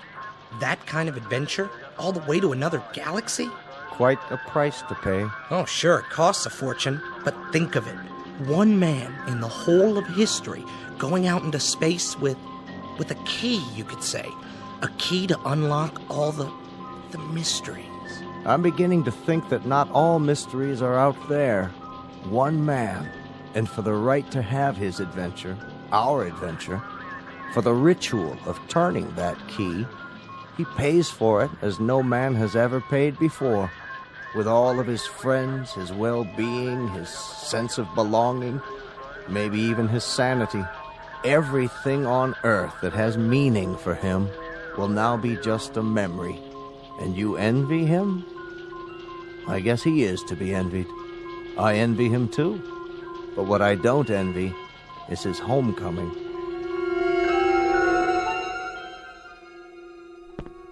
Sandy? Hello, Doug. I thought we agreed. I know, but I had to see you. It only makes it harder. I wanted to give you something. A small, unofficial gesture from one of the lesser bureaucrats of our good, gray, respectable government. Sandy. Unofficial, and very much apart from protocol. But I couldn't let you leave, Doug. Not without saying goodbye. Not without telling you that I loved you very much. That I shall sorely miss you. That my life, whatever is left of it, will be a strangely meaningless, dull, and empty place without you to share it. No. Shh. And this last paragraph. I wouldn't say this to you if I didn't know you were the kind of man you are. If I thought it would even remotely affect you, or at least what you plan to do. I wouldn't say any of this. But I know you. I know that you're built out of a very strong alloy, and you may bend a little, but you'll never break. It's a very odd thing, Sandy. Very odd. But when I come back, when I touch this ground again, I know the first thought I'll have. I know the first thing it is I'll want to see. The first thing I'll want to touch. I'll be the little old lady in the lace shawl, the one waving the welcome home sign. So look for me, Doug, will you? Look for me on the fringe of the crowd. I'll be the one carrying the sign.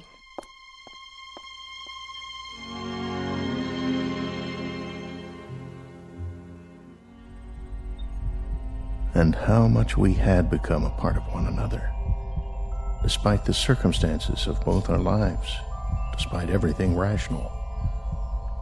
We let ourselves reach into that strange and mysterious sea within us called love, and then watch the ripples grow. Sandy, Sandy, where are you now? Sandy, across the void, my dearest, through the millions of miles of cold and empty space, through the vastness of a naked desert of sky and stars. I feel your warmth, and I love you. I love you, Sandy.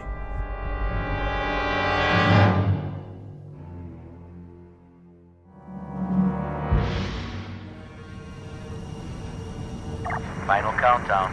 Mark it. All systems 1/2, 3/4. We have full ignition. Blast off.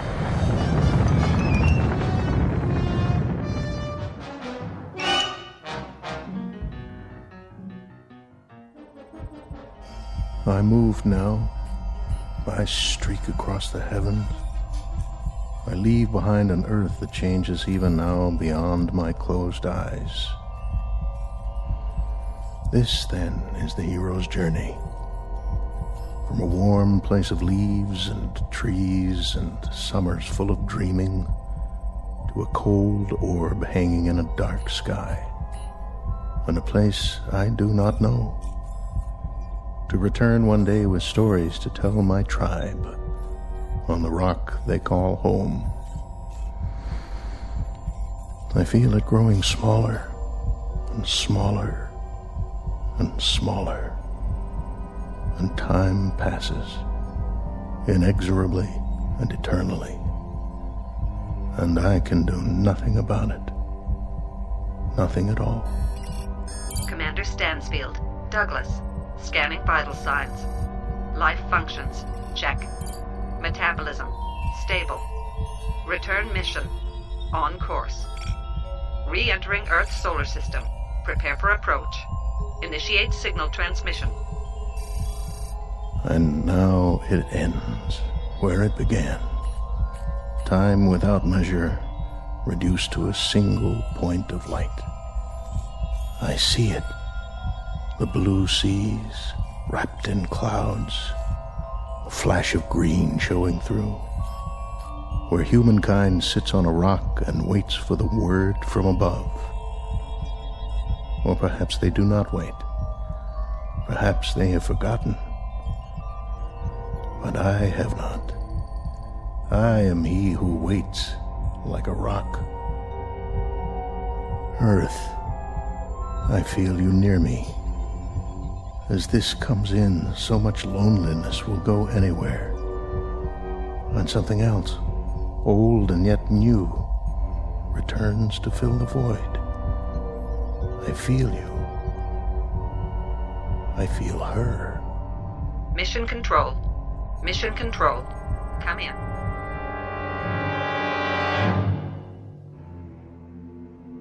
What's this? Where? On the tri-bit. Looks like a craft on the approach. Yeah, I see it, but what kind of craft? Could be a missile. Activate the defense shields. Setting coordinates. Locked on. Lasers on standby. This is gonna be easy. Almost too easy. Whoever he is, he's a sitting duck. Wait a minute. Look at the shape of that thing. Some kind of retro design. Hey, bring it up on the holoscreen. I can almost make out the numbers. Run a pattern recognition. That'll nail down the model and country of origin. Scanning for recognition.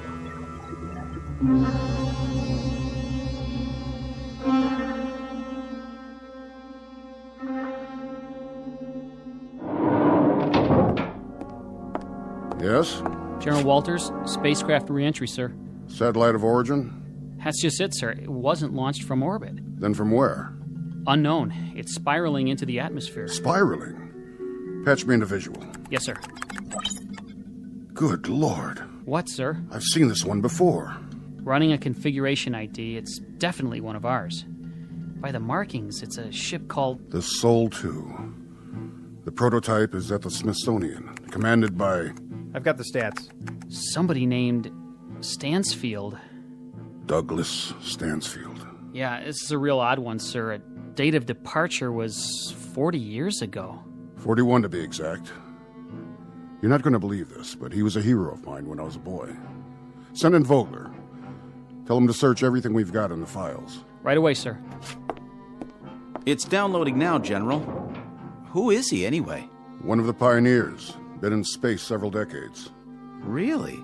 Presumed lost a long time ago. Put it on the screen. Here's a report. He's been out of contact. This is the first communication we've had. The date, the log entries. He was tracked on radar when he left Earth space. But communications must have malfunctioned a few hours after he left the ionosphere. 41 years. And now they come back. Every month. Every year. They keep coming back. Like aging birds returning to a nest. For what? That's the question. They went off on missions that became obsolete almost the moment they were out of sight. To blaze trails we've already charted by now. To bring back discoveries that aren't discoveries anymore. And still, they keep coming back. Burnt. Dented. Aged. And they keep coming back. Look at this. What? The footnote.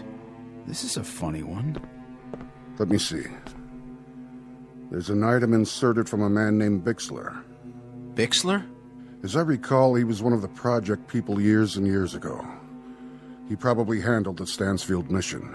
It says we're to contact a Miss Sandra Horn. Who's that? Sandra Horn. A friend of Commander Stansfield. And where would we find her, sir? In an old folks' home? According to this, you'll find her in the hibernation room. A young woman of approximately 26 years of age. She must have been very much in love with him. Very devoted. A devotion without precedent. Say a prayer, son. A prayer, sir? That we find her alive. General Walters? Miss Horn, you look very well. Do I? You look just fine.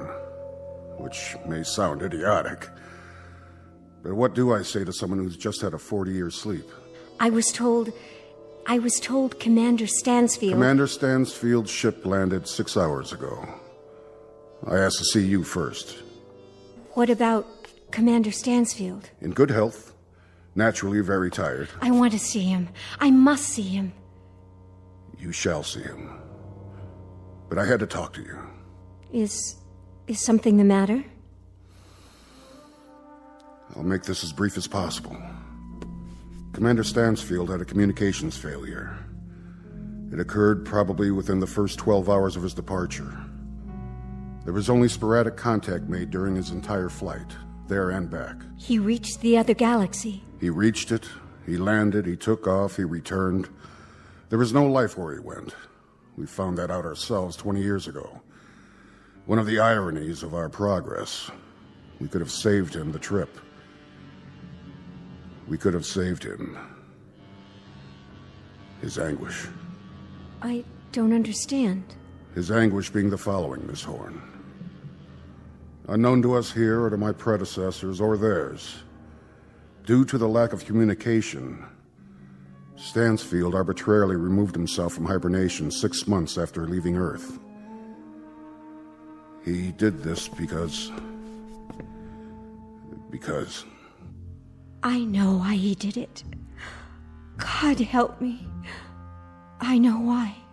Over 40 years, Miss Horn. 40 years in the cockpit of a ship. 40 years of... well... His kind of loneliness must have been something brand new in human experience.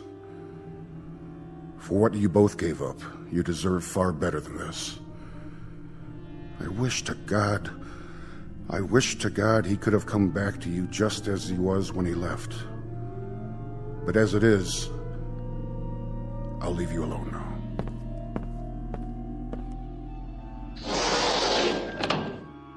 Doug? Dear Doug. You remember me, don't you? Remember you? I've spent 40 years remembering you, Sandy. I've spent 40 years painting your picture inside my head, remembering your voice, thinking about your touch. I've spent 40 years surviving for you. But looks like I made a miscalculation. An error of judgment, you might say, with the best of intentions. And now... Doug, it can still be that way. What you are, what I am, it doesn't make any difference. Oh, I'm afraid it makes a difference, Sandy. Look at you. 40 years of difference. And that's far too much. I'm sorry. I'm so desperately sorry. I know, my dear. I had a lot of years to ponder the possibilities. But I didn't consider this one. Years that I didn't think would ever pass. Years that I sometimes wished wouldn't pass. Oh, Doug. You're as beautiful as ever. Very beautiful. Don't waste it. Go away now, Sandy. You must. Please. Go home and pick up the pieces of the rest of your life. Go. If that's what you want. It's what I want. Goodbye, my love.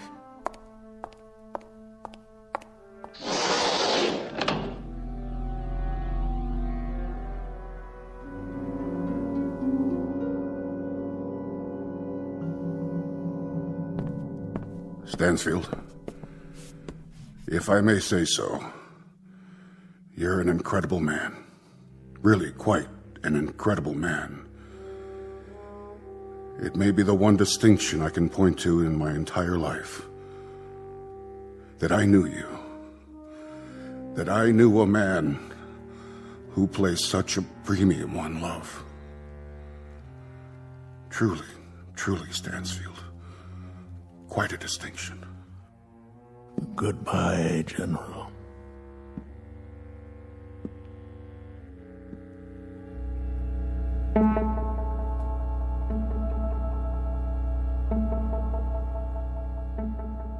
Commander Douglas Stansfield, one of the forgotten pioneers in the space age, pushed aside by the flow of progress and the passage of years. Our tale of irony and the ionosphere and the ferocious travesty of fate that could only happen in the Twilight Zone.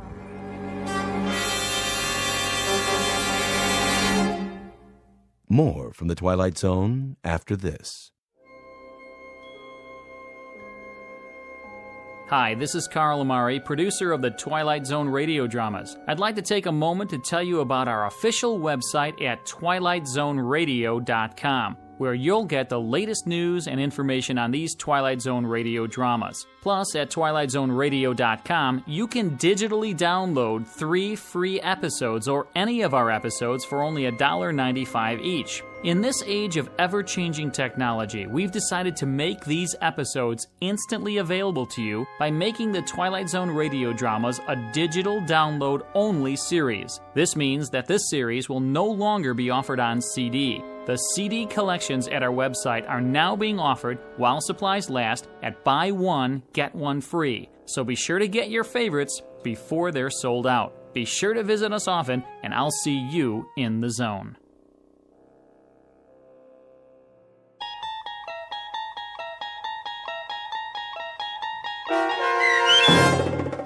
The Long Morrow, starring Kathy Garver with Stacy Keach as your narrator, was adapted for radio by Dennis Etchison and based on a script by Rod Serling. Heard in the cast were Roderick Peoples, Christian Stolte, Rich Komanek, Jeff Lupetin, Meg Falcon, Heath Corson, Susan Hart, Carl Amari, Roger Wolski, and Vince Amari. To learn more about the Twilight Zone radio dramas and to obtain audio cassettes and CDs of these programs, visit our website at twilightzoneradio.com. The producers of The Twilight Zone wish to thank CBS Enterprises, Carol Serling, Dennis Etchison, Dick Brescia Associates, Claire Simon Casting, Terry Jennings, XM Satellite Radio, the American Forces Radio and Television Service, Sirius Satellite Radio, our sponsors, and our radio affiliates for helping make this series possible. This copyrighted radio series is produced and directed by Carl Amari and Roger Wolski for Falcon Picture Group. Doug James speaking.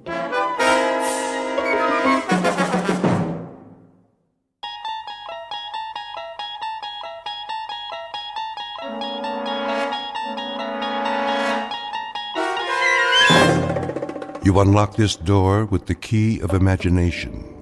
Beyond it is another dimension, a dimension of sound, a dimension of sight, a dimension of mind.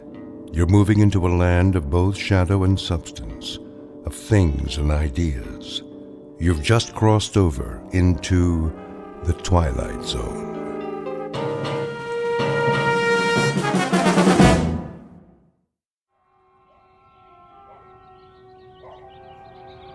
Letitia?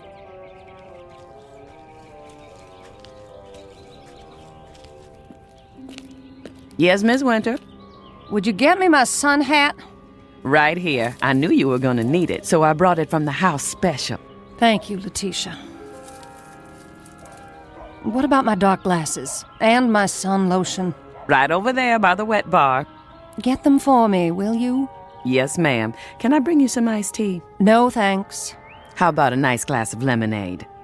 A vodka and orange juice would be more like it. Yes, ma'am.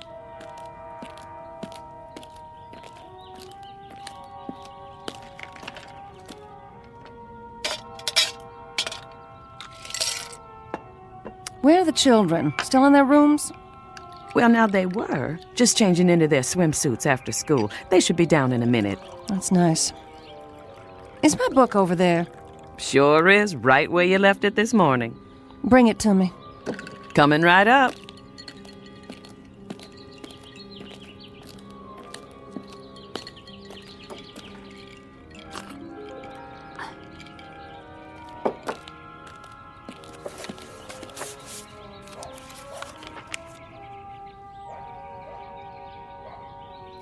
I don't know why I bother to read these things. They don't do one bit of good. I'm okay, you're not. Somebody's making a fortune telling people what they already know. Yes, ma'am.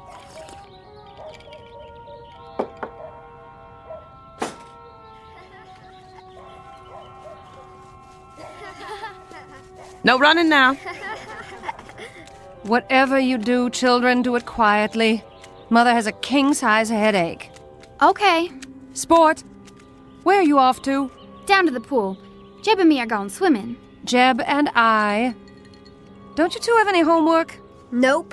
Jeb? Well, just a little, Mama. But we can do it after supper. Promise? We promise.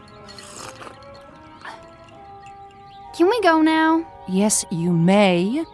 Be careful. Your brother's not as good a swimmer as you. Am too. Come here, young man. Aw, Mom. Kiss your mother hello. All right. That's a good boy. When's Daddy coming home? Don't ask me. That man keeps his own hours. Bye, Mom. Keep an eye on your brother. No diving off the deep end, and no shouting.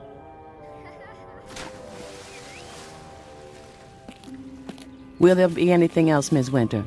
Just one. Yes? Make me another drink. Yes, ma'am.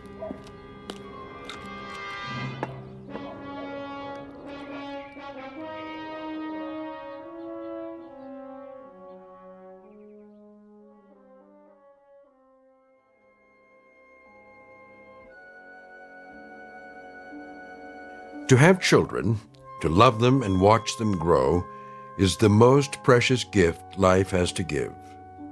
But to have children and not love them is a sad mistake, one that's not easily remedied. Because when left to their own devices, children may have no choice but to seek a world of their own. Meet Sport, barely 11, and Jeb, her younger brother.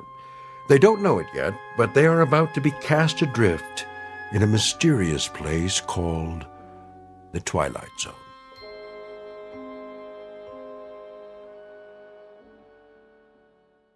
And now, The Twilight Zone and our story, Bewitchin' Pool, starring Karen Black with Stacy Keach as your narrator.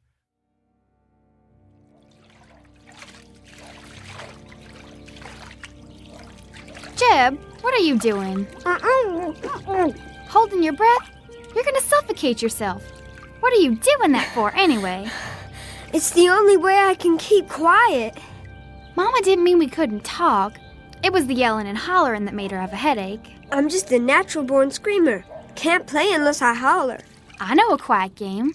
Yeah? How do you play? Well, look down there, in the water. That's not a game.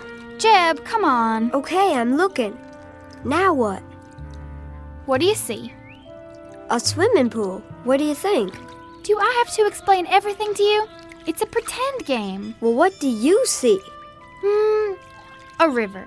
You and me floating on a raft, just like Tom Sawyer. No! Now we're coming to an island. What's on the island? It's all full of caves and rattlesnakes and pirates. And witches? Well, I guess you can have one witch. Just one. A fat one! Who ever heard of a fat witch?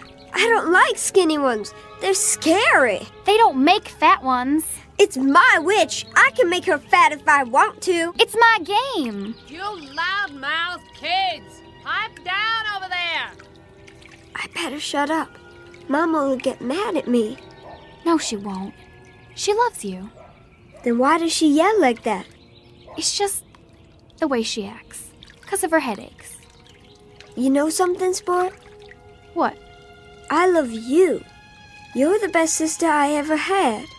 You're silly. Come on, let's go swimming. Yeah!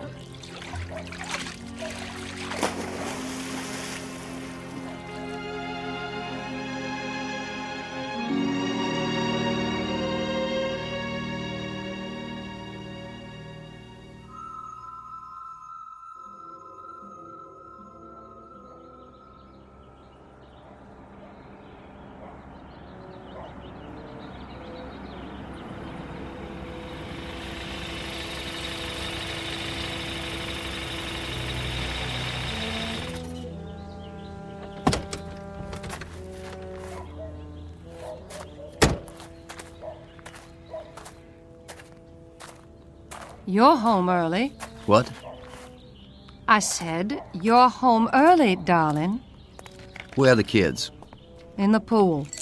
Who's watching them? Nobody. Is that right? Sport's an excellent swimmer.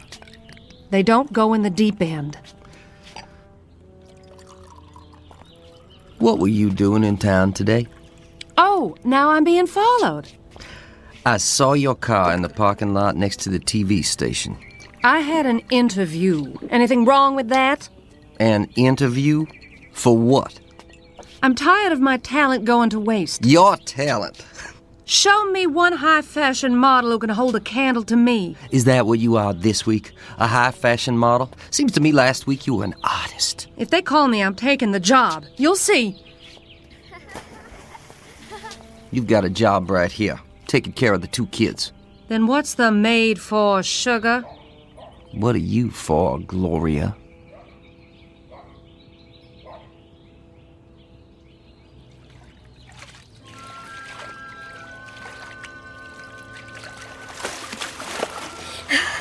I can see it. Can you? Yeah. In the yard is a big old swing made out of a tire. You're good. Then what happens?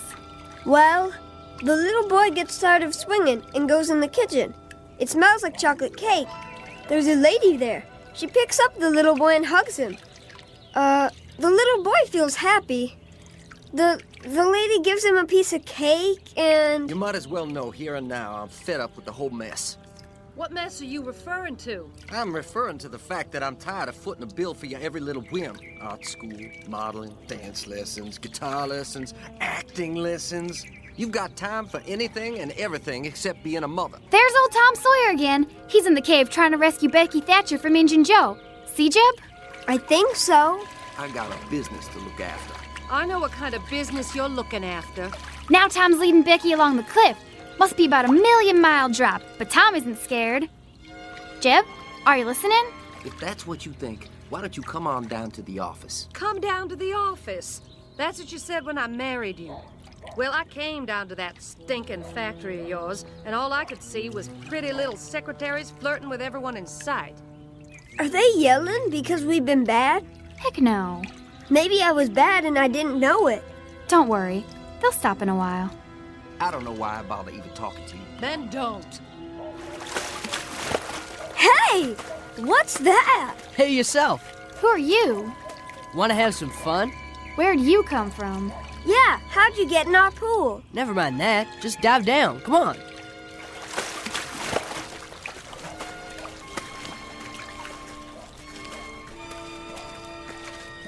What is going on over here? Nothing. I can't even have a conversation without you brats yelling. We were just talking to this boy. What boy? In the water. He was here and then he was gone. There's nobody else in the pool. But he's gotta come up for air. No, Jeb. We were just playing pretend. Pretend? You fool kids. Where'd Daddy go? He went in the house. Supper will be on the table soon. You'd better be dried off and ready. Don't you go off and play. I mean it. Yes, Mama.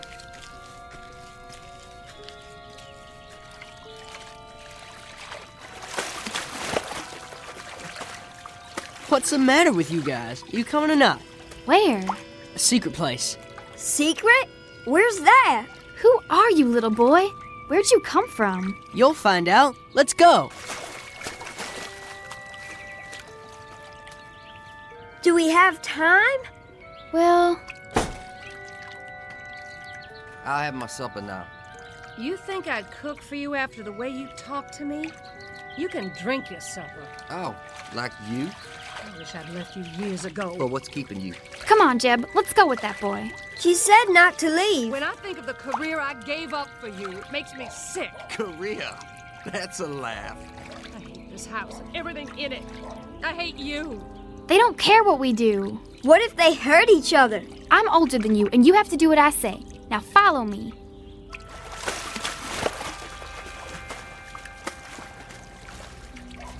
Well, here goes.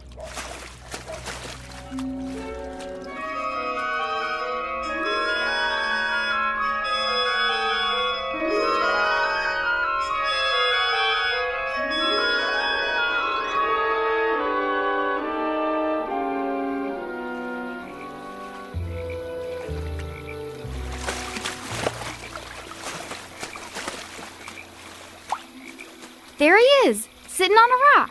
What's he doing? Fishing? Don't you know anything? Hey, you guys. Come on out. He looks just like Tom Sawyer. He does, kind of. Hey, where are we? Come on, Jeb. Let's find out.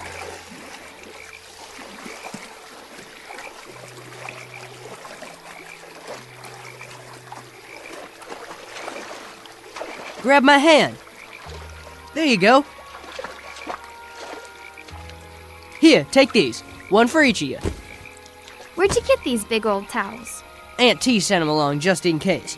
We weren't sure if you were coming or not. Aunt T? Dry yourself off, Jeb. Where are we? Aunt T's, of course. Where's that? A secret place. We sure got here funny. Just dived in our pool and came out here. Want to see a minnow? What's a minnow? A fish. Sure. I keep it in a jar over here. Where'd you get it? I caught him. You can catch all kinds of fish here.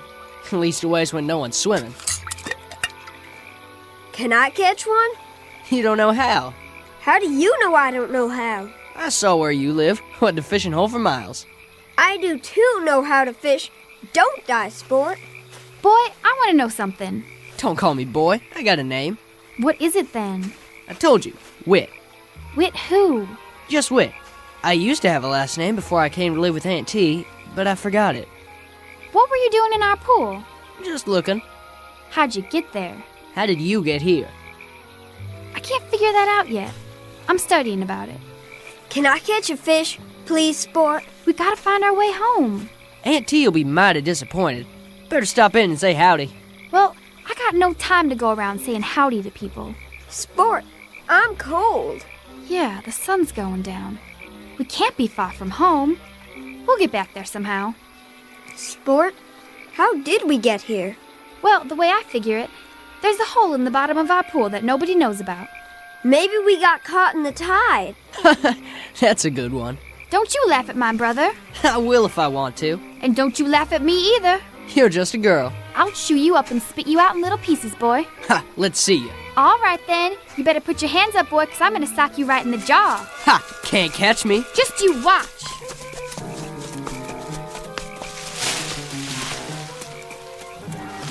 Sport, look! I'm looking. Where did all these kids come from? I don't know, Jeb, but I think this must be Aunt T's place.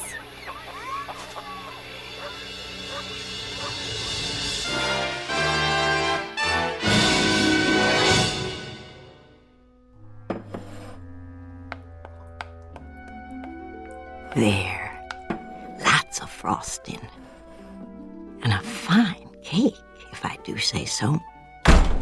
Aunt T! Aunt T! Why, whatever's the matter with it? She's gonna beat me up, Aunt T. I sure am, boy. She'll do it, too. Will you really, child? I aim to. Yes, ma'am. Very well. But I'll have to ask you to fight outside and not in my kitchen. You're liable to break something here. Aunt T, it ain't fair. It is if it's a fair fight.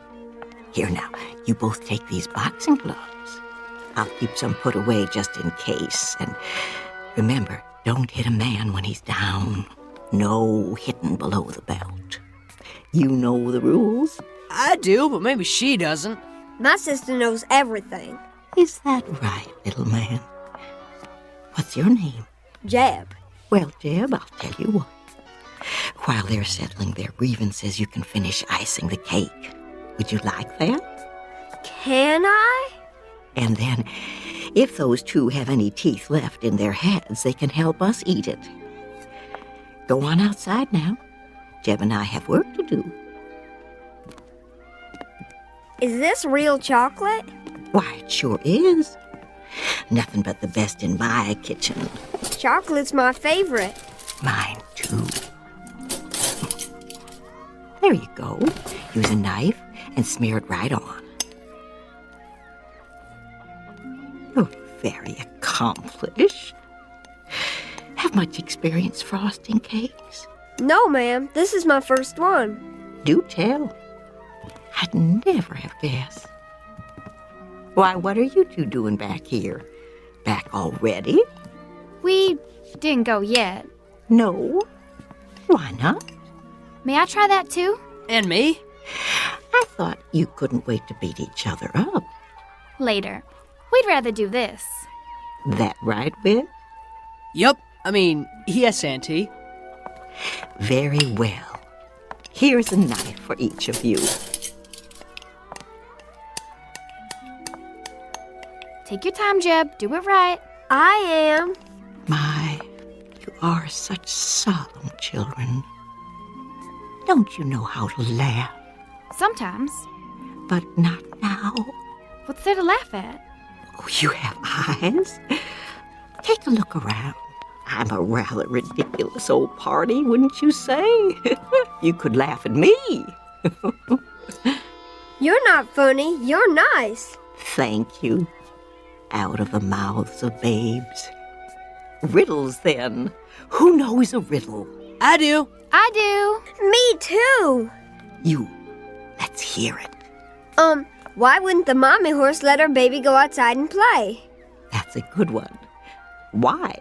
Because he had a sore throat and he was feeling a little hoarse. That's a good one, Jib. Me next. Me! Young lady.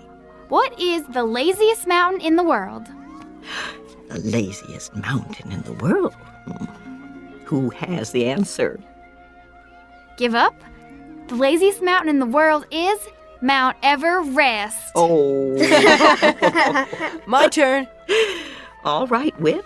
What do you call someone who crosses the ocean twice and doesn't take a bath either way? Oh, that is a hard one. Somebody who crosses the ocean twice and doesn't take a bath. A dirty double-crosser. Oh. Aunt T, all the frosting's gone. And just in time. What a handsome job you've done with the cake. Looks kind of lopsided to me. Nonsense. It's perfect. While it's cooling, I'll assign you new children your chores and show you where your rooms will be. Come along. This way. What's the matter? We didn't come here to stay. My dear, children always come here to stay. What? No. But I want to. Jeb! What are you hugging me for, boy? I want to stay. You come back here. I'm staying with Aunt T. She's a kidnapper. Oh, no, my dear. Mind you, I've seen children I would have stolen if I could. What for? To get them away from unworthy parents. But I've always resisted the temptation. Then why are all these kids here? Because their families didn't deserve them. All they wanted was to be loved, so they could grow up right and get out on their own.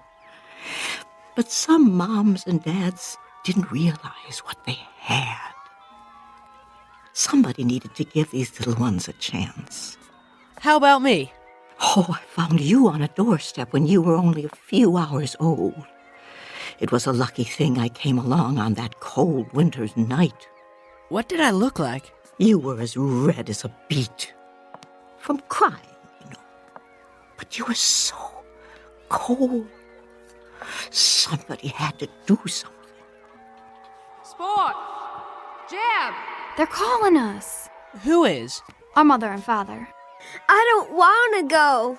You darn kids, where are you? It's that way for a lot of kids. We better go home now. These voices you hear call. At first they seem quite strong, but they get fainter and fainter, and after a while they fade out. And one day you simply cannot hear them anymore. Sport! I'm calling you, young lady. Don't pretend you can't hear me. We've got to go home. Can you tell me why? I've got everything you need right here. Why, there's the swimming hole down by the creek. And the days are long, with all manner of things to do and see. And then there's always a hot meal and lots of children to play with. Blind Man's Bluff, Ringalevio and the Red Rover, all kinds of games. Some I bet you never heard of. See that little girl out there with the pigtails? When she came here, she never had smiled. Not once. All that changed pretty quick, let me tell you. Now all she does is laugh all the livelong day. Makes my heart glad to see them so happy. That's why I bake a big cake every day, just the way they like it. We've just got to. Because that's where we belong. They're children and they love us. And well, we love them. In that case, you must go back. No. You too, little man. Your sister's reasons are good ones. I cannot argue with them. Can you tell us one thing? What's that? How do we get home?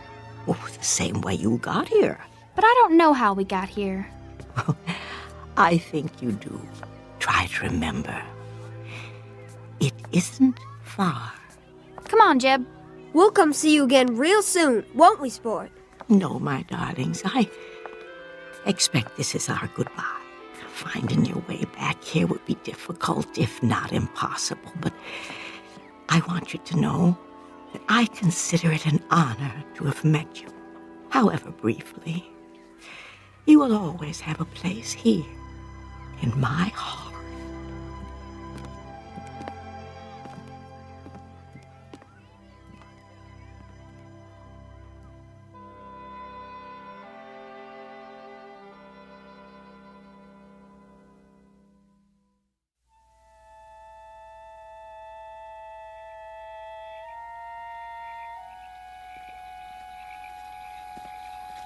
Here's where he came out of the water. It's a good place to dive. Just stand out there on that rock, take a deep breath, and jump. You'll see. It's easy. Stand next to me, Jeb. Do we have to? I'm your big sister. You have to do what I say. Bye, Whit. Bye, little Jeb. You mind your sister now. Whit? Yeah? I just wanted to tell you, I wasn't really gonna beat you up. I was just talking. Me too. Well, bye now.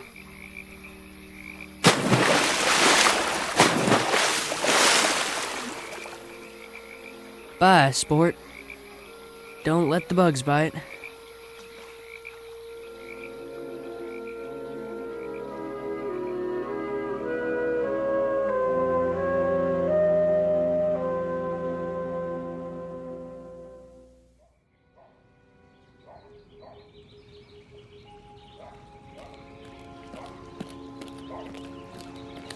Have you found them?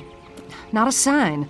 I told them not to leave the yard. I told them. Well, that's just it. They have no respect for you. You aren't firm enough with them. What about you? You're never here. Try putting up with their whining and screaming 24 hours a day. Gloria, look! Mama? Sport, where's your brother? Here.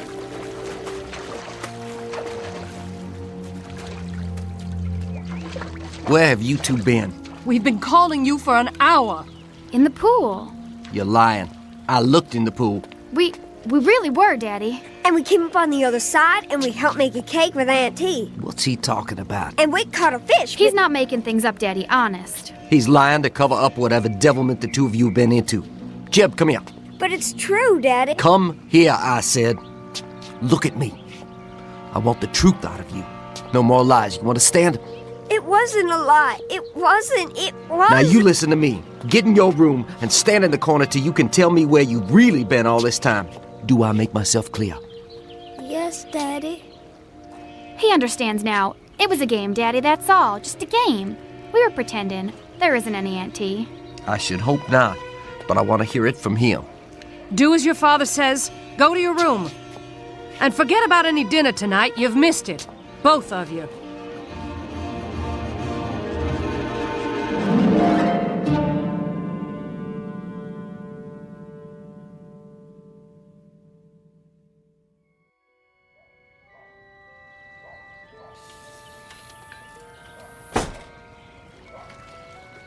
Sport? Jeb? Over here, Mama. What are you doing by the pool? I got up early. I couldn't sleep. Where's your brother? In his room, I guess. No, he's not in his room. I checked. He's nowhere in the house. Well, I haven't seen him. Is breakfast ready? Not yet. Your father is waiting to talk to you. What about? I'll let him explain it to you. But there are going to be some changes around here. What kind of changes? You'll see. Things are going to be different. Will things be better? You bet your sweet life they will. Now find Jeb and hurry. All right, Mama.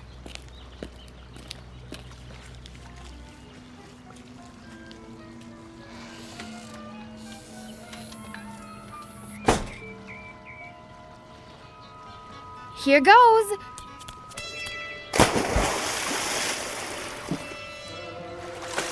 Whit, where are you? Auntie? Help me get back. I don't know how.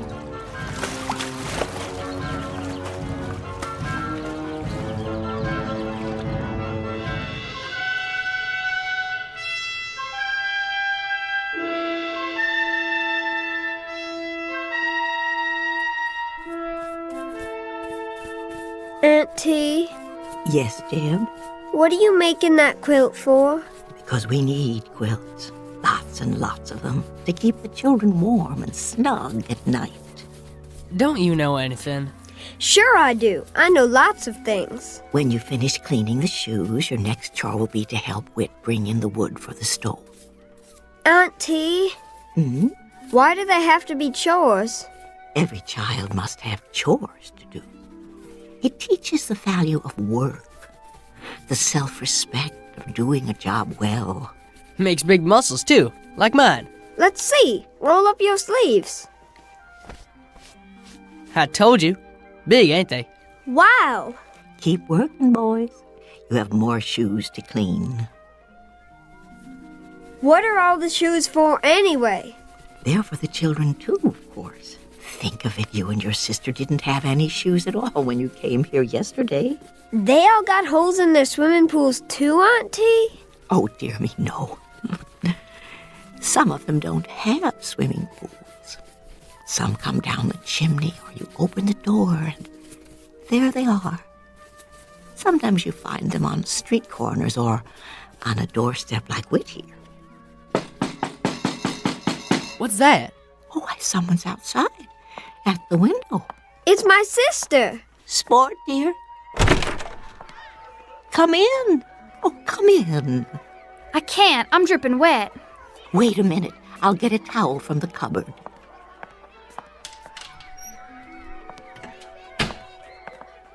Here you are, my dear. Thanks. I told you she'd come. I'm surprised that either of you made it. It's very rare for anyone to find the way here a second time. I'm sorry to bother you, ma'am. You're not bothering me in the least. As a matter of fact, I'm delighted to have someone here who can help me with the quilting. You do so. No, ma'am. Oh, well, you'll be surprised at how quickly you'll learn. I can't stay. Oh? I only came to get Jeb. I ain't going. It'll be different at home now. Mama told me. Told you what? They aren't going to yell at each other anymore. Is that all? We're going to take trips together. Where? Oh, everywhere. Disneyland and Ohio and Australia and the North Pole. Anywhere we want to go. I don't want to go to those places. Jeb Sherwood, are you coming or do you want me to throw you over my shoulder like a sack of potatoes and carry you home? Have things changed where you live? Yes, ma'am. Everything's going to be better now. In what way? They're going to love us. Really? Mama told me, and she wants to tell Jeb too. You know, Jeb, it would look quite undignified if she threw you over her shoulder like a sack of potatoes. Don't you think so? If I were you, I would go willingly. I'm staying. If we live this time, we won't ever get back here again. Besides, I've got chores to do. If what Sport tells us is true, Jeb, then you're not meant to be here at all. You are meant to be home with your mother and father. Do I have to go? I strongly advise it. You'll see, Jeb. It won't be so bad. Jeb, listen closely. There is only one truly precious thing a person can give, and that is love. If I were a young person on his way to receive such a wondrous gift, I do believe I would go with a smile on my face. Much better. Now, don't dawdle. If love were waiting somewhere for me, I would run to it as swiftly as the wind. You ain't kidding me? I ain't kidding. Then, bye, Whit. Bye. Don't worry about us, Aunt T. Everything's gonna be just fine. I sincerely hope so. Goodbye, love.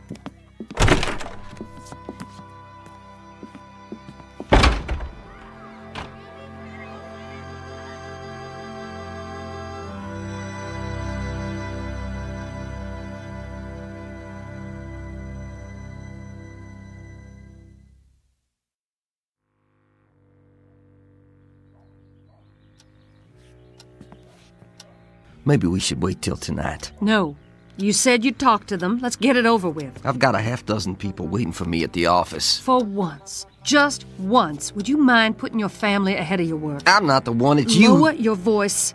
Here they are now. Sorry. You're wet. I sent you to find your brother, not to play in the pool. That's where he was, in the pool. Do you know what happens to children who tell lies? We go to hell and get burned up. Well, you're here now. Sit down. Your father has some good news to tell you. Sport already told me we're all gonna be happy again and go on trips and... I can't do this, Gloria. You tell them. Very well. Your father and I are getting a divorce. If you don't know what that is, it means he's going to live in one place and I'm going to live in another. Where? As far apart as we can get. But... What we want to know is, do you kids want to live with me, or do you want to live with her? I suppose we could split you up if you'd prefer. No, I want to be with Sport. It's up to you. Make up your own minds. We want it the way it was. Well, you can forget it. I'm into that. We'll be good. This time we really will. We won't fight or cry or make noise. We'll be so good. Won't we, Jeb? What are you talking about? It's all our fault. You hate each other because of us. Oh, that's not true. I'll tell you one thing. We wouldn't have stuck it out this long if it hadn't been for you two. You might show a little consideration. I don't have to stay with either of you. Me neither. Come back here. We're not through with you. Hurry, before they catch us. I can hold my breath a real long time. I've been practicing. I know you can. Get ready. On your mark. What do you think you're doing? Stop them. What if we can't get back? We've got to. Get set, go. Come out of there right now. This time you're gonna get what you deserve for good. Are you coming out, or do I have to drag you out? Auntie, help us. Help us, please. Auntie, I need you. Take us now. Get out of that pool. I am not going to tell you again. Do you hear what Daddy said? He means it. Auntie!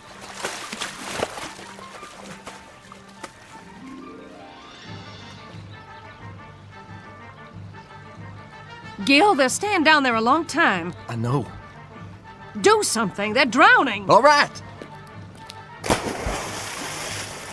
Don't let them drown. Don't let them drown. They're not down there. But they've got to be. It's broad daylight. They can't just disappear. Where could they go?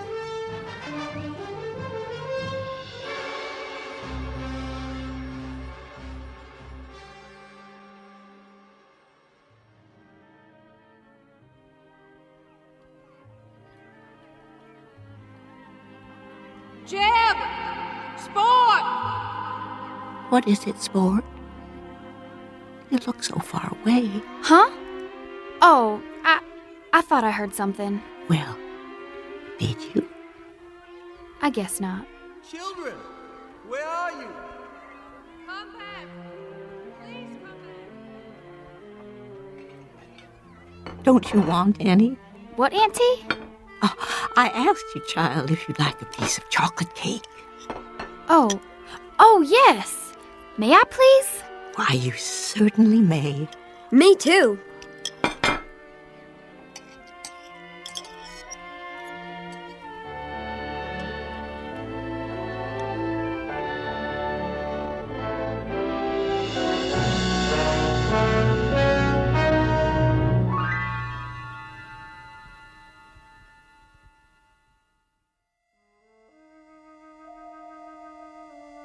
The end of an odyssey for two children who were cast adrift for a time. They took a chance searching for love and finally found it in the Twilight Zone.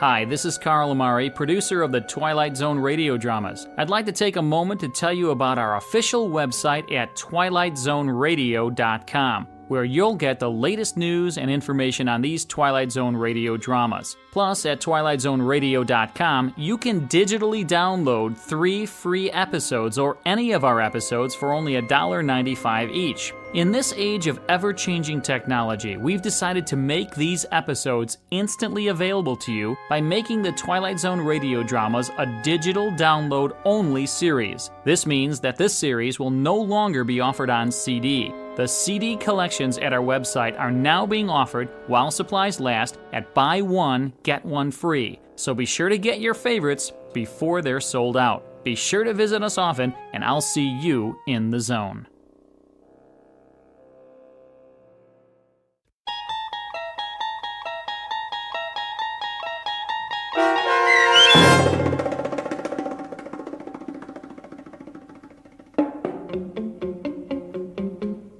Bewitchin' Pool, starring Karen Black with Stacy Keach as your narrator, was adapted for radio by Dennis Etchison and written for The Twilight Zone by Earl Hamner Jr.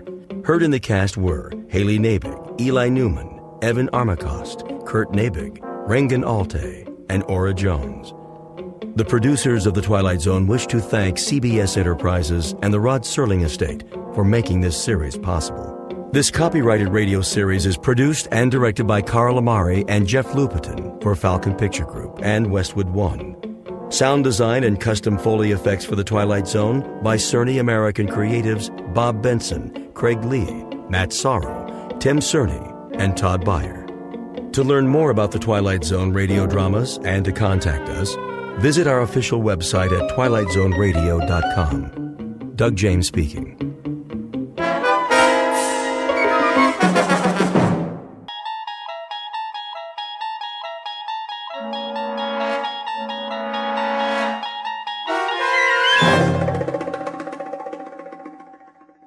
The Mighty Casey, starring Paul Dooley, with Stacy Keach as your narrator, was adapted for radio by Dennis Etchison and written for The Twilight Zone by Rod Serling.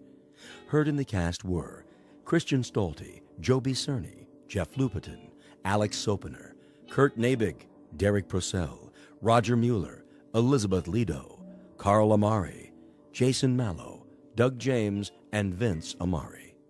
This copyrighted radio series is produced and directed by Carl Amari for Falcon Picture Group.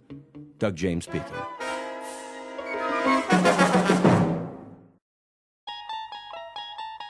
There is a fifth dimension beyond that which is known to man.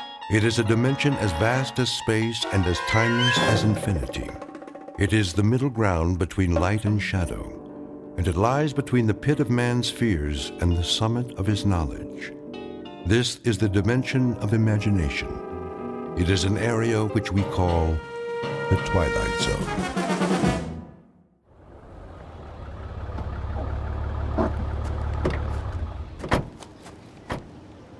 Okay, Pete, let's mark it off. Starting where? The dugout. Run a chalk line in front of the fence all the way to the gate so they can bulldoze it flat. Wait, what's the dugout? Where the team would wait. They'd sit on the bench, shoot the bull. Sometimes McGarry'd chew 'em out but good. Oh, I know what a dugout is. But why'd you call it that? I don't see any bench. Not now, you don't. Used to be right over there, under the bleachers, near home plate. Okay, I get it. This place used to be a ballpark. Of course, that was before my time. Yeah, I'll bet it was. I always thought this was a track for motocross and monster trucks. My old man used to take me before it was a swap meet, I mean. That right. There was this one truck, the Grave Digger. Oh, man, you should have seen it. Big old tires, rolled right over anything. How old are you, kid? Me, 22. 22? I was out of high school before you were born. You know what? You really missed a lot. Yeah, Pops, back in the day. Hey, you ever see the monster trucks? Afraid I missed that. Ever see the Zephyrs? The what? Only the greatest ball club there ever was. Sure. That's why I never heard of them. Yeah, World Series champs, huh? They could have been. Let me tell you. And they almost did. 1 year in particular. We better get back to work, Corrigan. Wait a while, kid. I want to tell you a story. You bring your lunch? Sure, I brought it in the truck. Then let's take a load off. Good time for a break. It's okay by me.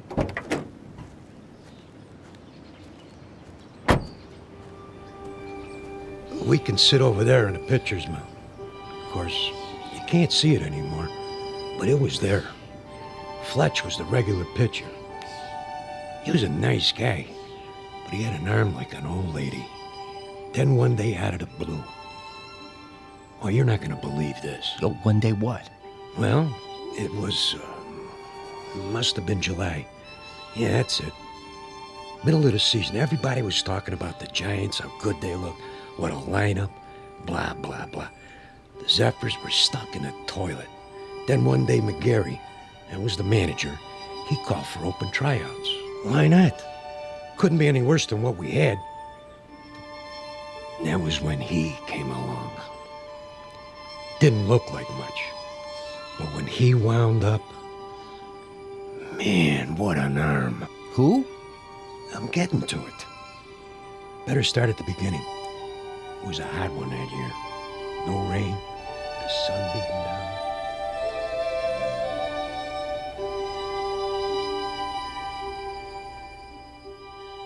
You're standing in the middle of what used to be a baseball stadium. Now the grandstand is falling apart, the field is covered with weeds, and the men who played here are nothing but ghosts. But believe it or not, this was once home to a major league team known as the Hoboken Zephyrs. Never heard of them? That's not surprising, unless you're one of the old-timers. Today it holds only memories and no sound except the wind that stirs in the high grass of the outfield.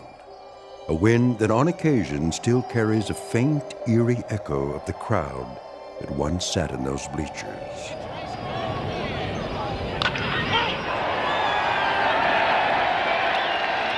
We're about to travel back in time to a day when the Hoboken Zephyrs were still a part of the National League, and this mausoleum of memories was an honest-to-Pete attraction.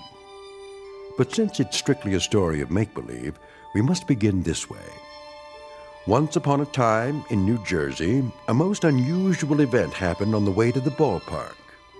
In a moment, you'll meet the cause of that event, a left-hander named Casey. Not the most original of monikers, but that's what he was called. So sit back, grab a hot dog and a bag of peanuts, and get ready for the playoffs.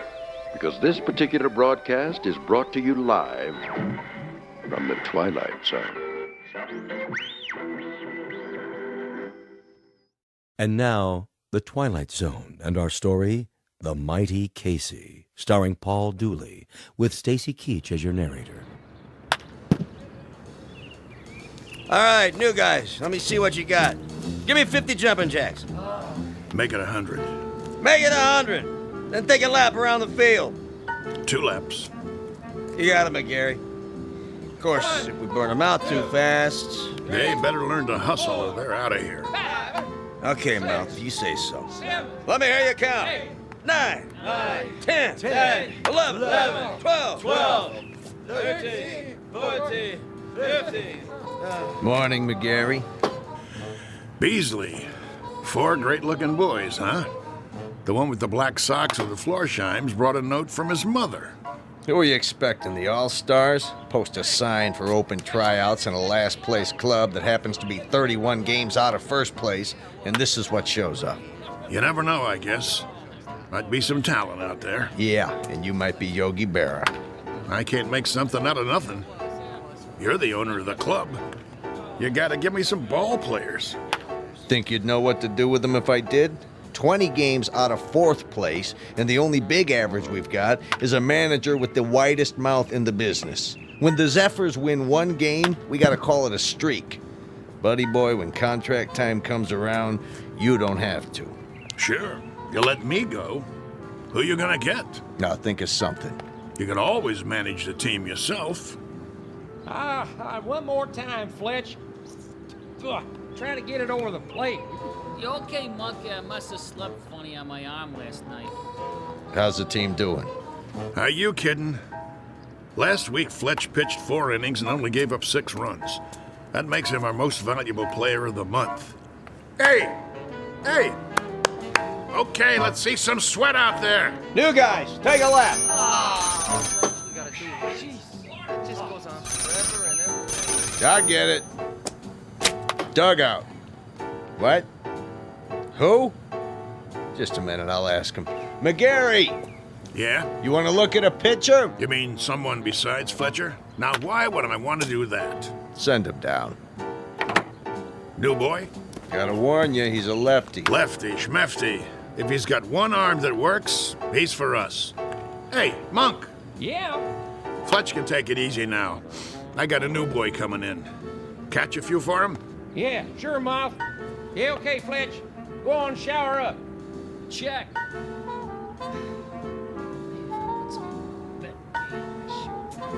One more lap, let's go. You got the lineup for tonight? I'm working on it. Who's the starting pitcher? I don't know yet. You don't know? Have to see how it goes.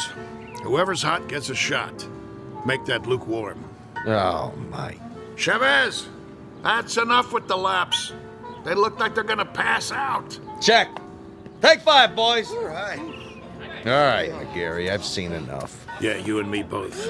What's that? I said I'll see you on the sports page. I'll stop by later. You do that. Mr. McGarry? Over there. Hey, Mouth! Your new man's here. You gotta be kidding.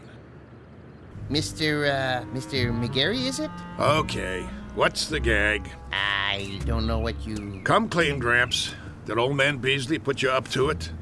I'm afraid Well, tell him I don't need a water boy.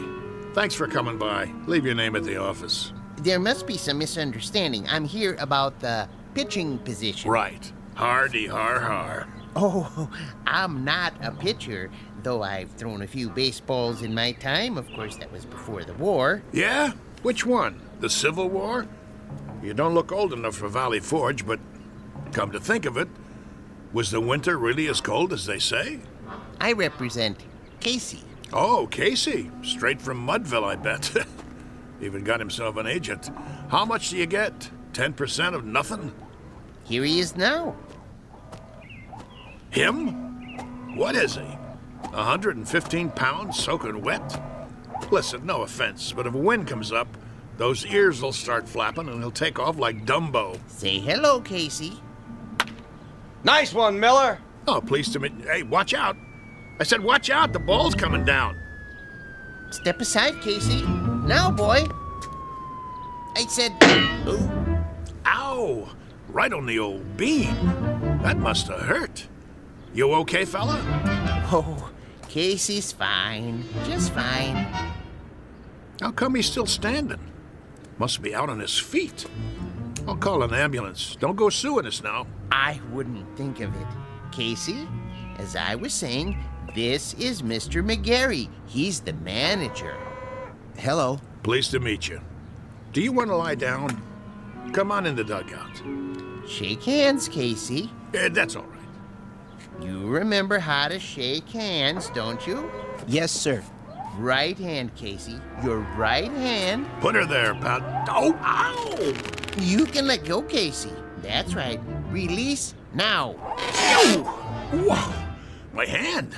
What a grip. Sorry. Casey doesn't know his own strength sometimes. Some arm. Never would have guessed it. Well, let's see what he can do. Mind if I try him out? That's what we're here for. Right, Casey? Correct. Okay. See that guy over there with the great big mitt? Yes, we see him. He's what's known as a catcher. His name is Monk. Ah. Go out there and throw him a few. Thank you, Mr. McCary. This I gotta see. Quite. You his father? Casey? Oh, no, he has no father. An orphan, huh? Not exactly. I guess you'd call me his creator. That a fact. It is, actually. Come from around here, does he? You might say so. Uh-huh. How old is he? Well, that's a little difficult to say. What's difficult about it? It's hard to discuss Casey's age in chronological terms. He's only been in existence for a brief time. What I mean is, he has the mind and physique of roughly a 22-year-old, but in terms of how long he's been here, the answer would be 3 weeks. Huh? Approximately. Would you mind going over that again? You see, I'm an inventor. I made Casey. You made? In my workshop. Well, that's swell, pal. There ain't too many homemade left-handers in the league. You don't understand. I'm serious. Sure you are. Anytime you're ready. Yes, sir.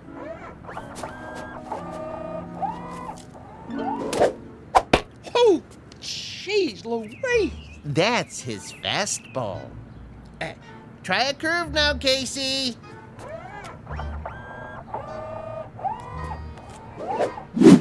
His curveball. Hey, do that again. If you like.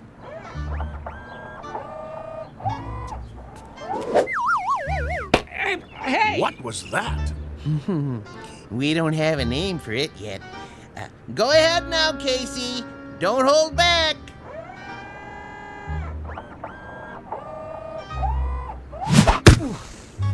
Oh, pah, enough already. Something wrong? Wrong? What, you see him? That kid, he picks up where Feller left off. He's got a fastball almost went through my glove. And a curve, and a hook, and a knuckler, or whatever you want to call it. He got control like he uses radar. Oh, it's the best pitcher I ever caught in my life. Thanks, Monk. That's enough for today. I swear, I never seen anything like it. He don't even pitch like a human being. Precisely. Well, he's still rough, Gramps. He's plenty rough, but I might give him a try. If he can do the same thing when there's a game on. Oh, he can do it. Consistency's not a problem. He's a robot, you know. Yeah, don't say that. Don't ever say the word R-O-B-O-T-T around here. We'll just keep that one between us, okay? Did you like my pitching, Mr. McGarry? You might have a little potential, Casey, like I told Mr. Stillman here. Professor. The Professor Stillman. You're awful rough around the edges, but I think maybe we could give you a shot. I like to help young ball players. Now you go on into the locker room and find a uniform that fits. He can wear a uniform, can he? Anything you like. Then go and change and come back, and we'll discuss a little contract. Just the three of us. That seems fair. Very kind of you, Mr. McGarry. Don't mention it. Go on now. Say thank you, Casey. Thank you, Casey. Thank you, sir. Come along. You're going to be a real baseball player now, just like I promised you. Isn't that wonderful? Yes. Wonderful.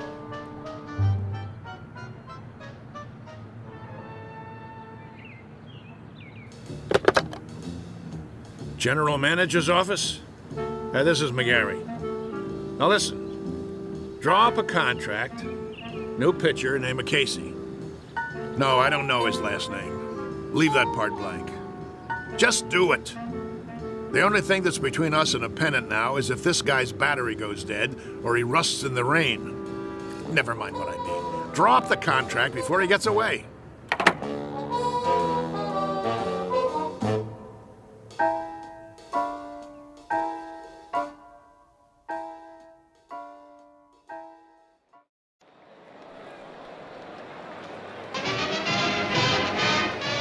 And ready in 3, 2.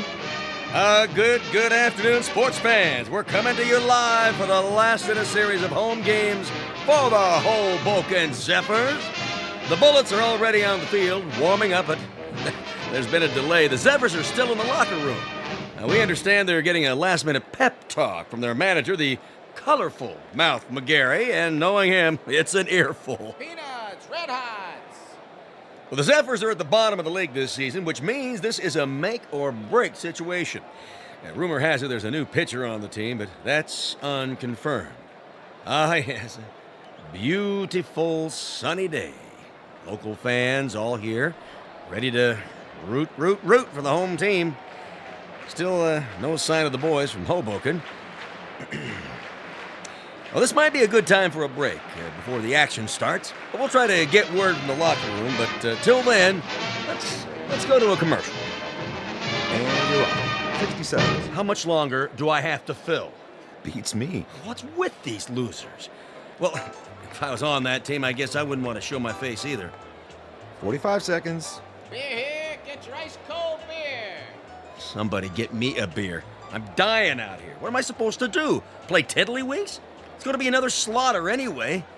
Hey, ask him if he's got anything stronger than beer. You can always read him the stats.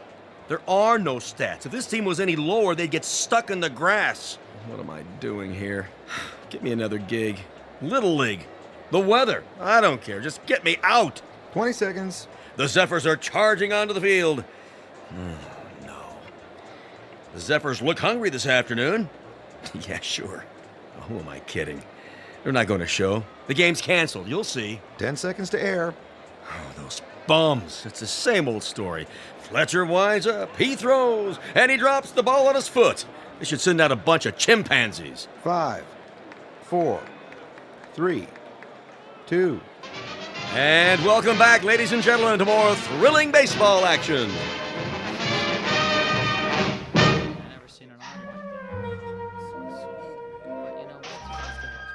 All right, you got the signals down now, kid? Okay, when you're ready to throw, you watch my fingers. See, I'll give you the hand signals, just like we practiced. Remember the one for the fastball? This one. Yes. And a curve? Show him the one for a curveball. Yes, right here. Well, what are we waiting for, Mom? This ain't a training session. This is for real. You're telling me? All right, kid.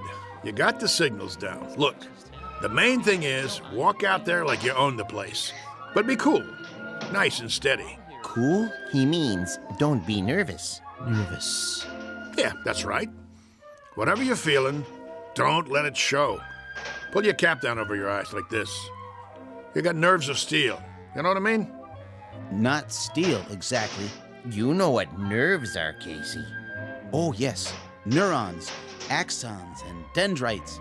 This case, nerves means ill at ease. As if one of your electrodes were corroded and, Nervous, Casey. Like as if it's 2 out in the 9th and you're 1 up and you're pitching against Joe DiMaggio. He comes up to the plate, looking intent, eyes straight ahead.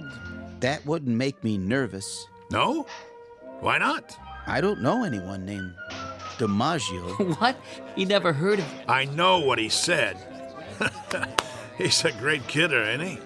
I love this guy. All right, fellas, this is it. Let's get going. It's time, Casey. Yes, sir. Mr. McGarry? Yeah? Are you coming? Yeah, I'm coming. Something the matter? I was just, thinking about the Giants. We're not playing the Giants today, are we? No, but I can't wait to knock them off. For that matter, I'd love to knock off the Phillies and the Cards, too. Or the Braves in Cincinnati. Or even the Hanksville Bullets. Them especially. Those bums beat us 11-0 in spring training. I think that will happen. Casey will come through for you, Mr. McGarry. Most definitely. You never told me. What have you got riding on this? What's your angle? With Casey? My interest is purely scientific. I know he's a Superman of sorts, but I need to have that proven under test conditions. You mean you can't guarantee he'll work? Oh, I have no doubts. Once I built a home economist to run my house. Marvelous cook. I gained 46 pounds before I had to, dismantle her. Now, with a model such as Casey, with his strength and accuracy, I knew he was destined to play baseball. And in order to prove my point, I had to have him pitch in competition. As an acid test, I settled on the absolute worst team I could find. Nothing personal. Nah, of course not. Very nice of you to think of us, Mr. Stillman. Professor Stillman. Professor, I really appreciate it. No kidding.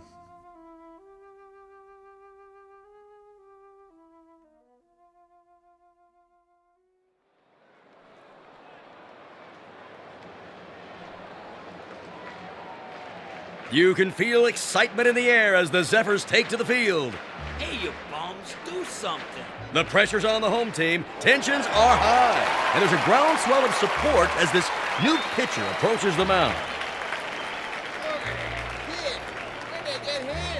Well, it's do or die today. Fletcher's on the bench, and the new man, the only name I have is Casey, and frankly, he doesn't look like much. But his metal's about to be tested. To coin a phrase. Go home, kid. Your mother's calling you. The umpire signals for the start of the game. Play ball. The ball is whipped around the infield, and now the second baseman is hand-carrying it over to Casey. He rubs it off on his jersey and hands it to him. The pitcher is, yes, he finally takes it. He turns to face the batter, waiting for a signal. Here's the windup. He throws. The batter swings. Strike one. I must have missed that one, folks. It looks like the batter missed it, too. It went over the plate so fast, he swung a full 360. Good gravy, was that a fastball? Lucky pitch. Let me see you do that again. Take your best shot. Second pitch. Here's the windup. Whoa, Nelly! Halloran tries to take a bite out of it and misses. He's off his feet. Looks like he threw his back out, twisted around like a pretzel. Good golly, Miss Molly, we got ourselves a pitching machine.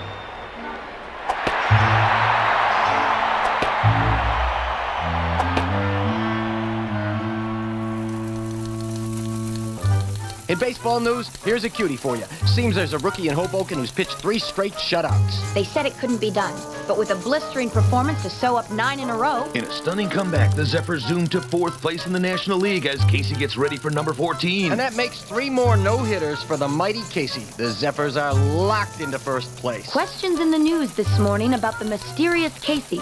Where does he get his superhuman ability? Playoffs temporarily suspended as the Baseball Commission orders an investigation. Today's headline, the mighty Casey. Is he on steroids? Good day.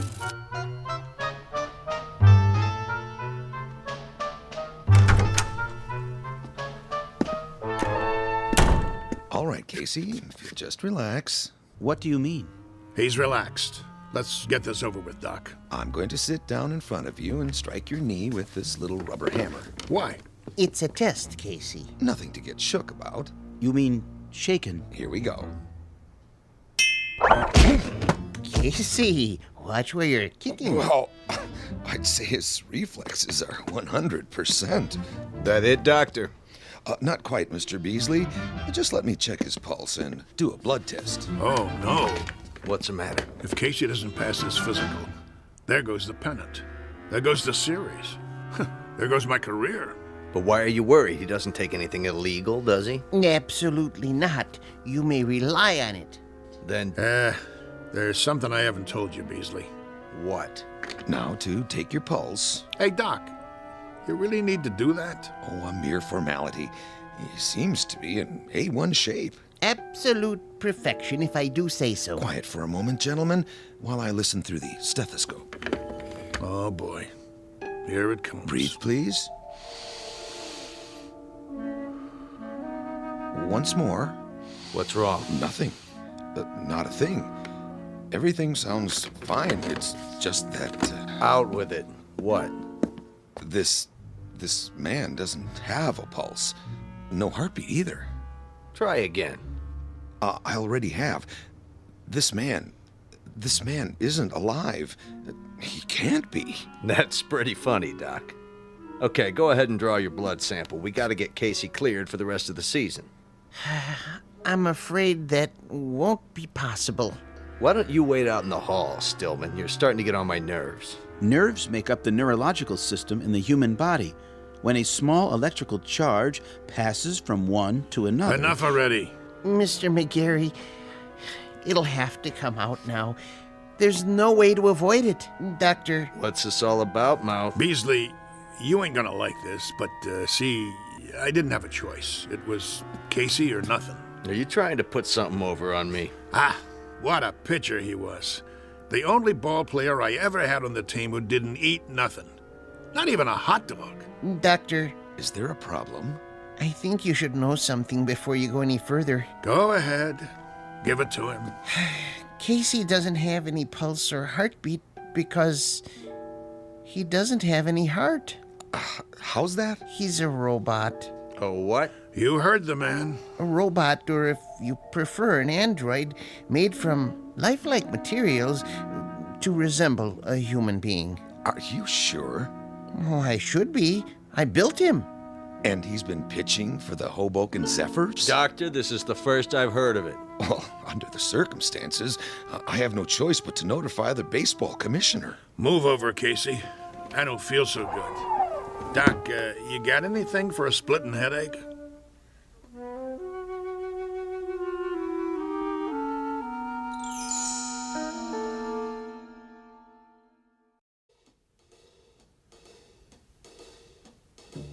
McGarry, you gave me your word. Yeah, that the team would win. I didn't say nothing about Yes, you did. You brought me Casey, and I said I never seen anything like him. Did I lie? Not as such, but you can't run roughshod over the rules. I'm holding you in breach of contract. Me? What did I do? I got you a winner. Know how many tickets we sold? You never had such a season. All right. Knock it off, you two. I'm the commissioner, and I say he's suspended.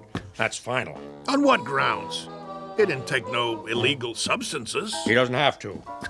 Everything about him is illegal, from the top of his head to the cleats on his shoes. He's a machine. So? Article 6, Section 2 of the Baseball Code, I quote, "A team should consist of 9 men." End quote. Men, understand? Not robots, or vacuum cleaners, or mix-masters. Commissioner, perhaps there's another way of looking at this. For all intents and purposes, he is human. Casey, would you mind saying a few words? Tell us about yourself. Where should I begin? At the beginning, of course. Yeah, where was he born? All men are born, not to assemble in a machine shop. Go ahead, Casey. What state? I was born in a state of ignorance. There you go. My point exactly. Well, he can talk, can't he?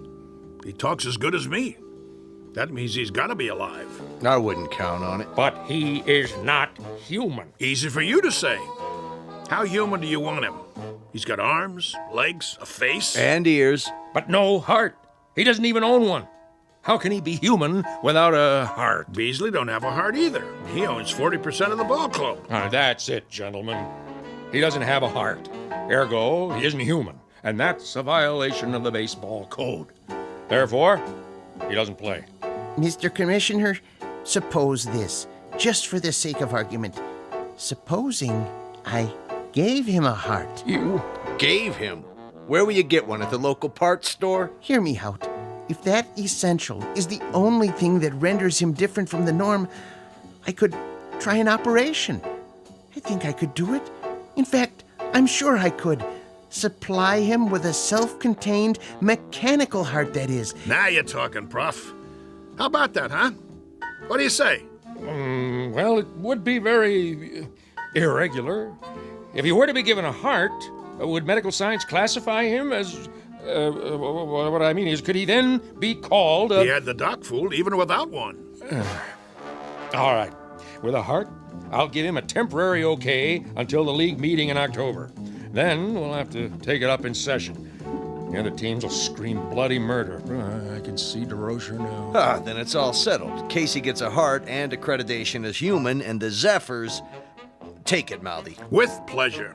Hoboken wins the pennant for the first time in 23 years.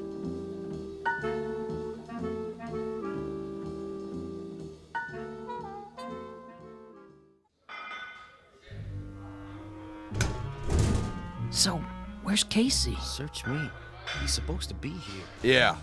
Yeah, well, thank you very much, operator. Well, how's Casey? Is he coming? I don't know. What do you mean you don't know? The operator can't get an answer at Stillman's house. Well, maybe he's in the middle of the operation. So he's in the middle of the operation. What's the matter?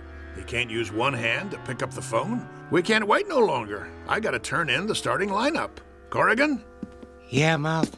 You'll pitch tonight. All the rest of you, same as before. Now listen, you guys. That's the enemy out there. That's the New York Giants. And while we're out there playing, a fella named Casey is lying on a table struggling to make it. And I know that the last words out of his mouth before the knife went into his chest were, "Go on out there and win one for me." And I'm going to tell you something else, fellas. From now on, there's going to be a ghost in that dugout.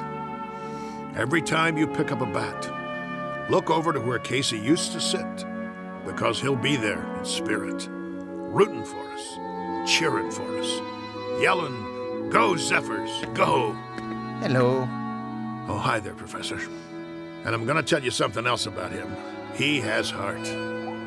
Not a real heart, maybe, but that guy was lying there with a great big hole in his chest. He... Hello, Mr. McGarry. Hello. Now, as I was saying... Casey? Hey, how you doing? Hey, welcome back. All right. Knock it off. Quiet in here. Sorry we're late. Well, you got something to tell me? Go ahead, Casey. Listen, Mr. McGarry. I'm listening. He means his chest. Put your ear against it. Go ahead. Okay. Hear it, sir? I hear it. Casey, you got heart. And look at that smile on his face. That's the one thing I could never get him to do. Smile. How do you feel, boy? I feel... Well, frankly, I feel wonderful. Just wonderful. I feel togetherness with everybody. Then, let's go team! Yeah. Casey starts tonight. The new Casey. Now let's get out there and show him what we're made of.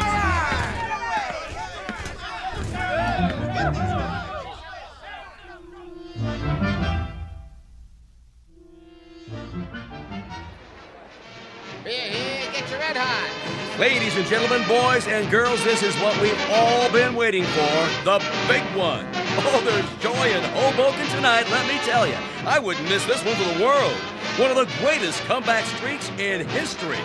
Casey takes the pitcher's mound. The umpire signals the start of the game. Casey winds up. He throws. And it's a high fly over the wall and out of the park. That's a home run for the Giants. What a way to start the game. Well, that'll be a big one on the scoreboard. What's he doing? Cool it, guys. Casey's just playing with him. Making it more exciting. Know what I mean? If you say so, Mouth. Another run for the Giants. Now it's 3-0. What's wrong with the mighty Casey? That's what fans want to know.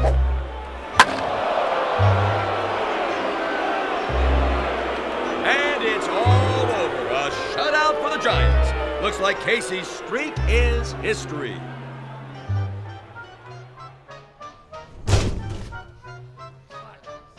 Well, 1 minute he's 3 Bob Fellers rolled into one, and the next minute he's a tanker with nothing. You want to tell me what's going on? It's rather complicated.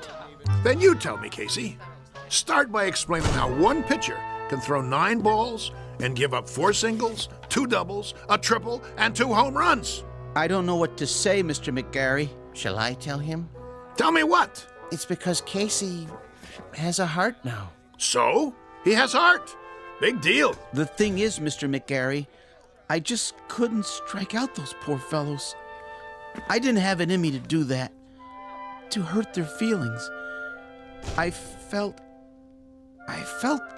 He felt compassion. What? That's what he's got now. Compassion. See that smile on his face? Give an individual a heart, Mr. McGarry. Particularly someone like Casey, who hasn't been around long enough to understand things like competitiveness or drive or ego. And it's bound to happen. Oh, my aching back. I'm sorry, Mr. McGarry. I just couldn't hurt their careers. Professor Stillman thinks I should go into social work. I'd like to help people. That's what happens to you. Should I tell you what happens to me? I get shipped off to a baseball farm system that consists of 1 silo and a McCormick Reaper. The only thing we get come spring is a wheat crop. Right now, I'm gonna go have me a drink. Oh, Mr. McGarry. What do you want? I was wondering if I might come with you. What for? Do you mind, Casey? Oh, don't worry about me, sir. You go ahead. Good. Now, Mr. McGarry, I've been doing some thinking. About what? The characteristics necessary to make a great baseball player.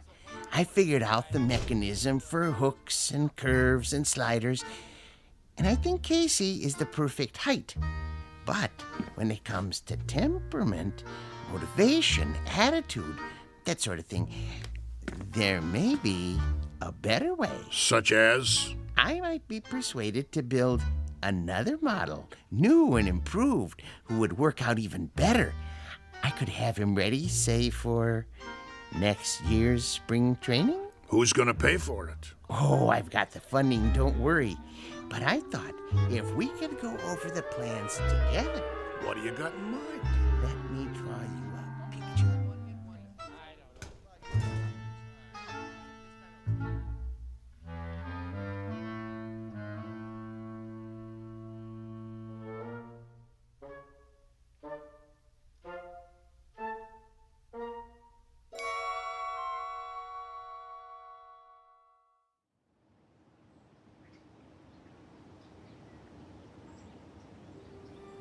Geez, that's a heck of a story. Yep.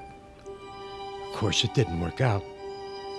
The professor didn't have the money, and he wanted certain, well, perks that old man Beasley wouldn't agree to.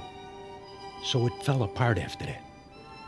But for a few weeks there, a bright, shining time it was. We didn't just have heart, we had hope. How do you know so much, Mr. Corrigan? Because I used to play with him when there still was a team called the Zephyrs. No kidding. Come on, we better get back to work. You finish your lunch? Yeah. Then let's go. They're gonna flatten this place to the ground tomorrow. We gotta get it marked off. I guess so.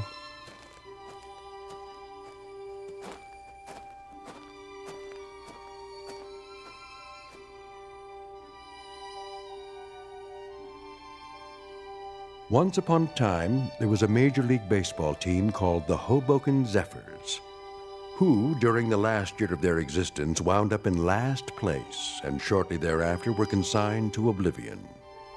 There is a rumor, unsubstantiated of course, that a manager named McGarry took some of them to the West Coast and wound up with a pennant and a World's Championship not long after. This newly revised team had a pretty fair lineup of pitchers with names like Drysdale, Koufax, and Sherry, or so the story goes. So if you're interested in where any of those now famous gentlemen really came from, here's a tip. Just check under B for baseball in the Twilight Zone.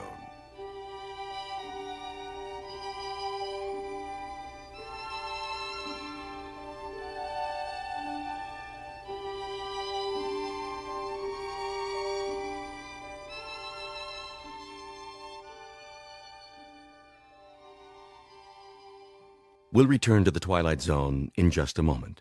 You are about to enter another dimension, a dimension not only of sight and sound, but of mind, a journey into a wondrous land of imagination. Next stop, the Twilight Zone. Hi, this is Stacy Keach. I'd like to take a moment to tell you about our Twilight Zone website at twilightzoneradio.com. At twilightzoneradio.com, you'll find the latest information on these Twilight Zone radio dramas, including behind-the-scenes photographs, plus the newest product releases, trivia contests, ways to contact us, other Twilight Zone-related info and merchandise, plus links to other fascinating websites. So make your next stop twilightzoneradio.com. Visit twilightzoneradio.com to purchase these Twilight Zone radio dramas on cassette and CD, or call toll-free 1-866-989-ZONE. That's 1-866-989-9663.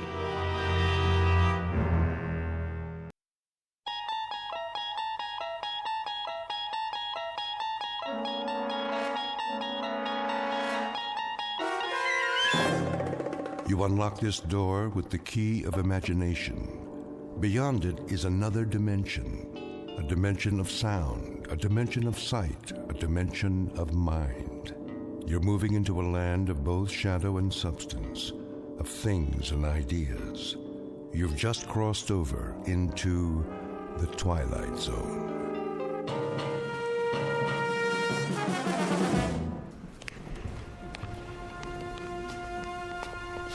Here we have the famous temptress from ancient Egypt, Cleopatra. Her beauty almost brought about the destruction of Caesar, Mark Antony, and the Roman Empire. And now, if you will follow me, the last group of figures in our little wax museum. The piece de resistance, if I may say so. The most infamous black-hearted killers of all time. This is not for the faint of heart, so if there are any who would prefer to stay behind... I don't like this place. Come on, honey. They're made out of wax. But... No? Very well, then. Feast your eyes upon... Jack the Ripper, Henri Landru, and the dreaded Burke and Hare. It's Burke who's smothering the poor lady with a pillow, while Mr. Hare assists by holding her feet to the bed. And last but not least, in the sailor's garb, Albert Hicks, about to sink his gleaming axe into the skull of his hapless victim, one Martin Senescu. Move in, please. They look so real. Closer. Closer. But not too close. Allow me to introduce Mr. Senescu, the curator of Murderer's Row. Thank you. Thank you. I'm sorry if I startled you. I thought he was one of the dummies. Oh, nothing to be afraid of. Perhaps not, young man. But who can tell what evil lurks in the heart of the man standing next to you? Go ahead, Martin. Introduce your friends. With pleasure. Albert W. Hicks, mate on the oyster smack E.A. Johnson, a gentleman. Yet one day, in 1860, off the Atlantic coast, he murdered everyone in his crew with an axe, exactly like this one. Why did he go mad? I'm afraid we'll never know. Not to mention Burke and Hare, two more monsters of their time. But do they look like monsters? What torment drove them so late in life to behave like ghouls? You see here how they suffocated their victims. A technique called burking. Think of the agonies they endured. Which one's he talking about? Search me. Both of them, sir. All of them. Surely it's dreadful to be murdered, as our victim here would tell you, if she could talk. But to commit murder, to take a life with your own hands, again and again, and not be able to stop yourself. Can you begin to imagine the horror? Nope, but why don't you tell us about it? I wish I could. But somewhere in the world, now, at this very moment, there is someone who can. Yeah? Who? Well, no one knows yet. But if his torment is great enough, and he kills as these poor creatures did, then future generations will know, for he will end up here, immortalized in wax, remembered as you and I will never be, like Henri Landru, so filled with love and hate. He loved nearly 300 women in his lifetime, spinsters and lonely widows. He too must have felt agony as he strangled the life out of them. A master of the garret, identical to the one you see in his hands. That looks like some kind of cord. Just a piece of string. Let me see that. Get away from there. Get away from there. I was only... Mr. Senescu is right. The figures are not to be touched. They are too rare and valuable. Besides, the museum can't be held responsible for what might happen to you. And here, another soul in torment. The Ripper himself. Of all the faces in London's Whitechapel district, which was his? And why did he feel driven to kill those pathetic drabs with one sweep of his knife? Identical to the blade you see before you. Step closer, young lady. What? Go on. It's only a prop. Lean forward. There. It's quite all right. Look deep into his eyes and remember them so you'll never fall prey to such a man yourself. A man who carried a long, sharp weapon which he slashed across women's throats. Like this. That knife, it swung at me. It almost... Spring in the arm. Pretty good trick. A trick, yes, but one that serves to remind us how near death is to all of us. When we look at Hicks, at Burke, and Hare, at Landru and the Ripper, we see what appear to be ordinary men. What devils pushed them to their bloody fate? We can only guess. Thank you for your kind attention. Thank you, Mr. Sinescu. Ladies and gentlemen, this concludes our tour of Ferguson's Museum. Exit to your right, please.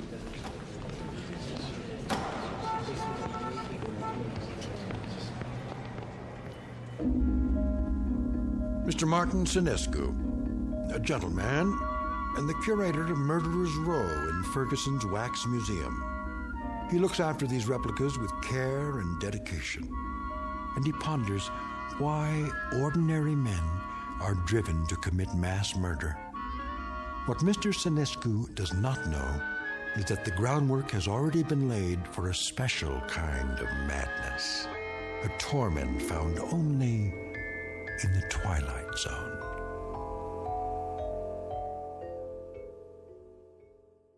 And now, The Twilight Zone and our story, The New Exhibit, starring Joby Cerny with Stacy Keach as your narrator.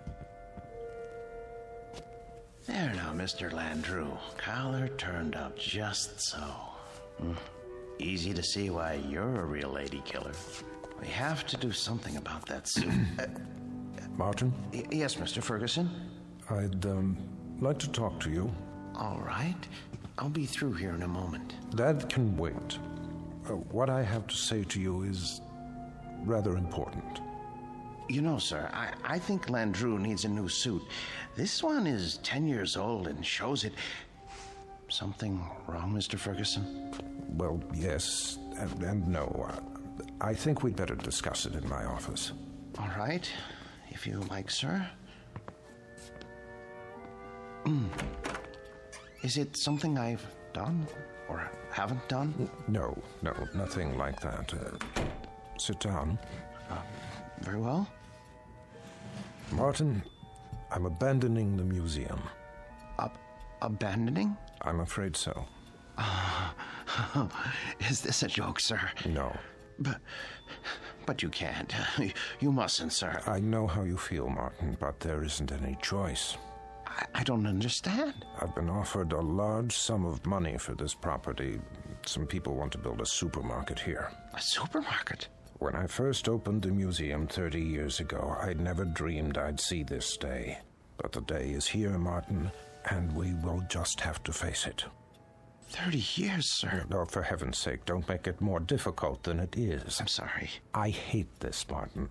You're the best employee a man could have.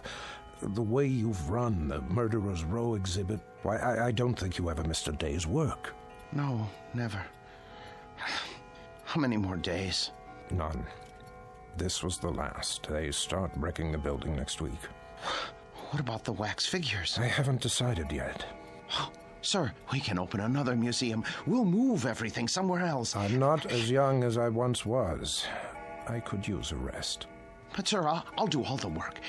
You won't have to lift a finger. I appreciate that, Martin, but it would be foolish. Foolish? Foolish? Why? We have become passé. People aren't interested in wax museums anymore. Look at the numbers. It's all here. Our attendance figures, our profits, but mostly our losses. This year has been the poorest of all. There's even a news story about the closing of the Grand Guignol. Surely not. The handwriting's on the wall. Seriously, what do we offer? The great lovers of history? The discovery room? Scientists? That isn't why people came here. That isn't why at all. What they really came to see was your murderer's row. We've always known that. But they've been coming in decreasing numbers. And you know why? Because the evening news offers them fears we could never match. The wars, the atrocities, the perversions, they've all ruined our chamber of horrors. People are blasé. They think they've outgrown the need to be frightened. They already live in fear day in, day out. It's the world, Martin, and the world has changed.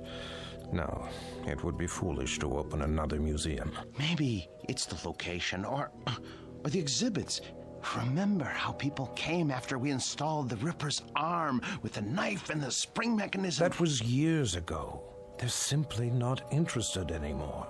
But what's going to happen to them? Landru and Hicks and the others? If I could sell them, I would. But there is no market for wax figures. Mr. Ferguson, you're not thinking of destroying them, are you? I mean, they were meant to live forever. Martin, I tell you, I don't know what I'm going to do. You're forgetting something. Come with me. Martin... Look at Landru. His eyes. Don't you see the shy, frightened little choir boy he once was? The bookkeeper who so longed for freedom. Of course, but... Even the cheek feels real, like flesh, with pores, and the mouth. Isn't it about to say something? Oh, Landru was an elegant man, full of tenderness. It's right here, in the lips. The way... What are you trying to say? Mr. Ferguson, you seem to have forgotten that these figures are the work of the great Henry Guillemond, the only ones he created outside of Europe. I haven't forgotten. There was genius in everything he did. They're not just so much candle wax. It's as though they were alive. I'm afraid it doesn't make any difference now. I don't think I could stand it if these figures were destroyed. It would be like losing 5 close friends. I won't destroy them, Martin. I give you my word. But where would I store them? You know how vulnerable they are to changes in temperature. I could take them. You? Yes. What would you do with them? I wouldn't put them in an ugly warehouse, I'll tell you that. They need constant care. I'll put them in my basement. That's ridiculous. Think about it. What would Emma say to having the figures of 5 famous murderers in her basement? Oh, she wouldn't mind.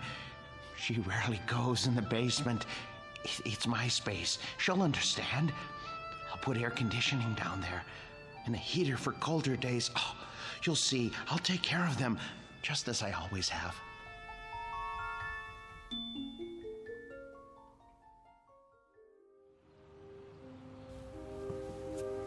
You haven't eaten your breakfast. I'm not hungry. They should have arrived by now. They'll get here when they get here. Now, how long do we have to store them? Not long. What time is it? You asked me that 5 minutes ago. Oh, maybe something happened. It's not like moving furniture, you know. They should have let me ride in the truck. What if they dropped one of the crates? There they are now. Just relax. You Martin Sinescu? Yes, are they all right? The boxes? They okay. They didn't break, right? Nope. No bumps? No bumps. What do you want? Look, carry them to the rear of the house and down to the basement. Carefully. Take your time. Well, wait a minute, how much time will it take? I don't know, an hour maybe. You gotta pay by the hour, you know. Sign here. With pleasure, and please, hurry. You see? All here safe and sound. Easy! Please, don't jiggle them. Will you stop worrying? It's getting warm. What? I say, it's getting warm outside. They're very delicate. They can't stand more than 80 degrees. I didn't think they were so big. They're not. The boxes are big. The actual figures are not any bigger than you or I. See? Landru's in the first one. The next is Jack the Ripper. Oh, Emma, I'm so sorry I got mad. But it's gonna be like opening Christmas presents. Mr. Sinescu? Yes? Miller's Appliances. Got your air conditioner in the van. Where do you want it? Oh, good. I'm glad you're here. Look, put it there. There, the basement window. Oh, please, hurry. I'll do my best. Thank you. You bought an air conditioner? I had to. They can't stand the heat. How much did it cost? Don't worry about that. Well, I am worried about it. Please, leave me alone. Just leave me alone with my friends, all right? Now, if you don't mind, I have to go downstairs.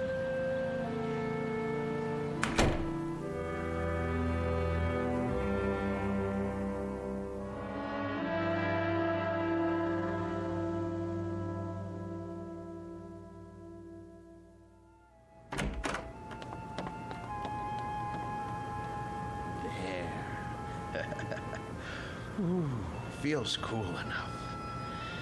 Now then, gentlemen, Bloody Jack, Jack the Ripper, how are you today? None the worse for wear, I see? Oh my.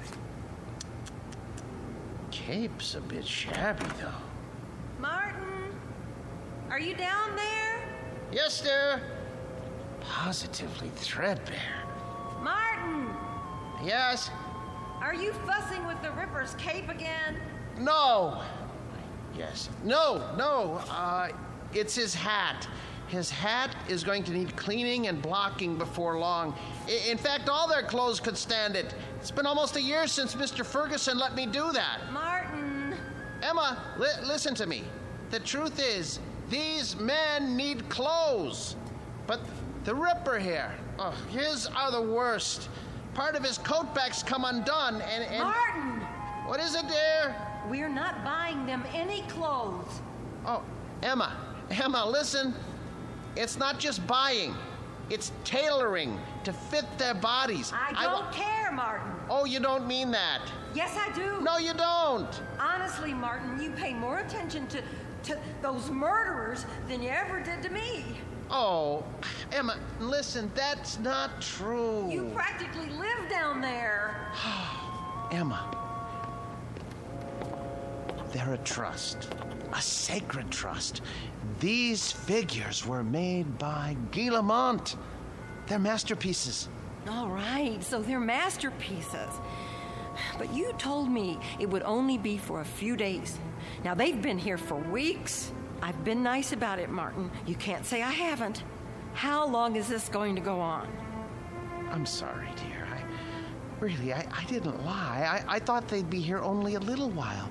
I really did.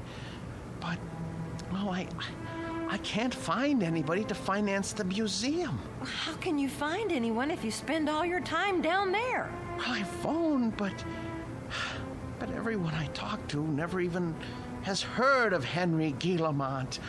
Can you imagine that? What's that? The electric bill. You see how much this air conditioner is costing us running around the clock? Well, you know how hot it's been. Oh my. That is high, isn't it? I'd like to know how we can go on paying it. Martin, there's no more money in the bank. I know. But you mustn't worry. I promise you, I'll think of something. There must be somebody somewhere. Mr. Ferguson. No. Why not? You've told me he loves these things as much as you do. Besides, isn't it up to him to take care of them? Emma, I don't know anyone in the world I respect as much as Mr. Ferguson. And I would never trust these figures to him. I couldn't be sure they were cared for properly. I don't even think I could sleep if I... So we're stuck with them. Stuck? Emma, it's an honor, a privilege. For you, maybe. But how do you think I feel? I am afraid to go into the basement because of these monstrosities. I mean, I just about get a heart attack, Martin. The way they stand there and stare at me, they're frightening. They're supposed to be frightening. Live with them as long as I have, and you'll come to love them. Love them? One day, they cease to be strangers to you, and you want to say good morning to them and ask them how they passed the night. And when that happens, Emma, I tell you, Emma? Emma! Emma! Where are you going, Emma?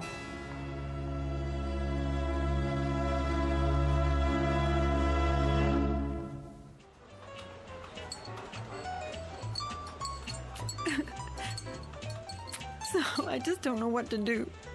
I mean, we can't borrow any more against the house. That's true. There's no chance for a refi without proof of income. And then today, when the electric bill came, I realized we've been spending a fortune just to keep the basement cool. You should have told me about this. I know, but I didn't want to bother you. I'm also your brother, remember? Oh, Dave.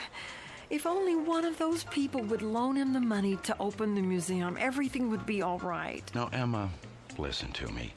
Nobody's going to put money into a crazy scheme like that. Old Ferguson knew what he was doing when he sold out, and he was smart getting Martin to take care of those dummies. I shouldn't complain. It's just that you know how much he loved his job, and it was such a shock losing it. Do you want me to help? I didn't come here to ask you for a handout. Don't be silly. We're family. And believe it or not, I've always kind of liked the guy. But what's happening now? It sounds like he could use a few hours with a shrink. I can give you the name of a good one. Oh, Dave, he'd never go. Exactly. So what we've got to do is get Martin away from those things. Does he have them all? Only a few. How come? Ferguson had 200 or 300, didn't he? Yes, but these are special. Some man in Europe made them. Well, they can't be too special if they're not worth anything. They are to him. It's the first time that anything has come between us. I hate those murderers. I'll stop by and talk to him. It won't do any good. Then you talk to him, Emma. But not the way you have before. Lay it on him. Tell him it's those stupid dummies or you. And if that doesn't work, well, there is another way. What? Air conditioners break down.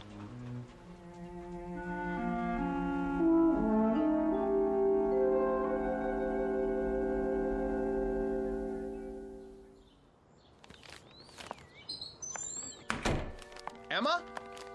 Emma? Is that you?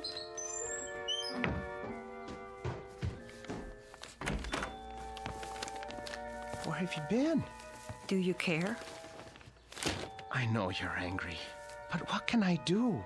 I have to keep the figures in perfect condition. I can't let them go, or... Where did you get those groceries? I thought you said we didn't have any money left. Dave gave me some cash. Oh, no. Oh, my, oh, my, oh, my. You told your brother. Martin, we can't go on living like this. I'll borrow some money from Mr. Ferguson. Borrowing isn't going to solve anything. Now, Martin, I know what those figures mean to you, but... But what, Emma? What? I simply will not have them in this house 1 minute longer. Martin, once they're away from here, you'll be a different man. You'll see. You've lived with wax dummies so long, you've forgotten how to be a human being. No, I haven't. What kind of friend do you think I am? I cannot desert them now, not after all these years. They need me. They'd be lost. Martin, they're not alive. They don't need anybody. I want you to see a doctor. What? A doctor? Yes. Just once. What do I need a doctor for? Because, Martin, there's something the matter with you. You haven't been yourself lately. Oh. Well, who have I been then? I'm not sure. Somebody I've never known. But Martin, staying down in the basement all day and talking to those things, honey, it's not natural.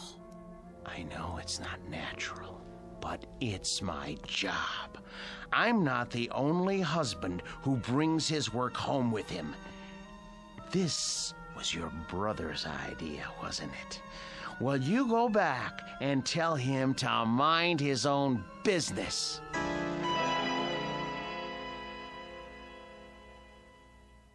So it's hard to know where it's heading. Chances are we're in for another ride tomorrow.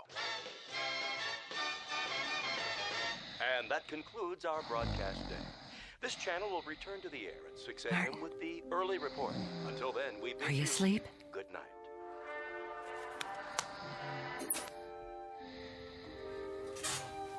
God forgive me.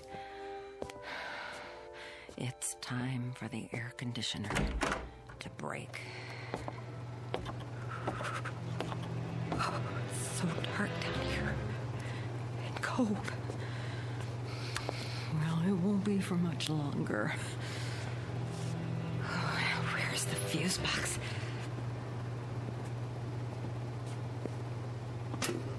Let's see now. Which one is for the air conditioner? I should have brought a flashlight. I can't see a thing. Here it is. Good.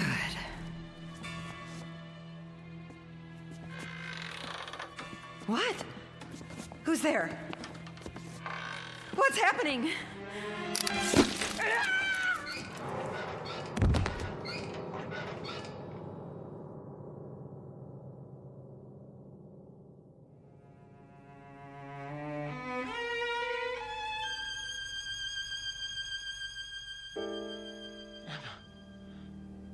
Where are you? Emma? Emma? Are you down in the basement? What are you doing? Emma? I asked you not to go down in the basement alone, Emma. I don't want you touching the figures. You leave them to me. Emma? Where's the light switch? That's better. Emma! Emma! Emma! Oh, good Lord, what happened? Your throat.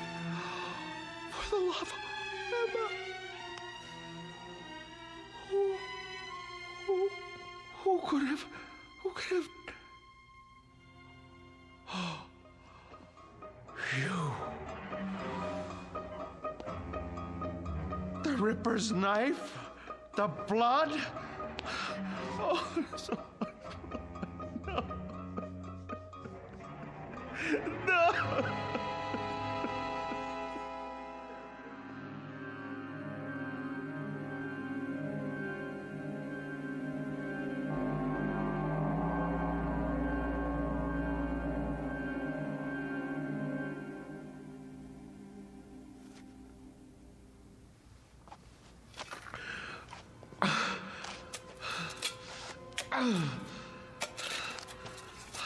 I hate to bury you down here, Emma. I know how much you hate the basement, but I don't have any money. I know I should report it to the police. Who would believe me if I told them you had your throat cut by Jack the Ripper? You just bumped into the Ripper in the dark and his spring arm went off. It was an accident. Besides, if I go to prison, who will take care of the figures? It's better this way.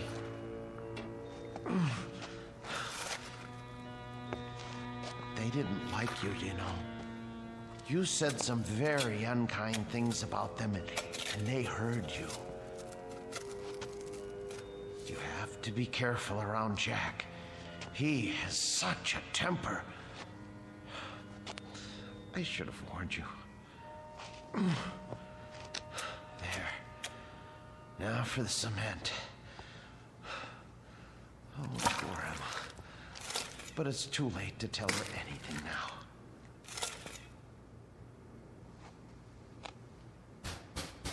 Yes, man.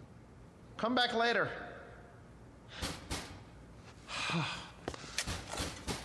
All right.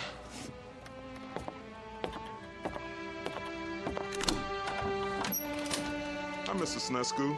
I gotta read the meter. Hey, careful of the cement, it's wet. Oh, yeah. Doing a little patching, huh?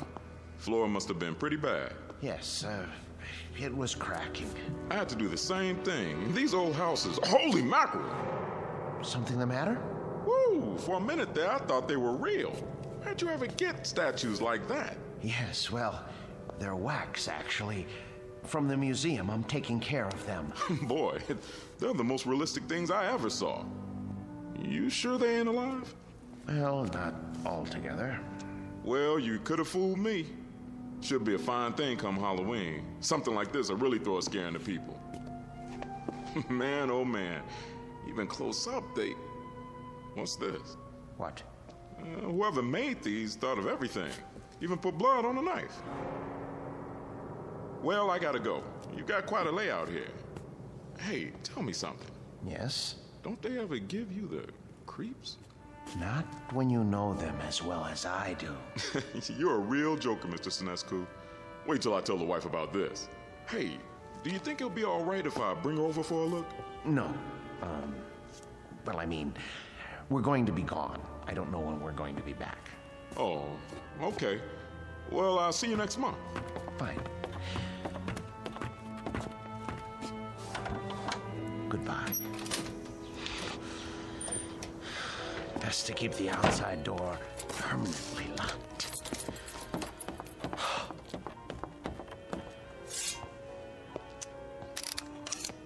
Jack, I'm surprised at you. I really am. How did you manage all those murders without being caught by Scotland Yard? Any killer knows you can't leave blood on the murder weapon. And I don't mean to make a joke, Mr. Ripper. It's a dead giveaway. There. Knife's good as new. Now behave yourself. Emma? Oh, no. It's her brother. Martin, you in there?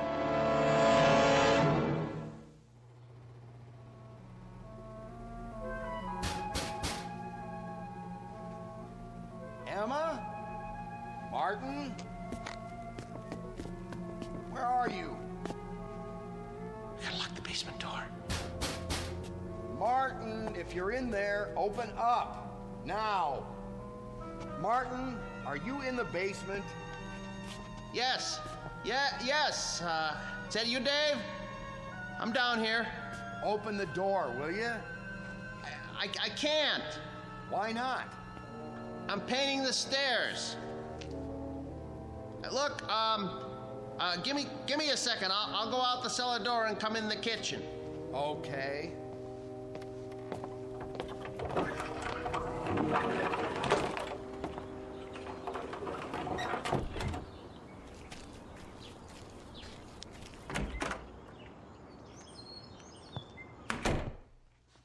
Where's Emma?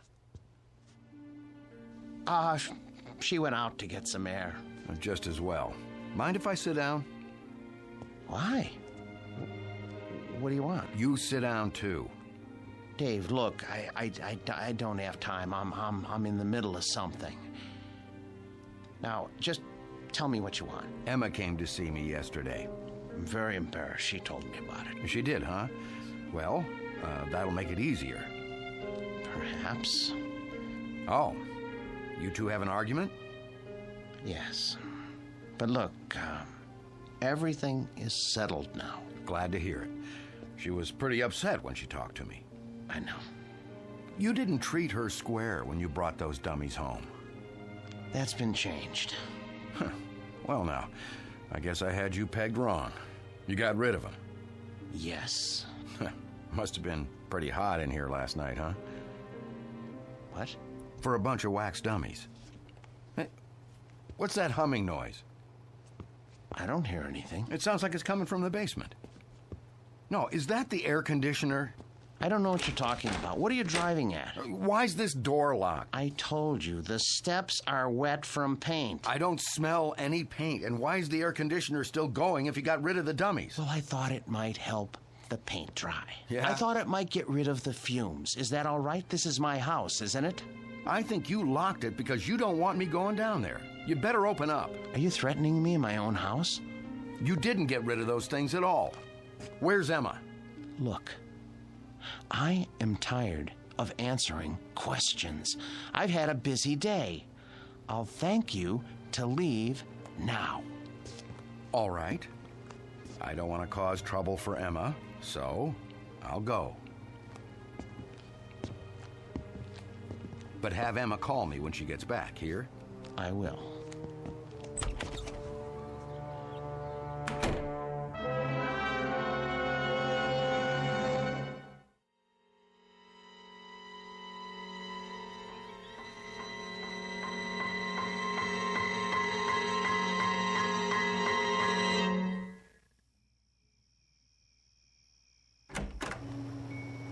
Emma? Boys? You can breathe easy. I'm going to bed now. Sweet dreams. Good night.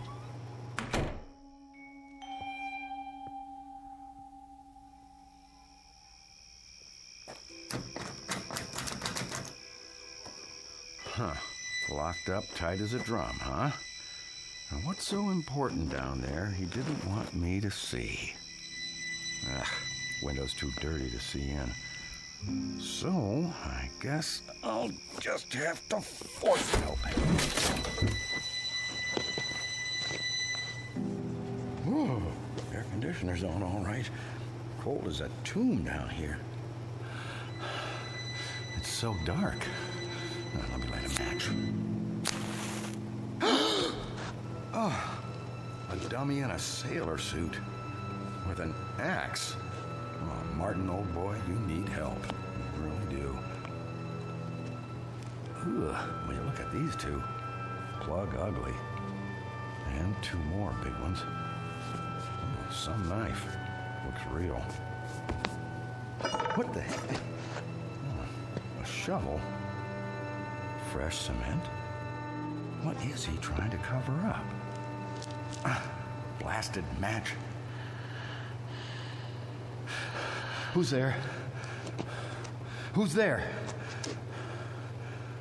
Wait. What the? Where's the axe?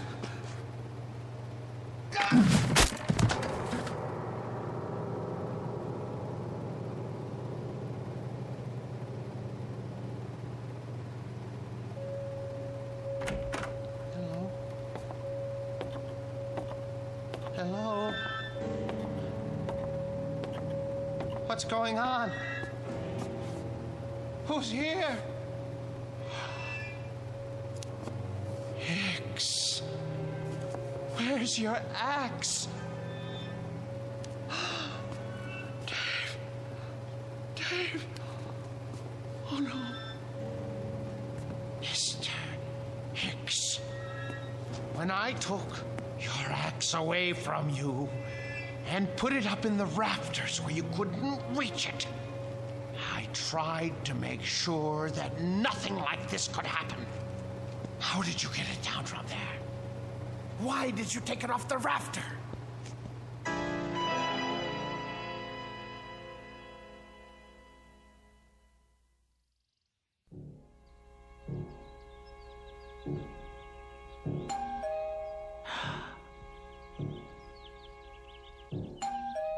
Martin? Martin! Mr. Ferguson? Mr. Ferguson! Martin, let me in, would you please? Just a moment. Hello, sir.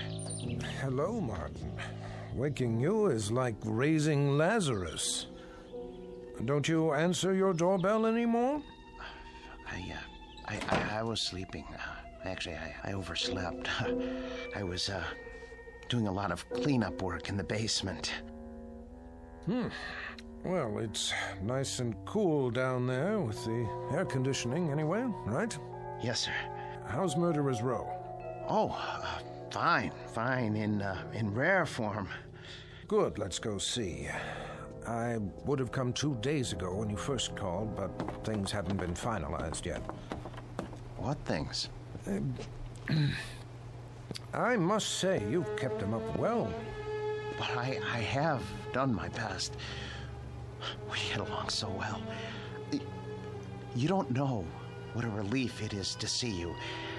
They've been threatening to cut off the electricity because I haven't paid the bill.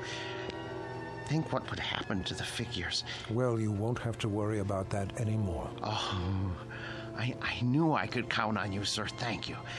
But it isn't just the electricity. Look at the Ripper's coat. It needs to be fixed. The threads are falling out. Look at all of their clothes. Maybe it's too humid down here after all.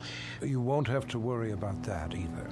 Oh, I was going to have Emma repair this little rip in the sleeve, but... You have a remarkable wife. Thank you. There aren't many women who would have put up with an exhibit like this in their basement. She got used to it. You're looking a bit grubby. Have you been sleeping down here? Yes. I wanted to show you. I came across an item in this book last night. Martin? I forgot I even had this. It's got a letter in it written by Landru himself. Martin, listen to me. I'll read it. But for you, whose very walk is beautiful, whose sweet eyes and smile make a just claim to happiness, whither am I bound, my dear little friend, under your tender leadership? Oh, isn't that touching? It's the one Landru wrote to Fernand Segre. Ha! You know it then. He also strangled her as he did all the others. Martin, are you all right? Yes. Well, that isn't so. I'm not all right. Some strange things have been happening. Strange? Yes. You see, my house guests haven't exactly been behaving themselves. Who? Oh, come on now. It's true. I swear.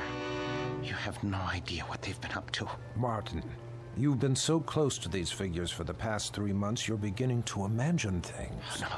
Oh, no, it was not my imagination. Well, that's neither here nor there now. I can't keep it from you any longer. What, sir? The best news in the world. Martin, old friend, when I told you nobody would ever want them, I was being pessimistic. The fact is, somebody does. But not just anybody. The Marchand Museum. Did you hear me? Marchands in Brussels. Aren't you pleased? You won't have to take care of them anymore. I want to take care of them. I know you do, and I appreciate what you've done. But it's all signed. You don't mean that you've sold them? Yes, and for what I'm getting, there will be substantial compensation to you for the years you've put in. But my museum? I was going to buy them. You know you could never do that. Say you have another buyer. I'll get the money somehow. Please, Mr. Ferguson, they're all I have left. Martin, time moves on. There's no longer any need for our specialty. I thought with the closing of the Grand Guignol in Paris that things must be the same in Europe. But Marchand's is actually expanding. They were delighted to make an offer. The transaction was consummated only this morning. But what am I going to do without the figures? I'd die without them. Oh, come on now, man. You'll get over it. Why don't you go upstairs and prepare us a cup of tea or something while I take some measurements? The Marchand people want the exact dimensions. All right, Mr. Ferguson. If you're sure that that's how you want it. I'm sure. Very well. Very well. Let's see now. Hicks. 6 feet, 1 inch. And Birkenhair. Hello there, Landrew. Still holding your waxed cord, I see. Be with you in a second. Now then, Mr. Hare, 5 feet 10 inches.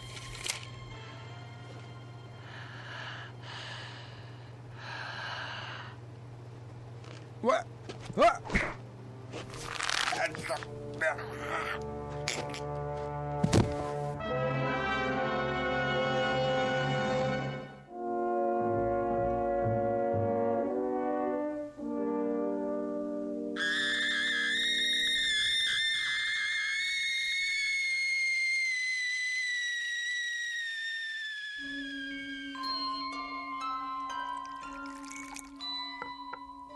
There, 2 cups of tea.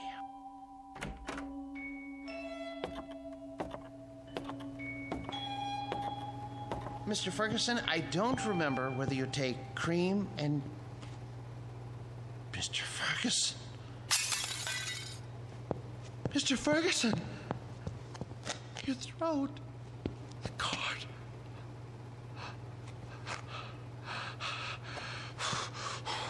Why did you strangle Mr. Ferguson?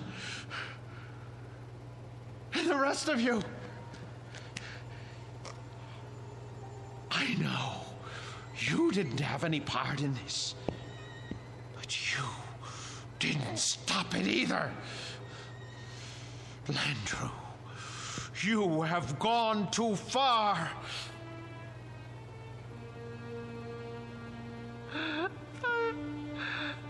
I gave all of you my best years. You wanted for nothing. I washed you. I cleaned your clothes. I waxed your shoes.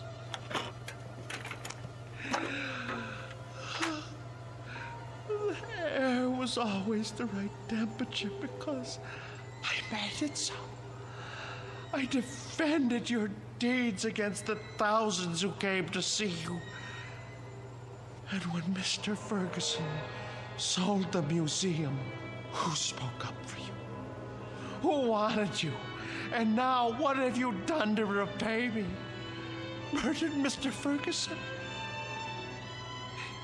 He was a good man. The books were right.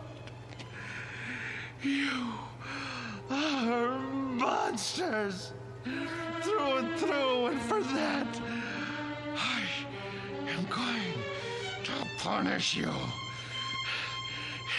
Do you know what I'm going to do? Do you know what I'm going to do? I'm going to take my saw, and I am going to cut you into little pieces. Then I'm going to turn up the heat and let you melt into pools of wax. It's no more than you deserve. Who's going to be first? You, Landrew? Because it was you who murdered Mr. Ferguson. It was not I, Martin Sinescu, who strangled your friend. It was you. No, it was you. You killed him while I was upstairs making tea. No, maid, it was always you. With my blade, you murdered your wife. You killed her while I was asleep. You used my axe to kill your wife's brother. Get away from me, Hicks. Get away from me. You are the murderer. Perk, stay back. You are the murderer. You killed them all. You lie. You're monsters. Not so, Martin Sinescu. No.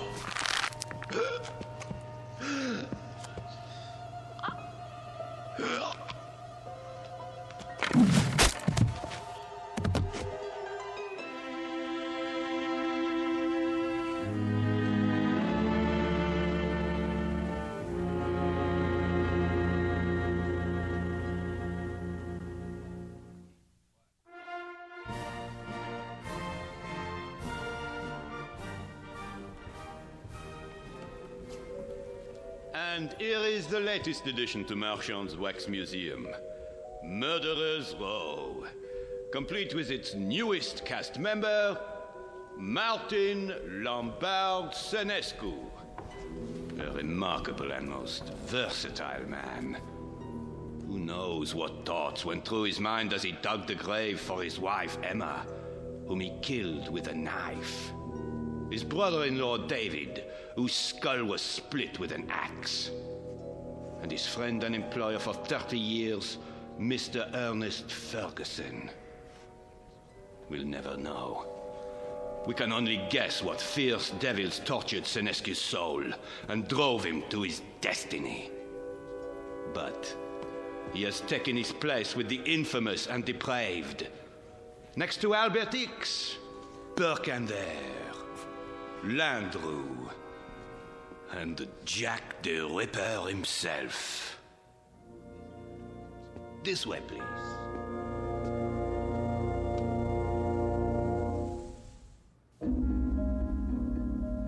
The new exhibit became very popular at Marchand's, an instant hit.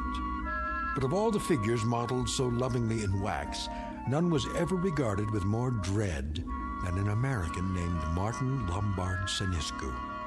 There was something about the eyes, people said, dazed, vacant, as if he had seen too much and come to understand it a moment too late. But they shouldn't have been surprised. It's the look one often gets after a quick walk through the Twilight Zone.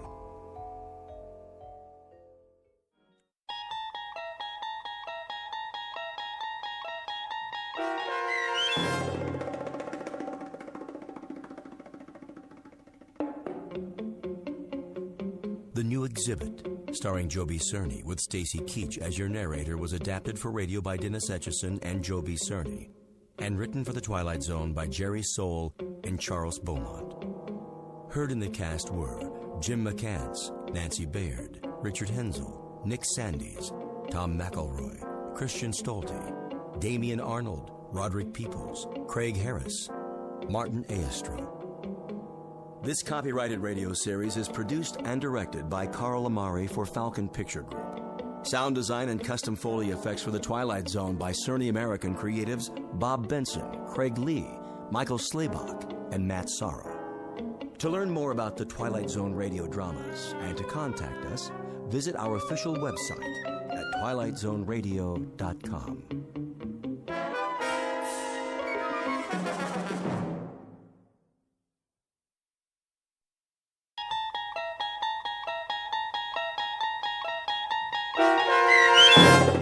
People Are Alike All Over, starring Blair Underwood, with Stacy Keach as your narrator, was adapted for radio by Dennis Etchison and written for The Twilight Zone by Rod Serling, based on a story by Paul W. Fairman.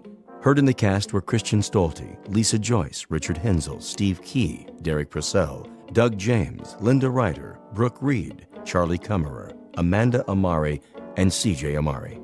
To learn more about the Twilight Zone radio dramas and to obtain audio cassettes and CDs of these programs, visit our website at twilightzoneradio.com. The producers of The Twilight Zone wish to thank CBS Enterprises, Carol Serling, Dennis Etchison, Dick Brescia Associates, Claire Simon Casting, Terry Jennings, XM Satellite Radio, Sirius Satellite Radio, our sponsors, and our radio affiliates for helping make this series possible. This copyrighted radio series is produced and directed by Carl Amari and Jason Mallow for Falcon Picture Group. Doug James speaking.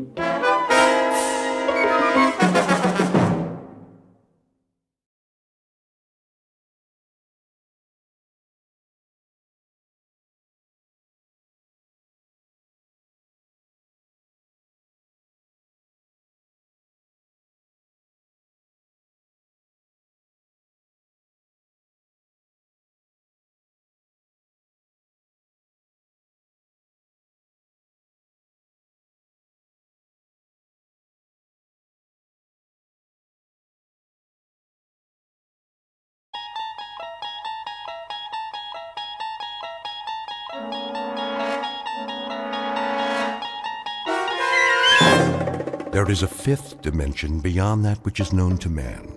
It is a dimension as vast as space and as timeless as infinity. It is the middle ground between light and shadow. and it lies between the pit of man's fears and the summit of his knowledge. This is the dimension of imagination. It is an area which we call the Twilight Zone.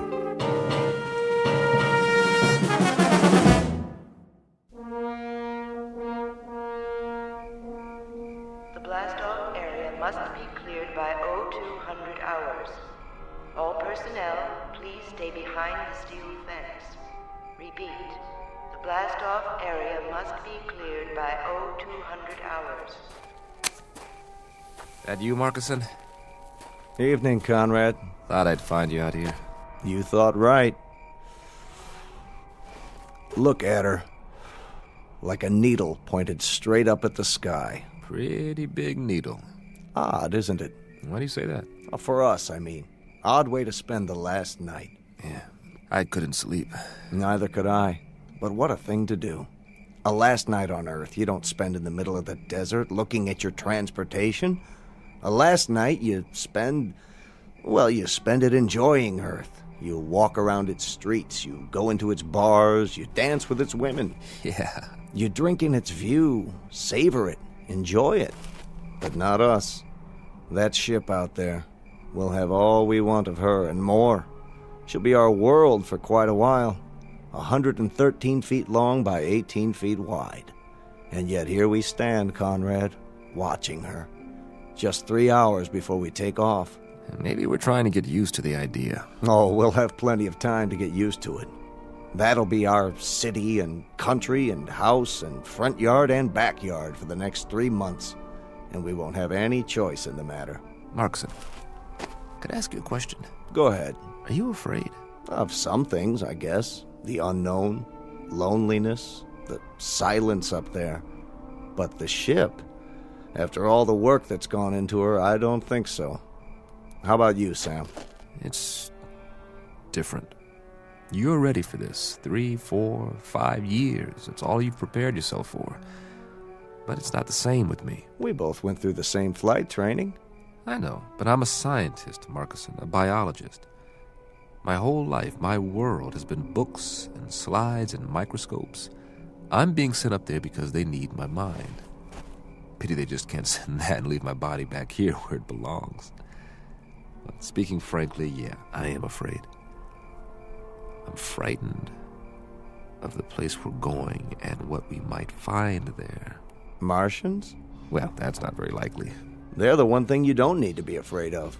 They shouldn't be feared, even if we do run into them.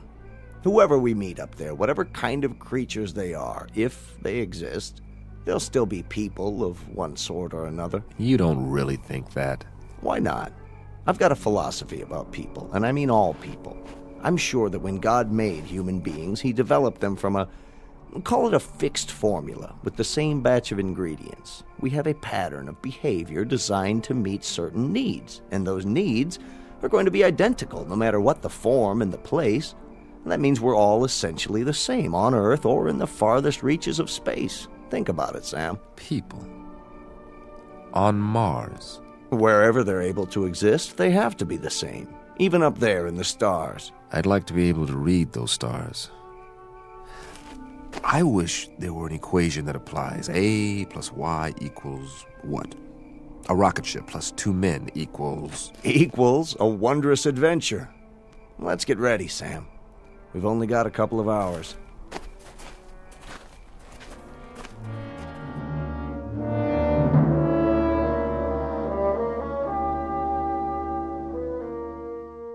You're standing at the edge of a highway into space, one soon to be traveled by a flimsy two-legged animal with an extremely small head. His name is Man, and he is about to send his tiny, groping fingers up into the unknown, bound for a once mythical place known as Mars. The participants are Samuel A. Conrad, age 35, and Warren Markison, age 31. They are the first to undertake such an ambitious voyage, and in a moment we'll travel with them to a location only slightly off course, in the Twilight Zone. And now, The Twilight Zone and our story, People Are Alike All Over, starring Blair Underwood with Stacy Keach as your narrator. Prepare to correct course? Not yet. Fire retro rockets on my mark. Wait, I said. For what? I want to run a thermal scan on the landing gear. You did that. Well, I'm doing it again. Plus a spectrographic on the planet's surface. We can't even see the surface till we correct. By the time we finish the turn, it'll be too late. Too late for what? To change the flight plan, the gravitational field will take effect. Exactly. We cut the main thrusters and fire the retros for a nice soft landing, right? Isn't that right, Conrad? What if something's wrong? Nothing's wrong. But what if it is? It'll take all the fuel we've got for another orbit. We have to be absolutely sure. We're as sure as we're ever going to be. There are too many variables. Atmospheric density, drag coefficients, power consumption. We've been through all that. I just checked the readings. The readings could be wrong. If we're off by a factor of 0.01, we'll miss the landing site completely. I'm going to run the numbers one more time. No, you're not.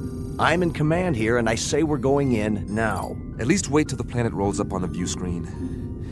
I want a spectrographic readout. 5, 4. Not yet. Cancel the sequence. I'm not canceling anything. 2, 1. Fire retros. I said fire. All right, if you won't do it... Don't touch that switch! Fire! Fire! You fool! Strap into your seat now!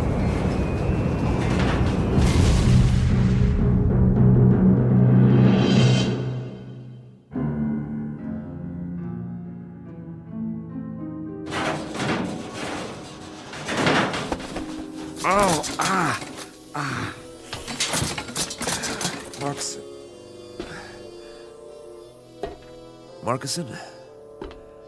You all right? Marcuson, where are you? Warren? Warren, can you hear me? Over here. Oh, thank God. After a landing like that? Any landing you can walk away from is a good landing. If you can get this instrument panel off me, I'll try to do that. Hang on. It's split in two. I'll see if I can lift it. How's the rest of the ship? Nose down in the bottom of a crater, as far as I can tell. Air pressure seems to be holding. Here, take my hand. Whoa. Not just yet, Sam. I've got a little bit of a problem with this leg.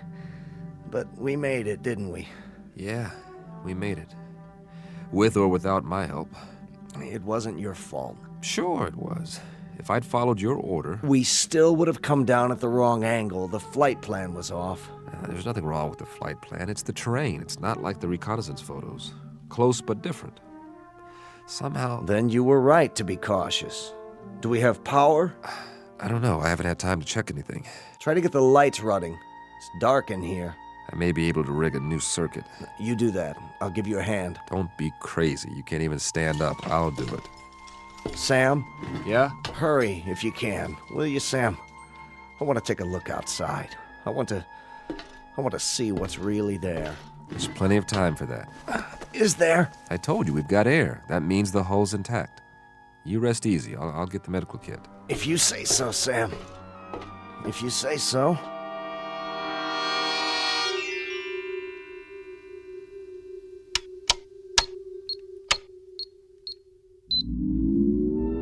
Yes! Sam? I've got the circuits up. We are in business. What are you doing? Running a diagnostic on the equipment. Stay down. How long did I sleep? A couple of hours. Don't worry, you needed it. You run an atmosphere check? Yeah. So, is it safe out there? That's the question. What's the matter? Something wrong with the sample? No, I got a good one. More than enough. That's the problem. You couldn't get a reading? Oh, I got a reading all right. A complete analysis. Down to the last trace element. So, what did it say? It says the air is fine.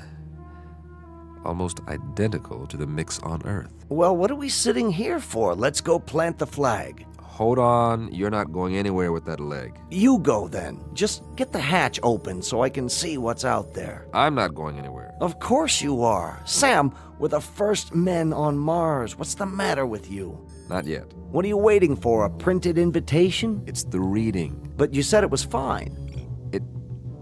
It can't be right. Don't you trust the equipment, Sam? You designed it, remember? You and I both know there's no breathable atmosphere on Mars. Well, maybe there is where we landed. That doesn't make sense. If we're in a crater, there could be a buildup of gases. Not according to any scientific literature I've ever read. Then it's obvious the literature is wrong. You trust your equipment? I've run the data 50 times. And everything checks out. We made it, Sam. We made it. You know what that means? I want to filter out another sample and run it through the analyzer. We've traveled 35 million miles. Exactly. Another few hours won't make any difference. We can't wait any longer. The human race won't wait. If you won't open the hatch, I'll do it myself.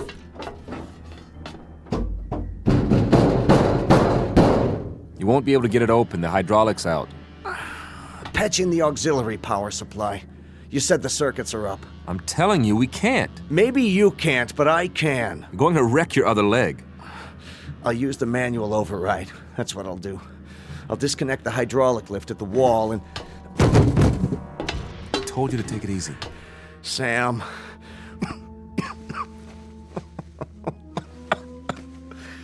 Just my luck, eh? 35 million miles through black space just to find a place to die. You are not going to die. That's all right. Really.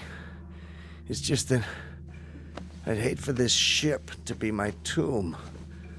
Do me one favor. Anything. When it does happen, and I think it'll be soon. Don't talk like that. Get me outside, one way or another. Don't be afraid.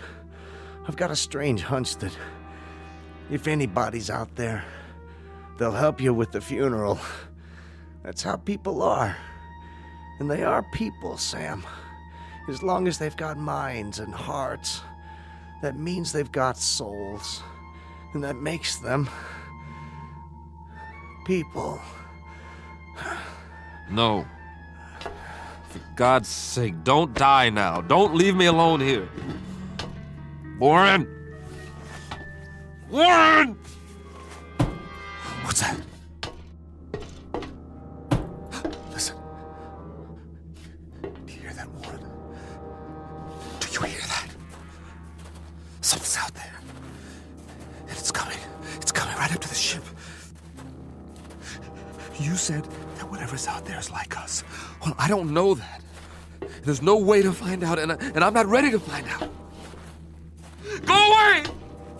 Whoever or whatever you are, go away!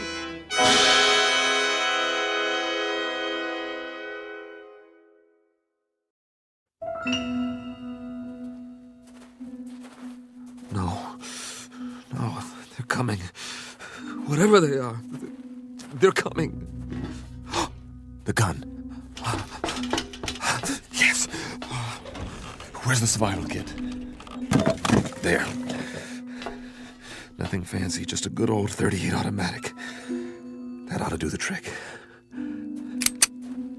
Get away! I said, get away from the ship! All right, if you won't go away, you want me to come out, I'll come out. You think you're ready for me? Huh? Huh? Where's that lever? Whoever or whatever you are, let's find out if you can eat lead. What the? Come on. Where are you? What are you waiting for? You see this? It's a gun. Know what a gun is? Want to find out?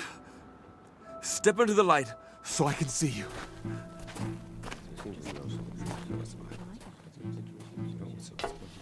But you're people. I swear you are. You're just like me. Face, body, everything. Please, don't be afraid. There's no reason to, you know. What do you have in your hand? Oh, this it's a pistol. It's a... I was only going to use it if... May I see it? What?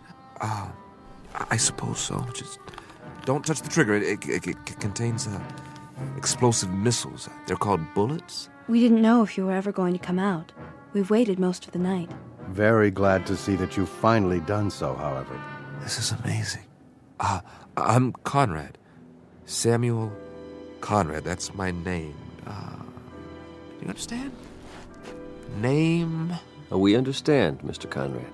We landed here, my friend and I, in this ship. Crashed, I should say. We come from Earth. Earth? Where I'm from, this planet is known as Mars. We took off in our ship almost 3 months ago. Check on the other one. He may be injured. Yes, of course. Here, I'll show you in the sand. See, this is the sun. Sun, the big star. And this is the Earth, the third planet from the sun, and this is you. Here. The other one is dead. His name is Marcuson. Don't be alarmed, Mr. Conrad. We don't intend to hurt you. We've only been wondering when you intended to come out. Of course, we were curious. But how do you know my language? We don't, Mr. Conrad. As you'll no doubt soon realize, you're speaking our language. Your language? Unconscious transference. You'd call it hypnosis of a sort. But you must be tired. We'll prepare a place for you to rest and food. I'm appreciative. I really am. You'll forgive me my staring. I mean, but I can't get over it. I mean, you're people, just like I am. Actual human beings. Marcuson said you'd...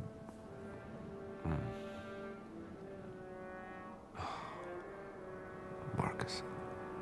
We'll bear your friend for you. Later on, you can tell us the sort of marker you'd like. That is your tradition, isn't it? Yes, it is. We can also repair your ship for you. You can? If that would please you. Oh, yes, very much. Good. Consider it done. There are so many questions I want to ask. Really? So many things I want to find out about your civilization, your science, the way you live, the social structure. 100 questions, 1,000. We will be glad to answer all your questions.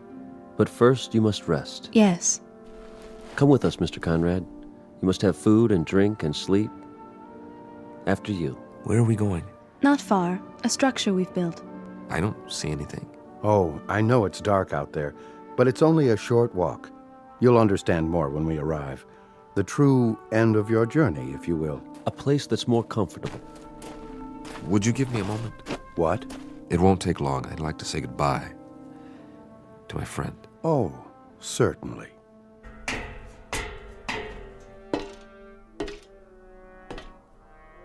Marcuson, I hope you know what's happened. I hope you know that you were right.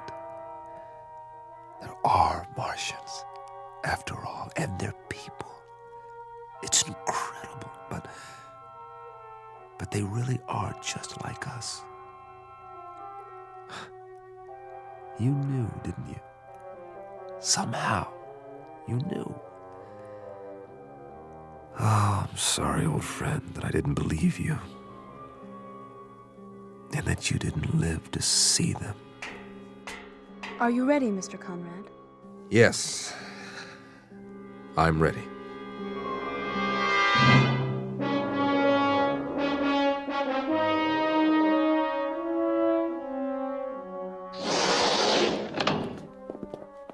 I hope this will do. I'm impressed. On Earth, this would be considered very modern. The angles, the lines.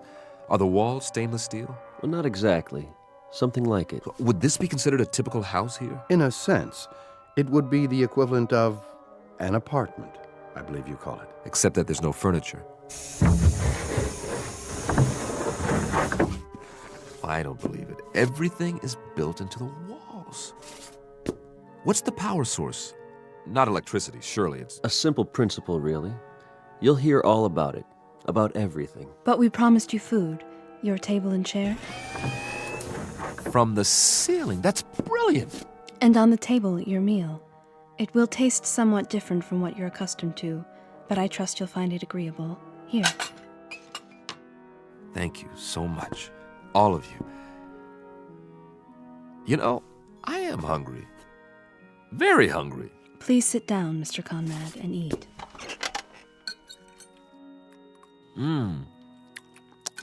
It's different, but I like the taste. Like melon or cantaloupe, maybe. And yet, there's almost a meat flavor. You don't mind it? Mind? Are you kidding? After that freeze-dried stuff we ate on the ship? No. This is delicious. We'll leave you to eat then. Oh, I wonder, could you do us a small favor, Mr. Conrad? Anything. As a favor, would you mind sketching for us what a home looks like on Earth, so we'll better understand your culture? No, not at all. This is what we call a ranch house. It has only one story. Here, look, I'll show you. This is roughly the shape. The front door here, and this is what's known as a picture window. Looking out from the living room. I see. The bedroom area. And the kitchen, where we cook the food.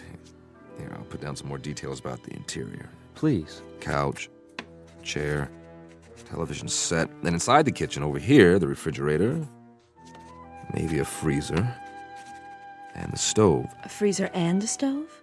Well, one to keep the food from spoiling and one to heat it up. Remarkable. In the bedroom, the bed, the bureau, the mirror, do you understand mirror? Reflection? To look at yourself. Of course, I've forgotten. Will you look at that? Here's your mirror, along with the sink, towels, running water, and this will be your bed. All the comforts of home. Eat in pleasure, Mr. Conrad, and then rest. We'll come back later. Thank you. Thank you so much. Oh, miss? Yes? I didn't ask any of your names. That's all right. You have a name, don't you? I'm called Tina. Tina, I wish you'd, will you tell the others for me how much I appreciate all this? The trouble you've gone to, this is a pretty wonderful thing that's happened to me, so thank you. Do you understand? Thank you. I mean, to come millions of miles and meet people of your own kind, I was so frightened before. I was so miserably frightened, and then... Please don't be. I know what I was afraid of now. I was afraid of loneliness, of silence, of the unknown. But now my friend was right. There's no need for fear now. No need at all. No one will hurt you, I promise. You must believe that. I do now. I'll see you later, Mr. Conrad. I hope so, Tina. And please call me by my given name. It's Sam. Goodbye, Sam.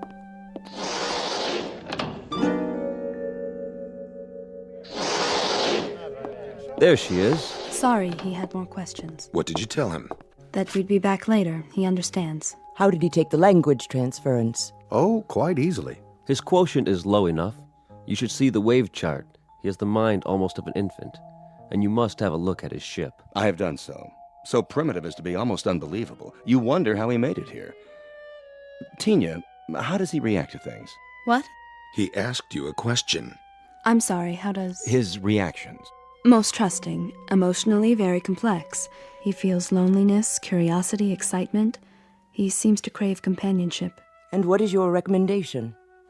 For what we should do with him. I think we should let him go.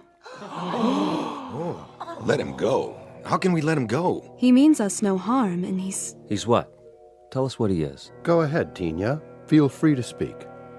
He's so much like us, that's all. Did you hear that, everyone? He's so much like us. Excuse me. Tina, where are you going? I have something to do. At this hour, surely not. Perhaps to observe our new arrival. After all, he is almost one of us now. One of us indeed.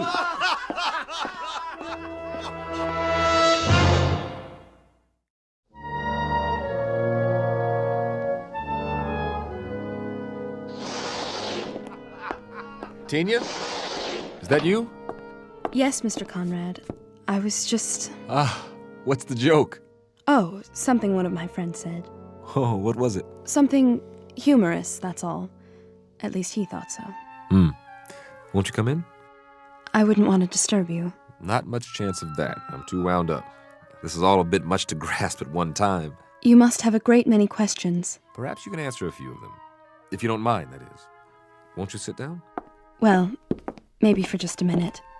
Have a seat. The couch is quite comfortable, thanks to you. Mr. Conrad, there's something you should know. Oh, that's an understatement. Where do we start? I don't quite know how to put this, but... Wait, I'm not a very good host. After all, you and your people have been so gracious, seeing to my every need. Is there anything you'd like? I assume there are refreshments. I don't suppose you people know what a drink is. In the cabinet, you'll find several varieties of beverages. Yeah? I hope they're to your satisfaction. Let's just have a look. Do you mind? Be my guest. I don't believe it! This is a 25-year-old single malt. Where did you get it? We manufactured it, you might say, to suit your taste. But how could you know what my taste is? We retrieved it from your memories, telepathically, to use your word. You were very specific in your recollections. May I ask what it is like?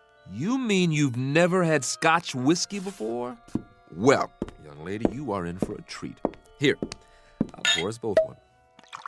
I'm not sure that's a good idea. You're right, it's not. It's a great idea. Give this a try. Perhaps just a taste. Here's to the end of a long, long journey. And to good people everywhere. It's a strange taste. It's so sharp. Oh, I should have told you to sip it. Just take a small amount and just roll it around in your mouth. Then you swallow it. Yeah. How's that? It's interesting. You said your people manufactured this. How, exactly? And you must use some sort of molecular reconstruction powered by... what is the power source here, by the way? Solar? Hydrogen fusion? We've been experimenting with this on Earth for years, but so far... Please, Mr. Conrad, You seem nervous. It's just that... Not my fault, I hope. I've never been very good at small talk, getting to know people socially. And now I'm more aware of that than ever. You're behaving perfectly. That's not the problem at all. You're the one who should be uneasy with us. Suspicious. What's to be suspicious about? Do you want to know the absolute truth? This experience, meeting all of you, it's lifted a burden off my chest. All this time, not knowing what to expect. But you're so kind. You're so understanding. You take it all in stride. A visitor from another planet, I mean, am I... The first? No, I can't say that you are. I should have known. You accepted me so easily. The other, visitors, where did they come from? Not Earth, obviously. Outside the solar system? Please, there will be plenty of time to answer those questions and more. I'm sure there will be. But you see, I'm a scientist. Facts, numbers. Those are our concerns, too. They have been since time immemorial. You've been here a very long time. Your civilization, I mean. Yes, in Earth terms. But Mr. Conrad, Sam, there is something I wanted to tell you. It's only fair that you know before... Before what? Mr. Conrad. Still awake, I see. Oh, come in. I was just telling Tina here... Mr. Conrad, we have a surprise for you. Really? A very nice surprise. You shouldn't go to any more trouble. Would you accompany us, please? Where are we going? That's the surprise, Mr. Conrad. You'll see soon enough. Isn't she coming? Tina will remain behind. Oh, we were just getting acquainted. She has other duties. Actually, Don't you, Tina? I hope I'll see you later. No. If you don't mind, Sam, I think I will go with you now. Tina. Great, I'd like that.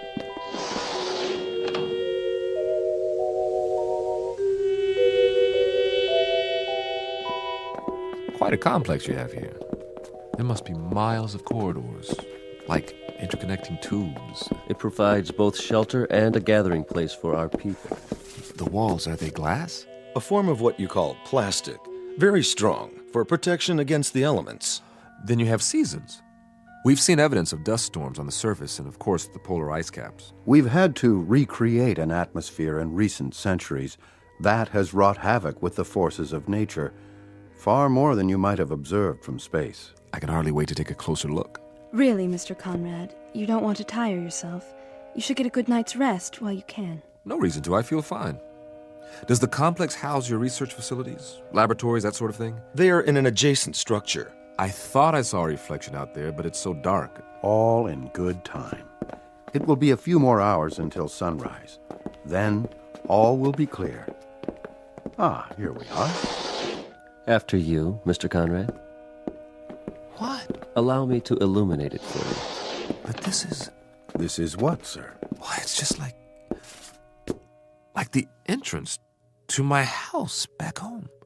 Is it? Yes, this is the foyer, and the living room would be down here. You like it? Do I? It's a perfect replica of my place in California. This is perfect. We did our best. I mean, in every detail. Furniture, the works, even the drapes. If I open them, I bet I'll see my old picture window. No point in opening them now. It's dark. Wait till morning. How did you build it so quickly? We sincerely hope this is the way you're used to living. You didn't miss a thing. The general outline came from your diagram, the rest from your mind. You think very clearly, Mr. Conrad. Very clearly indeed. Strong, clean impressions. Would you care to see the rest of the house? Would I ever? Ah! My kitchen! And my refrigerator. It's filled with your favorite foods, the ones you remember most vividly.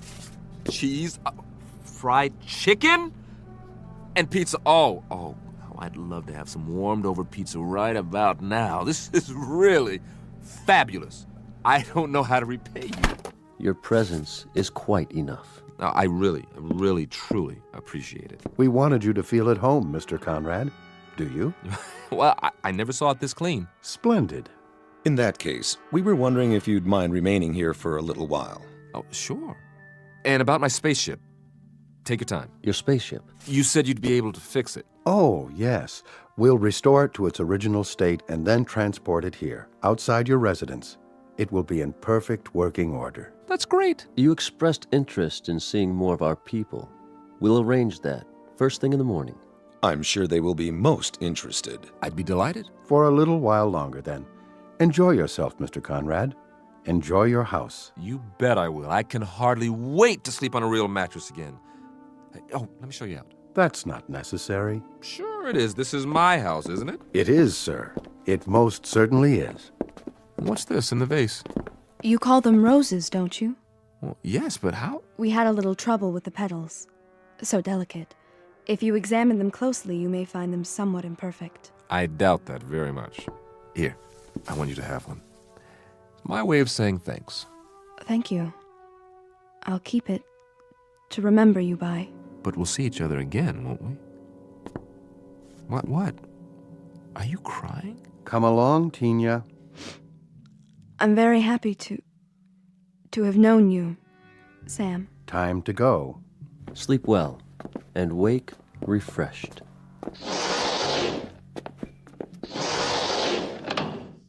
Man, will I. This is too much. I wonder if there's some more of that scotch in here. Yes! Well, all I can say is if this is an illusion, it's one a guy can live with. This is the best scotch I've ever tasted. I think I'll just sit down here, put my feet up. This is the greatest. Absolutely the greatest.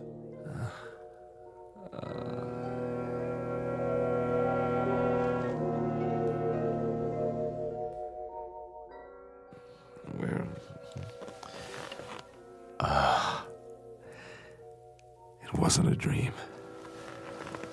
I really am here, after all. Never even made it to bed. That's okay. Slept like a baby. Must be morning by now. Well, let's take a look out of my famous picture window and see what morning's like on Mars. Oh, you look at that. Red sand. Red hills. Oh, wow. They made the window so it retracts automatically.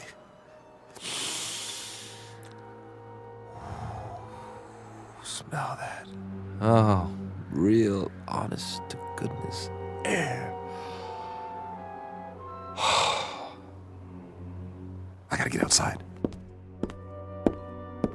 Come on. What's the matter with this door? Wait a minute. What's that? Sounds like some kind of vehicle. Hey! Hey, everybody! I bring you greetings from Earth! Hey, what are these bars for?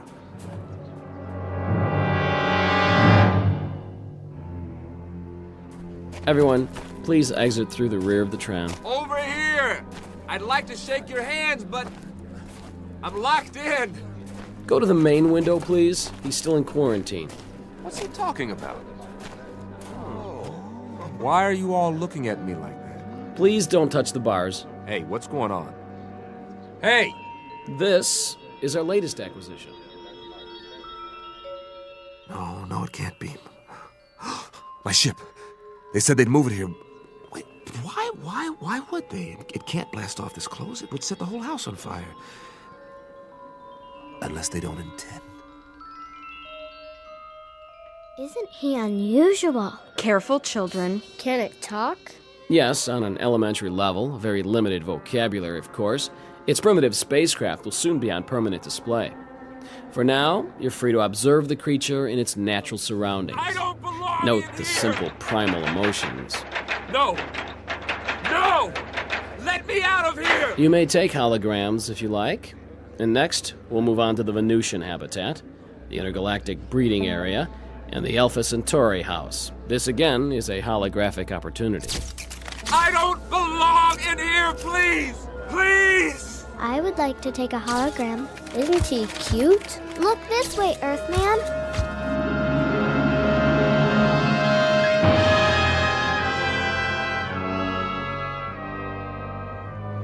You were right, Marcus.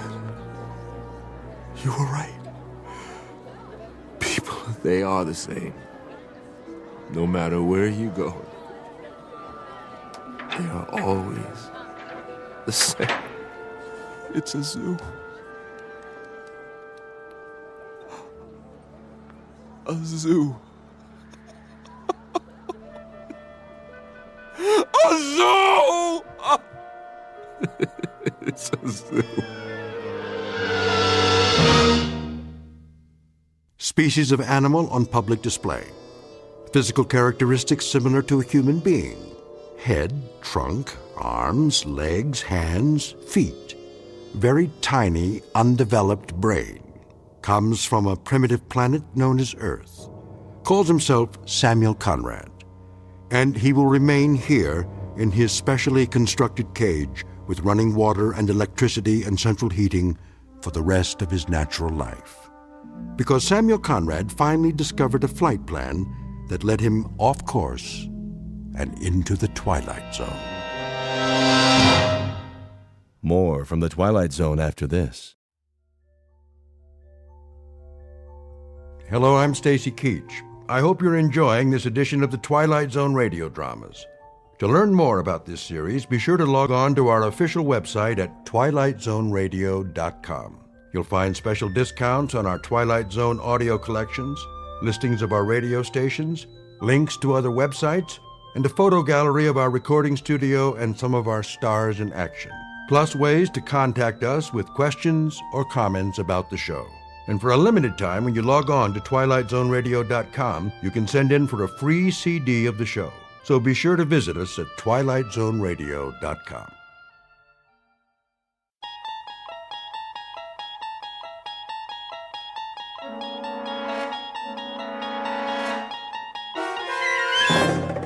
You unlock this door with the key of imagination. Beyond it is another dimension, a dimension of sound, a dimension of sight, a dimension of mind. You're moving into a land of both shadow and substance, of things and ideas. You've just crossed over into the Twilight Zone.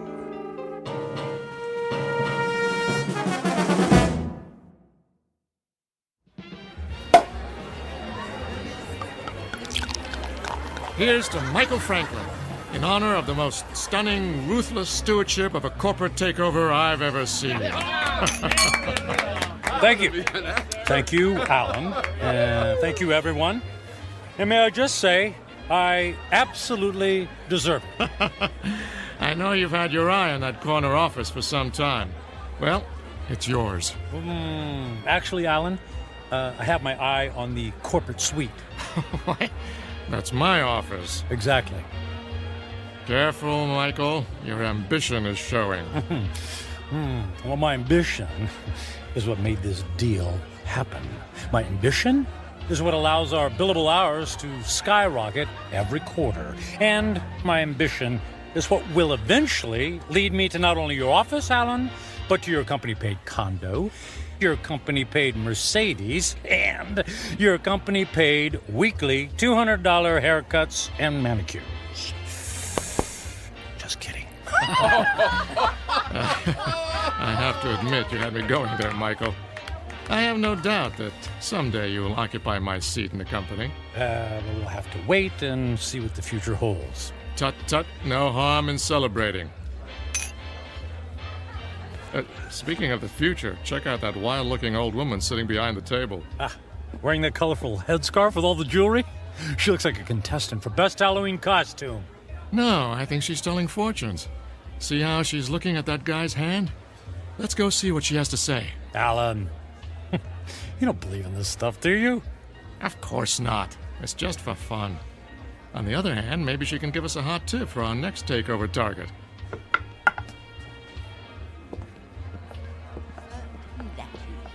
The warnings of the tea leaves, for they are never wrong.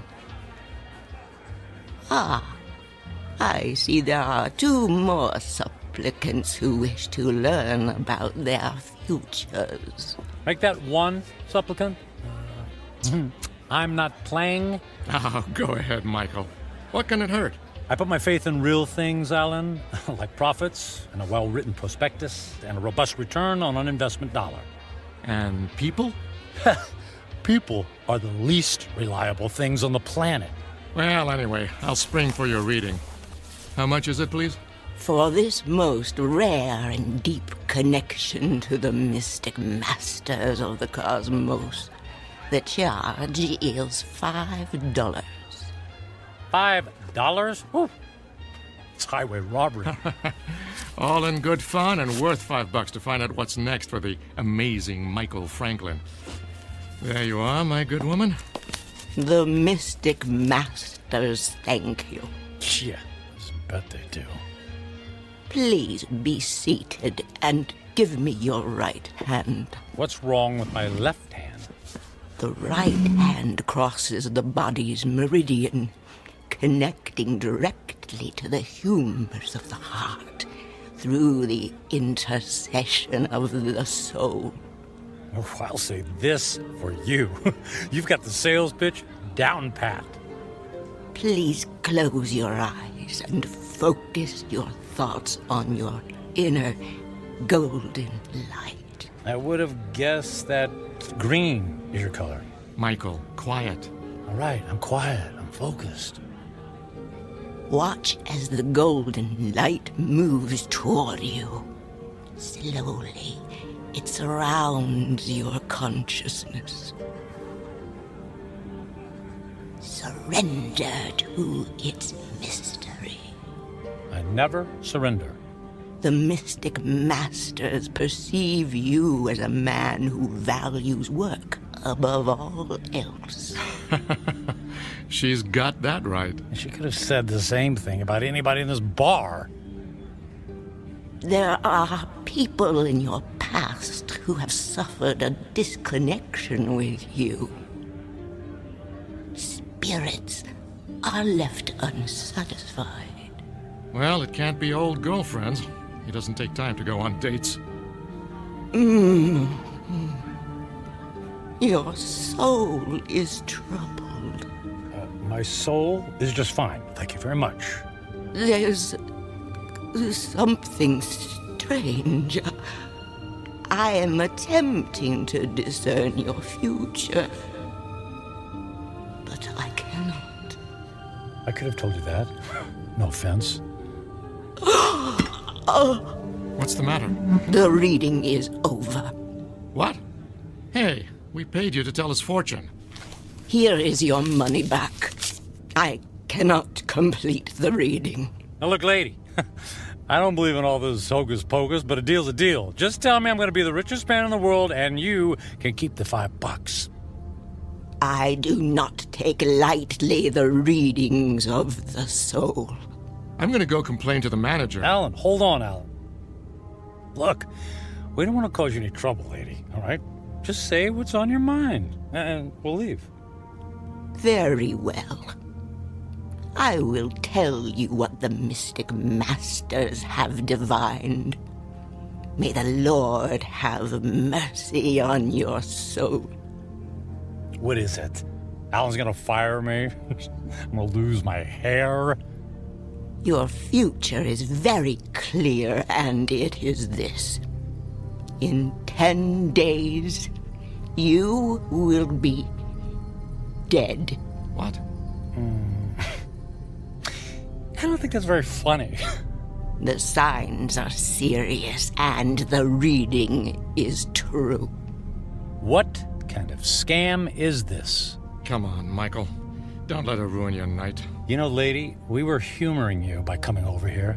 The least you could do is play along and not be such a downer.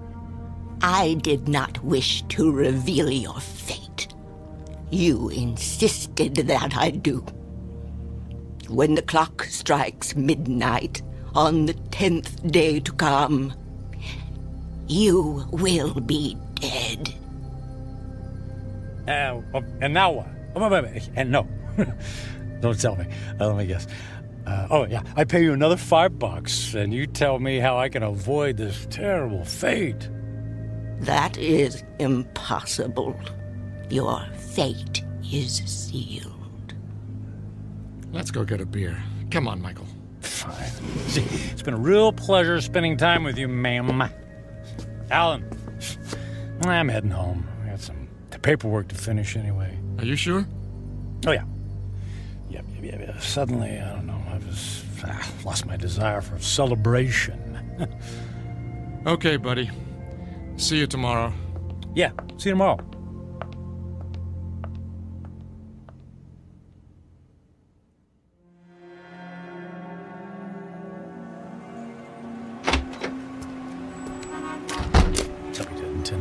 I'll be dead in 10 days. Ha!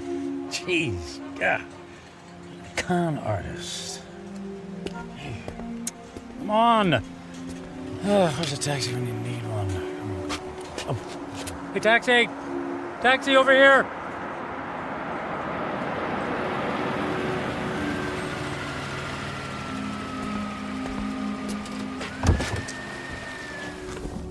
Hey, where to, buddy? Take me to... Hey, pal, you okay? Feel dizzy. You don't look so good. I need... Hey, buddy. Oh my gosh, he passed out. Gotta get him to the hospital.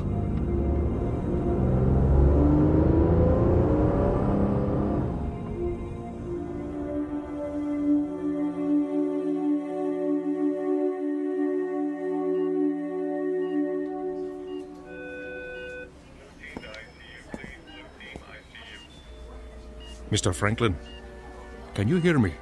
Where am I? You're in the emergency room at Samaritan Hospital. What? What happened? What's going on? Easy, please. Don't try to sit up right away. You're still recovering from the anesthesia. Anesthesia? Yes. For what? You were brought here because you passed out in a taxicab. Do you remember that? Vaguely. We performed some tests on you. Blood pressure, heart. Everything was normal. Well, then, I don't get it. Then why am I... In an abundance of caution, we gave you an MRI. I'm afraid we found something unusual. Oh. Well, what does that mean? There's a dark spot on the X-ray of your brain. We don't know what it is until we perform more tests, of course, but I must impress on you. This is a very serious situation. Well, what happens next? Well, I'd like to check you into the hospital for further procedures. We can consider options for chemotherapy and radiation right away. But I feel fine. I'm in great shape. Cancer has no respect for those issues, I'm afraid. How long do I have? A few years? Given the size of your anomaly, I suspect that your prognosis is dire. And how long? 6 months? It could be a matter of days. I'm very sorry, Mr. Franklin. I will send the nurse in to take your information, all right? Days, wait. The old woman in the bar, she was right. I'll be dead in 10 days.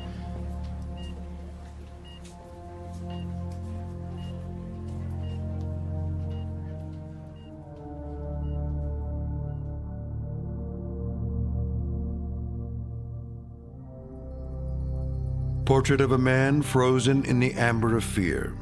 Michael Franklin, workaholic captain of industry, ruthless to his enemies and dismissive of routine human interaction. Given a prognosis that would send a chill of terror down the spine of the most stalwart of men, he is faced with the rising specter of his own mortality. But even worse, he stares into the rear-view mirror of a life only half-lived. Devoid of true friendship, with only a string of consummated business deals to mark his measure, Michael Franklin is about to embark on a frightful journey of self-examination that can only be experienced in the land between regret and insistent memory, a land we like to call the Twilight Zone.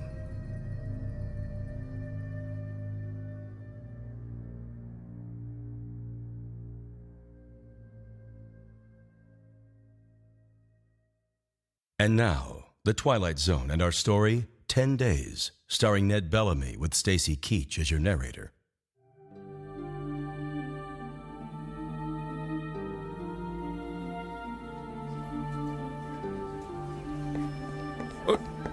Nurse, what happened to the patient who is in this bed, Mr. Franklin? I just saw him a moment ago, Doctor. I have new information about his condition. I certainly hope he isn't about to do something foolish.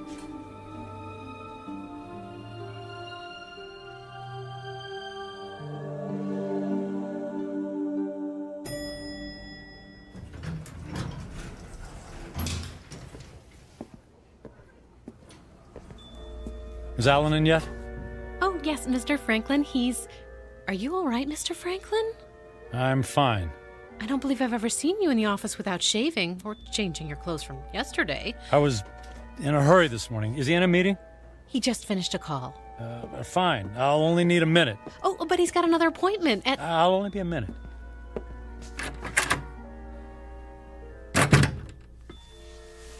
Michael, you look like you haven't been to sleep all night. Isn't that the suit you wore yesterday? Don't tell me you went out to celebrate without me. Alan, I quit. Yeah, me too. Alan, listen to me. I'm quitting. This is some kind of joke, right? I would appreciate it if you would expedite the disposition of my account.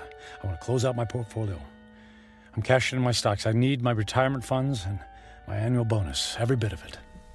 Michael, you're talking crazy. What are you doing? What's this all about? What part didn't you understand? I mean, you can't just quit. But I just did. What on earth for? Personal reasons. Personal reasons? After all these years of working together, you offer me that? Correct. Michael, if this has something to do with that crazy old woman who told your fortune last night... It's not that. I just decided to take my career in a different direction. I've just been thinking about making this move for a long time. I don't believe you. Alan, no offense, but I don't care if you believe me or not. I've made my decision, and I'd like you to honor it. You realize that if you disassemble your corporate portfolio early, there will be substantial penalties. Not to mention the perks you'll be losing. The company car, the country club membership, the center court basketball tickets. Can you have the accounting department wrap everything up right away? Oh, and I'd appreciate all of the various income streams to be folded into one check. That check will be worth several $1 million. Yes. Well, I can't say I approve of what you're doing, and I can only hope you have a good reason, even if you won't tell me. Could you make the call, please? I'm in a bit of a hurry.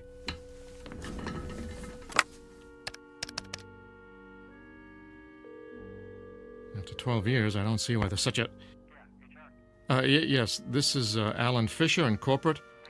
I have it's an unusual request. Michael Franklin has decided to leave the firm, and he wants all of his outstanding monies gathered into one check for immediate pickup. Yes, I understand the amount is substantial. Very good. He'll be right there. All right, Michael. The check is being... Michael? Michael? Where did he go?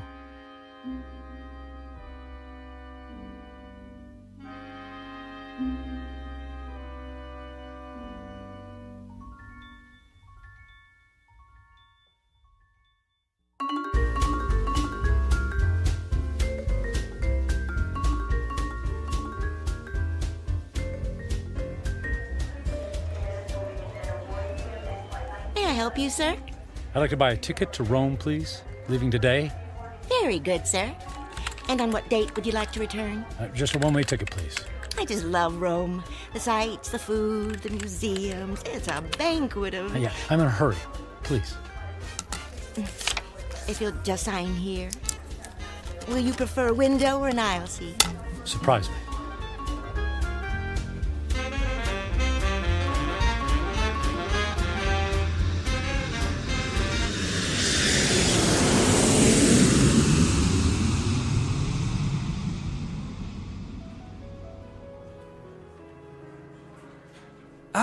Mr. Franklin, welcome to the Grand Hotel, Rome's premier destination. Our presidential suite has been prepared. All 3 fireplaces are ablaze, the champagne is on ice, and your veranda opens onto the courtyard where Rome's finest string quartet is waiting to play for you. And of course, an entire staff of valets are at your disposal. And the concert tickets for this evening?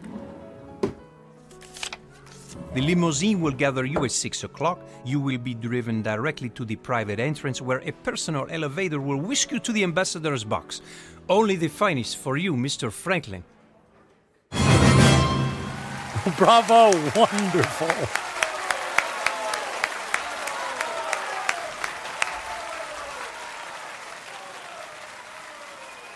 Excuse me, Mr. Franklin. The young lady in the next box has sent this fine wine to you. Well, please ask the lady if she would care to join me. Right away, Mr. Franklin.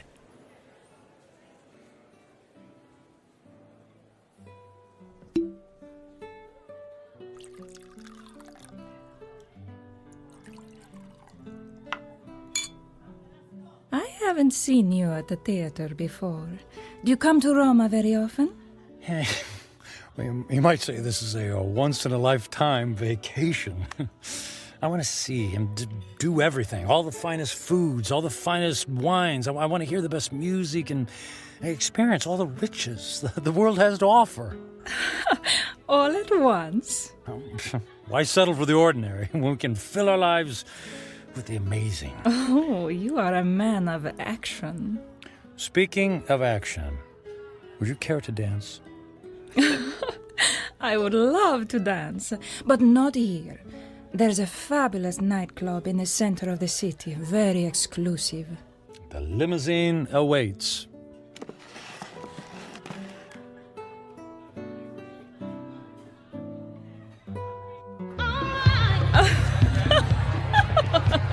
What a wild dancer! It's not me. It's the champagne. You're so funny. I believe I'm slightly tipsy, too. Oh, tipsy? What does it mean? It means I've had too much to drink, which means I'll probably have a ferocious hangover tomorrow. Oh, that is too bad. Oh, but no worries. The way to prevent a hangover is to keep drinking. More champagne! More champagne! More champagne! And more dancing. And more dancing.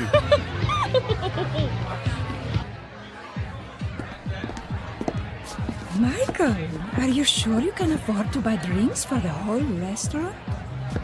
That's only money. And look how much fun they're having. Look how much fun I'm having. Waiter! Another round for my friends. 3 cheers for a friend Matthew. It's Michael. Okay. Cheers for Michael.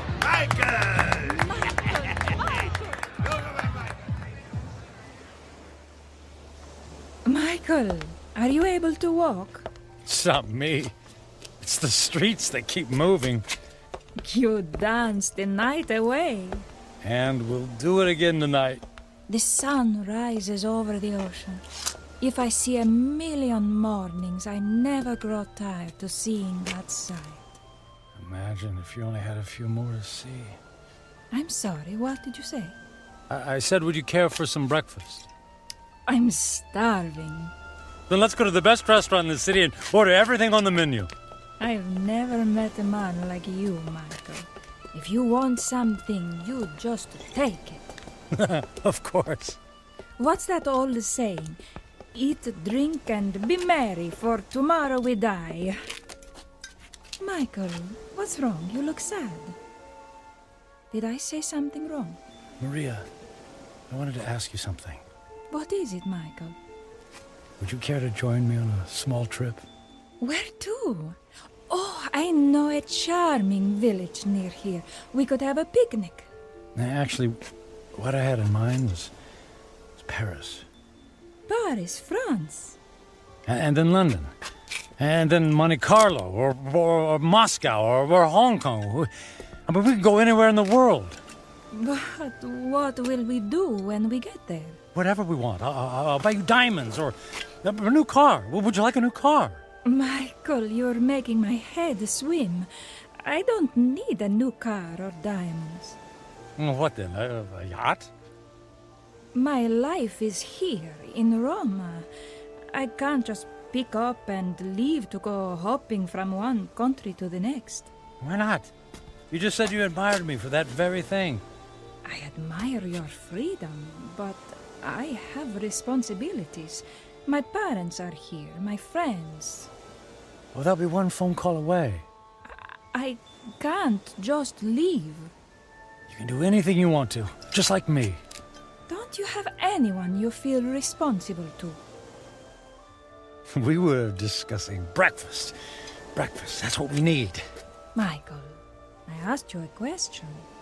Come, we'll order the most expensive breakfast in town in the most expensive restaurant. We'll have them serve us eggs on plates made of gold. I'm not really hungry. Where are you going? Where are you going? I have things to do. But what about Paris, London? You're willing to give all that up? If I left with you, then I would be giving up something. Like what? My life here. It's who I am. The people I love, the friends I have. So window dressing, none of that is important. And what do you think is important? I am. And what I want. I see. Goodbye, Michael. Fine. I'm going to Paris by myself. There's lots of beautiful women there, too.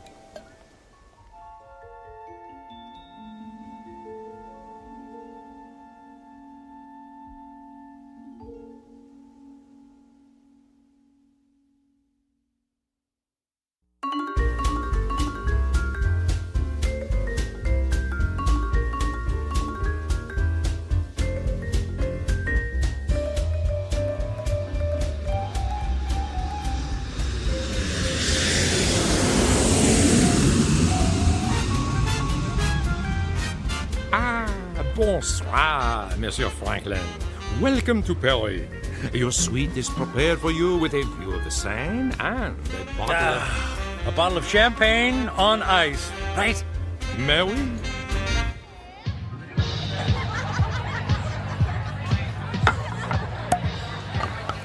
What'd you say your name was? My name is Angelique.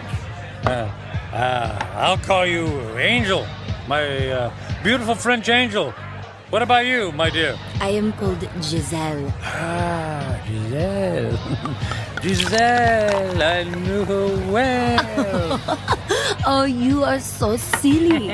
I'm Michael. But why don't you call me Mike? Nobody ever calls me Mike anymore. Not since I was a little boy. Were you as naughty then as you are now? I was a good boy. Very smart. In fact, I was smarter than everybody. Did you know that? I was better than all of them. Oh, you are a good person, Mike. Nobody ever bought me a pearl necklace on the same day I met them. I'll buy you another one tomorrow. Hey, we need more caviar here. Garçon! More caviar, s'il vous plaît. But Mike, we have 2 bowls full on the table already. They're 10 minutes old. We need fresh caviar. Freaking caviar. Let's dance. Mike.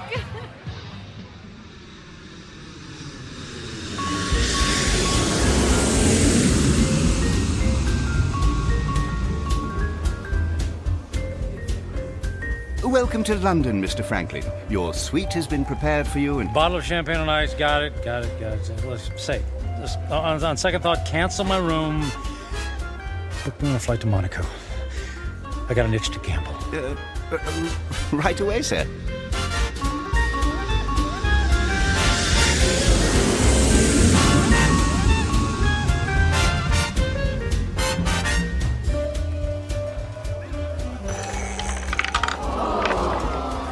And the number is 29, red. Don't worry about it. It's only money, and there's plenty where that came from. Another 10,000 in chips, please. Is the gentleman sure? He has already lost several $100,000.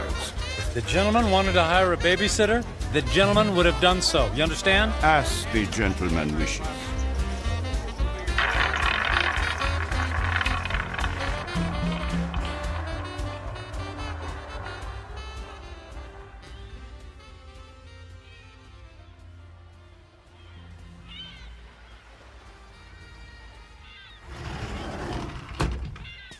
Mr. Franklin. Good morning, Mr. Franklin. Mr. Franklin? Hello? Mr. Franklin, your brunch is here, sir. Shall I place the champagne bottle next to the bed? Shall you... Who are you? Where am I? I am Captain Philippe Duchette. This is the Fandango Dancer, the luxury yacht you rented last evening. I rented? Was I alone? The gentleman was escorted by several very attractive ladies, and there was a request for the boat to take you to Australia. But, as you may know, that trip is beyond the range of this vessel. Wanted you to take me to Australia. After we received the Alaskan crab, Russian caviar, and of course, the champagne. I hope I never see another glass of champagne. What shall I do with the cases that are on the deck? How many cases did I order? 10. They're yours. Merry Christmas. Do you wish to proceed with the cruise? No, I don't think so. Very good, sir. All right.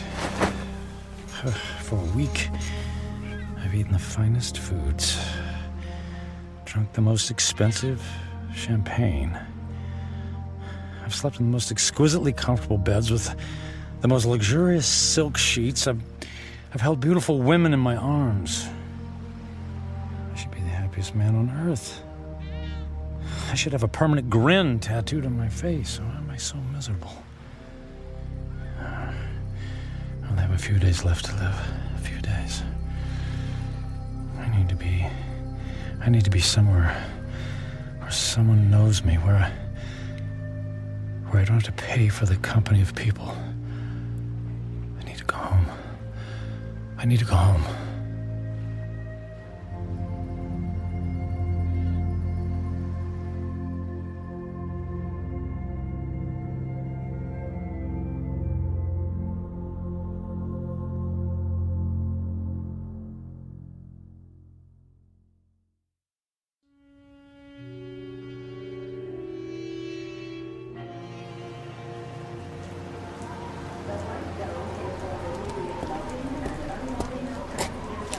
Taxi! Taxi, over here!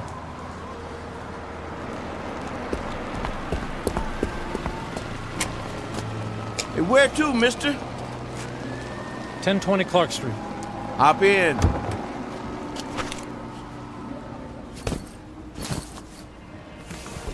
Looked like that wind was gonna take you away, mister.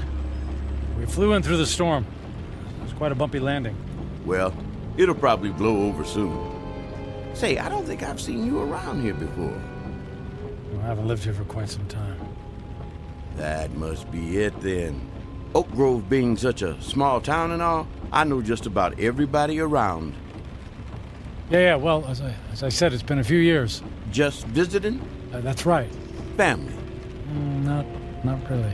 What'd you say your name was? I did, but it's Michael Franklin. Your dad was the high school teacher. That's right. Oh, I don't think I remember seeing you at the funeral. What was it, 4 years ago? I wasn't here for the funeral. You didn't come to your own father's funeral? Well, not that it's any business of yours, but I had meetings in Japan, and I couldn't fly all the way back here. Is that all right with you? Is it okay with you? Look, if you don't mind... You'd prefer if I stopped flapping my gums, right? Well, I wasn't going to put it like that. Not to worry. The wife says I'm 99% hot air. It's just that I've been flying for the better part of 24 hours.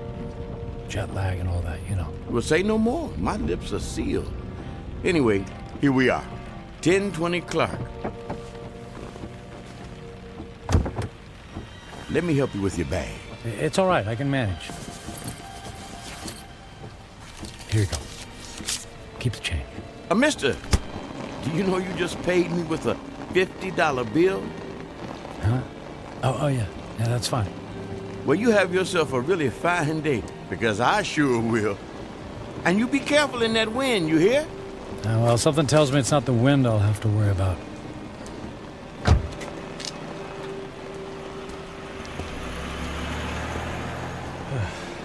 Here goes.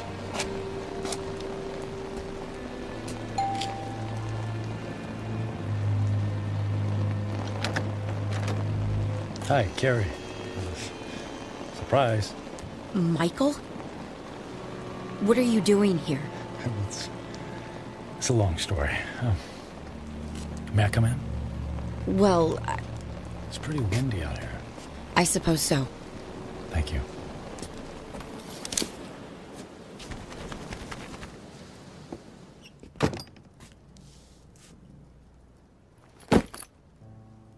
Michael, what's going on? You just show up on my doorstep after 4 years?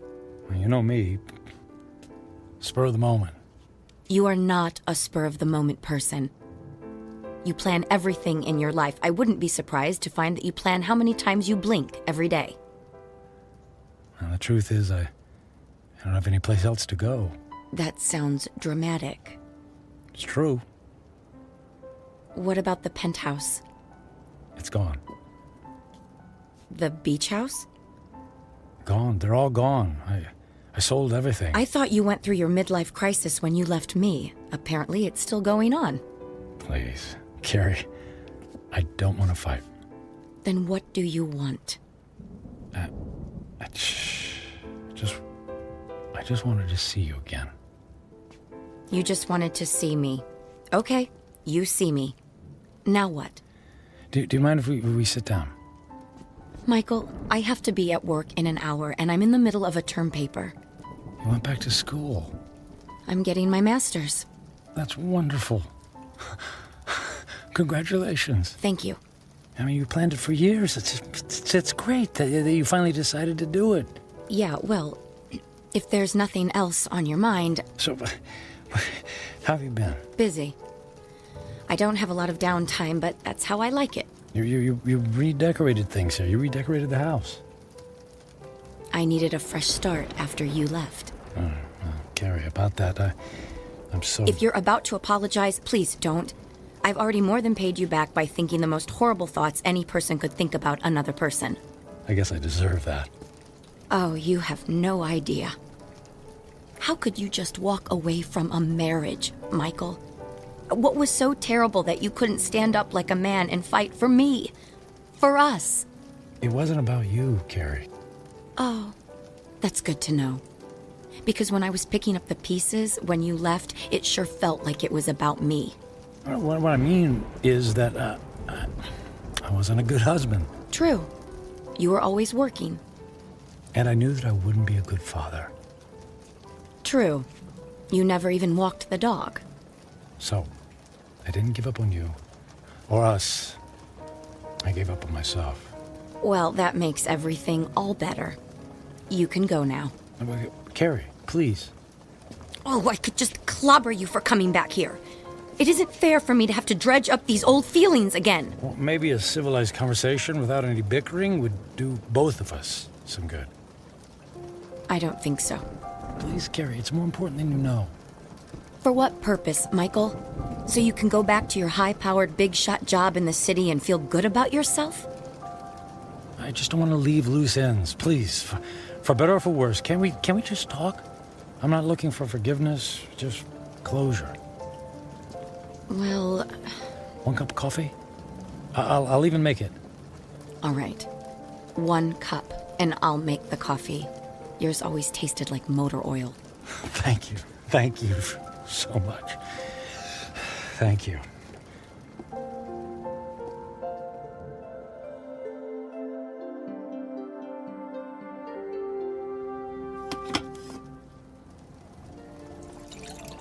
So you quit your job, sold your homes, and now you're here. It doesn't make sense. Yeah, about that. I guess I just realized that being a workaholic isn't very much fun, after all. But that's all you know. When we were married, you barely slept at night. You were up early to track the Asian stock market. You stayed up late to finish paperwork. I can count on one hand the number of times we actually went out on anything resembling a date. And even when we did go out, you acted like it pained you to be away from your business calls. That is all over now, Carrie. Money doesn't mean a thing to me. I find that hard to believe. Believe it. It's true. So, what? You're gonna take up oil painting? Or become the stand-up comedian you always wanted to be? Nothing like that. Actually, it's quite serious. Last week, What was that? It came from the living room. Oh, the tree! The wind knocked the tree into my house! Carrie, wait a sec, Carrie, don't go over there. It might be dangerous. That's a tornado warning! Oh my god! The house across the street! The roof just caved in! All right, look, let's get into the basement. The power just went out! I have flashlights downstairs. Wait, outside, look. What? Michael, come on, there's no time! Oh, look in the street, there's a kid in a bike. Oh no! That's Jimmy from next door! He doesn't know which way to go. Oh, Michael, he's going to be hurt. I'll get him. Michael! What are you doing? Michael! Jimmy, keep your head down. Jimmy, I'm coming for you. Help me! I'm right here, buddy. I'm right here. I'm gonna carry you into the house, okay? What about my bike? I'll get you a new one. Let's get out of the storm, okay? Okay. Put your arms around my neck and hold on. I'm trying. Squeeze real tight, Jimmy. I'm scared. And I'll be brave for the both of us, Jimmy. Okay? Got to get this door open. Michael, I can't budge it. Carrie, push. Push as hard as you can. Carrie, push. Pushing. Harder. As hard as you can. There, you got it. We made it. We made it. Into the basement. Come on. Come on, Jimmy. That's it. Let's go get safe. Okay.